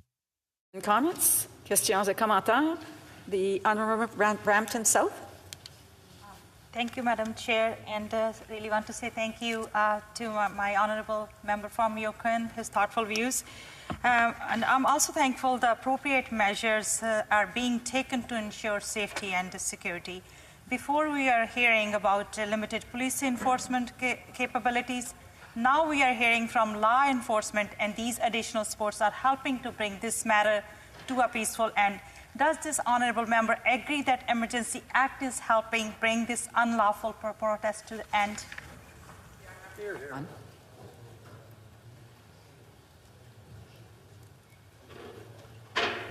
The honourable member for Yukon. I thank the member for that question and for her dedication to many issues and concerns that we share in common. I do believe, again, referring back to the fact that this will be scaled, focused, and responsive. The act was appropriate, and I do believe it was effective in bringing an end to the blockade, and with the right time frame before us, should prove to be effective in maintaining order until such a time as, under expert advice, it is no longer deemed necessary. Comments? The honourable member for Edmonton Strathcona. I'd like to thank my colleague for his intervention today and ask him. He speaks about knowing when it will be appropriate for the powers that are part of the Emergency Act to stop. How will he know that? How will the Liberal Party give information to parliamentarians that it is, in fact, time for us to end the Emergency Act powers? A member for Yukon. I thank the member from Edmonton Strathcona for that question, and also for her dedication as a member. I do want to say, that certainly if I think of my previous role, decisions depended on input from a variety of experts and from a discussion with colleagues, as well as security assessments and briefings from intelligence officials. I would expect the same type of considerations in putting to our to cabinet to allow a determination of when that would no longer be necessary. Also, I think it's important again to reflect that the degree of oversight, including the striking of a committee, will allow for transparency in the decision-making process that will allow us, hopefully, as soon as possible, to be able to cease the invocation of this act. We have time for another question. The honourable member for Mission Matsky Fraser Canyon. Thank you, Madam Speaker, and thank you to the member from Yukon. One of the problems I had with his speech is that he seemed to assume that the implications we are dealing in respect to the Charter of Rights and Freedoms and its relationship to the Emergencies Act have somehow already been tested.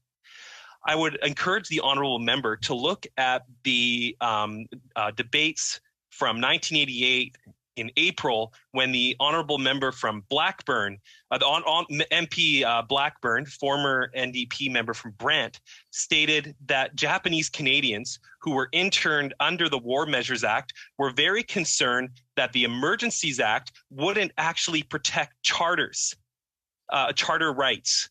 To this date, there has been no reference to the Supreme Court on the application of the Emergencies Act. So to have it on record, is he okay with that?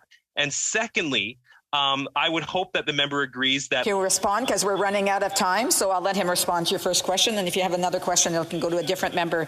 The honourable member for Yukon, a brief answer, please. There's question 1 of 8. Thank you, Madam Speaker. I would say that the courts will rule on the threshold issue and on the constitutionality of the Act, including any intrusion on provincial jurisdiction. So I think there is accountability written into this Act through all the mechanisms I've mentioned, and there will be a public inquiry. There are many opportunities to review the implementation of this Act. Thank you. Resuming debate, the Honourable Member for Edmonton West. Thank you. Thank you, Madam Speaker. I'm pleased to rise today to discuss or join the debate on the Emergency Act, and I hate to spoil the surprise for those waiting to the end of my speech to understand how I'll vote. I am going to come out early now and spoil it by saying I do not support this overreach by this government. Now, we have to ask, how did we get here today? I'm sure the Liberals are saying by Air Canada, but I mean the crisis that we're dealing with right now. Now, some think it was because of the trucker mandate brought in by the government about a month ago, the vaccine mandate for truckers. And I have to wonder why now they would bring this in. At the very beginning of the pandemic, 2 years ago, before we had vaccines, before we knew much about COVID, truckers were able to come and go. They were deemed vital to the continuation of our economy, bringing food exports. So we were not putting any mandates on them then. During the Delta wave, we had some vaccines, but not a huge part of the population had been vaccinated, but truckers were able to come in the country without having the mandate. So here we are now, where 90% of Canadians are vaxxed or partially vaxxed. We've had Omicron wash through the country, thankfully, due to the high vaccination rates, and it is, I understand, milder. We haven't had the problems in the issues of the first waves. Now they decide we're going to hit the truckers with the mandate. No data to back it up, no reason, it seems, apart from politicking. Now, getting to the point where we are here now with the crisis happening out in Ottawa, some might think that the tipping point was the Prime Minister in September, but it being reported in January calling the unvaccinated racists, misogynists, and extremists. When the Prime Minister asked, should we tolerate these people? Pitting Canadian against Canadian. But I think the roots of what is happening across Canada and happening outside here of this place, it goes back to the election. July 13th, the Prime Minister stated there would be no vaccine mandates. July 13th. 2 weeks later, when he called the unnecessary, unneeded election, he finds out through internal polling that, hey, this is a wedge issue. We can wedge Canadian against Canadian. We can wedge the electorate against the Conservatives by flip-flopping and bringing in vaccine mandates and making it the prime election issue. And it's quite funny listening to the other side, especially the finance minister, calling Conservatives a party of flip-flop. Now, this country has had a number of distinguished finance ministers. Paul Martin, Jim Flaherty, Michael Wilson. Can you imagine any of these distinguished and fine finance ministers reducing themselves to name-calling of the party of flip-flops like the current one? But that seems to be the modus operandi of this government. Now, during the election, we've never seen the protests like we had caused by this government. We've never had people out shamefully throwing rocks, pebbles at a prime minister until this government purposely wedged Canadians against Canadians. Now, we understand vaccines are important. We all know that. But pitting Canadians against unvaccinated Canadians for political gain is wrong, and it has led to what's happened outside.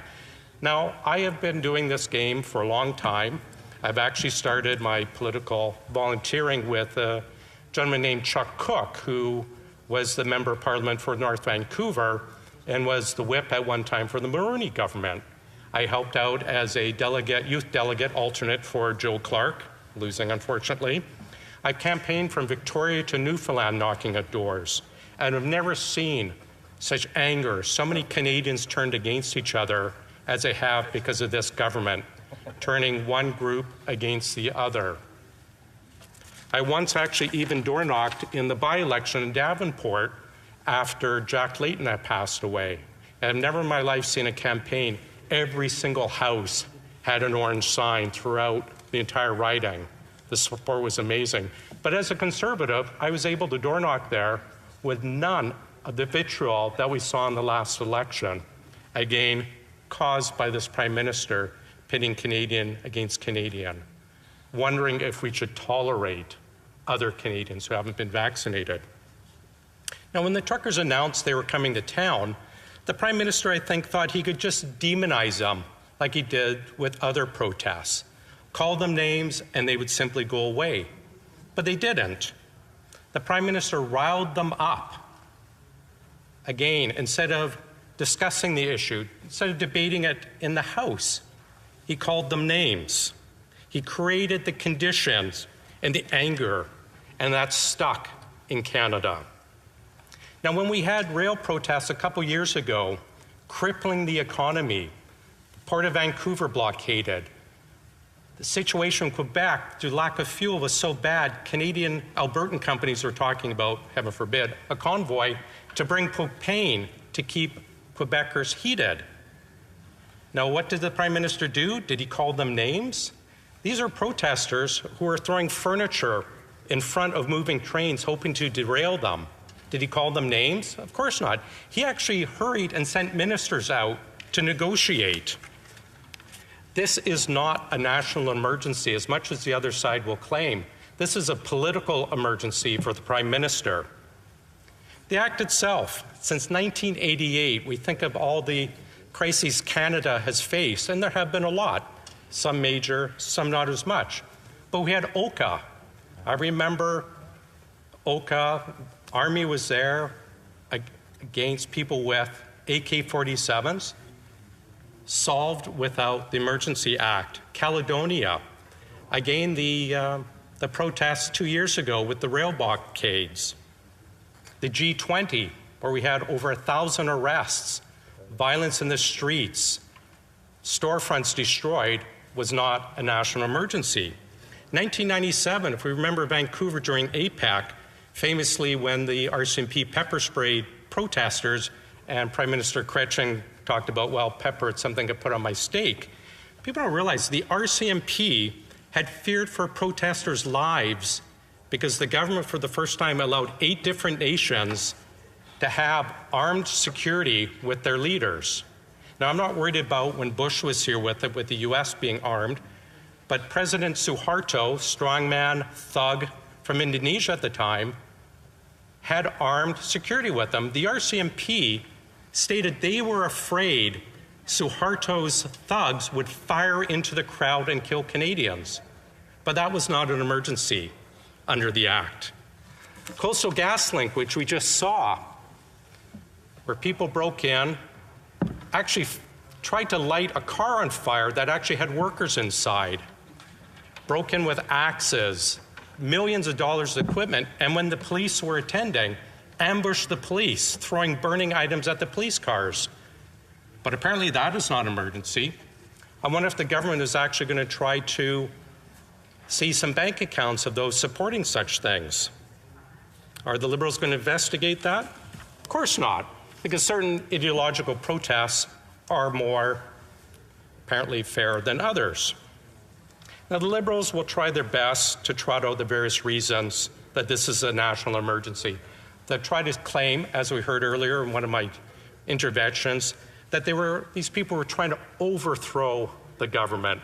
Now, seriously, as if the hot tub time machine guys out there with a ludicrous online demand to overthrow the government is to be taken seriously, or the people calling in saying, have the Governor General replace the Prime Minister. That is not a serious issue. Perhaps bringing out Prime Minister Harper at the time and beheading him on the lawn of this place, like the Toronto 18, could be considered an emergency. But again, I don't think the bouncy council people are anything that constitutes an emergency. Earlier, when this first came up, I was responding to, or asking a question, and I was being heckled by one of the Liberals who asked, why were they able to clear Windsor, Surrey, and the other border crossings without the Emergency Act. Why do we need it? And the Liberal MP yelled across, they might come back. So I have to ask, when will this actually end for the Liberal government? When will their political emergency end if the government is saying secretly, well, maybe they'll come back and we'll keep it going? Mr. Speaker, the Liberals have not justified in any way the use of the Emergency Act. That's why I will not be supporting it. Thank you. Question et commentaires, questions and comments. The Honourable Parliamentary Secretary, the Minister of Justice and the Attorney General. Thank you, Mr. Speaker, and I'd like to thank my colleague from Edmonton West for his intervention. And I must profoundly disagree with many of the premises of his statement, but I do want to kind of probe into one issue that's really come forth, which is the financing of these protests. One report says that 1,100 of the donors to this protest were the same as the January 6th Capitol Hill riots donors, and of course there's been a lot written about them and the motivations there. We also see the protesters here with very hateful flags, hateful symbols, reports of shelters being overtaken and so on. So if you could, maybe our colleague opposite can talk about the funding that's there and what kind of impact, and if he's worried about the funding on Canada's political system, and what kind of impact we. The Honourable Member for Edmonton West. Thank you, Mr. Speaker. I want to thank my colleague. It's an honor to get a question from him. I find it quite, I appreciate the comment, and I don't want to be mean back, but, I appreciate what he's saying. I am kind of stunned, though. The U.S. Treasury, their version of our Treasury Board investigation found that Tides USA was being funded, or money from Russia was being funneled into Tides USA, and that money was getting funneled into Canada. We knew about this, the government knew about that, and yet did nothing. Millions and millions funneled in through other environmental groups to fight development in Alberta, probably the Coastal GasLink protests. I have to be curious, why are those okay, but again, bouncy castle donations are not? Question et commentaires, questions and comments. The Honourable Member for Alfred Pellan. Thank you, Mr. Speaker. On February 5th, the Alberta government addressed an official request to the federal government requesting federal assistance in dealing with border protests, invoking the necessity to intervene, and I cite, in a complex and dynamic situation that continues to impede the free and safe movement of not only Albertans, but also of critical goods and services vital to both the Canadian and American economy. So I ask my colleague, is the Honourable Rick McIver, Minister of Municipal Affairs of Alberta, completely off the track? Or what's good for Albertans is not good for the rest of Canadians? For Edmonton West. The member should know what's good for Alberta is good for the rest of the country, as you should know from our equalization payments we pay out. I will note, and he should note this as well and should not mislead the House, Coots was settled without bringing in the Draconian Emergency Act. It was settled using existing police powers, just like in Surrey, just like in Emerson, just like in Windsor, and just like it could have been done here in Ottawa as well. Questions and comments. The Honourable Member. I was a child, Jack, so I didn't have a choice when I got those jabs. So I'm not a drama queen. Of other demonstrations that seemed much more urgent and yet for which emergency measures were not required. So 3 days earlier, the Prime Minister was saying that the police had all the required tools, and then all of a sudden, the Emergencies Act has to be invoked. Was that not done just to hide the Prime Minister's incompetence? Mr. Speaker, thank you for. It's great to see my colleague back here in the House physically. Yes, as I said, this is a political emergency created by this government. It's not a national emergency. We've seen in bigger, more serious issues across the country, both in the past years and the past week, it can be solved with the current powers that the police have. Thank you. Questions and comments of the honourable member for Port Moody Coquitlam. Thank you, Mr. Speaker. And I have to say I am disappointed to see the dismissive comments made by the member in regards to unlawful activities that have caused a lot of real trauma to Canadians across this country. And, you know, using trucks as weapons of intimidation is not something to be dismissed. My question to the member through the chair or through the speaker is, does the member acknowledge that hateful symbols and rhetoric did rear its ugly head during these occupations? Honourable member for Edmonton West. Thanks, Mr. Speaker. I have to say I'm disappointed with the member's question. Yeah. Clearly, she continues to politicize this issue, and no way and in no part of my speech were we ever dismissive of what was going on.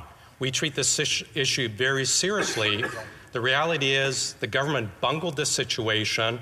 The government had ways to fix the situation. They decided, with the help of their coalition colleagues, to use a sledgehammer to break open a nut. Resuming debate, reprise du débat, the honourable member for Lanark, Frontenac, Kingston. Thank you, Mr. Speaker. Mr. Speaker, I start by taking note of the recent news that Her Majesty the Queen has contracted COVID. Reports tell us that she is well and continues to perform light duties, but of course Her Majesty is 95 years old, and this places her in a high-risk group, even for the relatively mild Omicron variant. So it goes without saying that every Canadian wishes her a prompt and complete recovery. Let me now turn to the debate at hand on whether this House should vote to support or to negative the government's February 14th proclamation invoking the Emergencies Act. I'll frame my remarks by observing that it would be appropriate if the Act were named the Emergency Powers Act or the Emergency Measures Act, because the Act allows the government in extraordinary times and under a set of narrowly defined circumstances to implement emergency powers or emergency measures, thereby temporarily acquiring extraordinary powers, which intrude upon the rights and freedoms of Canadians in ways that are not permitted in ordinary times. Therefore, it is the powers being exercised by the government under authority of this proclamation on which we are being asked to pass judgment. I'll argue that we should vote to negative the proclamation, not merely because the purported emergency could have been dealt with by means less drastic than those contained in the Emergencies Act, but also because the most important features of the proclamation, which are designated by the government as the Emergency Economic Measures Order and the Emergency Economic Measures Regulations, assert powers that are not actually authorized under the Act. Since these claimed powers are ultra vires, the Act, this part of the proclamation is itself unlawful. I note that the Canadian Civil Liberties Association has filed a brief in federal court asserting that the order and regulations are also unconstitutional because they represent a clear breach of Section 8 of the Charter, which prohibits unreasonable search and seizure. The argument of unconstitutionality is not my focus today, but I will observe here that the CCLA's association brief is available online, and it should be read by everyone. Let me return to my main argument. The Emergencies Act designates 4 types of emergencies. The type specified in the February 14th proclamation is called a public order emergency. The extra powers permitted under each kind of emergency are not identical. Those permitted under a public order emergency are listed in Section 19 of the Act. They include the regulation or prohibition of certain kinds of public assembly or of travel to or within areas the government can designate, the use of and limits on the use of what the Act calls specified property. The Act also allows the designation and securing of certain protected places, such as Parliament Hill. It allows the government to assume control of public utilities or services, and it allows the government to have the power to compel any person to provide services that the state deems essential, famously in this case, tow truck drivers. In its February 14th proclamation, the government asserts its intention to exercise most of these powers and impose the maximum penalties the Act permits for citizens who fail to obey. The government also asserts an additional power that does not exist under any reasonable reading of the Act. This is the power that is the subject of the Emergency Economic Measures Order contained within the proclamation. This order makes it lawful to, quote, make available any property, including funds or virtual currency, to or for the benefit of a designated person, in other words, a person who is, quote, engaged directly or indirectly in an activity prohibited by the proclamation, or to a person acting on behalf of such a person, end quote. This is a truly extraordinary exercise of power. The order and the regulations are the source of the government's claimed authority to deny access to bank accounts without seeking an injunction or an order from a judge, and to force crowd-sourced fundraisers to make known their donations to the state, the latter of which is apparently a measure the finance minister would like to make permanent. The explanatory memorandum provided by the Minister of Justice pursuant to Section 58(1) of the Act offers the following description of what the regulations do. The regulations, quote, prohibit directly or indirectly using, collecting, providing, making available, or soliciting property to facilitate or participate in a prohibited assembly or to benefit any person who is facilitating or participating in a prohibited assembly, end quote. Now, the first part of this prohibition is perhaps acceptable, since it is the assemblies themselves that are the events claimed to be emergencies, the so-called blockades and occupation. The second part, however, makes it unlawful to engage in any form of commercial or monetary transaction, whatever, with a person who is involved in any way with these assemblies. It is unlawful to pay their salary or wages. It is unlawful to provide them with food or shelter. Such persons become, in essence, unpersons, stripped of any power to engage in any economic activity whatsoever. And the rest of us can be punished for failing to make sure that this is so. Most obviously, the rest of us, all Canadians, may have our own assets frozen for failure to obey. This claimed power is the basis for all the detailed regulations that follow, such as the requirement that all financial institutions and crowdfunding platforms must now reveal their transactions to FinTrack, and that they are under an obligation to proactively comb through the accounts of Canadians, reporting their confidential financial information to the police. But none of this is actually authorized by the Act. Section 19(1)(a), Romanet 3 of the Act does state that in a public order emergency, quote, the Governor and Council may make orders with respect to the use of specified property, end quote. But the argument that absolutely all property in Canada, including all money, falls in this category is self-evident nonsense, like specifying that the entire universe is a subset of the universe. The purpose of this provision is clearly not to bring an end to the issues, the blocking of bridges and so forth, that the government asserts are the source of the purported emergency. The actual and rather obvious purpose of this provision is to destroy these citizens, even if they are ultimately found to be guilty of nothing. For this reason, even if the measures contained in the emergency... I need a vote from the chat room. Do you still want the House audio? ...an unconstitutional violation of Section 8 of the Charter. And even if they were not ultra vires the Act, they would be impermissible simply because they are disproportionate. A disproportionate penalty is normally dismissed by a court. We are all familiar with how the courts have reacted to mandatory minimum sentences, for example. But the genius of this provision is that it destroys its victims in ways that can't be overturned by the courts, just as they weren't authorized by the courts. The prosecution is itself the punishment.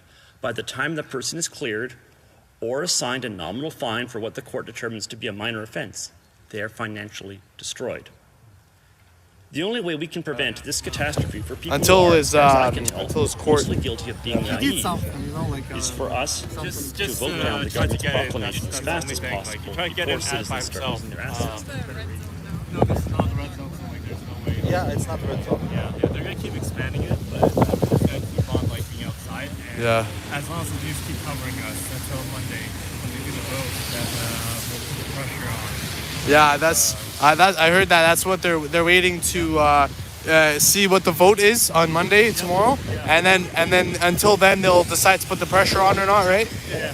So if they declare, what is it again going on? What's the decision being made? You mean like emergency measures? Yeah.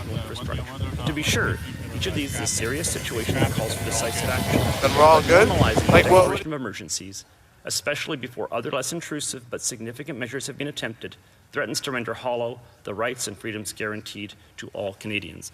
Mr. Speaker, for this reason, along with many others, I ask all members to vote to quash this dreadful and shameful proposition. Questions and comments? Question and commentaire. The honourable member for Winnipeg North. Thank you, Mr. Speaker, and appreciate the comments made by the minister, and I would really very much value if he would. I would. Pardon me?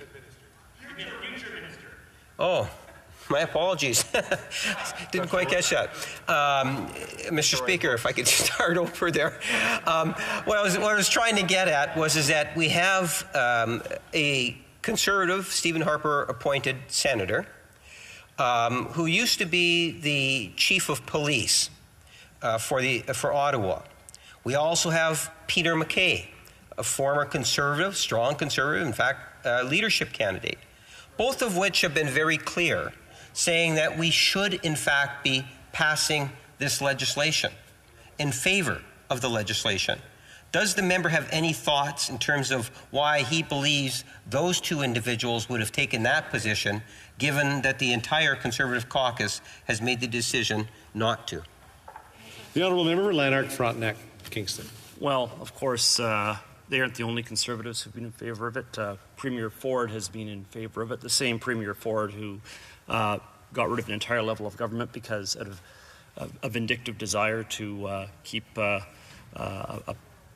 rival Conservative, his predecessor, his Conservative leader, from having a chance at elected office. The same Premier Ford who last year engaged in shutdowns where he made it unlawful to buy children's clothes and rain boots, but you could buy garden gnomes. The same Premier Ford who invoked the notwithstanding clause so we could make a change to Toronto Council's structure. I don't respect or admire many of the things that he says, and I don't think I'm required to pick sides with him or Peter MacKay against the Conservative premiers of Alberta, Saskatchewan, and Manitoba, all of whom think this shouldn't have gone in place, and two of whom are looking at, or at least one of whom is looking at, legal action to stop this terrible measure.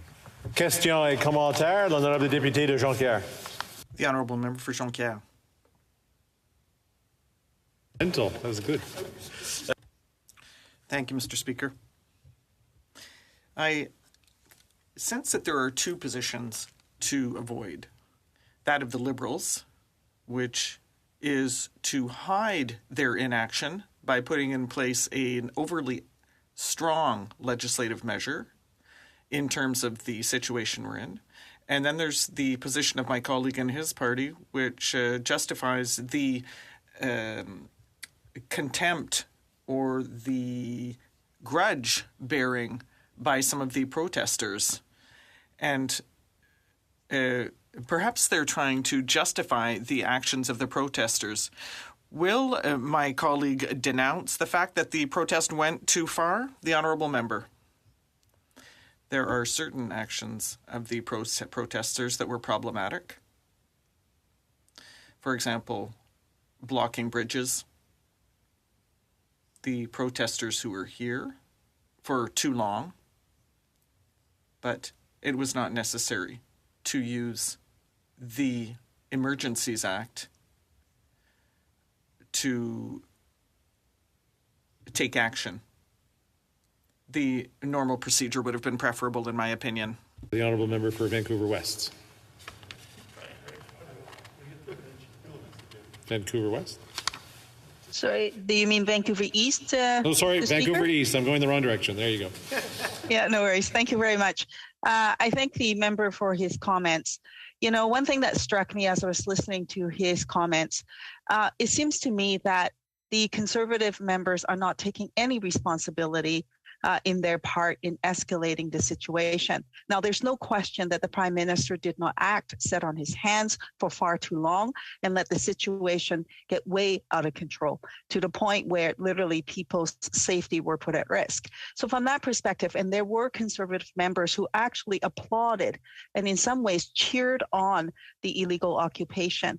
Will he take a moment now and say to his Conservative colleagues that that was the wrong thing to do?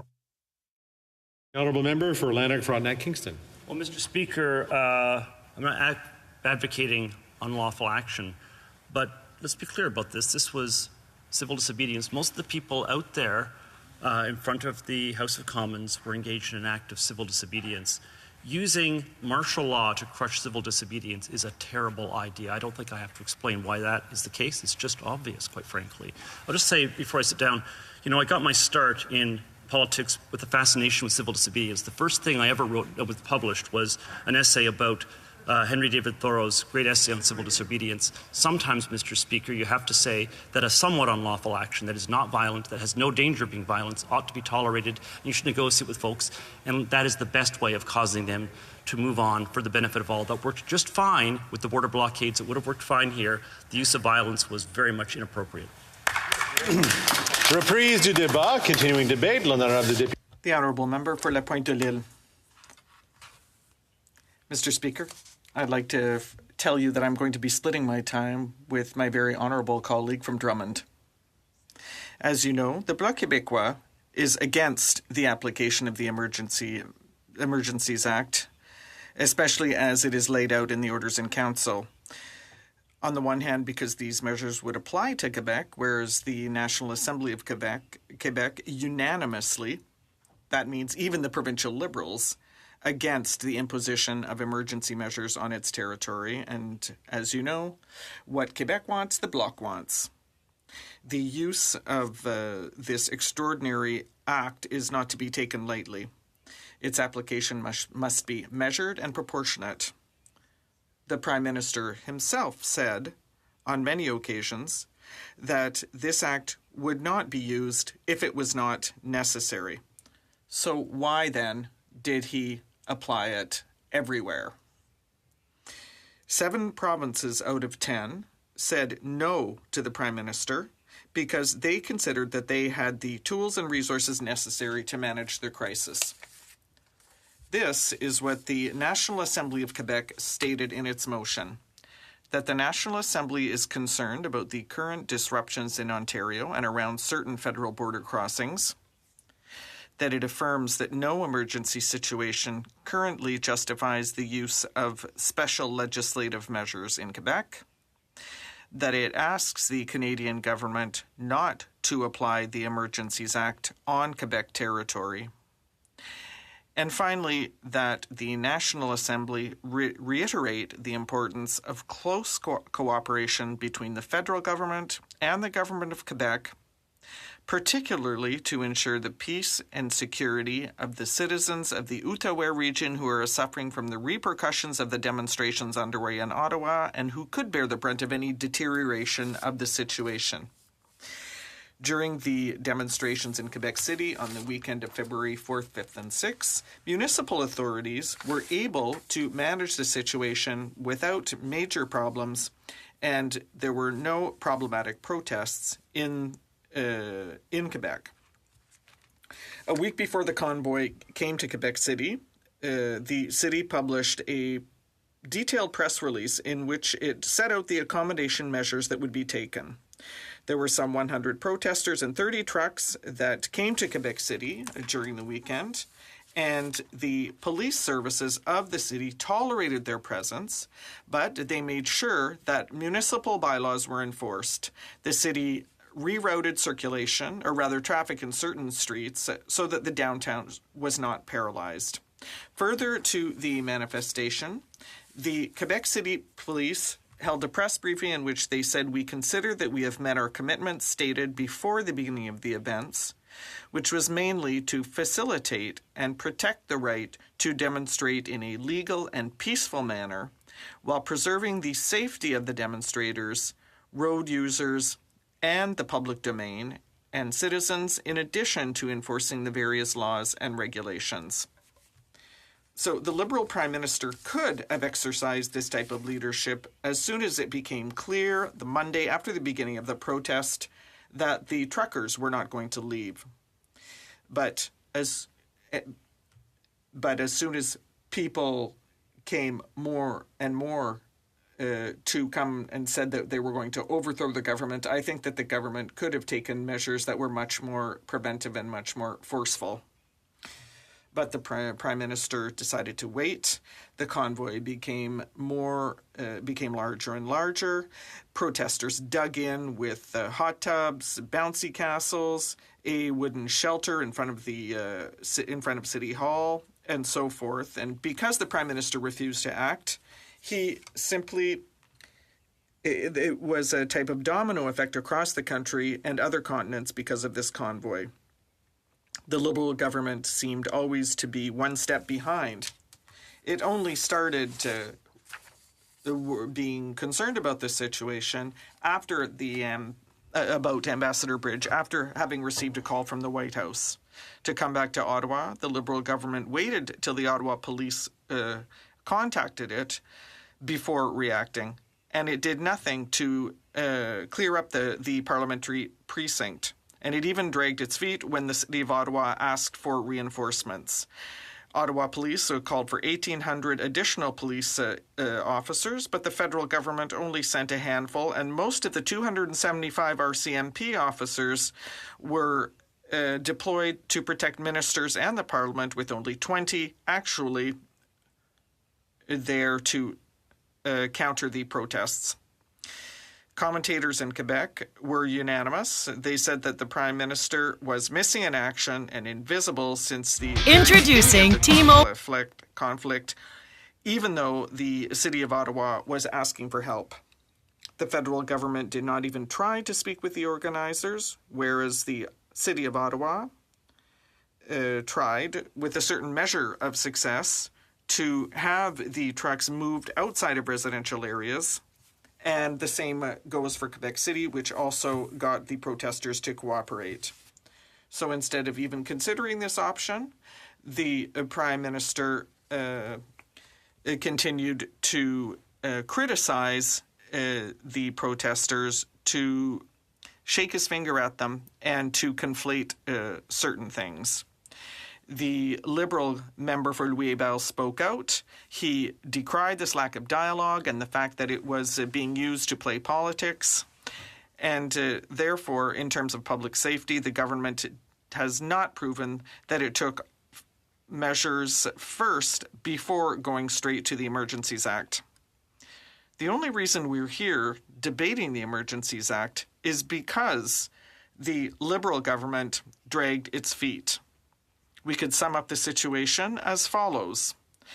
The federal government didn't search for any other options.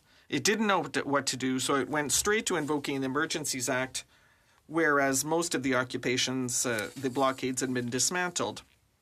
Mr. Speaker, practically all the blockades were about to be lifted when the federal government invoked the Emergencies Act, and that proves that it was not at all necessary to invoke the Act, and it proves that the authorities had all the tools that they needed. For example, if you look at Ambassador Bridge, Fort Erie, Sarnia, Emerson, Coots, everything was already practically cleared up. The Prime Minister explained in the House and in the documents annexed to the motion that he was worried that other blockades would be put up in Canada due to the influence of social media. Mr. Speaker, this type of act should not be applied just in case. It needs to be applied when a situation is real or imminent. And we might even think that in these circumstances, the federal government is simply throwing oil on the fire, because this would allow its most extreme opponents to say that it was a dictatorship.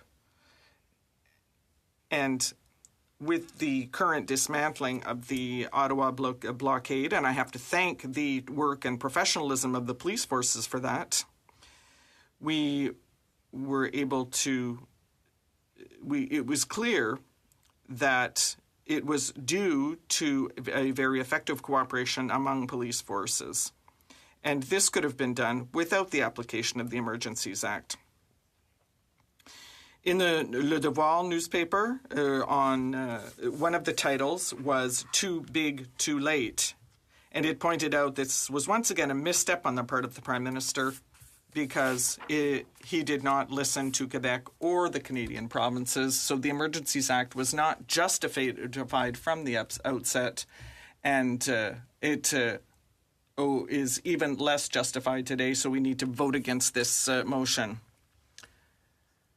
The Honourable Member for Alfred Pellan.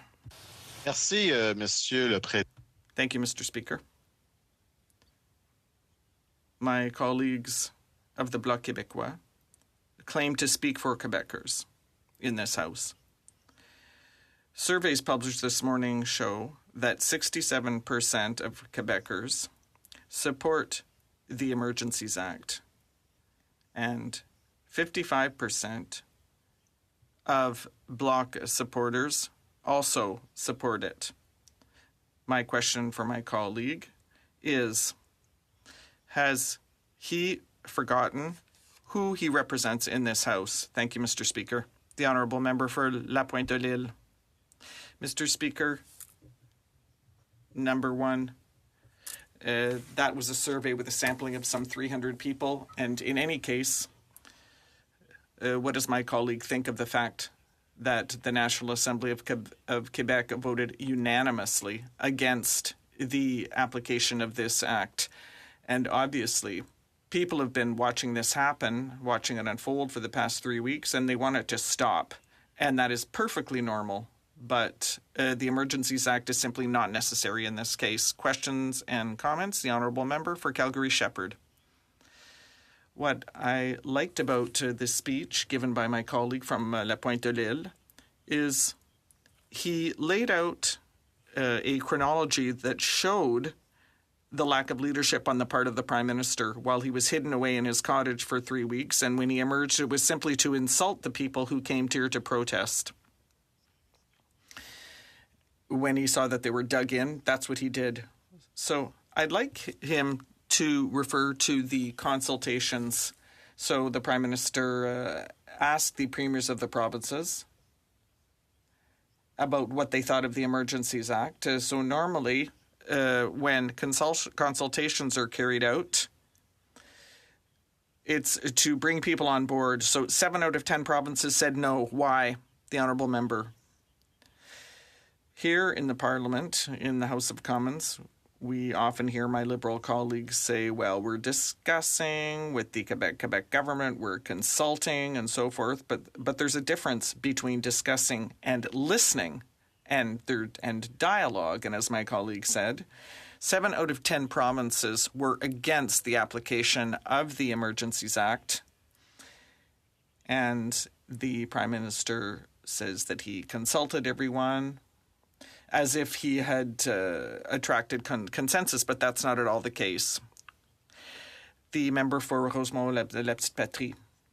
Thank you, Mr. Speaker. I'd like to thank my colleague for the speech, and obviously the situation deteriorated because of the Prime Minister's inaction. We all agree on that. Now, with regard to the Emergencies Act, isn't my colleague reassured by the fact that it's time limited, the fundamental freedoms are maintained, and members can call for a vote to revoke it? Doesn't he agree with the Ottawa Police Chief when he said that we needed that measure because it allowed us to end the illegal occupation by fining people, by keeping people out of the perimeter and towing? The Ottawa Police Chief seems to think that it was useful. The Honourable Member for La Pointe-de-l'Île. I would just like to repeat what the constitutional expert Patrick Taillon said. Yes, the police chief said this was useful, but an Emergencies Act, when we invoke it, it must be essential, not just useful. And it's been repeated in this House. We've been saying it for 2 weeks. will the Prime Minister meet with all the partners to ensure that there is a multi-party coalition with all the partners so that cooperation can be ensured? So I think this could have been done without the Emergencies Act, and it should not be used. Should not be resorted to for situations that don't require it. Resuming debate. The Honourable Member for Drummond.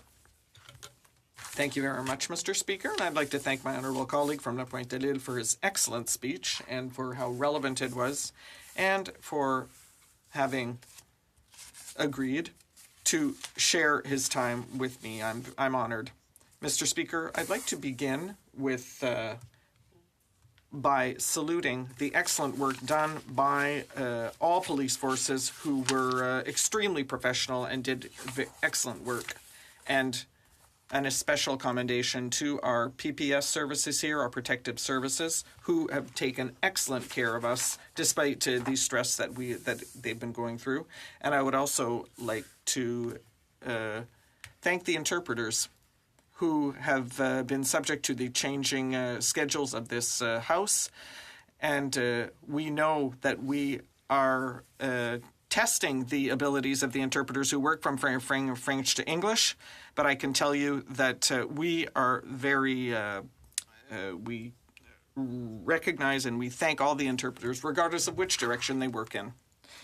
Mr. Speaker, when we get into politics, we do it because we want to change things. So some people want to do things locally for their constituents. Other people want to pass laws that will change things significantly in terms of society. For example, my colleague from Sarabie-sur-Roi wanted to make a dream come true for Émilie Sans Façon by extending eligibility for sick leave under EI to 50 weeks instead of the paltry 26 proposed by the Liberals. Sometimes we want to take international action. For example, my colleague from Lac-Saint-Jean, who has intervened on behalf of Raïd Badawi or with the Uyghurs. And I imagine the need to leave one's mark, it must be even more intense when one is Prime Minister. And obviously this is a difficult thing. So what will people remember about this Prime Minister? And simply, we are at a type of crossroads in history. So what will the Prime Minister be remembered for? Quebec and Canada are going through a health crisis. It's been unprecedented since the Spanish flu. And so we need a type of very special leadership in such situations. Did the Prime Minister show such leadership? I think that has been a recurring theme of this debate, and obviously no. He pretended nothing was happening. He buried his head in the sand, hoping that the storm would pass. The Bloc Québécois is refusing to support this bill, and it is not because we're trying to downplay the crisis. We have been going through it for a few weeks now. It is a real crisis, and it's historic. And even though it is it's coming to an end, could it have been avoided?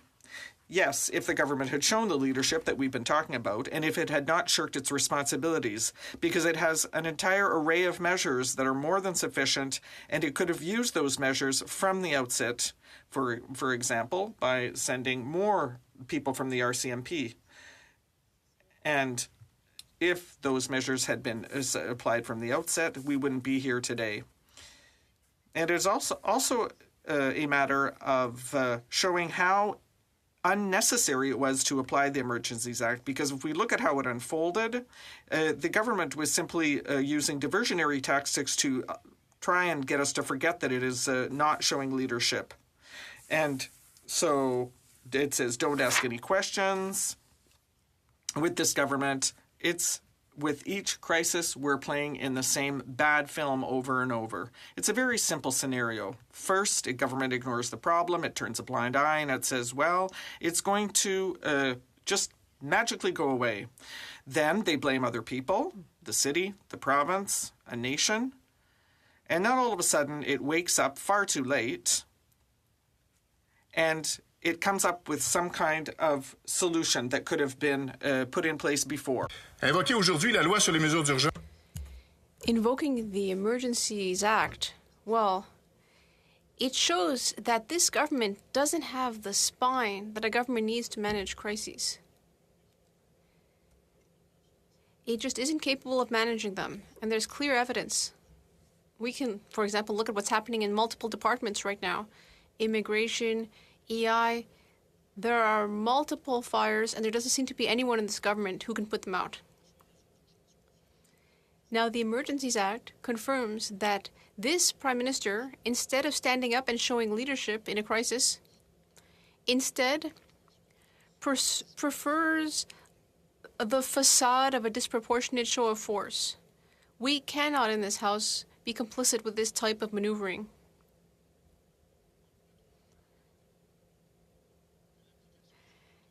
And it should be clear that an act like this, an exceptional law, is not based here on any tangible necessity currently. This is not a preventive law. This is a law that needs to be used when there is an imminent or current crisis. And yet here, this issue is almost over. The siege has been lifted. So applying this here creates what I would certainly call a dangerous precedent. And there was more that could be done by the provincial and municipal governments to resolve the situation. For example, the Ambassador Bridge was cleared before this decree was passed, the Coutts border, and happily here the siege of Ottawa is over. Our police forces are competent and clearly just need to be kitted out and given the right mandate. We've seen the results that came out of their being treated or being requested to deal with the situation. They acted in an exemplary fashion this weekend. But I think that this government just wanted to impress people. It wanted to be able to simply boast of doing something in order to make people forget its lack of initiative over the last few weeks. Now, it's very clear that this government cannot maintain this act in force for preventive reasons. They can't say that it's just in case or something like that. Now, we heard recently some people say that this act enabled more measures to be taken, more steps to be taken, and that it was helpful. Perhaps that's true. Well, I have a 9-year-old son. He may ask me for a calculator to help him do a math problem, and sure, it would help him, but that's not the real goal. That's missing the point.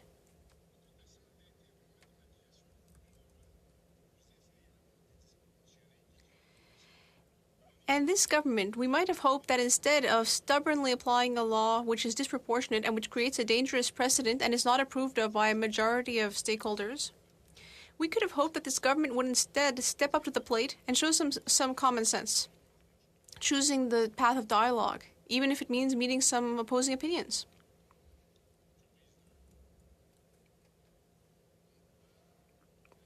Mr. Speaker, we can see the light at the end of the tunnel. We're going to need to try to heal and try to build bridges. We've lost too many people, brothers and sisters, cousins, who aren't talking to each other anymore because of the various points of divergence caused by this crisis. This is going to be quite the task. Now we need to look to the future and look into the deep causes, the root causes of the various troubles that are plaguing us and that have caused the recent crisis. Once again, I ask, how will this Prime Minister, what mark will this Prime Minister leave on history? Once again, the ball is in his court. We may end up remembering him similarly to other Prime Ministers who have disappointed Quebec over time. And I will spare you examples because there are many. But he still has a chance to do things differently. He could stand beside the great leaders who led this country during major world crises. World wars, for example. He needs to show that he is a great leader. He needs to bring people together.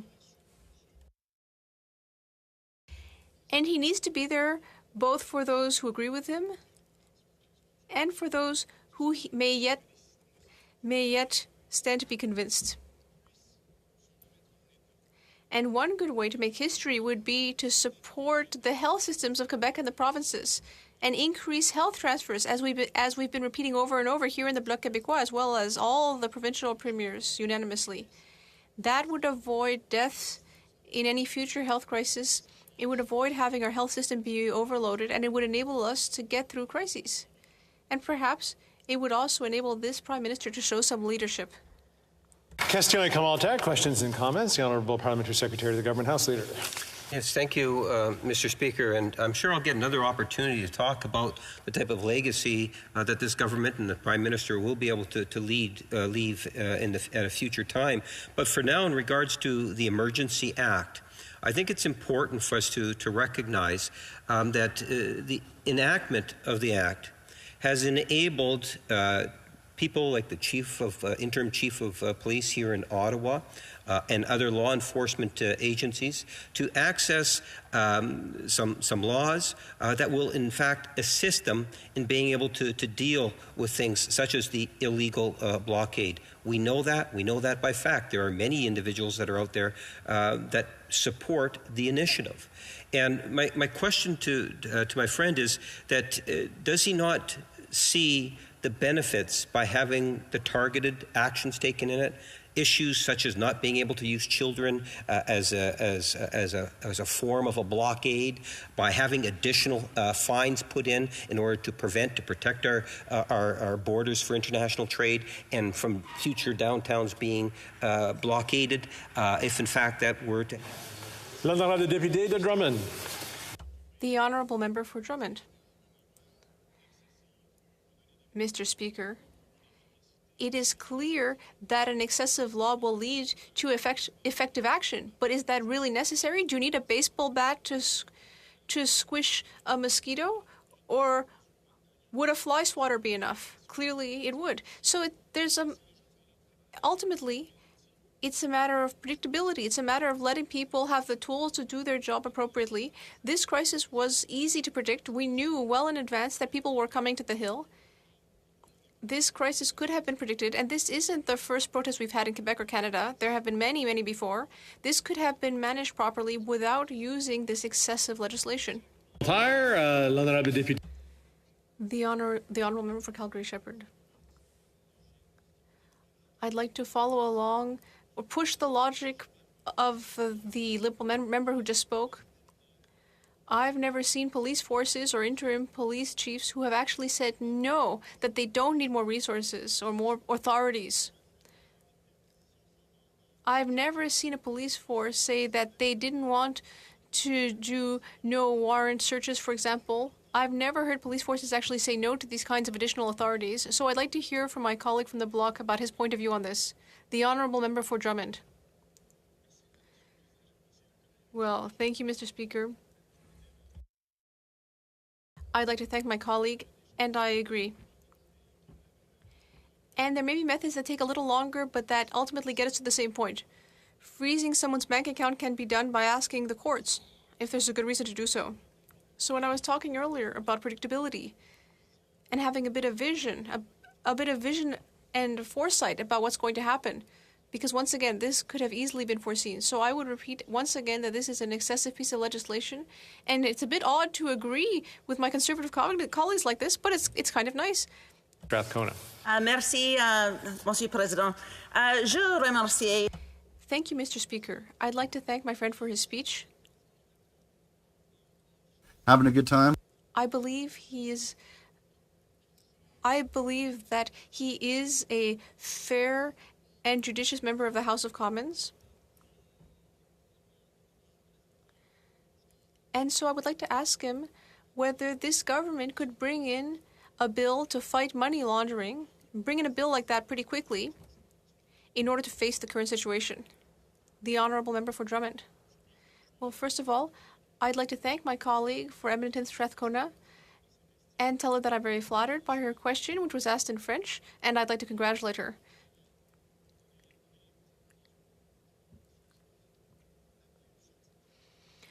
I hope that I can say that right now we are exiting this crisis. This is not the time to turn the page. We need to instead bring in the necessary tools in order to be able to better face situations like this one. And if there were legislation to deal with money laundering, for example, the illicit funding of this type of activity, well, I completely agree with that idea, and we can certainly debate that in future. A quick question. The Honourable Member for Madawaska-Restigouche. Thank you, Mr. Speaker. I'd like to congratulate my colleague for Drummond, and I'd like to congratulate him on the excellent way that he uses the language of Molière in this chamber. I would like to ask how he can, in a single sentence, confirm that there was a siege in Ottawa and then continue on and say that there was no need for the Emergencies Act. The Honourable Member. Well, I don't think that I said that that I was trivializing this, as my colleague said. It's not that I was trivializing the use of the legislation. On the contrary, I'm saying that it's excessive. It's ultimately using a cannonball to kill a fly, and I'm not trivializing it. Instead, I'm condemning its excesses. Continuing debate, the Honourable Member for West Vancouver, Sunshine Coast, Sea to Sky Country. Thank you, Mr. Speaker. I want to start by noting I'll be sharing my time with the member from Halifax. I appreciate the opportunity to take part in today's critically important debate at a difficult time for our country. It's difficult because it pains me to see the lengths that those that descended upon Ottawa and at border crossings across the country felt that they needed to go, and those that sympathize with them just to have their voices heard.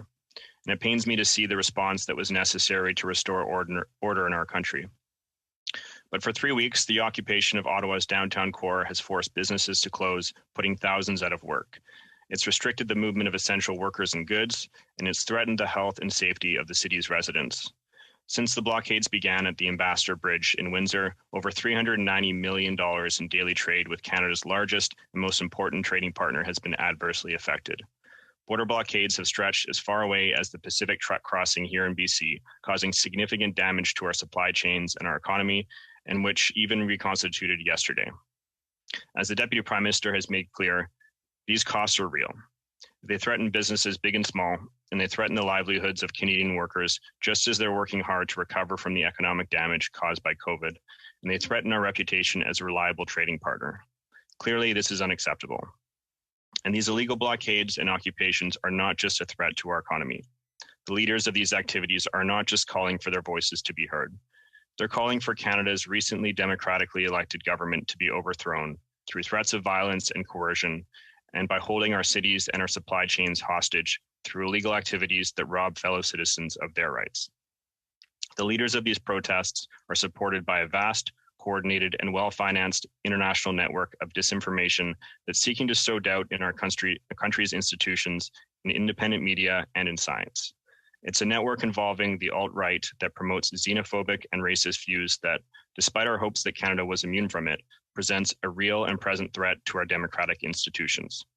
It is a coordinated effort to use mistruths, half-truths, and to misrepresent the constantly evolving scientific evidence as a reason to attack and discredit expert opinion. And it pains me to think that in Canada we're talking about fake news. Yet here we are. This coordinated effort has exploited the very real frustration that we all feel having lived through this pandemic for 2 full years. It's exploited people's legitimate desire to gather, let loose, and enjoy the company of others by using conspiracy theories that scapegoat the Prime Minister, governments, experts, the media, and shadowy elites, rather than recognizing that we all face one common enemy, the virus. And I don't want to paint all the people that have attended these protests or that sympathize with them with the same brush. I've spoken to many that have legitimate concerns that see this as an opportunity to express the frustration that we all feel. And coming to Parliament to make your voice heard in peaceful protest is a sacred right that we all must protect. I want to assure the folks that have reached out to me by phone, by email, and social media that you've been heard. What we are debating here today is not about silencing your voice, but rather to reestablish order and restore freedoms to those that have had them taken away. To the measure at hand. On February 14th, the Government of Canada appropriately declared a public order emergency. This order is effectively and peacefully putting an end to these illegal acts. And make no mistake, this is an extraordinary and unprecedented measure which was invoked in the context of ongoing border blockades, and that became necessary after weeks of impasse with the occupation in Ottawa and after all other measures had been exhausted. It comes after occupiers have been directed to leave for weeks, after additional resources were provided to the police of local jurisdiction, business. and after It was really coordinated saying efforts courts of in law general. enforcement were not able But it to said definitely rectify federal the courts should solution, not be in the business nor move of the re-examining illegal blockade in Ottawa. these issues. So this is not the first and the only time we resort, should and it get has not been involved is used when there's a lightly. clear 14th Amendment related issue. And as they told Alabama 2 weeks ago, you shouldn't do so on the eve of an election. You should do so in a more prepared way. So it did not allow an Alabama federal court to set aside a map. So the Republican legislature through map is now gone through. But in North Carolina, the state court, the North Carolina State Supreme Court, which by the way had long said partisan gerrymandering was just fine because Democrats ran the state. Now that Republicans ran the state legislature, suddenly said that's offensive to every constitutional right known to man. Yeah, Viva just went live a bit ago, so this is a live feed. The 3 Republican justices, they had just enough to win, and they're now having to completely make up new maps in North Carolina. And they announced a standard that directly conflicts with the U.S. Supreme Court, but the U.S. Supreme Court is staying out of state Supreme Courts doing these kind of things. So so really where the redistricting fight is going to, most of the efforts by Democrats to set aside maps in the federal court system over the last year have failed because of what the U.S. Supreme Court has done, and stepping in on Alabama reasserted that power. Where they've had success is where they have Democratic state courts. So they have a Democratic Supreme Court in North Carolina. They're going to get to rewrite that map. They have a Democratic Supreme Court in Pennsylvania, which will probably rediscover that mail-in balloting is all just fine. That issue is now pending before them. We'll see what happens. But they don't in Wisconsin. And that's why they lost in Wisconsin on that mail-in balloting power. So I think that what you'll see, in Georgia and Arizona, they don't have Democratic. In Florida, they don't have Democratic majorities in the state Supreme Court. So Republicans will mostly prevail on the redistricting issues because federal courts, the Supreme Court is properly disciplined, and there's not enough Democrats to rewrite the rules, as they are clearly doing, in ways that have nothing to do with constitutional jurisprudence, as their own precedents usually reveal. Okay, it's phenomenal, because we're going to have I never even understood redistricting. Like, it happens every decade, and it's such a meticulous thing where if you're not paying attention, you don't know that it's happening. Robert, let me just bring up one thing. I'm going to share the screen one more time. Last time for the evening, people, I promise. Share screen. Chrome tab. Bernie Madoff's sister and brother. This is what world are we living in? Bernie Madoff's, you see this, Robert? Yeah, I'd seen it. Supposed murder-suicide. There's people, because of the people connected to Madoff, there's people who are suspicious of that. Yeah, no. Late fraudster Bernie Madoff's sister and brother-in-law were found dead from gunshot wounds in their Boynton Beach, Florida apartment on Thursday. Gunshots. Okay, let's see if we say what that is. The death. So they're claiming one shot the other and then shot themselves. Yeah, well, what type of firearm would this be? The death or an apparent murder-suicide, according to the Palm Beach. Sandra Wiener, 87, and her spouse, 90, lost $3 million in Madoff's Ponzi scheme in 28. It's not known who killed whom, but the couple's relatives have requested the name of Marvin be shielded under Marsy's Law, which is designed to protect the identities of crime. Robert, explain the Marsy's Law for us. So is that the Florida Marsy's Law? Look, I guess, under certain circumstances, certain kinds of crime victims can have their names not disclosed publicly. That's the short answer. This is a 90 and 87-year-old who allegedly, I'm going to stop sharing, who allegedly died in a murder-suicide. Okay. Yeah, there's people who are suspicious about it just because of their connection to Madoff and that kind of death occurring. Oh, and their age. And their age. I mean, like, I don't know. I've only known a few 90-year-olds and 87-year-olds. That's not how I would end my life at that point in time. How many years do you have left, regardless? Unless it was, I'm not trying to be glib. Unless their remaining years were so miserable. Okay, well, that's interesting. Yeah. We'll see if anything else comes of it. Probably not. There was some people that asked about the Remington settlement. So because they are in bankruptcy, this was the insurance companies offered their maximum policy. There were 5 different potential insurance companies that had applicable policies, and they ended up writing a $73 million collective check to the Sandy Hook cases. And I think it's it's a case that never should have been allowed if the Connecticut Supreme Court would have enforced the law, but they won't in Sandy Hook cases unless it exposes the corrupt school system. Then they'll be happy to get involved, or if it helps hide FOIA information, then they'll be happy to get involved. But if it if it's somebody else being falsely blamed who's not a state actor, like Alex Jones, like Remington, then they go out of their way to gut the law that's supposed to prevent some of these suits from occurring, whether it's the First Amendment in Jones's case or the federal law that immunizes gun manufacturers in this case. And the U.S. Supreme Court, sat on its hands, probably because it's Sandy Hook. I mean, you mentioned the word Sandy Hook and people just start shaking and can't have a rational conversation anymore, even though we're 10 years removed from it at this point, thereabouts. The impact will be bad. Plaintiffs' lawyers are sharks in the water, and they're going to look for every excuse to bring suits. But the lesson of the case is you need to be in the right political jurisdiction. What is Democrats will ignore the law. So if Democrats control the court system in your state, and you're a plaintiff's lawyer and your case aligns with their politics, go at it. More money to be had because they'll clearly allow you to go forward. If you're in San Francisco, if you're in D.C., if you're in New York, if you're in Connecticut, if you're in Massachusetts, more like 90% of the time, they're not going to enforce the law if it means going against their politics. They've made that crystal clear in the Sandy Hook cases especially. And so that it's a unsettling consequence, not as dangerous and perilous as the Alex Jones cases are, in my view, because of the First Amendment rights those threaten. The theory of the Sandy Hook plaintiffs in those cases is that if you voice a theory different than the government's theory of a major crime, anybody that's in any way connected to a victim of the crime can sue you. That's intentional infliction of emotional distress because you disagreed with the government's narrative. That's a real terrifying set of principles. So we'll see how all that turns out. On the more light side, 7-Eleven is having to defend their tacos. So an individual had a 7-Eleven taco near midnight, rather rapidly got atrociously sick, had to go to the hospital, has filed suit saying he's shocked that 7-Eleven tacos, just that combination probably was a warning sign, especially a midnight one, but is suing saying that gave him food poisoning, and 7-Eleven saying that's outrageous. Everybody knows our tacos are spectacular.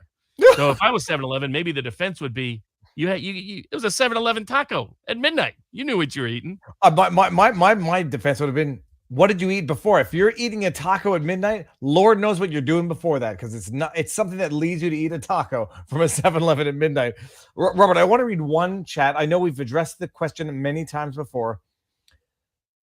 Barnes, against these awful judges, Palin, Trump, what recourses do private citizens have when they issue these awful miscarriages of judicial duty? Is the best we can hope for a smackdown in the opinion of an appeals court? Yeah, and the court of public opinion too. That always matters. So just to educate people, these were bad decisions. John, in the chat room, we've been listening to the House of Commons for almost 8 or 9 hours now, and they're just babbling on about nothing. It's bureaucratic bullshit, and they're not getting anywhere. We'll find out what they vote on soon enough. But the chat room voted for Viva's audio, so I don't know what you're telling me to wake up for. Not enough challenges are being made to a lot of those judges who could be very politically embarrassed and be defeated. The truth about them was fully and fairly exposed. So I think that's often the remedy. Now, Facebook, by the way, is facing another invasion of privacy suit, this time for its facial recognition technology, violating a range of laws that are meant to preclude exactly what they are doing and how they've been applying it. And so we'll see what they're I think they and Apple have been paying out some big settlements, like 10-figure, 9-figure settlements of late. So we'll see how all that sort of fleshes out ultimately. And I think the only other case we had was, the Illinois mask mandate was struck down by a lower court, and then the legislature stepped in and the appeals court said, based on that, they are not going to allow the governor's mask mandate to move forward at this point. So that was another good win on the mask mandate, emergency power side of the equation. And I'll say one thing. I never ask someone's vaccination status, but I do occasionally ask, have you eaten a 7-Eleven taco before we let you into our house? Because Robert, someone said 7-Eleven tacos, we're going to visit Robert and Viva. I'll ask. I will ask, and I will have no shame. If you want to come in after I have a 7-Eleven taco, wear a diaper. That'll be fine. Okay, I think we've gotten everything. We've gotten everything. there was one thing. I'm going to forget it. It doesn't matter. Who do we have on for Wednesday sidebar? Oh, Mr. Moss. So we have a Bitcoin expert that's good on the alternative finance world as well. Understands the political economic interaction, but a good number of people that don't know a lot about Bitcoin. People that are big Bitcoin advocates wanted a discussion about some Bitcoin specific subject matters. Two, there are some people who don't know much about Bitcoin, so this will be kind of a basic introduction to that from someone who provides very good accessible information on it. And the third, people had asked about this, especially in the context of the trucker convoy issues, the GoFundMe, the Give Send Go, the bank account freezers and forfeitures. How can Bitcoin be of help? What are its current limitations? What are its current advantages? Robert? Because the Canadians asked one particular group to provide information on their customers, and they basically wrote back, we don't gather that information specifically to screw over governments like you. So goodbye and shove off. So there are people out there that have had success in that, and that's useful information in the modern age to have. So he'll be very good on all of that. And has a lot of broad economic understanding that's useful. And I got to tell you, I reserve the right. We might do this locals Rumbles exclusive, because this might not be a discussion. I don't want to run into an Eric Hunley. And even as you said it, Robert, you got frozen. Or an Alison Morrow. No, that's the thing. This might be a Rumble exclusive on Wednesday, because I don't want to run into. This not. I mean, they're suspending Alison Morrow for quoting the government's, quoting the government or quoting doctors at the current stage. No, it's nuts. And I like to think YouTube has some deference to litigious lawyers, but they have no deference to anyone else. So this might be a Rumble exclusive. We'll see. But I've got questions, because I know I don't understand jack squat when it comes to this. This was amazing. And people, okay, so tomorrow, look, between now and Wednesday, there may be live streams between now and then. Alexa Lavoie from Rebel News, maybe other people. I don't want to mention them by name, but stay tuned. Wednesday's going to be good. Robert, what do you have on the professional front for next week? And then I need you. We all need you to end this on a white pill moment, because I've got to tell you, I have been black pill, like on the verge of black pill for the last little while. So tell us what you have going on professionally next week, and then maybe try to make me feel better to head into another week of my life.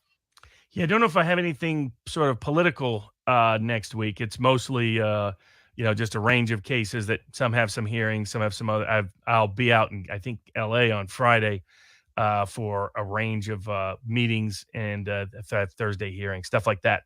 But but nothing in particular of public value. Or particular public notoriety. And I think, the best white pill is just that veteran story you told. I mean, here's a guy who for his country had got blown up, and the way his country responded or, treated him was to pick him up at a protest and dump him off 20 miles outside of town. And his response was to come back in and join anyway and do what he's going to do anyway. So if he can do it, then we can do it.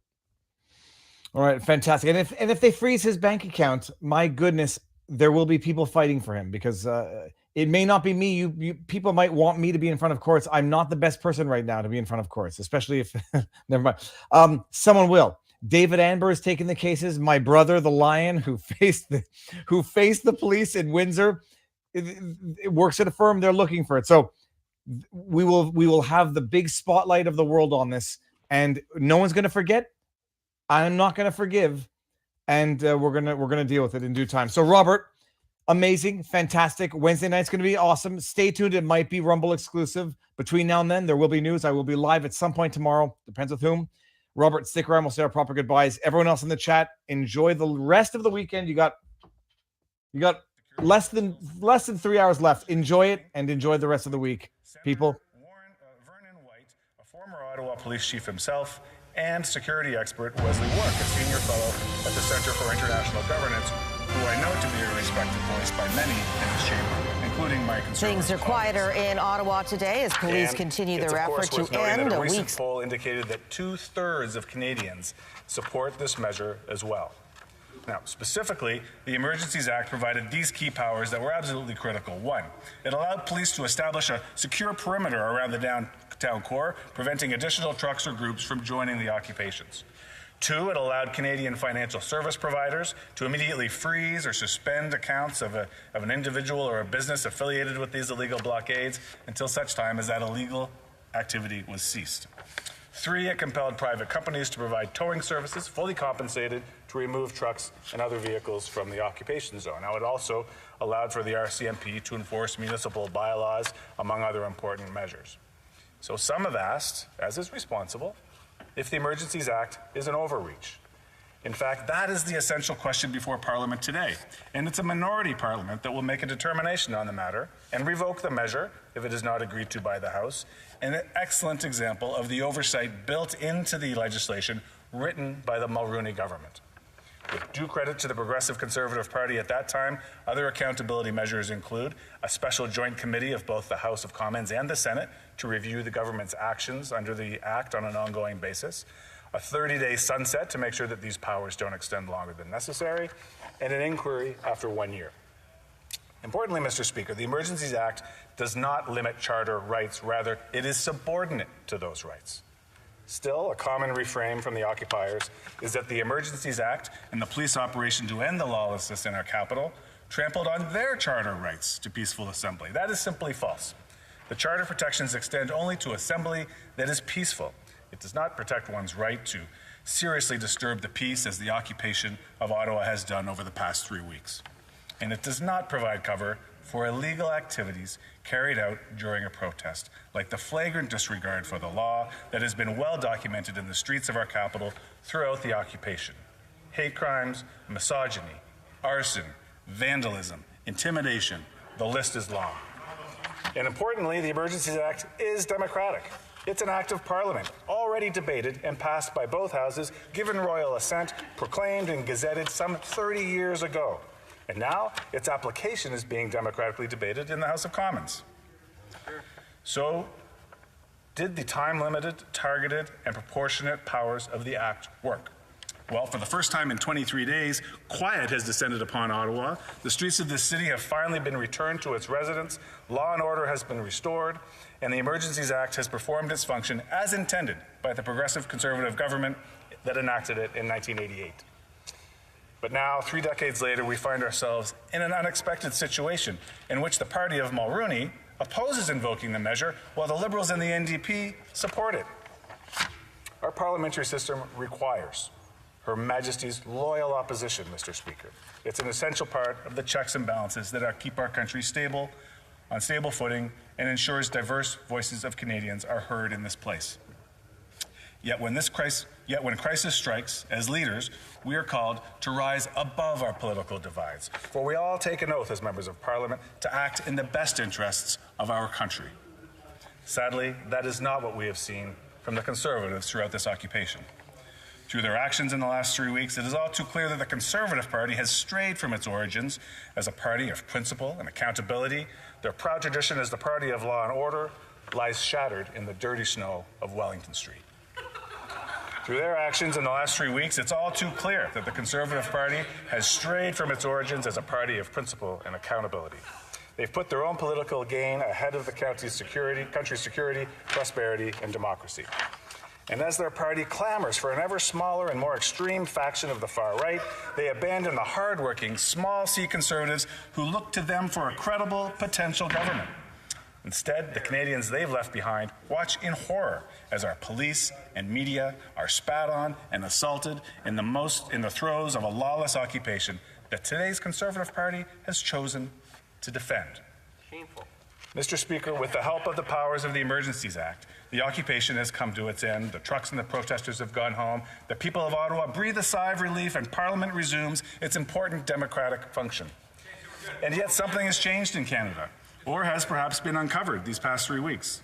Some will say a divide has grown wider. Political columnist John Ivison wrote yesterday that it feels like Canada is splintering into 2 tribes, the intolerant, authoritarian, woke lunatics on the left and the spittle-flecked, hateful lunatics of the far right.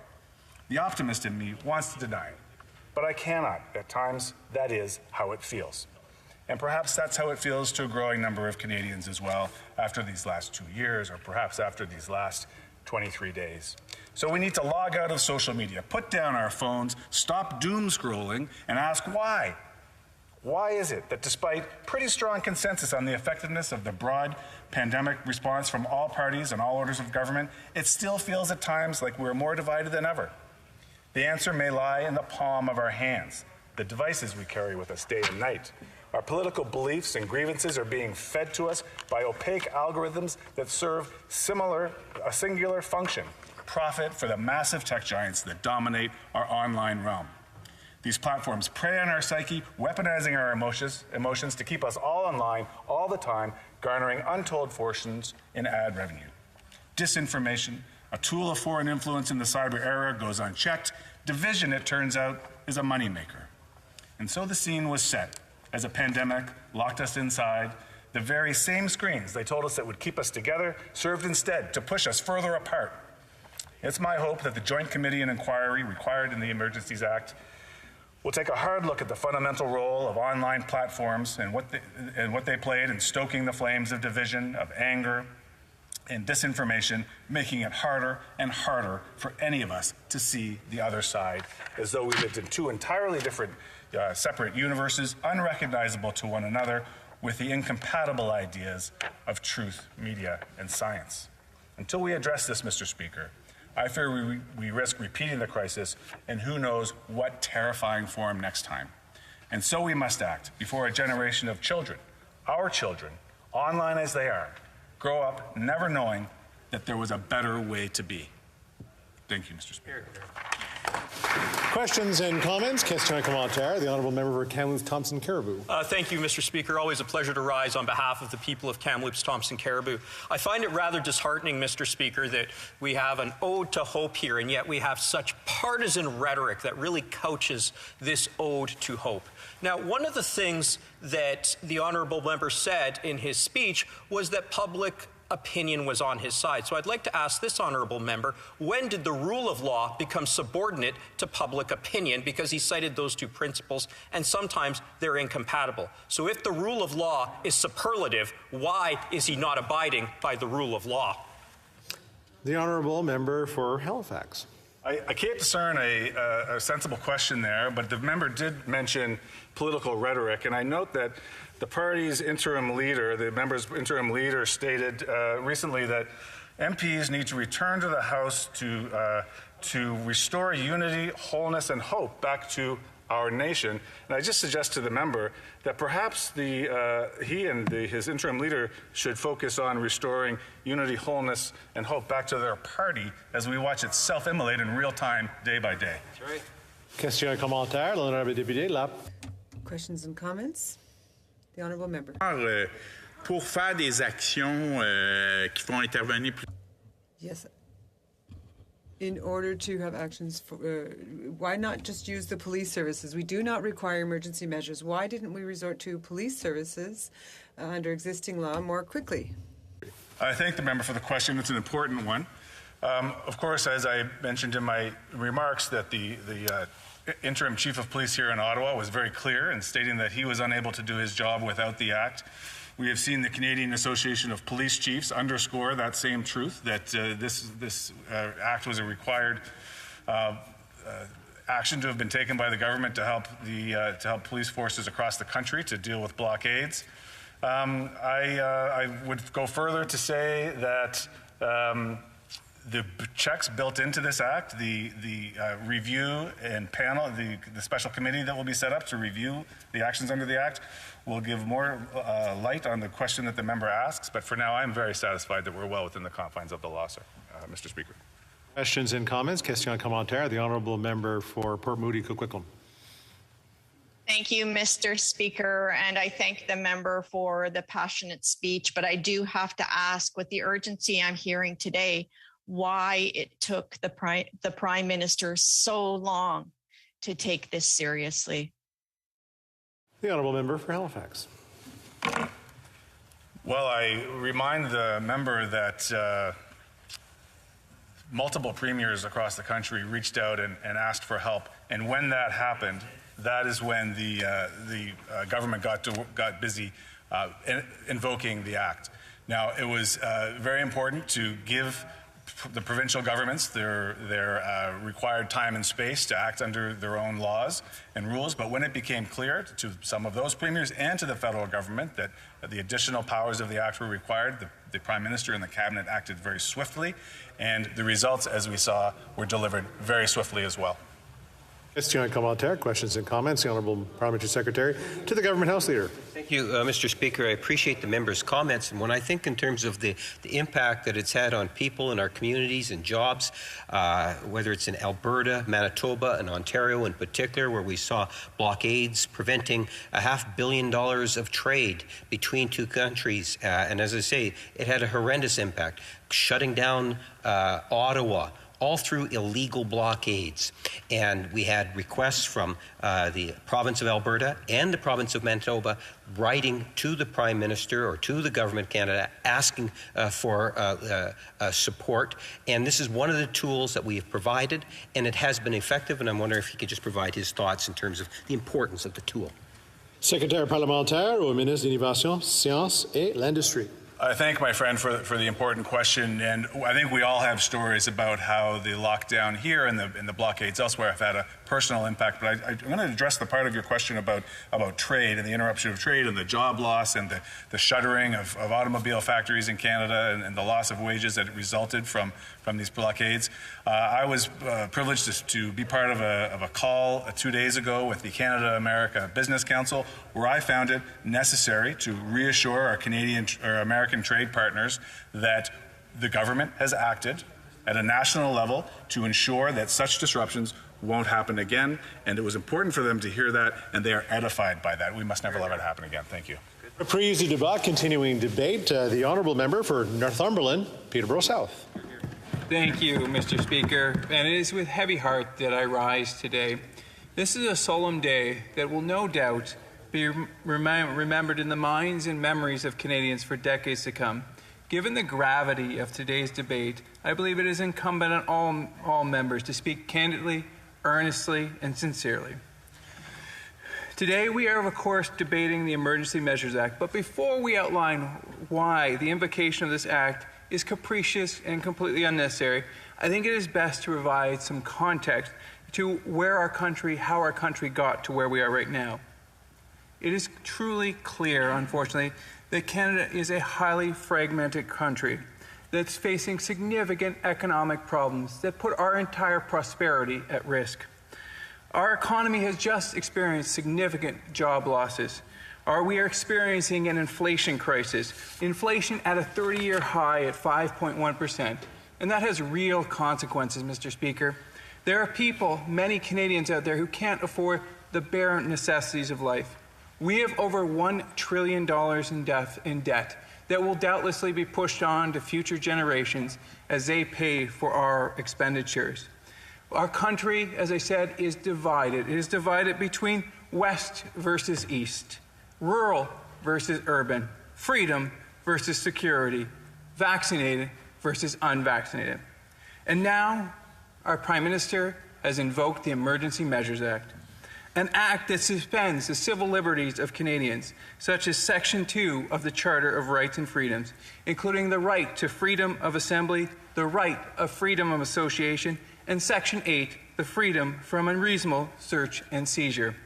The police can literally, without warrant or warning, seize your property. They can arrest Canadians for simply assembling together. Never in my life, in my wildest dreams, Mr. Speaker, did I ever expect to have 5 police checks just to get to my office. Never did I ever expect that in Canada. The invocation of the Emergency Measures Act has also given the government the right to freeze bank accounts without judicial oversight. This can create financial ruins, putting an asterisk beside someone's financial credit rating for life. This might be a mortgage that never happens, a son or a daughter that never goes to university because of this asterisk. And why was this? Well, according to the Minister of Justice, who said when talking to the media, the grounds could be as little as supporting causes the government disagrees with. This is shameful, Mr. Speaker. Shameful. Because when you freeze someone's bank account, you are removing them effectively from society. They may not have money to pay for food to feed their children, to pay for gasoline to put in their car to go to work, to pay for electricity to heat their homes. The government may literally starve and freeze Canadians away into submission. I watched this weekend as protesters were arrested at gunpoint. They were pepper sprayed. Several protesters were trampled by 2,000-pound horses. How could the Prime Minister ever let the situation get this bad? This is not our Canada, Mr. Speaker. So let's go back. What led us to these circumstances? Well, I think it makes sense to start with a change in tone from the Prime Minister heading into his unnecessary $600 million election. The Prime Minister, based no doubt on polling numbers, had made a calculated effort to demonize unvaccinated Canadians, to capitalize on a growing frustration of vaccinated Canadians with the unvaccinated. The choice led the Prime Minister to demean and stigmatize, as the member from Louis-Hébert so eloquently said. The Prime Minister said, they are extremists who do not believe in science. They are often misogynist, often racist. It's a small group that muscles in. And we have to make a decision in terms of leaders, in terms of country. Do we tolerate these people? Mr. Speaker, that is repugnant. And I have sat here and listened to liberal member after one saying we need to de-escalate, we need to bring down the heat. We'll start by talking to the Prime Minister.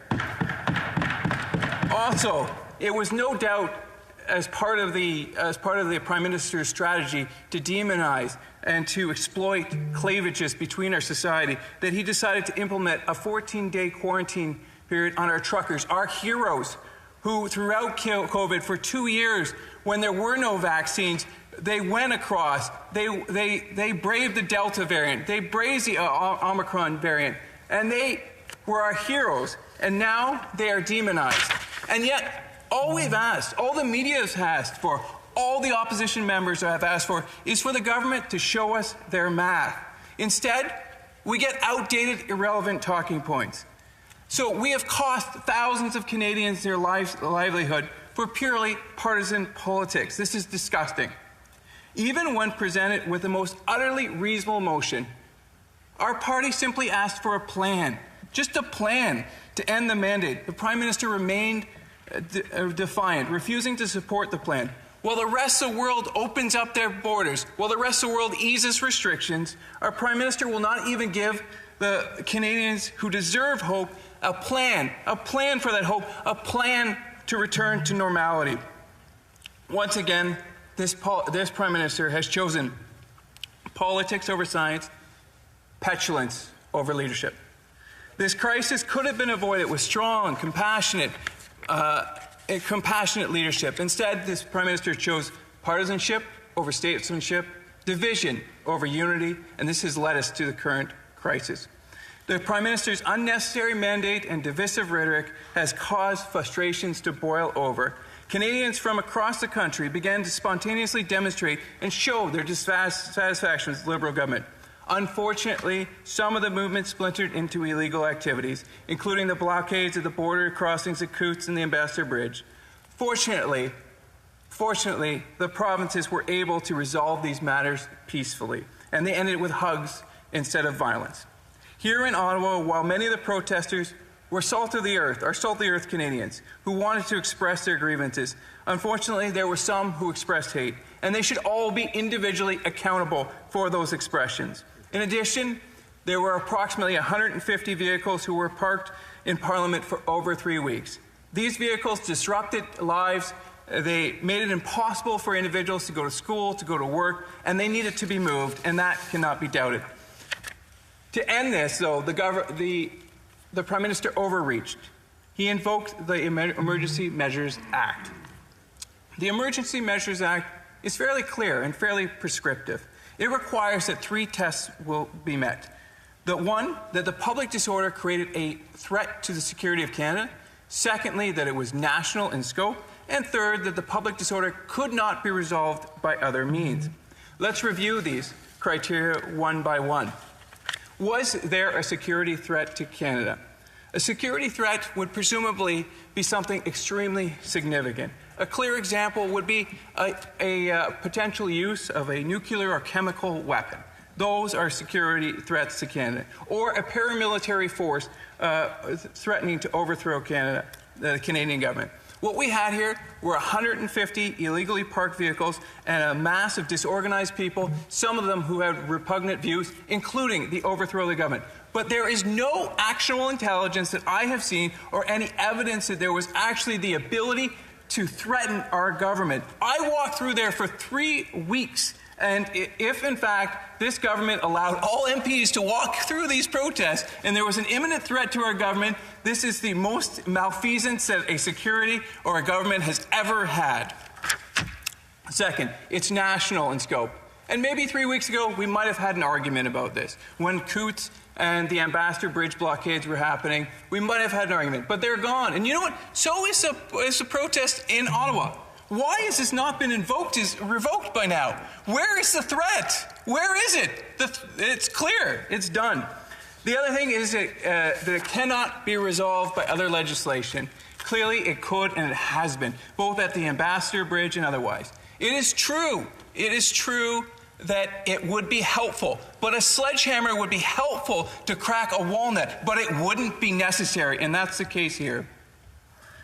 Ultimately, this is not about truckers or one's vaccination status. This is about the future of Canada. Do we want a country that is free to dissent? Because a government that controls discourse controls our lives. Do we want a country where environmentalists who fear that we're not doing enough on climate change? Do we want a country where Quebecers can share their requests for greater autonomy? Do we want a government where a conservative can share his contempt for the government? Because I believe all of these voices should be heard. Question et commentaire, questions and comments. The honourable member for Vancouver Granville. Thank you, Mr. Speaker. And I thank the member opposite for his impassioned speech. I have to admit I'm struck by much of what he said. And in the spirit of thinking through sort of fact, he mentioned that many people were trampled.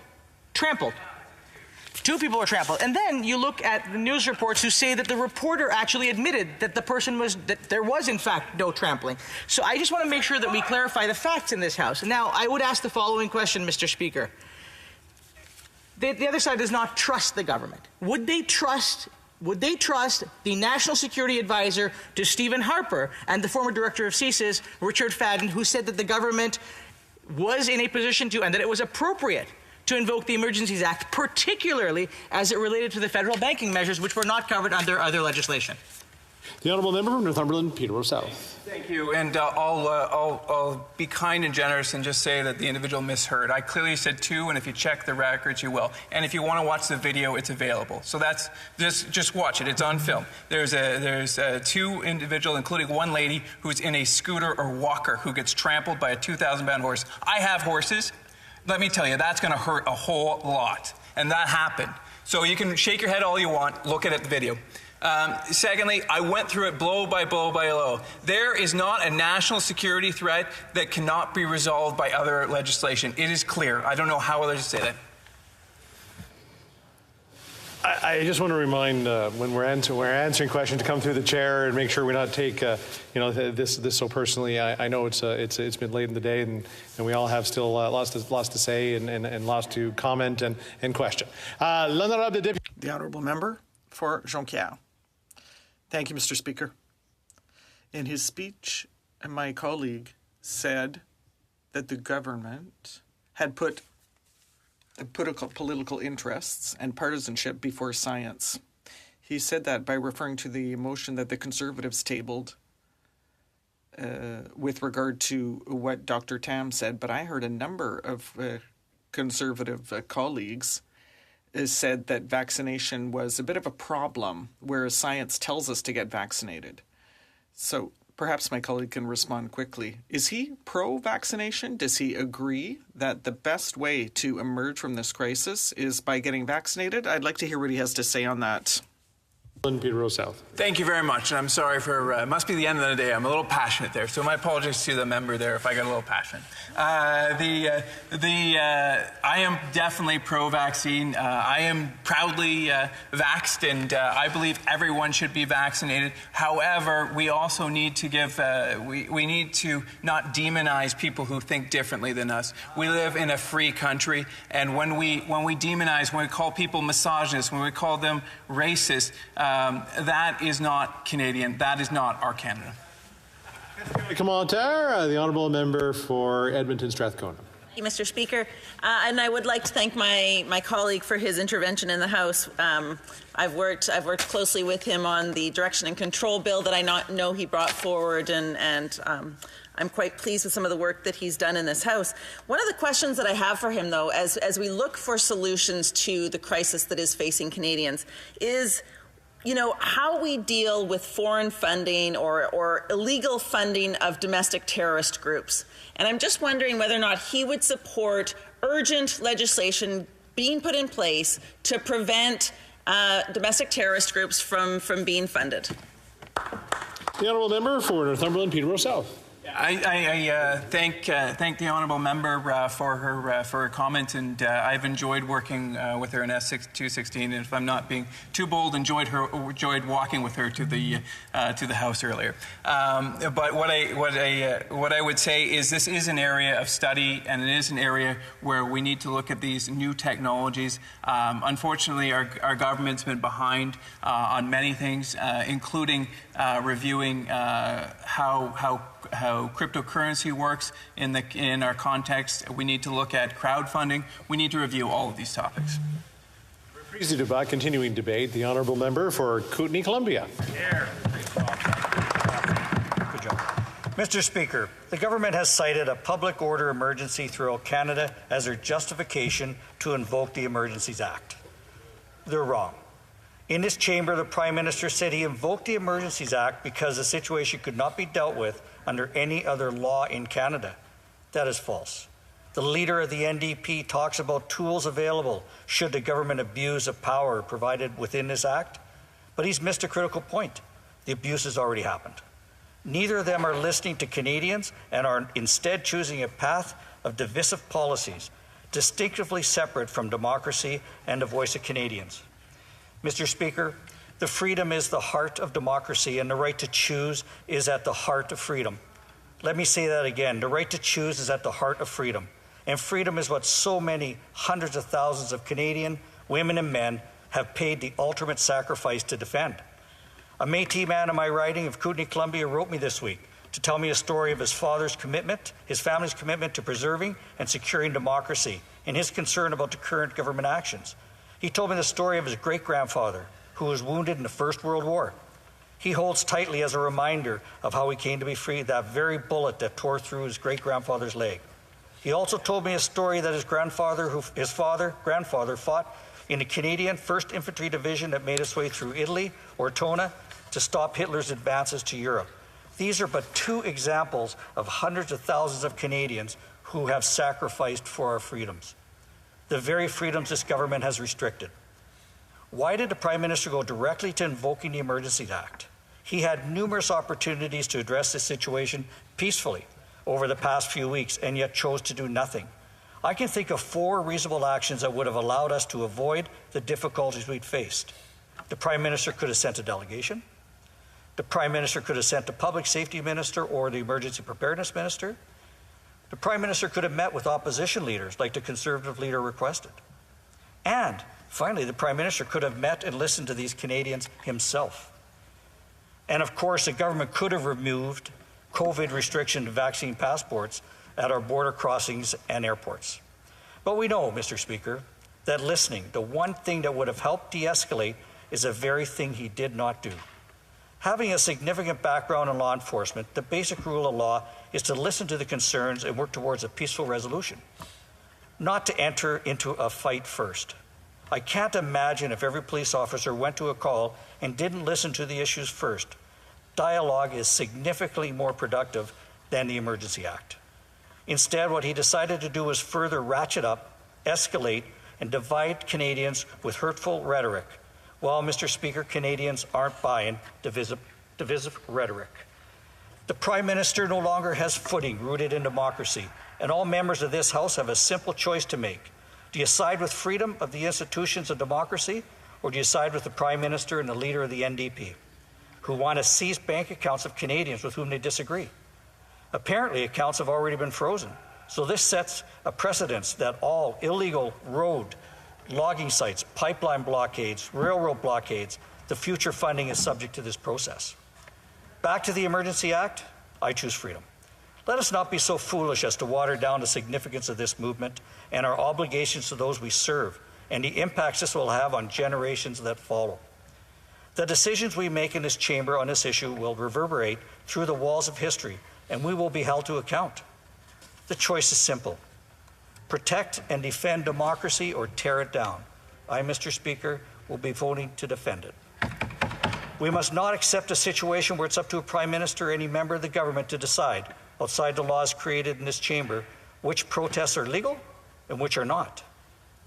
We surely must not tolerate a scenario where families are separated because of their ideas or beliefs and are different than that of the Prime Ministers or the government of the day. Mr. Speaker, Kootenay Columbians see this as being about a Prime Minister's ego, about lack of leadership and weakening precedents. Mr. Speaker, through you, I'd like to take this moment to speak to those members of the Liberal caucus who are feeling uneasy about being whipped to a vote they know to be wrong. Your country needs you to uphold the values of democracy and freedom. Our country will be strong and free long after we leave this place, and it is our responsibility to ensure it is so. The Emergency Act was not invoked during the fears and protests around the Spanish flu that took 50 million lives around the world. It was not invoked during the Great Depression and the worker strikes in the 30s. It was not invoked during the crisis of Oka or Ipperwash, and it was not invoked in the aftermath of 9/11.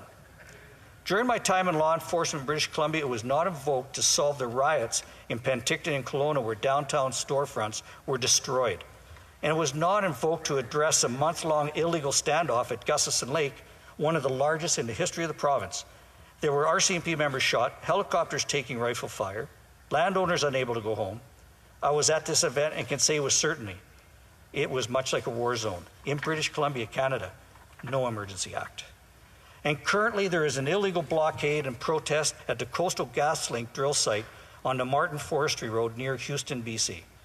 On February 17th, there was an attack on a number of CGL employees and RCMP, and a member physically injured in the attack. Initial damage to equipment and buildings is estimated over $10 million. RCMP are investigating mischief, assault, criminal harassment, and man-trap set purposely to injure police. Now, this appears to be a violent, illegal action that the Emergency Act would support law enforcement, especially also given the financial support GoFundMe.com has financing from outside Canada. Where the other methods and authorities exist to deal with disagreement, government should use these methods and authorities. Government should not subject free people to abuse of wide-ranging, freedom-altering overreach. I stand before you today on behalf of the people I represent, the thousands of phone calls and emails from individuals concerned about their Charter of Rights and Freedom. I stand in this chamber, Mr. Speaker, after a lifetime of experience within the RCMP to explain to the Prime Minister and his colleagues in this House he is wrong in his actions. Police agencies have the tools they need, but it does start with dialogue. The government had numerous other legislative options it could have considered before going to the extreme of invoking the Emergency Act. The Act makes it clear it's only meant to address urgent and critical situations that cannot effectively be dealt with under any other law in Canada. The government wants the public to believe otherwise, but in fact, they do have the power to direct the RCMP under Section 5 of the RCMP Act. The government did nothing for weeks and are now taking unprecedented steps that are not necessary. Regardless of the talking points being used by the government and what they would like Canadians to believe, the fact remains the Prime Minister's actions represents real limits on our charter rights. Mr. Speaker, civil liberties, the rule of law, democratic norms, these are all principles that require constant vigilance to defend. The measures under the Emergency Act raise serious questions with respect to the rights of Canadians. Section 2 guarantees our freedom of association and assembly. Section 7 guarantees our right to life, liberty, and security of a person. And Section 8 guarantees our protection against unreasonable search and seizure. How and why Canadians be assured this government is protecting our rights with this extraordinarily and unprecedented invoking of the Emergencies Act. The following organizations have also now come out publicly against the Prime Minister's overreach: the World Sikh Organization of Canada, BC Civil Liberties Association, the Canadian Constitution Federation. This is in addition to opposition from governments Nova Scotia, New Brunswick, Prince Edward Island, Quebec, Manitoba, Saskatchewan, Alberta. So, who wholeheartedly agrees with the Prime Minister and the Liberals, Mr. Speaker? The NDP, that's who. 25 votes in this 338-vote House separate the will of Canadians from democracy. And as much as Canadians learn about the Emergencies Act and the NDP support of it, they are sounding alarm bells. The silent majority is awake. Canadians are watching and will not forget the decision we make in this chamber on this issue. Freedom will prevail on Friday, or will prevail when this government fails. But make no mistake, freedom will prevail. However, the current leader of the NDP is supporting the Prime Minister at any cost. We arrive at this unfortunate moment as the direct result of failed leadership by the Prime Minister and his government. Mr. Speaker, I employ all colleagues to take note. Future generations will read and learn about their actions and their support and abuse of power. It will be recorded in history, written in textbooks, and taught in classrooms. This wayward principle has lost control long ago. Opposition to the NDP, supported by Liberal overreach, is growing. Invoking the Emergency Act is clear government overreach, and the Conservatives will oppose it. I just want to add, I really appreciate the thousands of individuals, including Columbia, who have reached out to me, hoping common sense prevails. It is so difficult to understand why the federal government, when so many provinces have eliminated most COVID restrictions, for example, I was in Calgary and there was no vaccine passport, so why does the federal government continue with vaccine restrictions and federal regulated locations, border crossings, airports? We would not be here if common sense and following science our provincial partners are doing. I do hope the government starts to listen. We need Canada united and proud. It is time. Question commentaire, questions and comments, the Honourable Member for Halifax. Thank you, Mr. Speaker. And I haven't had the pleasure of meeting the member yet, but I look forward to meeting him and working with him productively in the House. And I thank him for his invitation to vote against the motion confirming the declaration of emergency, but I must assure him that I'll be voting in favor of it. And I must also remind him that, in fact, 2/3 of Canadians support it, including 75% of Canadians in his own province of British Columbia, 72% of Canadians in Quebec, in the Atlantic provinces, 65% in Ontario, 57% in Manitoba and Saskatchewan, and 51% in Alberta. In fact, a majority of Canadians in every province support the invocation. And by the way, 82% of Canadians believe that premiers who lifted restrictions lifted them too quickly. 82% of Canadians. But my question is the following for the member. You mentioned you wish that the Prime Minister, one of your actions he could have taken, you wish that he had spoken to the protesters. And I remember a press conference in the early days of the protest, and it looked like it was a small confined basement room somewhere. The Conservatives were asking the Prime Minister to speak with this group. My question is, why would the Prime Minister of any country empower illegal occupiers with a conversation, and what message would that send to future occupiers? Thank you. Kootenai, Columbia. Thank you, Mr. Speaker. Yeah, the question I think really is, why didn't the Prime Minister or members of the government go talk to the individuals that were here that were organizing those events and see what they actually wanted, what they were going to do, rather than sit in here and do nothing. I didn't say whether the Prime Minister, I said that's an option he had, but they also could have sent Public Safety Minister, could have sent the Emergency Preparedness Minister, could have just opened dialogue, and that is what is missing here. There's no dialogue. Thank you. Question et commentaire, l'honorable député de Jonquière. The Honourable Member for Jonquière. Well, ultimately, I do not want to tease my colleague, but I find it quite surprising that over the last few days, we've actually been quite close to the Conservative Party on this matter. And I wonder if they're going to start following the right path, because if I think about women's right to make decisions about their body, if you think about medical assistance in dying or conversion therapy, well, the Conservatives weren't so adamant on the topic of freedoms. So are we seeing a renewal of this spirit among the Conservatives? Perhaps the NDP is turning to the Conservatives? Depends, but on a serious note, I've always been that way for rights and freedoms, so that's where I've been, and since I've been elected, that's where I'll stand. Questions and comments? Question commentaire. The honourable member for Vancouver East. Thank you very much, Mr. Speaker, and I thank the member for his comments. You know, one of the issues that he did not touch on was, of course, the impact of this illegal occupation for the residents.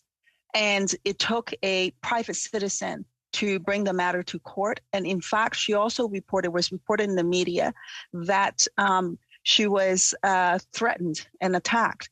So I wonder if the members have any comments for the residents who suffer through all of this, who receive threats and harassments, what his comments are. Do they not have rights, and should their safety not be protected? The honourable member for Kootenay, Columbia. I want to thank the member for the question. It's really up to the police to respond to those issues, and could have responded. I believe that they've already talked with the government and they responded as they felt appropriate. Thank you. Question commentaire. Time for a quick question here, if anybody's interested. The honourable member for Brampton South. Thank you, Mr. Speaker. The Premier, Mayor support this Emergency Act. The local police support the use of Emergency Act. I would like to ask my colleague why he don't think this is necessary when the people's lives have been impacted, business supply has been impacted, why he don't think it's important. The honourable member for Kootenay, Columbia. Well, I never said it wasn't important. But there's been, for example, just before COVID, we had the railway blockade, Mr. Speaker, where $6 billion were lost to our economy, and we didn't react to that. So I think when you ask the question of, I do care, and I think we should be doing something, and I do believe we do not need the Emergency Act to keep our streets safe. Reprise du débat, continuing debate. The Honourable Parliamentary Secretary, l'Honourable Secrétaire Parlementaire de la Ministre de Santé Mentale et les Dépendances. Merci, Monsieur le Président. Mr. Speaker, I'll be sharing my time with my honourable colleague of Newmarket, Aurora. Monsieur le Président, le droit à la manifestation est un droit fondamental. Mr. Speaker, the right to protest is a fundamental right in our country. And this right has been used many times in Canada for causes that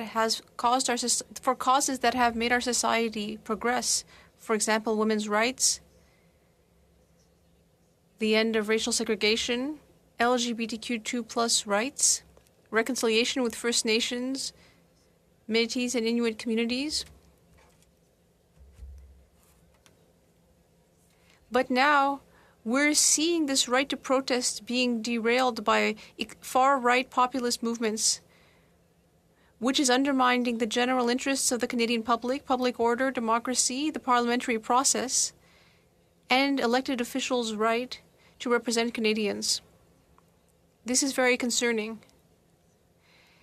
As various media sources have shown from the very beginning of what became an occupation of Parliament Hill, conspiracy and hate symbols were unabashedly flown by the protesters in the downtown area over the last 3 weeks.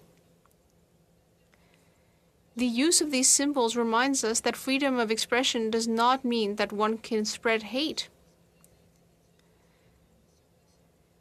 Yet the people promoting this movement do not seem to have realized that, right up until today. As we speak, downtown Ottawa has been evacuated, but the protesters are moving to new rallying spots. The pandemic has been and is still one of the greatest challenges that many Canadians have ever faced. The challenges have been different for each of us, but the great majority of us have faced the difficulties and have understood the importance of respecting the measures implemented by provincial and federal governments. We are all overwhelmed by this pandemic, which has been going on and on for nearly 2 years. We have all made sacrifices. We have sacrificed for our families, our friends, our communities, and the most vulnerable. Canadians' mental health has been seriously affected by the pandemic, which means that there is an increase in stress, anxiety, overuse of substances, and violence. It is clearly time to be done with this darn virus. But unfortunately, this virus is very stubborn. Last week, the official opposition was talking about Denmark as an example of lifting health restrictions. And yet recently, Denmark saw cases of COVID skyrocket, and so did the number of deaths. Which is why we need to do things right for all of us, for our health workers, for our economy, and for our business owners who do not want to see more lockdowns.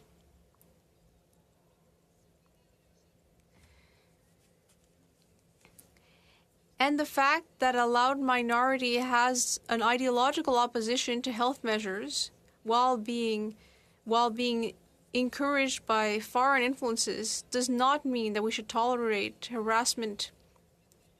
It does not mean people can bully the inhabitants of Ottawa, causing seniors to be scared and not be able to go out to get groceries.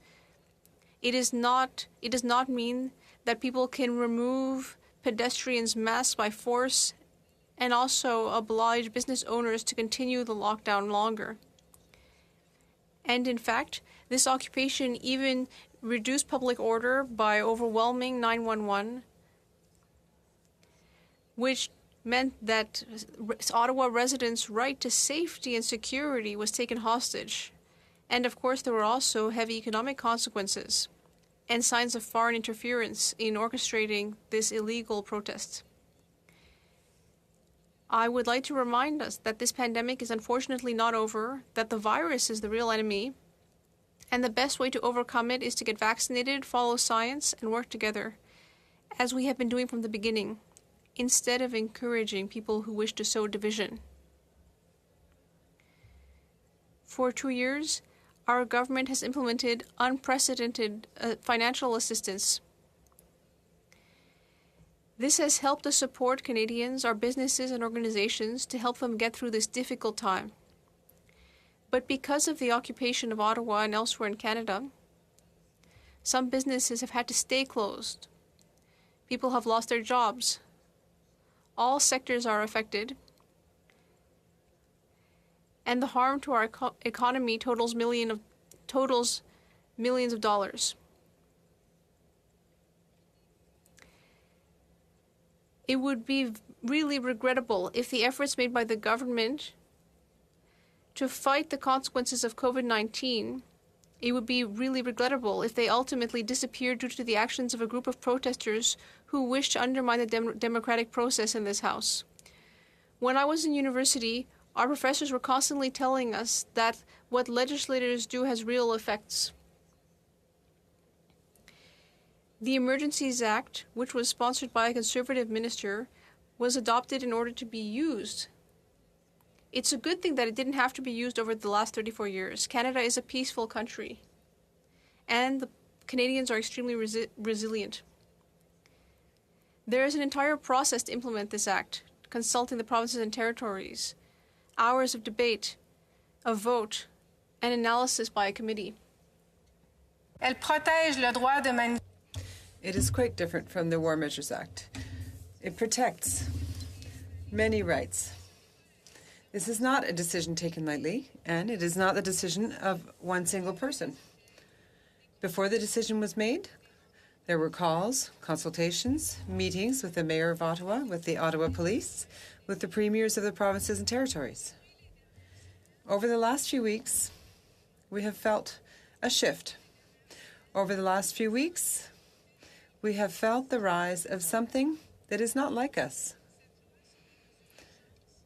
This emergencies legislation gives the necessary tools to those who are on the ground, who are living with the situation head-on, face-to-face with the nastiness, the confrontation, and the defamation. It allows the government to mobilize its essential services and allows the RCMP to act more quickly, to have local regulations complied with, to stop money from circulating. These are targeted and temporary measures. The acting chief of police, in fact, said that this weekend's operation could not have taken place without the powers of the law. The best example is the towing companies. When first requested by Ottawa Police, they would not come and tow the parked trucks. Under the Emergencies Act, they had to comply with the Ottawa Police requests and participate in the dismantling operation. And we thank them very much for that. We were quite patient. Reasonable and proportionate measures were taken in cooperation with the provinces and territories to dismantle the occupation and unblock the economy. We are sending a clear message to protect our democracy, to protect everyone's safety, and reinstate confidence in our institutions. At 6 p.m. this evening, the acting chief of police in Ottawa, said that despite the successful operations of the last few days, our city is not in its normal state, and that police measures must be maintained to avoid the return of the protesters. Madam Speaker, we respect the right to protest and the rule of law, but we condemn violence and lawlessness. They protested. We heard them. Now it is time for them to leave downtown Ottawa. Thank you, Madam Speaker.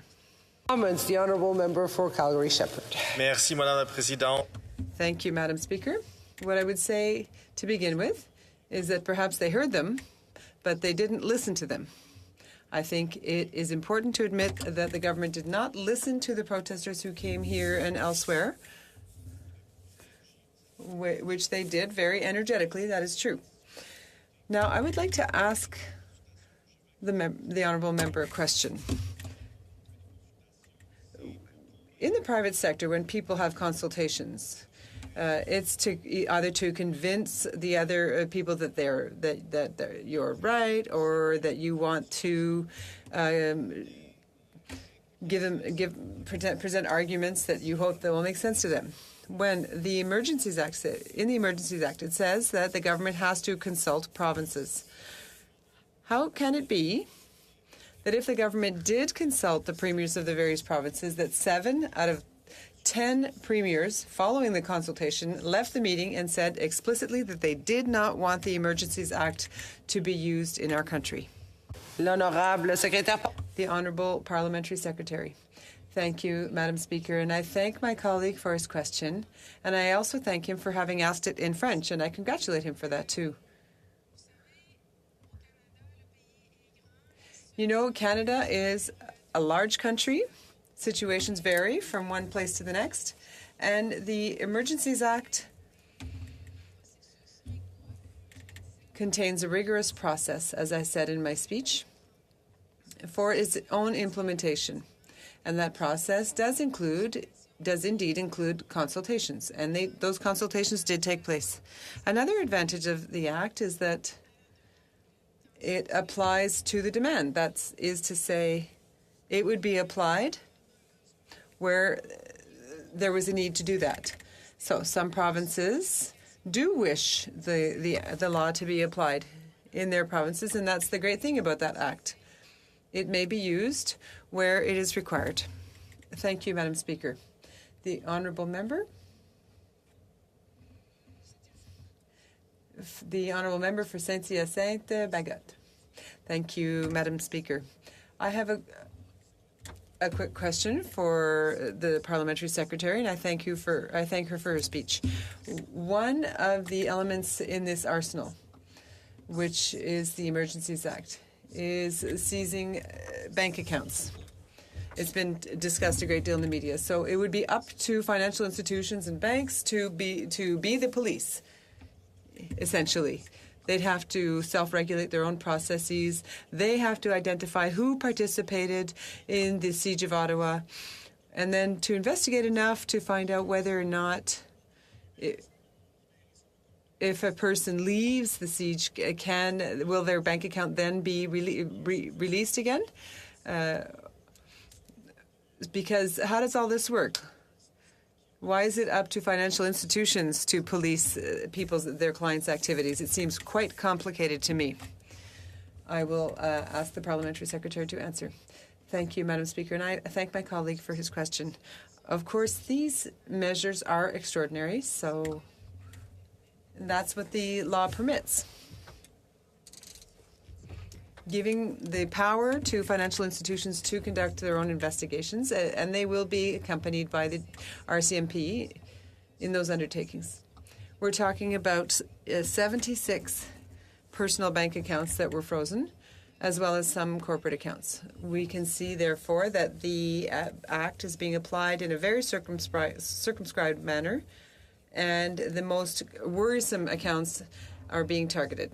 And I think it is worrisome to discover that most of the money that was poured into the support fund comes from outside the country. So it is important to make those links. The Honourable Member for Rosemont-la-Petite-Patrie.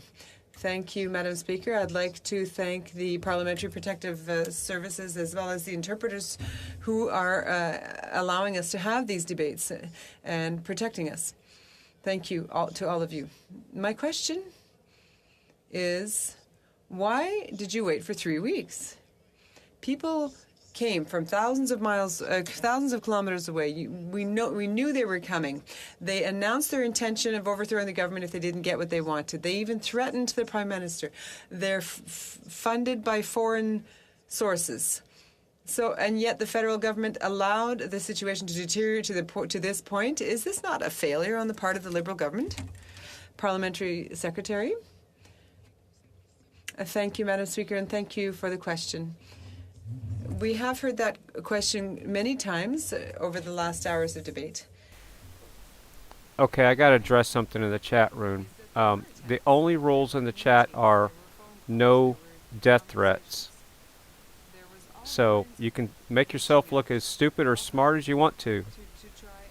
And people are talking about the polls being biased. I'm just copying and pasting the polls from the chat room. So I don't know what to tell you. I'm busy right now. I'm fixing to have to start my night job. So that there's no rules in the chat, just no death threats.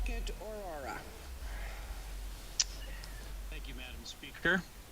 Madam Speaker, I want to acknowledge that I'm speaking on the traditional territories of the Wendat, Haudenosaunee, and the Anishinaabe peoples. I also acknowledge that my constituency is on the treaty lands of the First Nations Williams Treaty and recognize the Chippewas of Georgina Island as the closest First Nations community. Madam Speaker, it is an honor and a privilege for me to speak in this House to represent the constituents of Newmarket Aurora. And, Madam Speaker, isn't this the important fundamental value we are here to defend? The democracy that so many people have died to defend. The reason that my parents became part of an underground escape route in Holland to help escaped prisoners of war return home. And the reason that my parents came to Canada. Madam Speaker, I acknowledge that some of the people who joined the protests did so to express their opposition to vaccine mandates and with the intent to protest peacefully.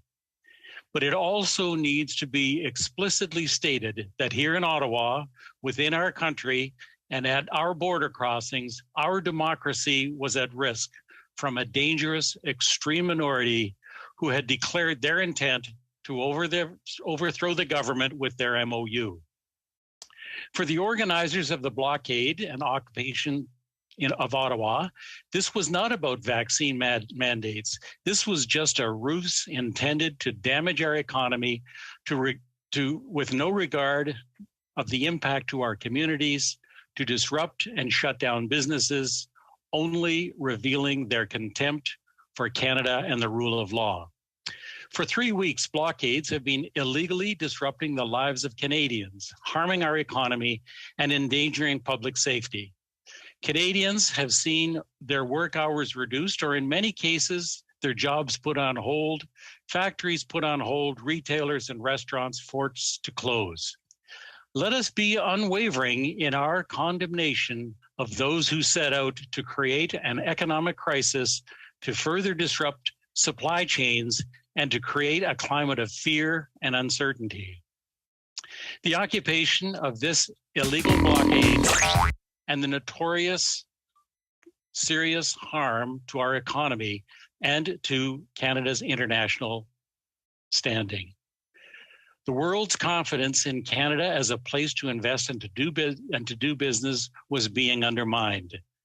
The blockade of the Ambassador Bridge has affected about $390 million in trade each day, and this bridge supports about 30% of all trade by road between Canada and the United States, and this is our most important trading partner. In Coutts, Alberta, about $48 million in trade has been affected by these blockades, and in Emerson, Manitoba, about $73 million in daily trade has been affected by these blockades. Those impacts are real. They threaten businesses big and small, and they threaten the livelihoods of Canadian workers. And recognizing all the provisions in place in our safeguard to our country, I stand here to support invoking the Emergencies Act to supplement the provincial and territorial authorities to address the blockades and the occupation to keep Canadians safe, to protect people's jobs, and to ensure our economy continues on the path of recovery while restoring confidence in our institutions. Through the Emergencies Act, we are broadening the scope of Canada's anti-money laundering and terrorist financing rules so that they can cover crowdfunding platforms and their payment service providers, including those digital assets such as cryptocurrencies.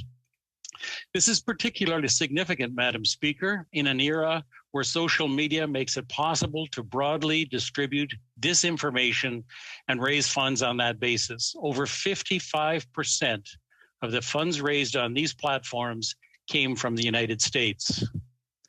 Through the Emergencies Act, we are providing new authorities to law enforcement to regulate crowds, to prohibit blockades, and to keep essential corridors open. The Emergency Act allows the government to mobilize essential services such as tow trucks, allows the RCMP to act more swiftly to enforce local laws, and provides enhanced power to stop the flow of money. These measures are targeted, temporary, and proportionate. Canada is a rule of law country, and by declaring the public order emergency under the Emergencies Act, we followed the law and we are acting within it. There are clear conditions set out in the Emergencies Act for a public emergency order to be declared, and our government believes that those conditions have been met, and that required the government of Canada to act. The scope of these measures will be time-limited, geographically targeted, as well as reasonable and proportionate to the threats that they are meant to address. The Emergencies Act is intended to strengthen and support law enforcement agencies at all levels across the country. This is about keeping Canadians safe, about allowing residents to go into their communities with the security and the freedom to do so, while protecting people's jobs and restoring confidence in our institutions. The Emergency Act also contains a number of significant limits, checks, and safeguards. As required by the Act, on several occasions over the past week, the Prime Minister and members of the Cabinet consulted with the premiers and members of their respective governments. And in the coming days, a parliamentary committee will be established to provide oversight while the emergency is in effect. The declaration only lasts 30 days unless renewed. However, we can and sincerely hope to revoke the emergency much sooner. Madam Speaker, I agree with the member from Saanich Gulf Islands when she said that it is not helpful to trivialize the gravity of this serious situation with references about bouncing castles, nor is it helpful to polarize this debate with antagonistic, inflammatory rhetoric and personal attacks. These are challenging times. The pandemic has impacted all of us, and for some, the impact has been one of great loss, economically and personally. Over the course of this pandemic, 36,000 Canadian lives have been lost, and more than 1.2 million Canadians have been diagnosed with COVID. And we should also remember that 2,000 Canadians who have lost who have silently lost their lives because of the COVID over the last 3 weeks. With respect to the pandemic restrictions, the majority of which are imposed provincially, are starting to be lifted. Our country has 30.7 million people, or about 80% of our population, vaccinated, and efforts continue to expand the numbers of those who have been triple vaccinated. So it is due to the efforts of so many Canadians that we stand on the threshold of a recovery, a threshold that cannot be derailed or trampled on by a minority of those whose intent was seditious and economic sabotage, with a disregard for their neighbors and the residents whose streets they occupied. Madam Speaker, this was a crisis in need of the Emergencies Act. In a letter addressed to the Minister of Public Safety and the Minister of Emergency Preparedness, the Canadian Association of Chiefs of Police, CAPC, stated the following: the National Confederation of the Freedom Convoy 2022 has presented unique challenges.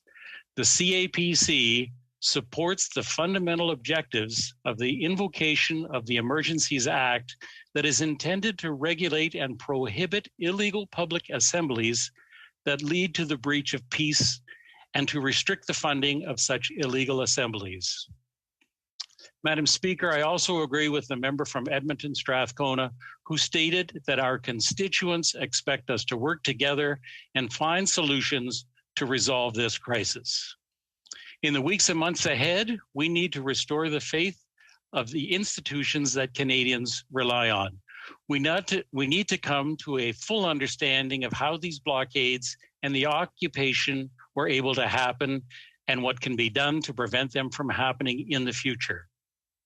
But in doing so, we must safeguard the right to protest peacefully. And we must remember that the house we stand in belongs to all Canadians. We stand here at their will with the expectation to work in the best interests of Canadians. Thank you, Madam Speaker. Questions and comments. The Honourable Member for Kamloops, Thompson Caribou. Thank you very much, Madam Speaker. Always a pleasure to rise on behalf of the people of Kamloops, Thompson Caribou.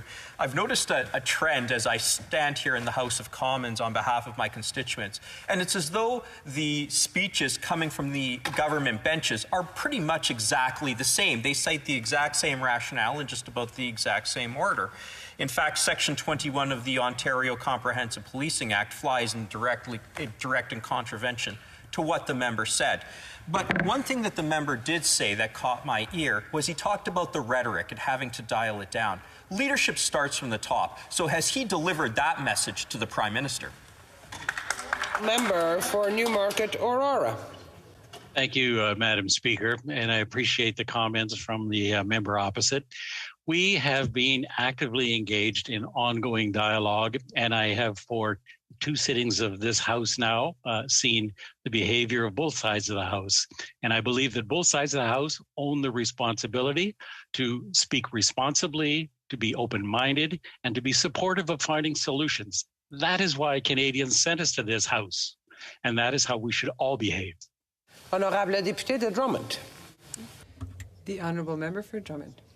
Thank you, Madam Speaker, and I thank my colleague for his speech. Madam Speaker, the Emergencies Act should only apply in the face of a crisis, a current or imminent situation. The situation that we've seen for the last 3 years over on the Parliamentary precinct seems to be resolved or soon will be.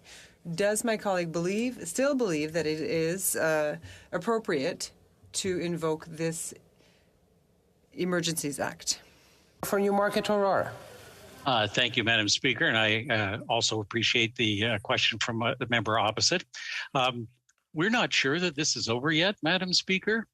There have been people who have vacated the precinct that is being protected currently, but there's also dialogue and discussion about coming back and returning.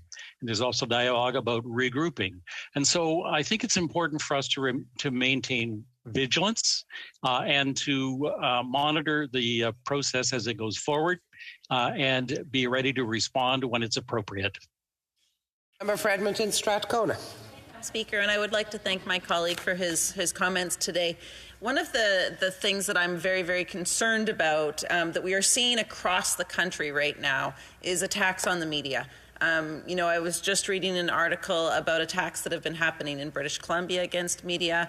Obviously, we've seen some horrific assaults happen in Ottawa against members of the media.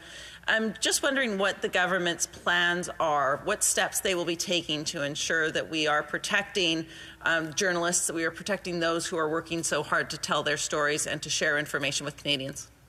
Honourable Member for Newmarket Aurora. Thank you, Madam Speaker. And I also want to thank the member opposite for her question. I think protecting a free press is critically important for any democracy, and it is the press that shines the light on the issues. What I'm particularly proud of is the independent ability for the media in Canada to present the facts as we go forward. And so I agree with her. It's very critical that we should be going forward and making sure that we do have a free press that is protected and that has the same rights as anyone else who's seeking to report the facts to our communities. A member for Hamilton East, Stony Creek. Thanks, Madam Speaker. And I want to thank the member from Newmarket Aurora for his comments earlier. Great speech as always, a lot of experience from the member. I want to speak to the question that was asked and posed by the member of Kamloops Thompson Caribou when he talked about consulting with and looking at leadership from the top. As you know, Madam Speaker, we've consulted with the Premier of Ontario, who has supported the act that's been presented here this evening. We've consulted with the Mayor of Ottawa, who has supported the act that's being presented here this evening. And we've consulted with the Mayor of Windsor, who declared an emergency and supports what we're doing here this evening. So can the member comment on consultation with municipalities and the Premier of Ontario as it relates to the act that's been presented here tonight in the House? Member for Newmarket Aurora in 20 seconds. Thank you, Madam Speaker, and I thank the member for his question. I certainly appreciate working with him on the HUMA committee. Both of us have some municipal background, and both of us understand the need to consult at the municipal, the regional, the provincial, and the federal level. And I believe those consultations have been undertaken, and the decisions that were made were as a result of the consultations that were undertaken. Resuming debate, the honourable member for Port Moody Coquitlam, and if I may suggest that, yes, just lifting your mic a little bit. Thank you so much. Thank you, Madam Speaker. I'll begin my comments by highlighting what we are all agreeing on in this House. In the past few days of debate, I have heard agreement that we must denounce hate and hate symbols. Let's build on that consensus, because it has been exposed this past month that there is a far-right, sinister element that infiltrated the convoys at the highest levels. They are organized, well-funded, and have a stated goal of overthrowing our elected government. I take that threat very seriously. I heard most members of this House denounce these bad actors and recognize that their actions and intentions do not represent the Canada we want to pass on to the next generation. These are serious times, Madam Speaker, that call for serious debate and action that is appropriate and proportionate to the severity of this dangerous situation we find ourselves in. And let me be clear, these occupations are dangerous. They are not peaceful. They are unlawful. They never should have been allowed to become entrenched in our communities. And let me be clear that governments did have the resources to halt the occupation of Ottawa early on, but they failed to respond with the urgency required. Why do I say that? Because on social media, convoy organizers were openly sharing their intent, including plans for once they got to Ottawa. There was endless coverage of the convoy as it moved across Canada, and it was known from the beginning that factions of the convoy... I interrupt the honourable member. Point of order from the honourable member for North Island, Powell River. Well, thank you so much, and I honestly apologize for interrupting my colleague. I just want to make sure that she did remember to share her time with a member from Vancouver Kingsway. Thank you so much, the honourable member for Port Moody Coquitlam. Thank you, and I'm sorry I did forget that. So yes, I'll be sharing my time. Thank you. So there was factions of that convoy that were displaying symbols of hate. hate that was not taken seriously by governments and has not been taken serious for years. What has become clear through these last several weeks is that Canada does not have the tools to deal with hate or disinformation that is growing across our communities. The fear, intimidation, and lawlessness that has evolved on the streets of Ottawa and at borders across the country have shone a magnifying glass on how the government systems are not equipped to uphold even the most basic laws when hate and disinformation rear their ugly head and when white privilege underpins it.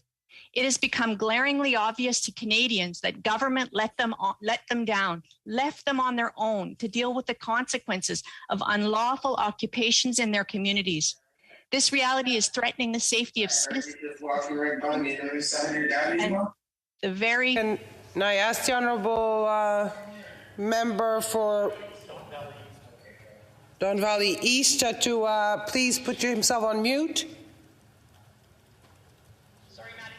Have my time back from that? Of course. No, we stopped counting the time. No, absolutely. And I apologize for the interruption. The honourable member may start again. Yes. Thank you. This reality is threatening the safety of citizens, institutions, and the very sovereignty of the country. We know this threat is real and that the online environment is amplifying it. The power of online disinformation can be exemplified by the varied reports of a protester being trampled by a police horse this weekend. A phone call to my office Friday, I picked it up from a distraught constituent, as well as emails reported one victim was taken. One victim was a woman, or they were a senior woman, or they are a senior woman with a walker, or they were an Indigenous elder, that they suffered a shoulder injury, or maybe a horse stepped on their face and throat, or maybe they lost a limb or death. The only consistencies were inconsistencies in those stories. Madam Speaker, it's time to get serious about the very dangerous consequences of the spread of disinformation, which gave rise to the length and size of the unlawful occupation in Ottawa, along with occupations and blockades across Canada. Again, I will say it should not have come to this, but it did. So let's stop looking backwards in this House and start looking forward and acknowledging the facts we are dealing with.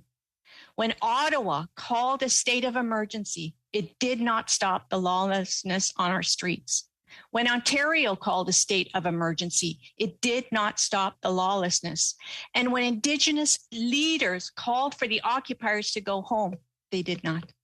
It was only when the Emergencies Act was invoked that finally there was some initial resolution to this unlawful attack on the rights and freedoms of the citizens of Ottawa.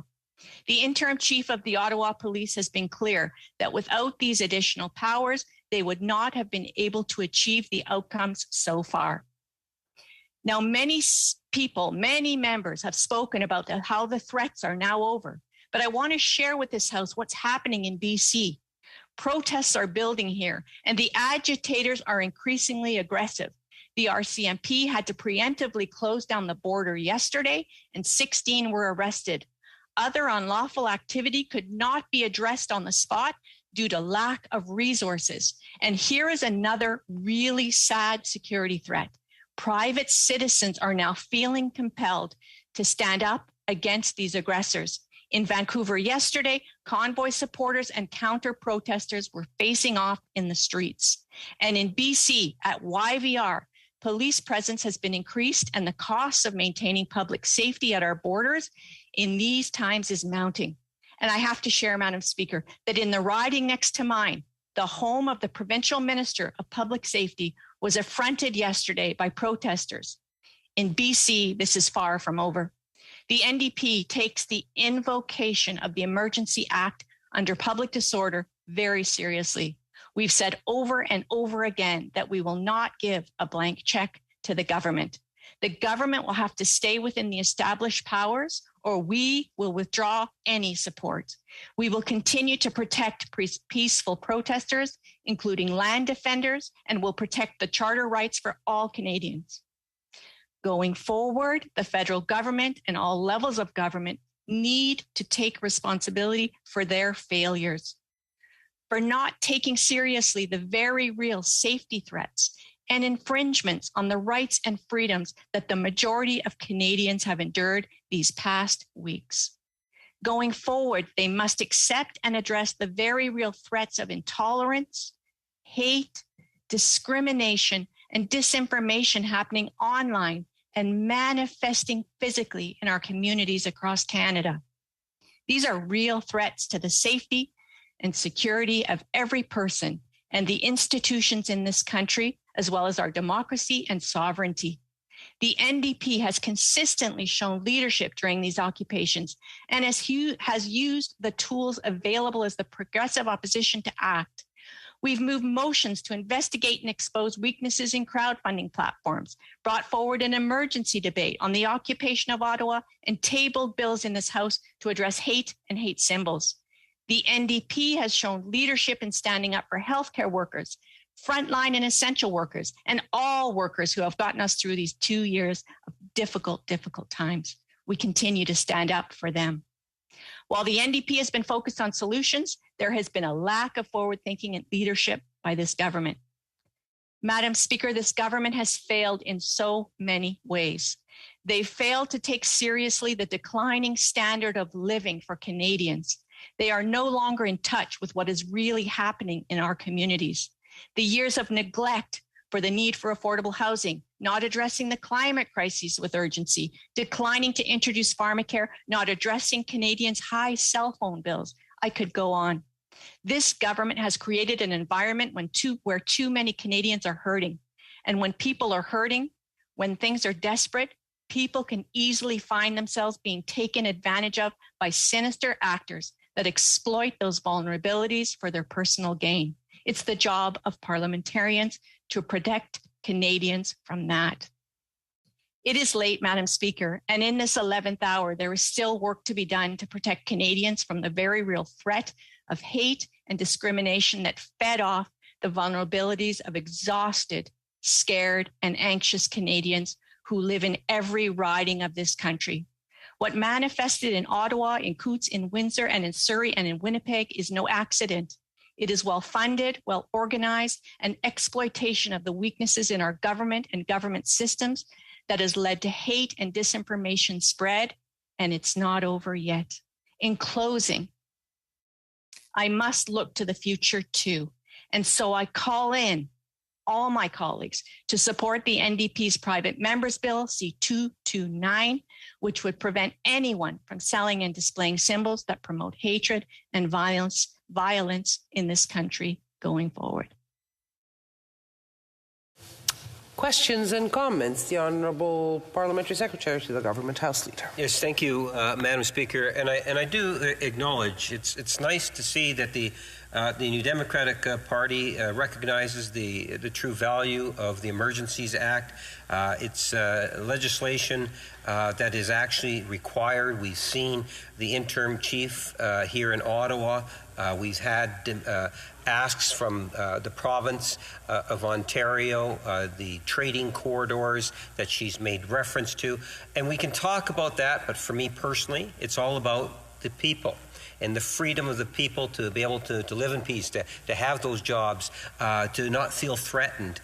She makes reference to the whole issue of racism that we saw raise its ugly head during the blockades and so forth. And I'm wondering if she could provide her thoughts in regards to why it was important for Ottawa to work with the province of Ontario, the municipality of Ottawa and others to be able to resolve this issue. Honourable Member for Port Moody Coquitlam.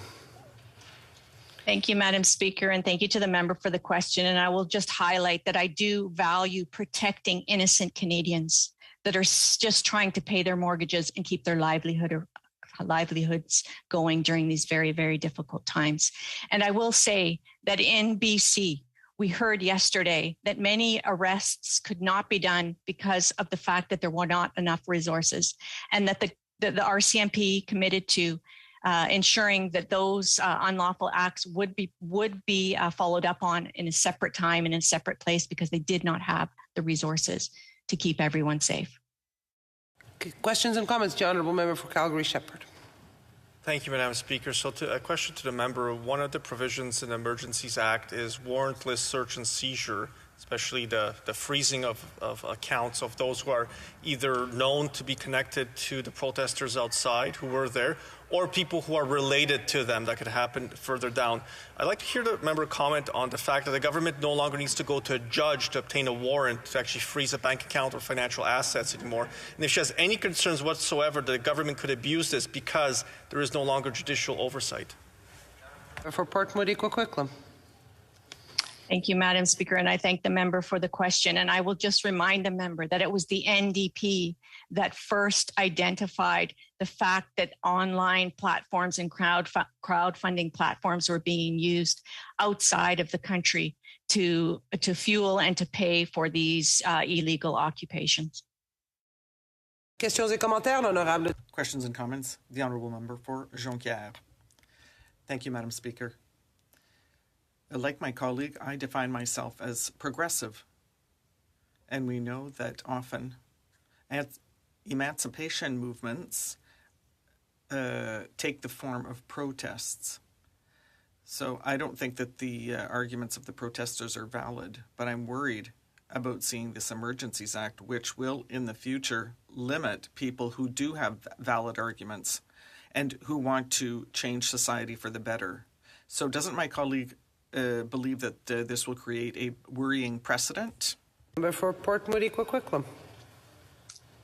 Thank you, Madam Speaker. And again, thank you to my colleague for the question. And the NDP have been very clear that we fully support peaceful protesting, the exercising of the right to gather together and to fight for ideas and for change in the government. And we absolutely protect the right of land defenders, environmentalists, those that take part in peaceful protests. What we saw over these last few weeks, Madam Speaker, was unlawful occupations.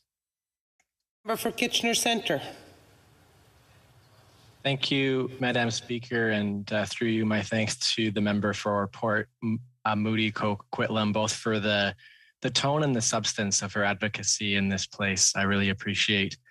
My question is, I'm curious to hear more from her with respect to the scope of the regulation. We've heard some members of the governing party share that it's meant to be a very targeted approach, but we also see in the regulation itself talk of critical infrastructure used quite broadly, bus stations, ferry terminals, lighthouses, for example. So I'm curious to hear the member's perspective on ensuring that it is kind of appropriate in scale and does it set precedent for those that were mentioned previously with respect to Indigenous land defenders and climate activists, for example. Well, member for Port Moody, Coquitlam in 15, 20 seconds. Thank you, and thank you to the member. And I'll go back to what I was saying on the first response to one of the members that asked me a question in the House, that I value and the NDP values protecting the rights of Canadians. And right now, the rights of Canadians widely has felt at risk. And we're looking to restore confidence and security in our institutions in Canada. Resuming debate, the honourable member for Vancouver Kingsway. Madam Speaker, we come together today at a precarious moment in our nation's history. Over the last month, a cascading series of intelligence, policing, and governance failures have resulted in an unprecedented situation of which no Canadian of any persuasion is content or approves. We have all witnessed a siege of our nation's capital, an economic blockade of our international borders, and threats to the political stability of our society. Ironically, Canadians on all sides of the issues feel abandoned. Public confidence has been shaken and communities are divided. The institutions citizens expect to protect them have proved unresponsive. They have looked for leadership in their governments that has not been delivered. In speaking to many constituents in Vancouver Kingsway, two things are crystal clear. First, the current crisis has been badly mismanaged by the Prime Minister, who was virtually absent as it developed. And second, this situation should never have gotten this far. And so it disappoints me profoundly to see our Parliament have to debate the application of measures that are by design intended for the most serious situations of turmoil and danger. Nonetheless, it is in crisis that we indeed find our nation. As such, it is for us to determine the best course of action to restore public confidence, stability, and security to our society. I would like to state that this is also a time of great sensitivity and emotion. The issues engage cherished principles that are equally valued and difficult to reconcile. And I think that thoughtful people of good faith can rationally differ with views that deserve respect and careful consideration. I believe our nation could use a generous application of compassion and understanding. Now, at the outset, I think it's important to delineate what the present situation is, and just as importantly, what it is not. First, we are not dealing with a peaceful protest. We are dealing with an economic blockade accompanied by both threats and actual violence, with an attempt to force political change by mob behavior and, in substance, hostage diplomacy. A review of the facts bears this out. We saw a serious border closure at the Ambassador Bridge, interrupting some $350 million of trade every day and threatening Canada-US trade relations.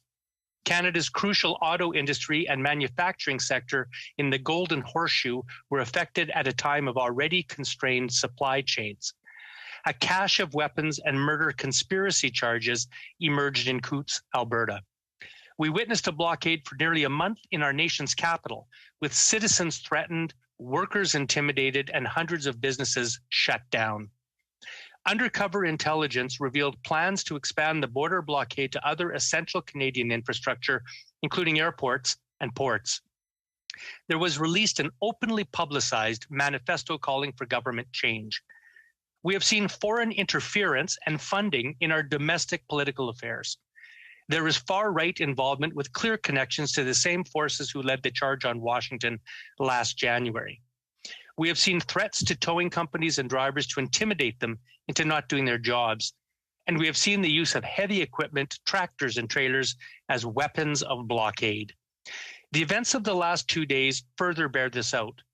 Blockade participants have refused to leave the parliamentary precinct when ordered to do so, assaulted police officers, tried to seize their weapons, thrown bicycles at mounted officers, and spat upon and assaulted journalists. These are not the acts of peaceful protesters. Second, this was never really about truckers. This is rendered nakedly bare by the fact that not a single demand was ever made to address the real issues truckers face, like low wages, long hours, fatigue, occupational safety, inadequate rest stops, poor road conditions, or high expenses. And it was never truly about truckers' vaccine policies either.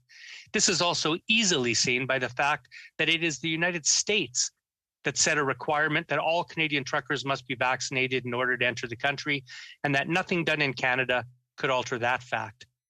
Third, the legislation before us is not the War Measures Act. As a New Democrat, I've always taken tremendous pride in the moral courage that Tommy Douglas demonstrated in opposing Pierre Trudeau's invocation of the War Measures Act, despite strong public support for the move. In 1970, civil liberties were suspended, the military was deployed, and hundreds of innocent people were arbitrarily rounded up and held without charge. Habeas corpus was suspended by cabinet fiat with no recourse to democratic institutions or the courts. None of that is occurring here. Unlike the War Measures Act, the Emergencies Act does not suspend Canadian civil rights. Emergency orders are subject to judicial review and must be charter compliant. Indeed, in 1970, Canada did not even have a Charter of Rights with constitutional force. Unlike the War Measures Act, the Emergencies Act is subject to extensive parliamentary oversight and democratic protections. For example, this very debate we are having was triggered by the declaration of a public order emergency. Parliament will have the opportunity to affirm or revoke the declaration tomorrow. A parliamentary committee will be able to amend or revoke all emergency orders, and a motion signed by 20 MPs can trigger a vote on revoking the declaration. The truth is that the Emergencies Act has many legal and parliamentary protections, as it was expressly designed to do. I also think it's important to note that the 6 measures applied under the Act are targeted in scope, duration, and purpose. It is critical to remember that they provide powers to address the current crisis that would not otherwise be possible, like ensuring that towing equipment can be marshaled to clear heavy machinery used to block public roads, criminalizing the supply of goods to blockades that were crippling our nation's capital, and interrupting the flow of foreign funding to interfere in our domestic political affairs. On this latter point, I want to say this. Over 50% of the funds used to support the blockade came from outside Canada. Hundreds of donors were Americans who have been linked to far-right groups or those involved in attempting an insurrection at the U.S. Capitol last January. This constitutes direct foreign interference in Canadian domestic affairs that cannot be tolerated. To my Conservative and Bloc colleagues who oppose the emergency measures used to intercept and freeze these funds, I ask this. If we substituted Russian for American donors, sending money to try to change Canadian government policy, would they still have no problem with this? I know the answer. To me, it is imperative for the sovereignty, territorial, and security interests of Canada that we act strongly and resolutely to address foreign interference in our internal political affairs. Madam Speaker, some have argued that invoking the Emergencies Act will set a dangerous precedent that could be applied in the future to disruptive protests that are otherwise peaceful. They say Parliament should not act, lest it start down a slippery slope to irresponsible behavior. Somewhat ironically, this is said by members of the Bloc Québécois and Conservative parties whose own provincial cousins have invoked the notwithstanding clause of the Charter of Rights to actually violate the rights of their own citizens, something the Emergencies Act does not do. Apparently, their concern for slippery slopes does not extend to their own sectarian interests. I fundamentally agree that the right of peaceful protest is indispensable in a free and democratic society and must never be subject to unreasonable limitations. But I categorically reject the assertion that we cannot act in appropriate circumstances because future parliamentarians may not do so. I also believe that every single parliamentarian today and in the future well knows that this legislation is extraordinarily targeted and reserved for the rarest of circumstances. I trust in their judgment, in the Canadian public, and our institutions to ensure that happens. Finally, Madam Speaker, others have argued that this crisis does not meet the threshold set out in the Emergencies Act for the declaration of a public order emergency. I have carefully read the Act and agree that reasonable people may disagree on this point. While I respect those who feel otherwise, it is my view that given the facts that have emerged over the last 4 weeks, that the Act is properly engaged. Further, I believe that the invocation of the Act is already proving to be effective in resolving the crisis, paralysis, and threats that so clearly have gripped our nation. I strongly agree with those who argue that the invocation of public order emergencies should never be normalized. Instead, it should be reserved only for rare circumstances such as this, where decisive action is needed to address urgent threats to the security of Canada. If we hope to emerge from this pandemic as a strong and united country, then every member of this House must put aside their partisan political interests and work together to regain the public's confidence. Rather than wedge politics and polarization, Canadians need honesty, accountability, and responsible leadership from their elected representatives. I believe, Madam Speaker, it's time for all parliamentarians to provide just that. Thank you. Questions and comments. The Honourable Parliamentary Secretary to the Government House Leader. Thank you, Madam Speaker. Just to kind of pick up on what the member just stated, and as you know, at this time in which we're talking about the Emergency Act, how much better it would have been if we could have been talking about the heroes of the pandemic. You know, here we are approaching that 3-year mark, and at the end of the day, there's been so much good that has taken place. But going to his speech, there's a couple of points I want to highlight. One is the importance and supremacy of the Charter of Rights and Freedoms, because we hear the word freedom a lot during this debate, and how the Emergency Act does not override any aspect of the Charter. And the second, and the member made reference to it, at any point in time. There's 4 political entities in this House that have more than 20 members. All it takes is 20 members to have a vote for revocation at any point in time. And if he can just pick up on those points, I would appreciate it. Honourable Member for Vancouver Kingsway. Well, thank you. I guess I hear two main points. The first one, I think, is it does give us an opportunity again to thank all of the frontline workers and healthcare workers in this country who, while we debate this legislation, are tasked with the critical job of dealing with our people who are vulnerable, helping patients, and still getting us through what is still a pandemic.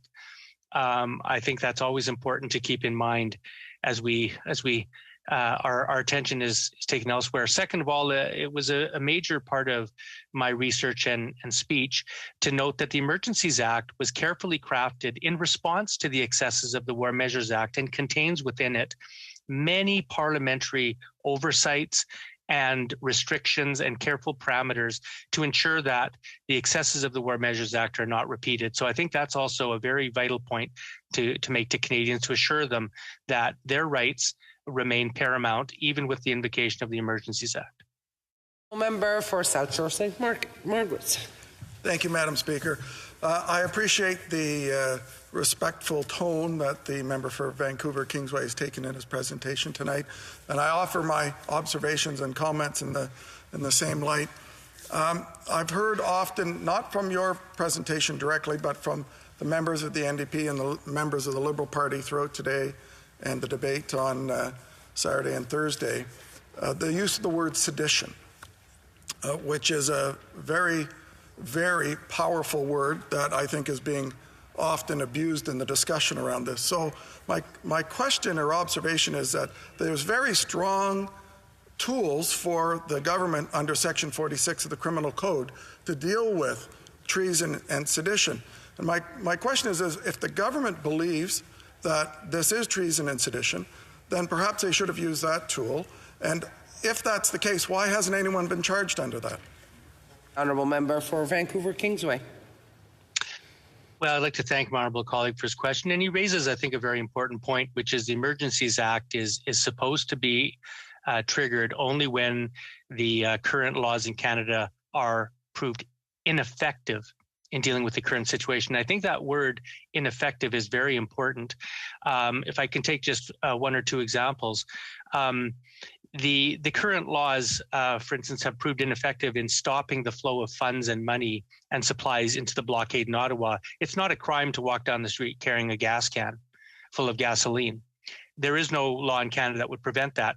But of course, by invoking the Emergencies Act and saying that anybody who's supplying the blockades that are illegal, that now becomes a criminal act. That's an example where the Emergencies Act was necessary for that. Another one has been in towing. I think it was not an accident that this very well-organized blockade used heavy equipment and machinery to block public roadways in this country.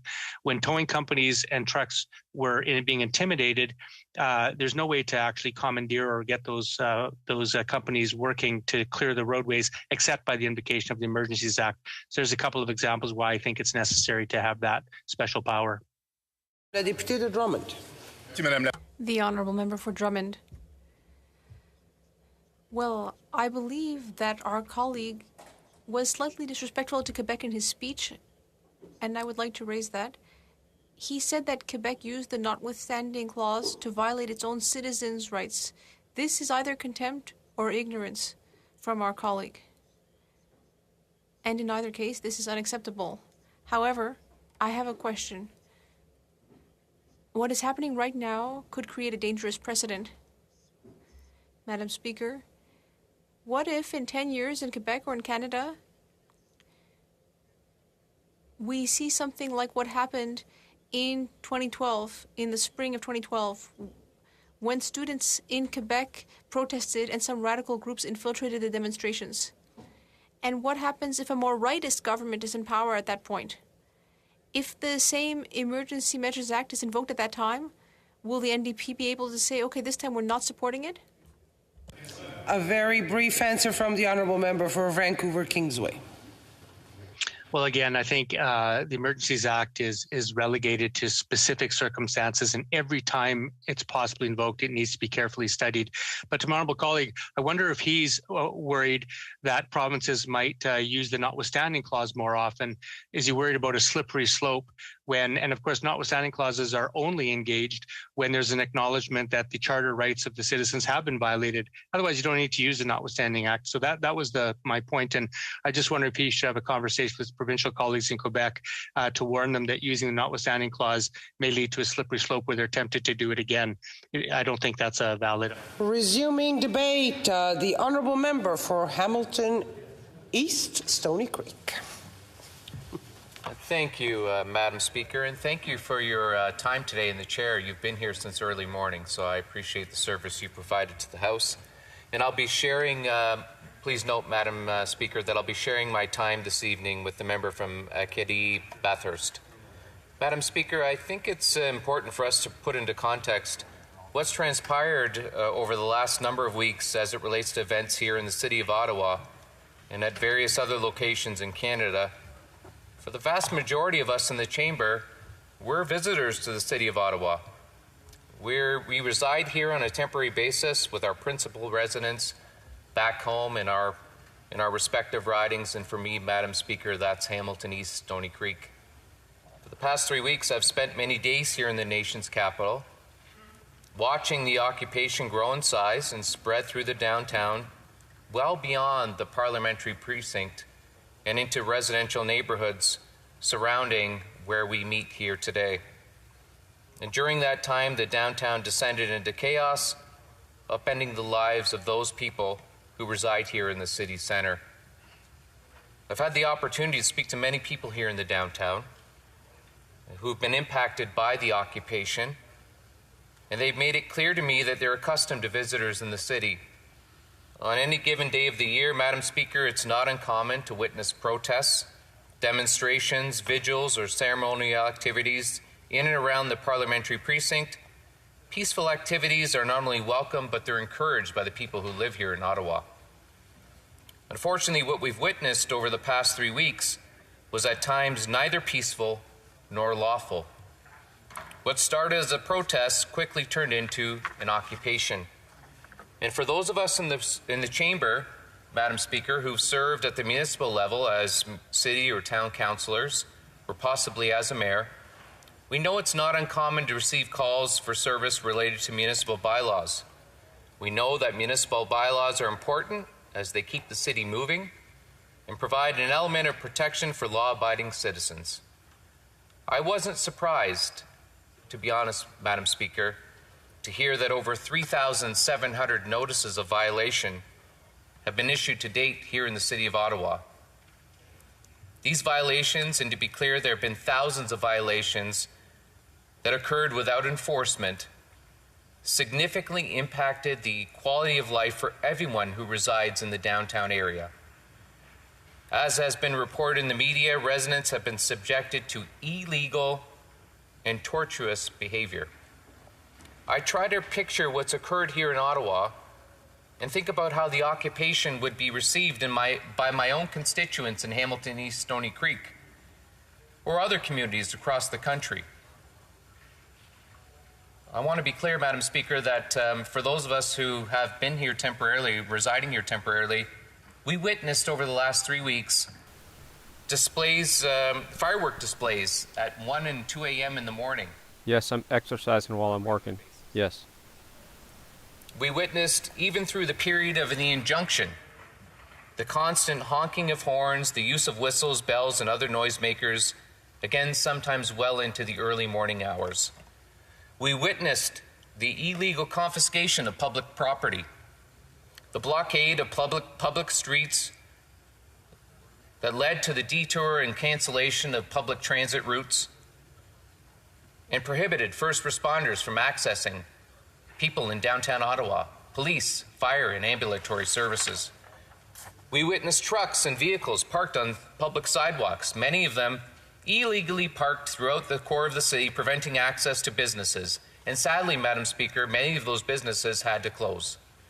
We read with horror and disgust about a report from local police that there was a concerted effort to tie up the 911 lines here in Ottawa, a campaign planned to prevent the people from Ottawa from accessing emergency services provided by police, fire, and ambulatory staff. We witnessed the illegal erection of cranes, stages, tents, and other permanent structures in the middle of residential streets. On the hour, Madam Speaker, we witnessed the people haphazardly transporting fuel on city sidewalks to encampment areas as part of the occupation that occurred here in the downtown. We witnessed illegal fires and barbecues on city sidewalks and city parking lots. And I'm sure everyone in this House is aware of the fact that there was a fire started in the lobby of an Ottawa apartment building here in the city centre. We witnessed the harassment of local residents who in their daily travels were mocked and chastised for wearing masks as they went about their lives, minding their own business. Madam Speaker, this is just a brief description of what's transpired here over the last 3 weeks. And I know very well how my residents would react to these illegal actions. They wouldn't be tolerated. And there would be an expectation that those responsible for upholding the law would attend and restore the peace and ensure their rights were upheld as tenants and property owners. Ottawa residents want their lives back. They want a peaceful night's sleep. They want their public transit back. They want access to roads and sidewalks. They want to see businesses reopen. People want to go back to work. They want their city back.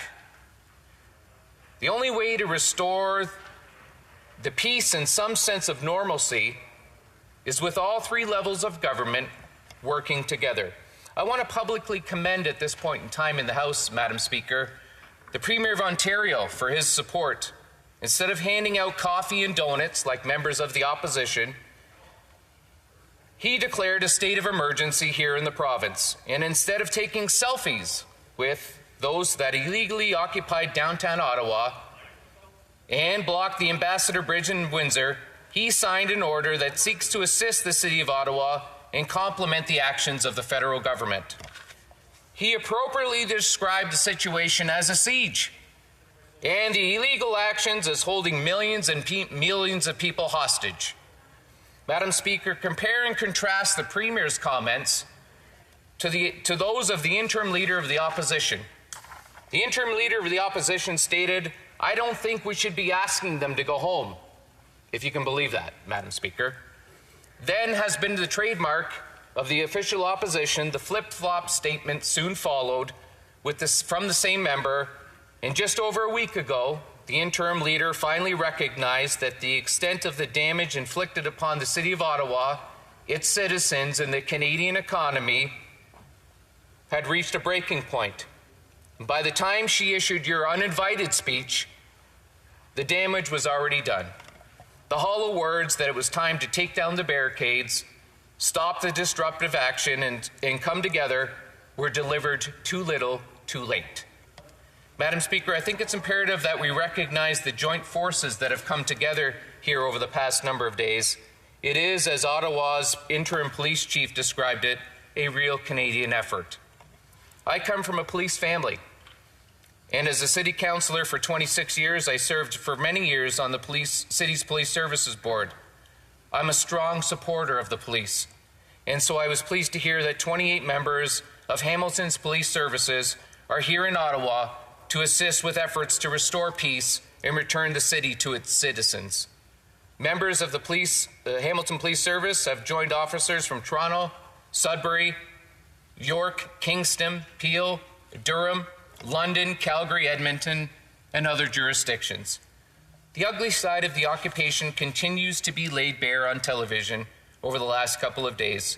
Extraordinary scenes of people spitting on officers, berating law enforcement officials, throwing objects at police and their horses, and other disruptive activities with the sole objectives of standing in the way of reclaiming the city and upholding the rule of law.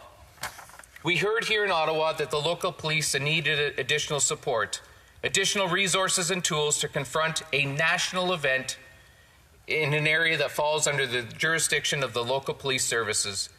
To date, the police have shown great restraint, Madam Speaker, even while under attack, and as has been reported, the police have been the target of protesters not just here in Ottawa, but at other locations across Canada, including southern Alberta. The domestic terrorist plot in Alberta highlights and emphasizes the need for all levels of government to provide the police with the appropriate level of support and necessary tools to keep their members and the public safe, and we're doing that here tonight. I look forward to the studies and the inquiry that will follow, reviews that will help us plan for future events that will occur, whether they occur here in Windsor, Coutts, Ottawa, or elsewhere. We can't sit on our hands and hope that the problems will go away on their own, as the official opposition has suggested. Madam Speaker, we need to fully understand how the illegal blockades and illegal occupations were planned and funded. The recommendations we ultimately the honourable member may complete on the questions and comments. The honourable member for Calgary-Shepherd. Thank you, Madam Speaker. So, to the member, if this was an honest attempt by the government to try and include the official opposition and convince us that the Emergencies Act use was warranted, that it had met the threshold, that I thought that what the government side would have done is give us all the briefing material, give us the evidence, give us the facts, release it, make the judicial opinion from Justice Canada officials public. They didn't do any of those things. In fact, I distinctly remember on Wednesday morning, before our National Caucus meeting even began, we came to the reporters and told them very clearly, the House Leader on the opposition side did, that we were not provided any documentation in order for our caucus to make a decision based on what evidence the government actually has in its hands. This isn't a good faith attempt to go, work across both sides of the aisle. This is a politically driven use of the Emergencies Act to save the leadership of the Prime Minister and nothing else. I don't have a question for the member. Just want to put that on the record. Thank you, Madam Speaker. The honourable member for Hamilton East, Stony Creek. Madam Chairman, and it's ironic that the member doesn't have a question because, I think millions of Canadians have watched over the last couple of days in terms of what has transpired here in Ottawa. And I think what he has ignored and his party has ignored is the impact that it's had on Ottawa citizens. In fact, the member from Ottawa Carleton today stood up and talked about what's happening in Canada. As an Ottawa representative, not once did he reference what's happening here in the city of Ottawa. I think they're ignoring what's happening to the people who here in Ottawa and the impact that it's having on people's daily lives, Madam Speaker. Member for Edmonton Strathcona. Thank you, Madam Speaker, and I would like to thank my colleague for his contribution today. I have to say it's been a very odd day in the House of Commons when the Conservatives are choosing to negatively attack the Premier of Ontario, and the Liberals are standing for him. It is a unique moment in time for us today, Madam Speaker. My question is to do with premiers, Conservative premiers in this country. On February 4th, the Premier of my province, Premier Kenny, asked the federal government to help, that there was a need for help to stop the blockades in Coutts, that the provincial government was unable to manage the blockades in Coutts. Of course, on February 18th, he has now decided he's going to sue the federal government, and I would like just some information on how the member feels about this sort of flip-flopping between requiring help and then wanting to take the same people you're asking for help to court. The honourable member for Hamilton East, Stony Creek. Thank you, Madam Speaker, and I really appreciate the question from the member. And as she noted, it's been a flip-flop of events in Alberta in terms of asking for help and then criticizing the government when they actually acted upon their requests that came from the province. And of course, as she mentioned, here in the province of Ontario, the Premier of Ontario has declared a state of emergency. That's what this Act does here tonight. It declares a state of emergency and gives provinces the ability to deal with protesters, whether they're in blockades or occupations like we see here in Ottawa. Honorable député de Saint-Hyacinthe-Pagot. The honourable member for Saint-Hyacinthe-Pagot. Merci, Madame. Thank you, Madam Speaker.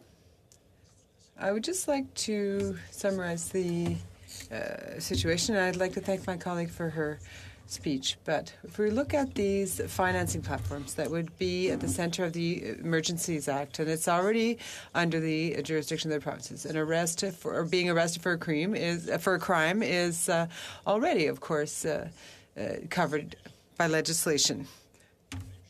Same holds true for uttering threats. Same thing for possessing unlicensed weapons and firearms. So I'd like to ask my colleague In the end, what's the point of the Emergencies Act in this case if there's already a regular legal arsenal and conventional institutions that could have been used over the last 2 weeks and were not used?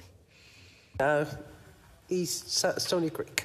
Yeah, thank you, Madam Speaker. And I think what the member, and I thank him for his question, I think what he has ignored through his question is the fact that provinces are asking for additional tools to deal with the occupation and the blockades. And so we know very well that when thank you very much. I think we know very well that the Act has allowed provinces, specifically here in Ontario, to bring law enforcement from other provinces without swearing them in. The Act has allowed us to crack down on investments and donations that have been made from outside of the country. And so the Act has helped us over the last 7 days. There's been a lot of praise over the last couple of days in terms of what the City of Ottawa has done and their police force has done to clear the Parliamentary precinct in the downtown. That's been done with the help of the Act. Resuming debate. Reprise du débat. L'honorable député. The Honourable Member for Acadie-Bathurst. Thank you, Madam Speaker. I would like to thank my newly elected colleague for having shared his time with me this evening, the member for Hamilton Stony Creek. Once again, Madam Speaker, thank you for allowing me to address the House tonight. My riding of Acadie-Bathurst is one of the most beautiful places in our country. The people are warm and generous beyond compare. My riding has many generations of culturally diverse families who've pulled together against all odds. My community would simply not exist were it not for these long-standing stories of families helping each other.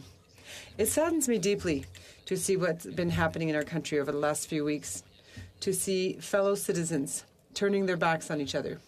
This is not the Canada I know and love. I understand that many Canadians are frustrated and angry. I am as fed up as anyone with this pandemic.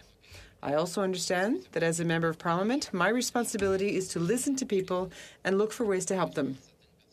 Unfortunately, some people who want to make their voices heard have also chosen to draw the nation's attention to themselves by displaying extremely worrisome behavior. Madam Speaker, I believe I bring some personal experience with regard when it comes to protests. The people in my riding of Acadie-Bathurst have always been very vocal. People in my riding are not afraid to protest. Sometimes it was for civil rights or language rights. In 2013, it was over the Conservatives' reform of the employment insurance program. Protesting is a fundamental and important part of a democratic nation. I have always supported the right of people to protest peacefully, even in front of my own office, and I have participated in several protests before and since my election. That said, I will never support bullying, threats, physical altercations, damage to private property, theft, symbols of hatred, or the defacing of cherished monuments. There also seems to be a widespread misunderstanding that citizens have the right to bring semi-trailers to a protest and then block streets for 3 weeks. Nowhere in the Charter does it say that this is a right. When a group's actions are no longer to make their voice heard and they start intentionally causing harm to people or damage to infrastructure, it's no longer a protest. It is an occupation and an attack on our democracy. I am so saddened that these blockades are taking place, not only in front of children, but that children are being used strategically to advance causes that they cannot understand at that age. I sincerely hope that those involved in these blockades will reconsider their behavior and strive to set stronger and more positive examples to our youth for the sake of our democracy. Respect for the law is our most basic responsibility as citizens of this country. Madam Speaker, we know that many of the people protesting have legitimate concerns and are genuinely worried about their future and their livelihoods. What is frustrating, however, is that the concerns of so many of these people would be alleviated if they could simply trust the science. We are fortunate in Canada to have world-class doctors and scientists to guide us through this pandemic. Thousands of scientists around the world have dedicated their lives to protecting and preserving the lives of others. Never before have human beings been so scientifically advanced. Let me say it clearly, slowly, and surely for all Canadians to hear. Vaccines work. We are almost 2 years into this COVID-19 pandemic, and I will always be grateful to the people who developed these miraculous and effective vaccines. Thanks to them, countless lives have been saved and will be saved in the future. So, back to the topic of the day. Yes, some of the protesters are concerned about vaccination mandates, masks, and lockdowns. However, other elements of these protests have deep, dark roots in far-right ideologies and have dangerous links to organized crime, as well as foreign interference with financial donations that are of great concern. Whatever the motivations of those participating in these protests, we cannot allow them to continue to disrupt the peace and peaceful lives of citizens. All Canadians deserve to live in peace. For 3 weeks, we have seen municipal and provincial leaders raise their hands and ask for help. I am proud that our government has been a partner since the early days of the protests, and I believe that our offer of assistance has been used to its fullest extent. One thing is abundantly clear. These blockades cannot continue. Canadians are concerned. They're worried, and they need us to show strong leadership. Over the past few days, I and other Canadians have heard many speeches. We've all watched the news and participated in extensive discussions about the invocation of the Emergencies Act. Several members of our caucus spoke at length and made strong arguments about how the decision to invoke the Emergencies Act is, in fact, justified. Some members of the opposition and others in Canada have also been very critical, saying that the decision to invoke these measures is an extreme overreaction. I find it very difficult to accept the argument that this is an unnecessary or blatant use of government powers. As the Prime Minister and the Minister of Justice have repeatedly said, these measures will be used with great restraint and are both limited in time and geographically targeted. Madam Speaker, the fact is that we have exhausted all other options.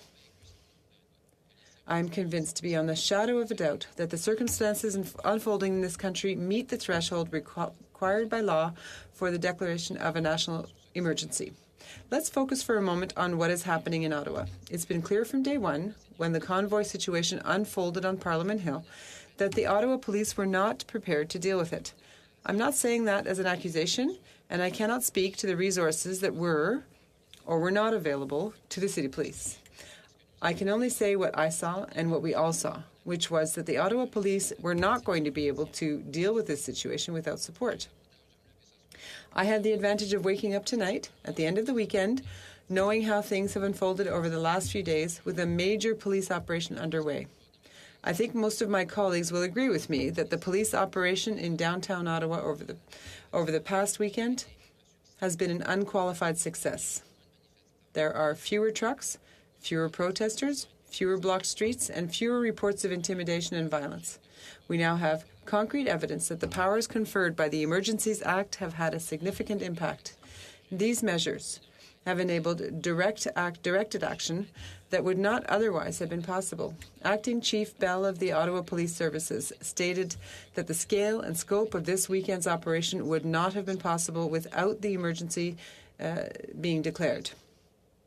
Madam Speaker, in closing, thanks to the Emergencies Act, the federal government has been able to provide tools to police services when and where they are needed.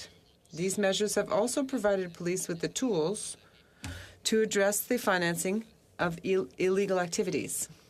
These measures have allowed municipalities to fill gaps in the acquisition of tow trucks to help in the removal of illegally parked vehicles. These measures have also helped to eliminate the blurring of jurisdiction and responsibilities at complex but important locations such as border crossings. I want to make it clear that while our government had to make this choice, it should not be seen as a celebration. But I feel much more at peace knowing that if the decision had to be made, at least many people have already gained some relief from it. We saw how Canadians reacted to the operations over the weekend in Ottawa. It's very clear to me that Canadians support the decision to invoke the Emergencies Act. To all of you who are listening, even if we do not all share the same values, we can empathize with each other. This pandemic has taken its toll on everyone, and we're all very keen for it to be over. Unfortunately, the events of the last few weeks were not the right way to end it. It has taken up valuable resources and time that were badly needed elsewhere in order to get through this pandemic. I will end with this, Madam Speaker. Some joined the convoy with the aim of promoting peace and freedom. Unfortunately, the target was not the right one, and their approach had the opposite effect. This convoy was unnecessary and a disturbance in the freest of countries, our Canada. Thank you, Madam Speaker. I have questions and comments, l'honorable député de Jonquière. Merci beaucoup, Madame la Présidente. The Honourable Member for Jonquière. A few times tonight, I've heard my colleague from Kingston, and now the colleague tonight said, well, maybe Ontario reacted perhaps not quite forcefully enough. And I feel like perhaps this is an excuse, but I would like to know, every time police forces act a little bit late, are they going to invoke the Emergencies Act? That would be completely absurd, because now we know the crisis is over, and the situation is quite a bit more acceptable. So why is it still relevant to bring forward this law, which is really a sledgehammer to crack a nut? So I'd like to hear what he has to say on that. Thank you. The Honourable Member for Acadie-Bathurst. Thank you, Madam Speaker, and I'd like to thank my colleague for the question. When it's time for the Bloc Québécois to stand and speak, they always talk about respecting Quebec and provincial jurisdiction.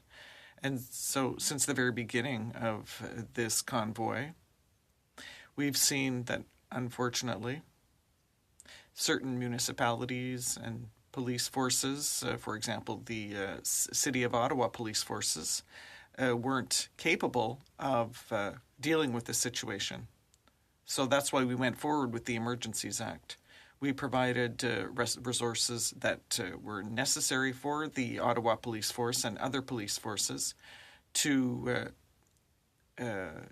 dismantle this blockade, send the protesters home, and now Ottawa has its life back, because this convoy lasted for too long, 3 weeks, where there was all this noise, and so that's why we used it. The Honourable Member for Rosemont-la-Petite-Patrie. Thank you, Madam Speaker. We know that the Emergencies Act is reasonable and proportionate, and it gives tools to parliamentarians to be able to use checks and balances. But the question that I want to put to my colleague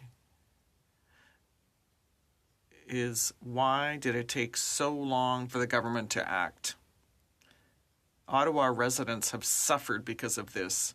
It was a convoy organized by far-right organizations to overthrow a democratically elected government, and funded by Trump-like organizations in the States. Why did it take 3 weeks? Once again, Madam Speaker, I'd like to thank my colleague for the question. Madam Speaker, what we did is that we monitored the situation very closely, and after 3 weeks, after the protests had gone on and on, it was time for the government to intervene, and we gave the forces of law and order the tools that they needed to end this protest. And I might remind my colleague that under the Charter, this law is used with a great deal of restraint. It's time limited and geographically focused in the regions where it is needed. So, Madam Speaker, I think that people were tired of these protests, and we gave the forces of law and order all the tools they needed to end this protest. Thank you. The Honourable Member for Brampton South. Thank you, my honourable colleague, for the intervention, and I share members' passion, Madam Speaker. It's sad to see the spitting on police officer harassing journalists by the protester. And Madam Speaker, I'm concerned about the spread of misinformation in journal and around the act as well. We have heard some of the protesters and even members of the opposition refer to the measures we are discussing today as if this is a War Measures Act, which it is not. Could my honorable colleague explain how this is not the case and assure them the Emergency Act maintain their charter rights and also restore their confidence in our institutions? Yeah, l'honorable député d'Acadie. The honourable member for Acadie Bathurst. I'd like to thank my colleague for the question, Madam Speaker, and I'm going to repeat once again to ensure that all Canadians hear this. Yes, the Charter will be complied with. The Emergencies Act will be used with a great deal of restraint. It will be time limited and geographically focused. And we must have to resume debate. The honourable member for Langley Aldergrove. Good. Thank you, Madam Speaker. We're here this evening, this whole weekend actually, debating the merits of a Liberal government motion to invoke the Emergency Act. But before I get into that, I want to take the opportunity to thank the many people in my riding of Langley Aldergrove who've reached out to me to encourage me and to plead with me to vote against this motion. And I can assure you that I and my Conservative colleagues will definitely vote against it. And I'm going to spend the next 10 minutes or 9.5 minutes now explaining why that is. I also want to thank those people who were telling me that they were praying for the peace and security and the healing of this nation. Thank you very much. I'm praying for that as well, in what hopefully soon is going to be a post-pandemic world. So, Madam Speaker, on February 14th, the Liberal government issued a declaration invoking the Emergency Act based on their finding that there is a public welfare emergency existing in Canada at the moment. So to understand what that means, we need to take a look at the definition section of the Act, of the Emergency Act. And it states that a national emergency is an urgent and critical situation of a temporary nature that seriously endangers the lives, health, and safety of Canadians and is of such proportions and nature as to exceed the capacity or the authority of a province to deal with it, and that cannot be effectively dealt with under any other law of Canada. So very high burden of proof indeed, and that is exactly what the drafters of this legislation intended back in the 1980s. It was supposed to be a tool of last resort, not a tool of first resort. So now what is the fact situation that is alarming the government to the extent that they now feel that they have to invoke this very drastic step? Well, what we have is trucks parked in Ottawa, big trucks, rigs, clogging up the streets in downtown Ottawa. It's a real nuisance. Along Wellington Street, along some of the side streets. It's a real problem for local businesses here as well and people who live in the downtown core. I and every other member in this House who have to come into this House every day had to negotiate our way across Wellington Street, and that is the same for all the employees as well in this House and working in our parliamentary offices. A nuisance, yes. An inconvenience, yes. An irritant, yes. But a national emergency, no. It fails that test. This does not attain to the very high burden that I have to share my time with the member for Eagle Creek. So thank you. Carlton Trail, Eagle Creek. So thank you. But it does not attain to the very high level that was set by the drafters of this emergency legislation. Now, the Ordinary Council also makes reference. The Ordinary Council also makes reference to blockages at border crossings in Ontario, in Manitoba, in Alberta, and in my home province of British Columbia. Now, the Liberals there have a better argument, I would submit, because that, of course, is going to be very devastating to our economy and also to our international reputation. But here's the challenge that they have. Before this declaration was made, a week ago, all those blockages had already been cleared up. How? Well, by provincial forces, by municipal forces, by by provincial police forces, by the RCMP that came under provincial jurisdiction. So the police forces were doing exactly what they're supposed to do. And the fact that they were successful proved that the situation did not exceed the capacity or the authority of the province to deal with it. So I submit that it fails the test. So we come back to what was going on in Ottawa. Now we've heard members on the Liberal side of the House quote the interim chief of the City of Ottawa Police Services, saying that the Emergency Act was a very helpful tool for them to solve the problem. Now, we don't dispute that at all. Of course, the nuclear option is going to be successful. We know that. There's no argument with that. But that's not the test. The test is not whether it would be successful, but whether it was necessary. And I submit that it was not necessary. The proof is that provincial police forces, municipal police forces were able to solve the problem at the borders and also control other protests that were going on in other cities across the country. So it fails the threshold. Madam Speaker, I now want to turn my attention to a constitutional analysis of what is going on. It's been pointed out on a number of occasions that the Emergency Act requires that the Canadian Charter of Rights and Freedoms and the Canadian Bill of Rights be honored and respected and be maintained. Now, it's interesting that the Bill of Rights is included in that. It's an older piece of legislation, and people sometimes assume that it was subsumed in the Canadian Charter of Rights and Freedoms, but that's not the case. It is still good law in Canada today, and that is very useful for our analysis today because it talks about property rights for individuals. Now, what property are we talking about? We're talking about bank accounts that have been frozen under the regulations. Now, shortly after the announcement was made on Monday, my office started getting phone calls. I started getting text messages. People were saying, is my bank account going to be frozen? I made a donation to the Convoy through GoFundMe. And I assured them, no, this is Canada in the 21st century. We are a modern, free, and democratic society. There is no way that your federal government is interested in donations that you might make to a cause that is important to you. But then, Madam Speaker, I actually picked up the regulation. I started to read it, and I was wrong.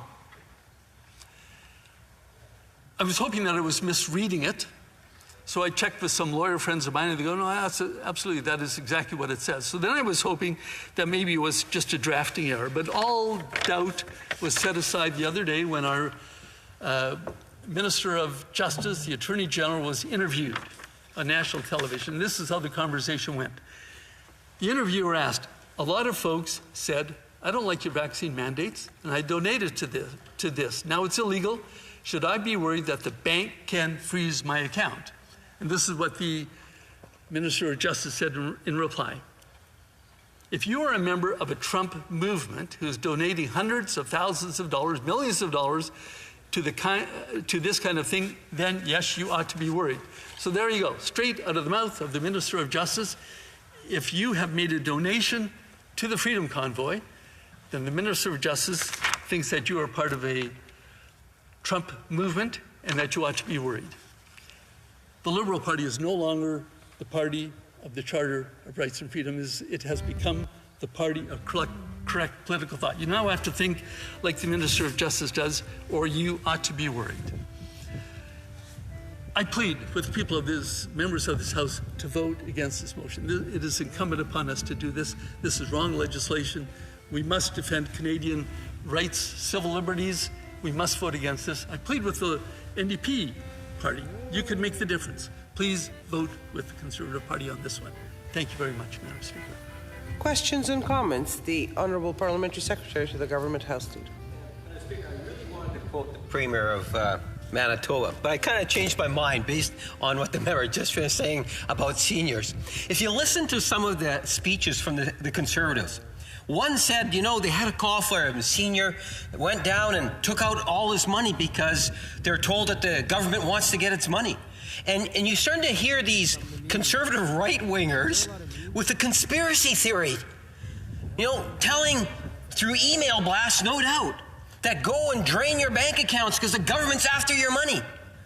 We're talking less than 100 people that were directly affected in terms of accounts, yet the Conservative Party is going out warning people, our poor seniors, go out, be concerned, the government wants your money. I'm wondering if he feels that is a responsible thing for the official opposition to do, to get seniors and others concerned that the government is after their money when they know full well, Madam Speaker, that is not that's not the case. I would suggest to you it's borderline elder abuse. Honourable Member for Langley Aldergrove. Well, Madam Speaker, that is just completely absurd. I'm quoting from what the minister said, donating to the Freedom Convoy, to a Trump-like movement. You ought to be worried. Those are not my words. Those are his words. He should correct himself. If he misspoke, he should correct himself. He should also take a look at the legislation and correct it if there is a drafting error. I cannot believe, like you, that the Canadian government would take these kinds of actions, but that is what the wording of the legislation says. It needs to be corrected. Thank you.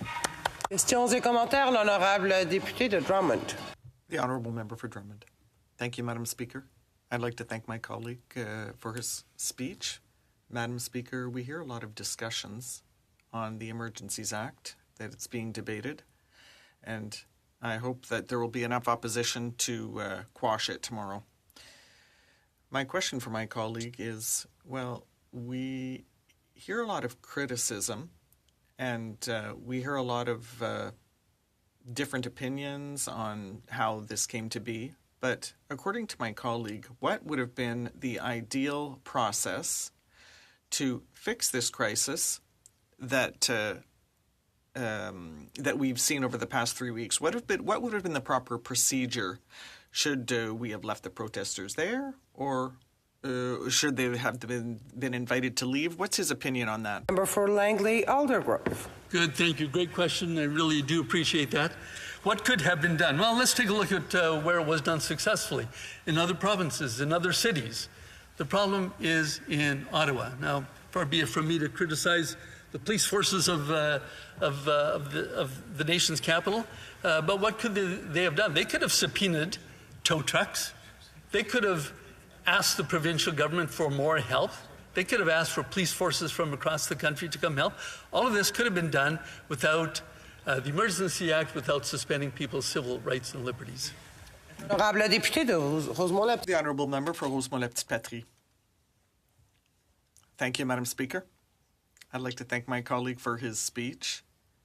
And just to clarify something with regard to, the Charter of Rights still applies, even when the Emergencies Act is in place. But I would like to know what his political party thinks about a convoy that comes from far away that says that it wants to disrupt our democratic institutions, that is funded by partisans of Trump, and the interim leader of his party openly supports these protesters and hands out coffee and pizza while those people are harassing the citizens of Ottawa. How does he explain the actions of some of the members of his caucus? The honourable member for Langley Aldergrove. Thank you. I think there were two questions in there.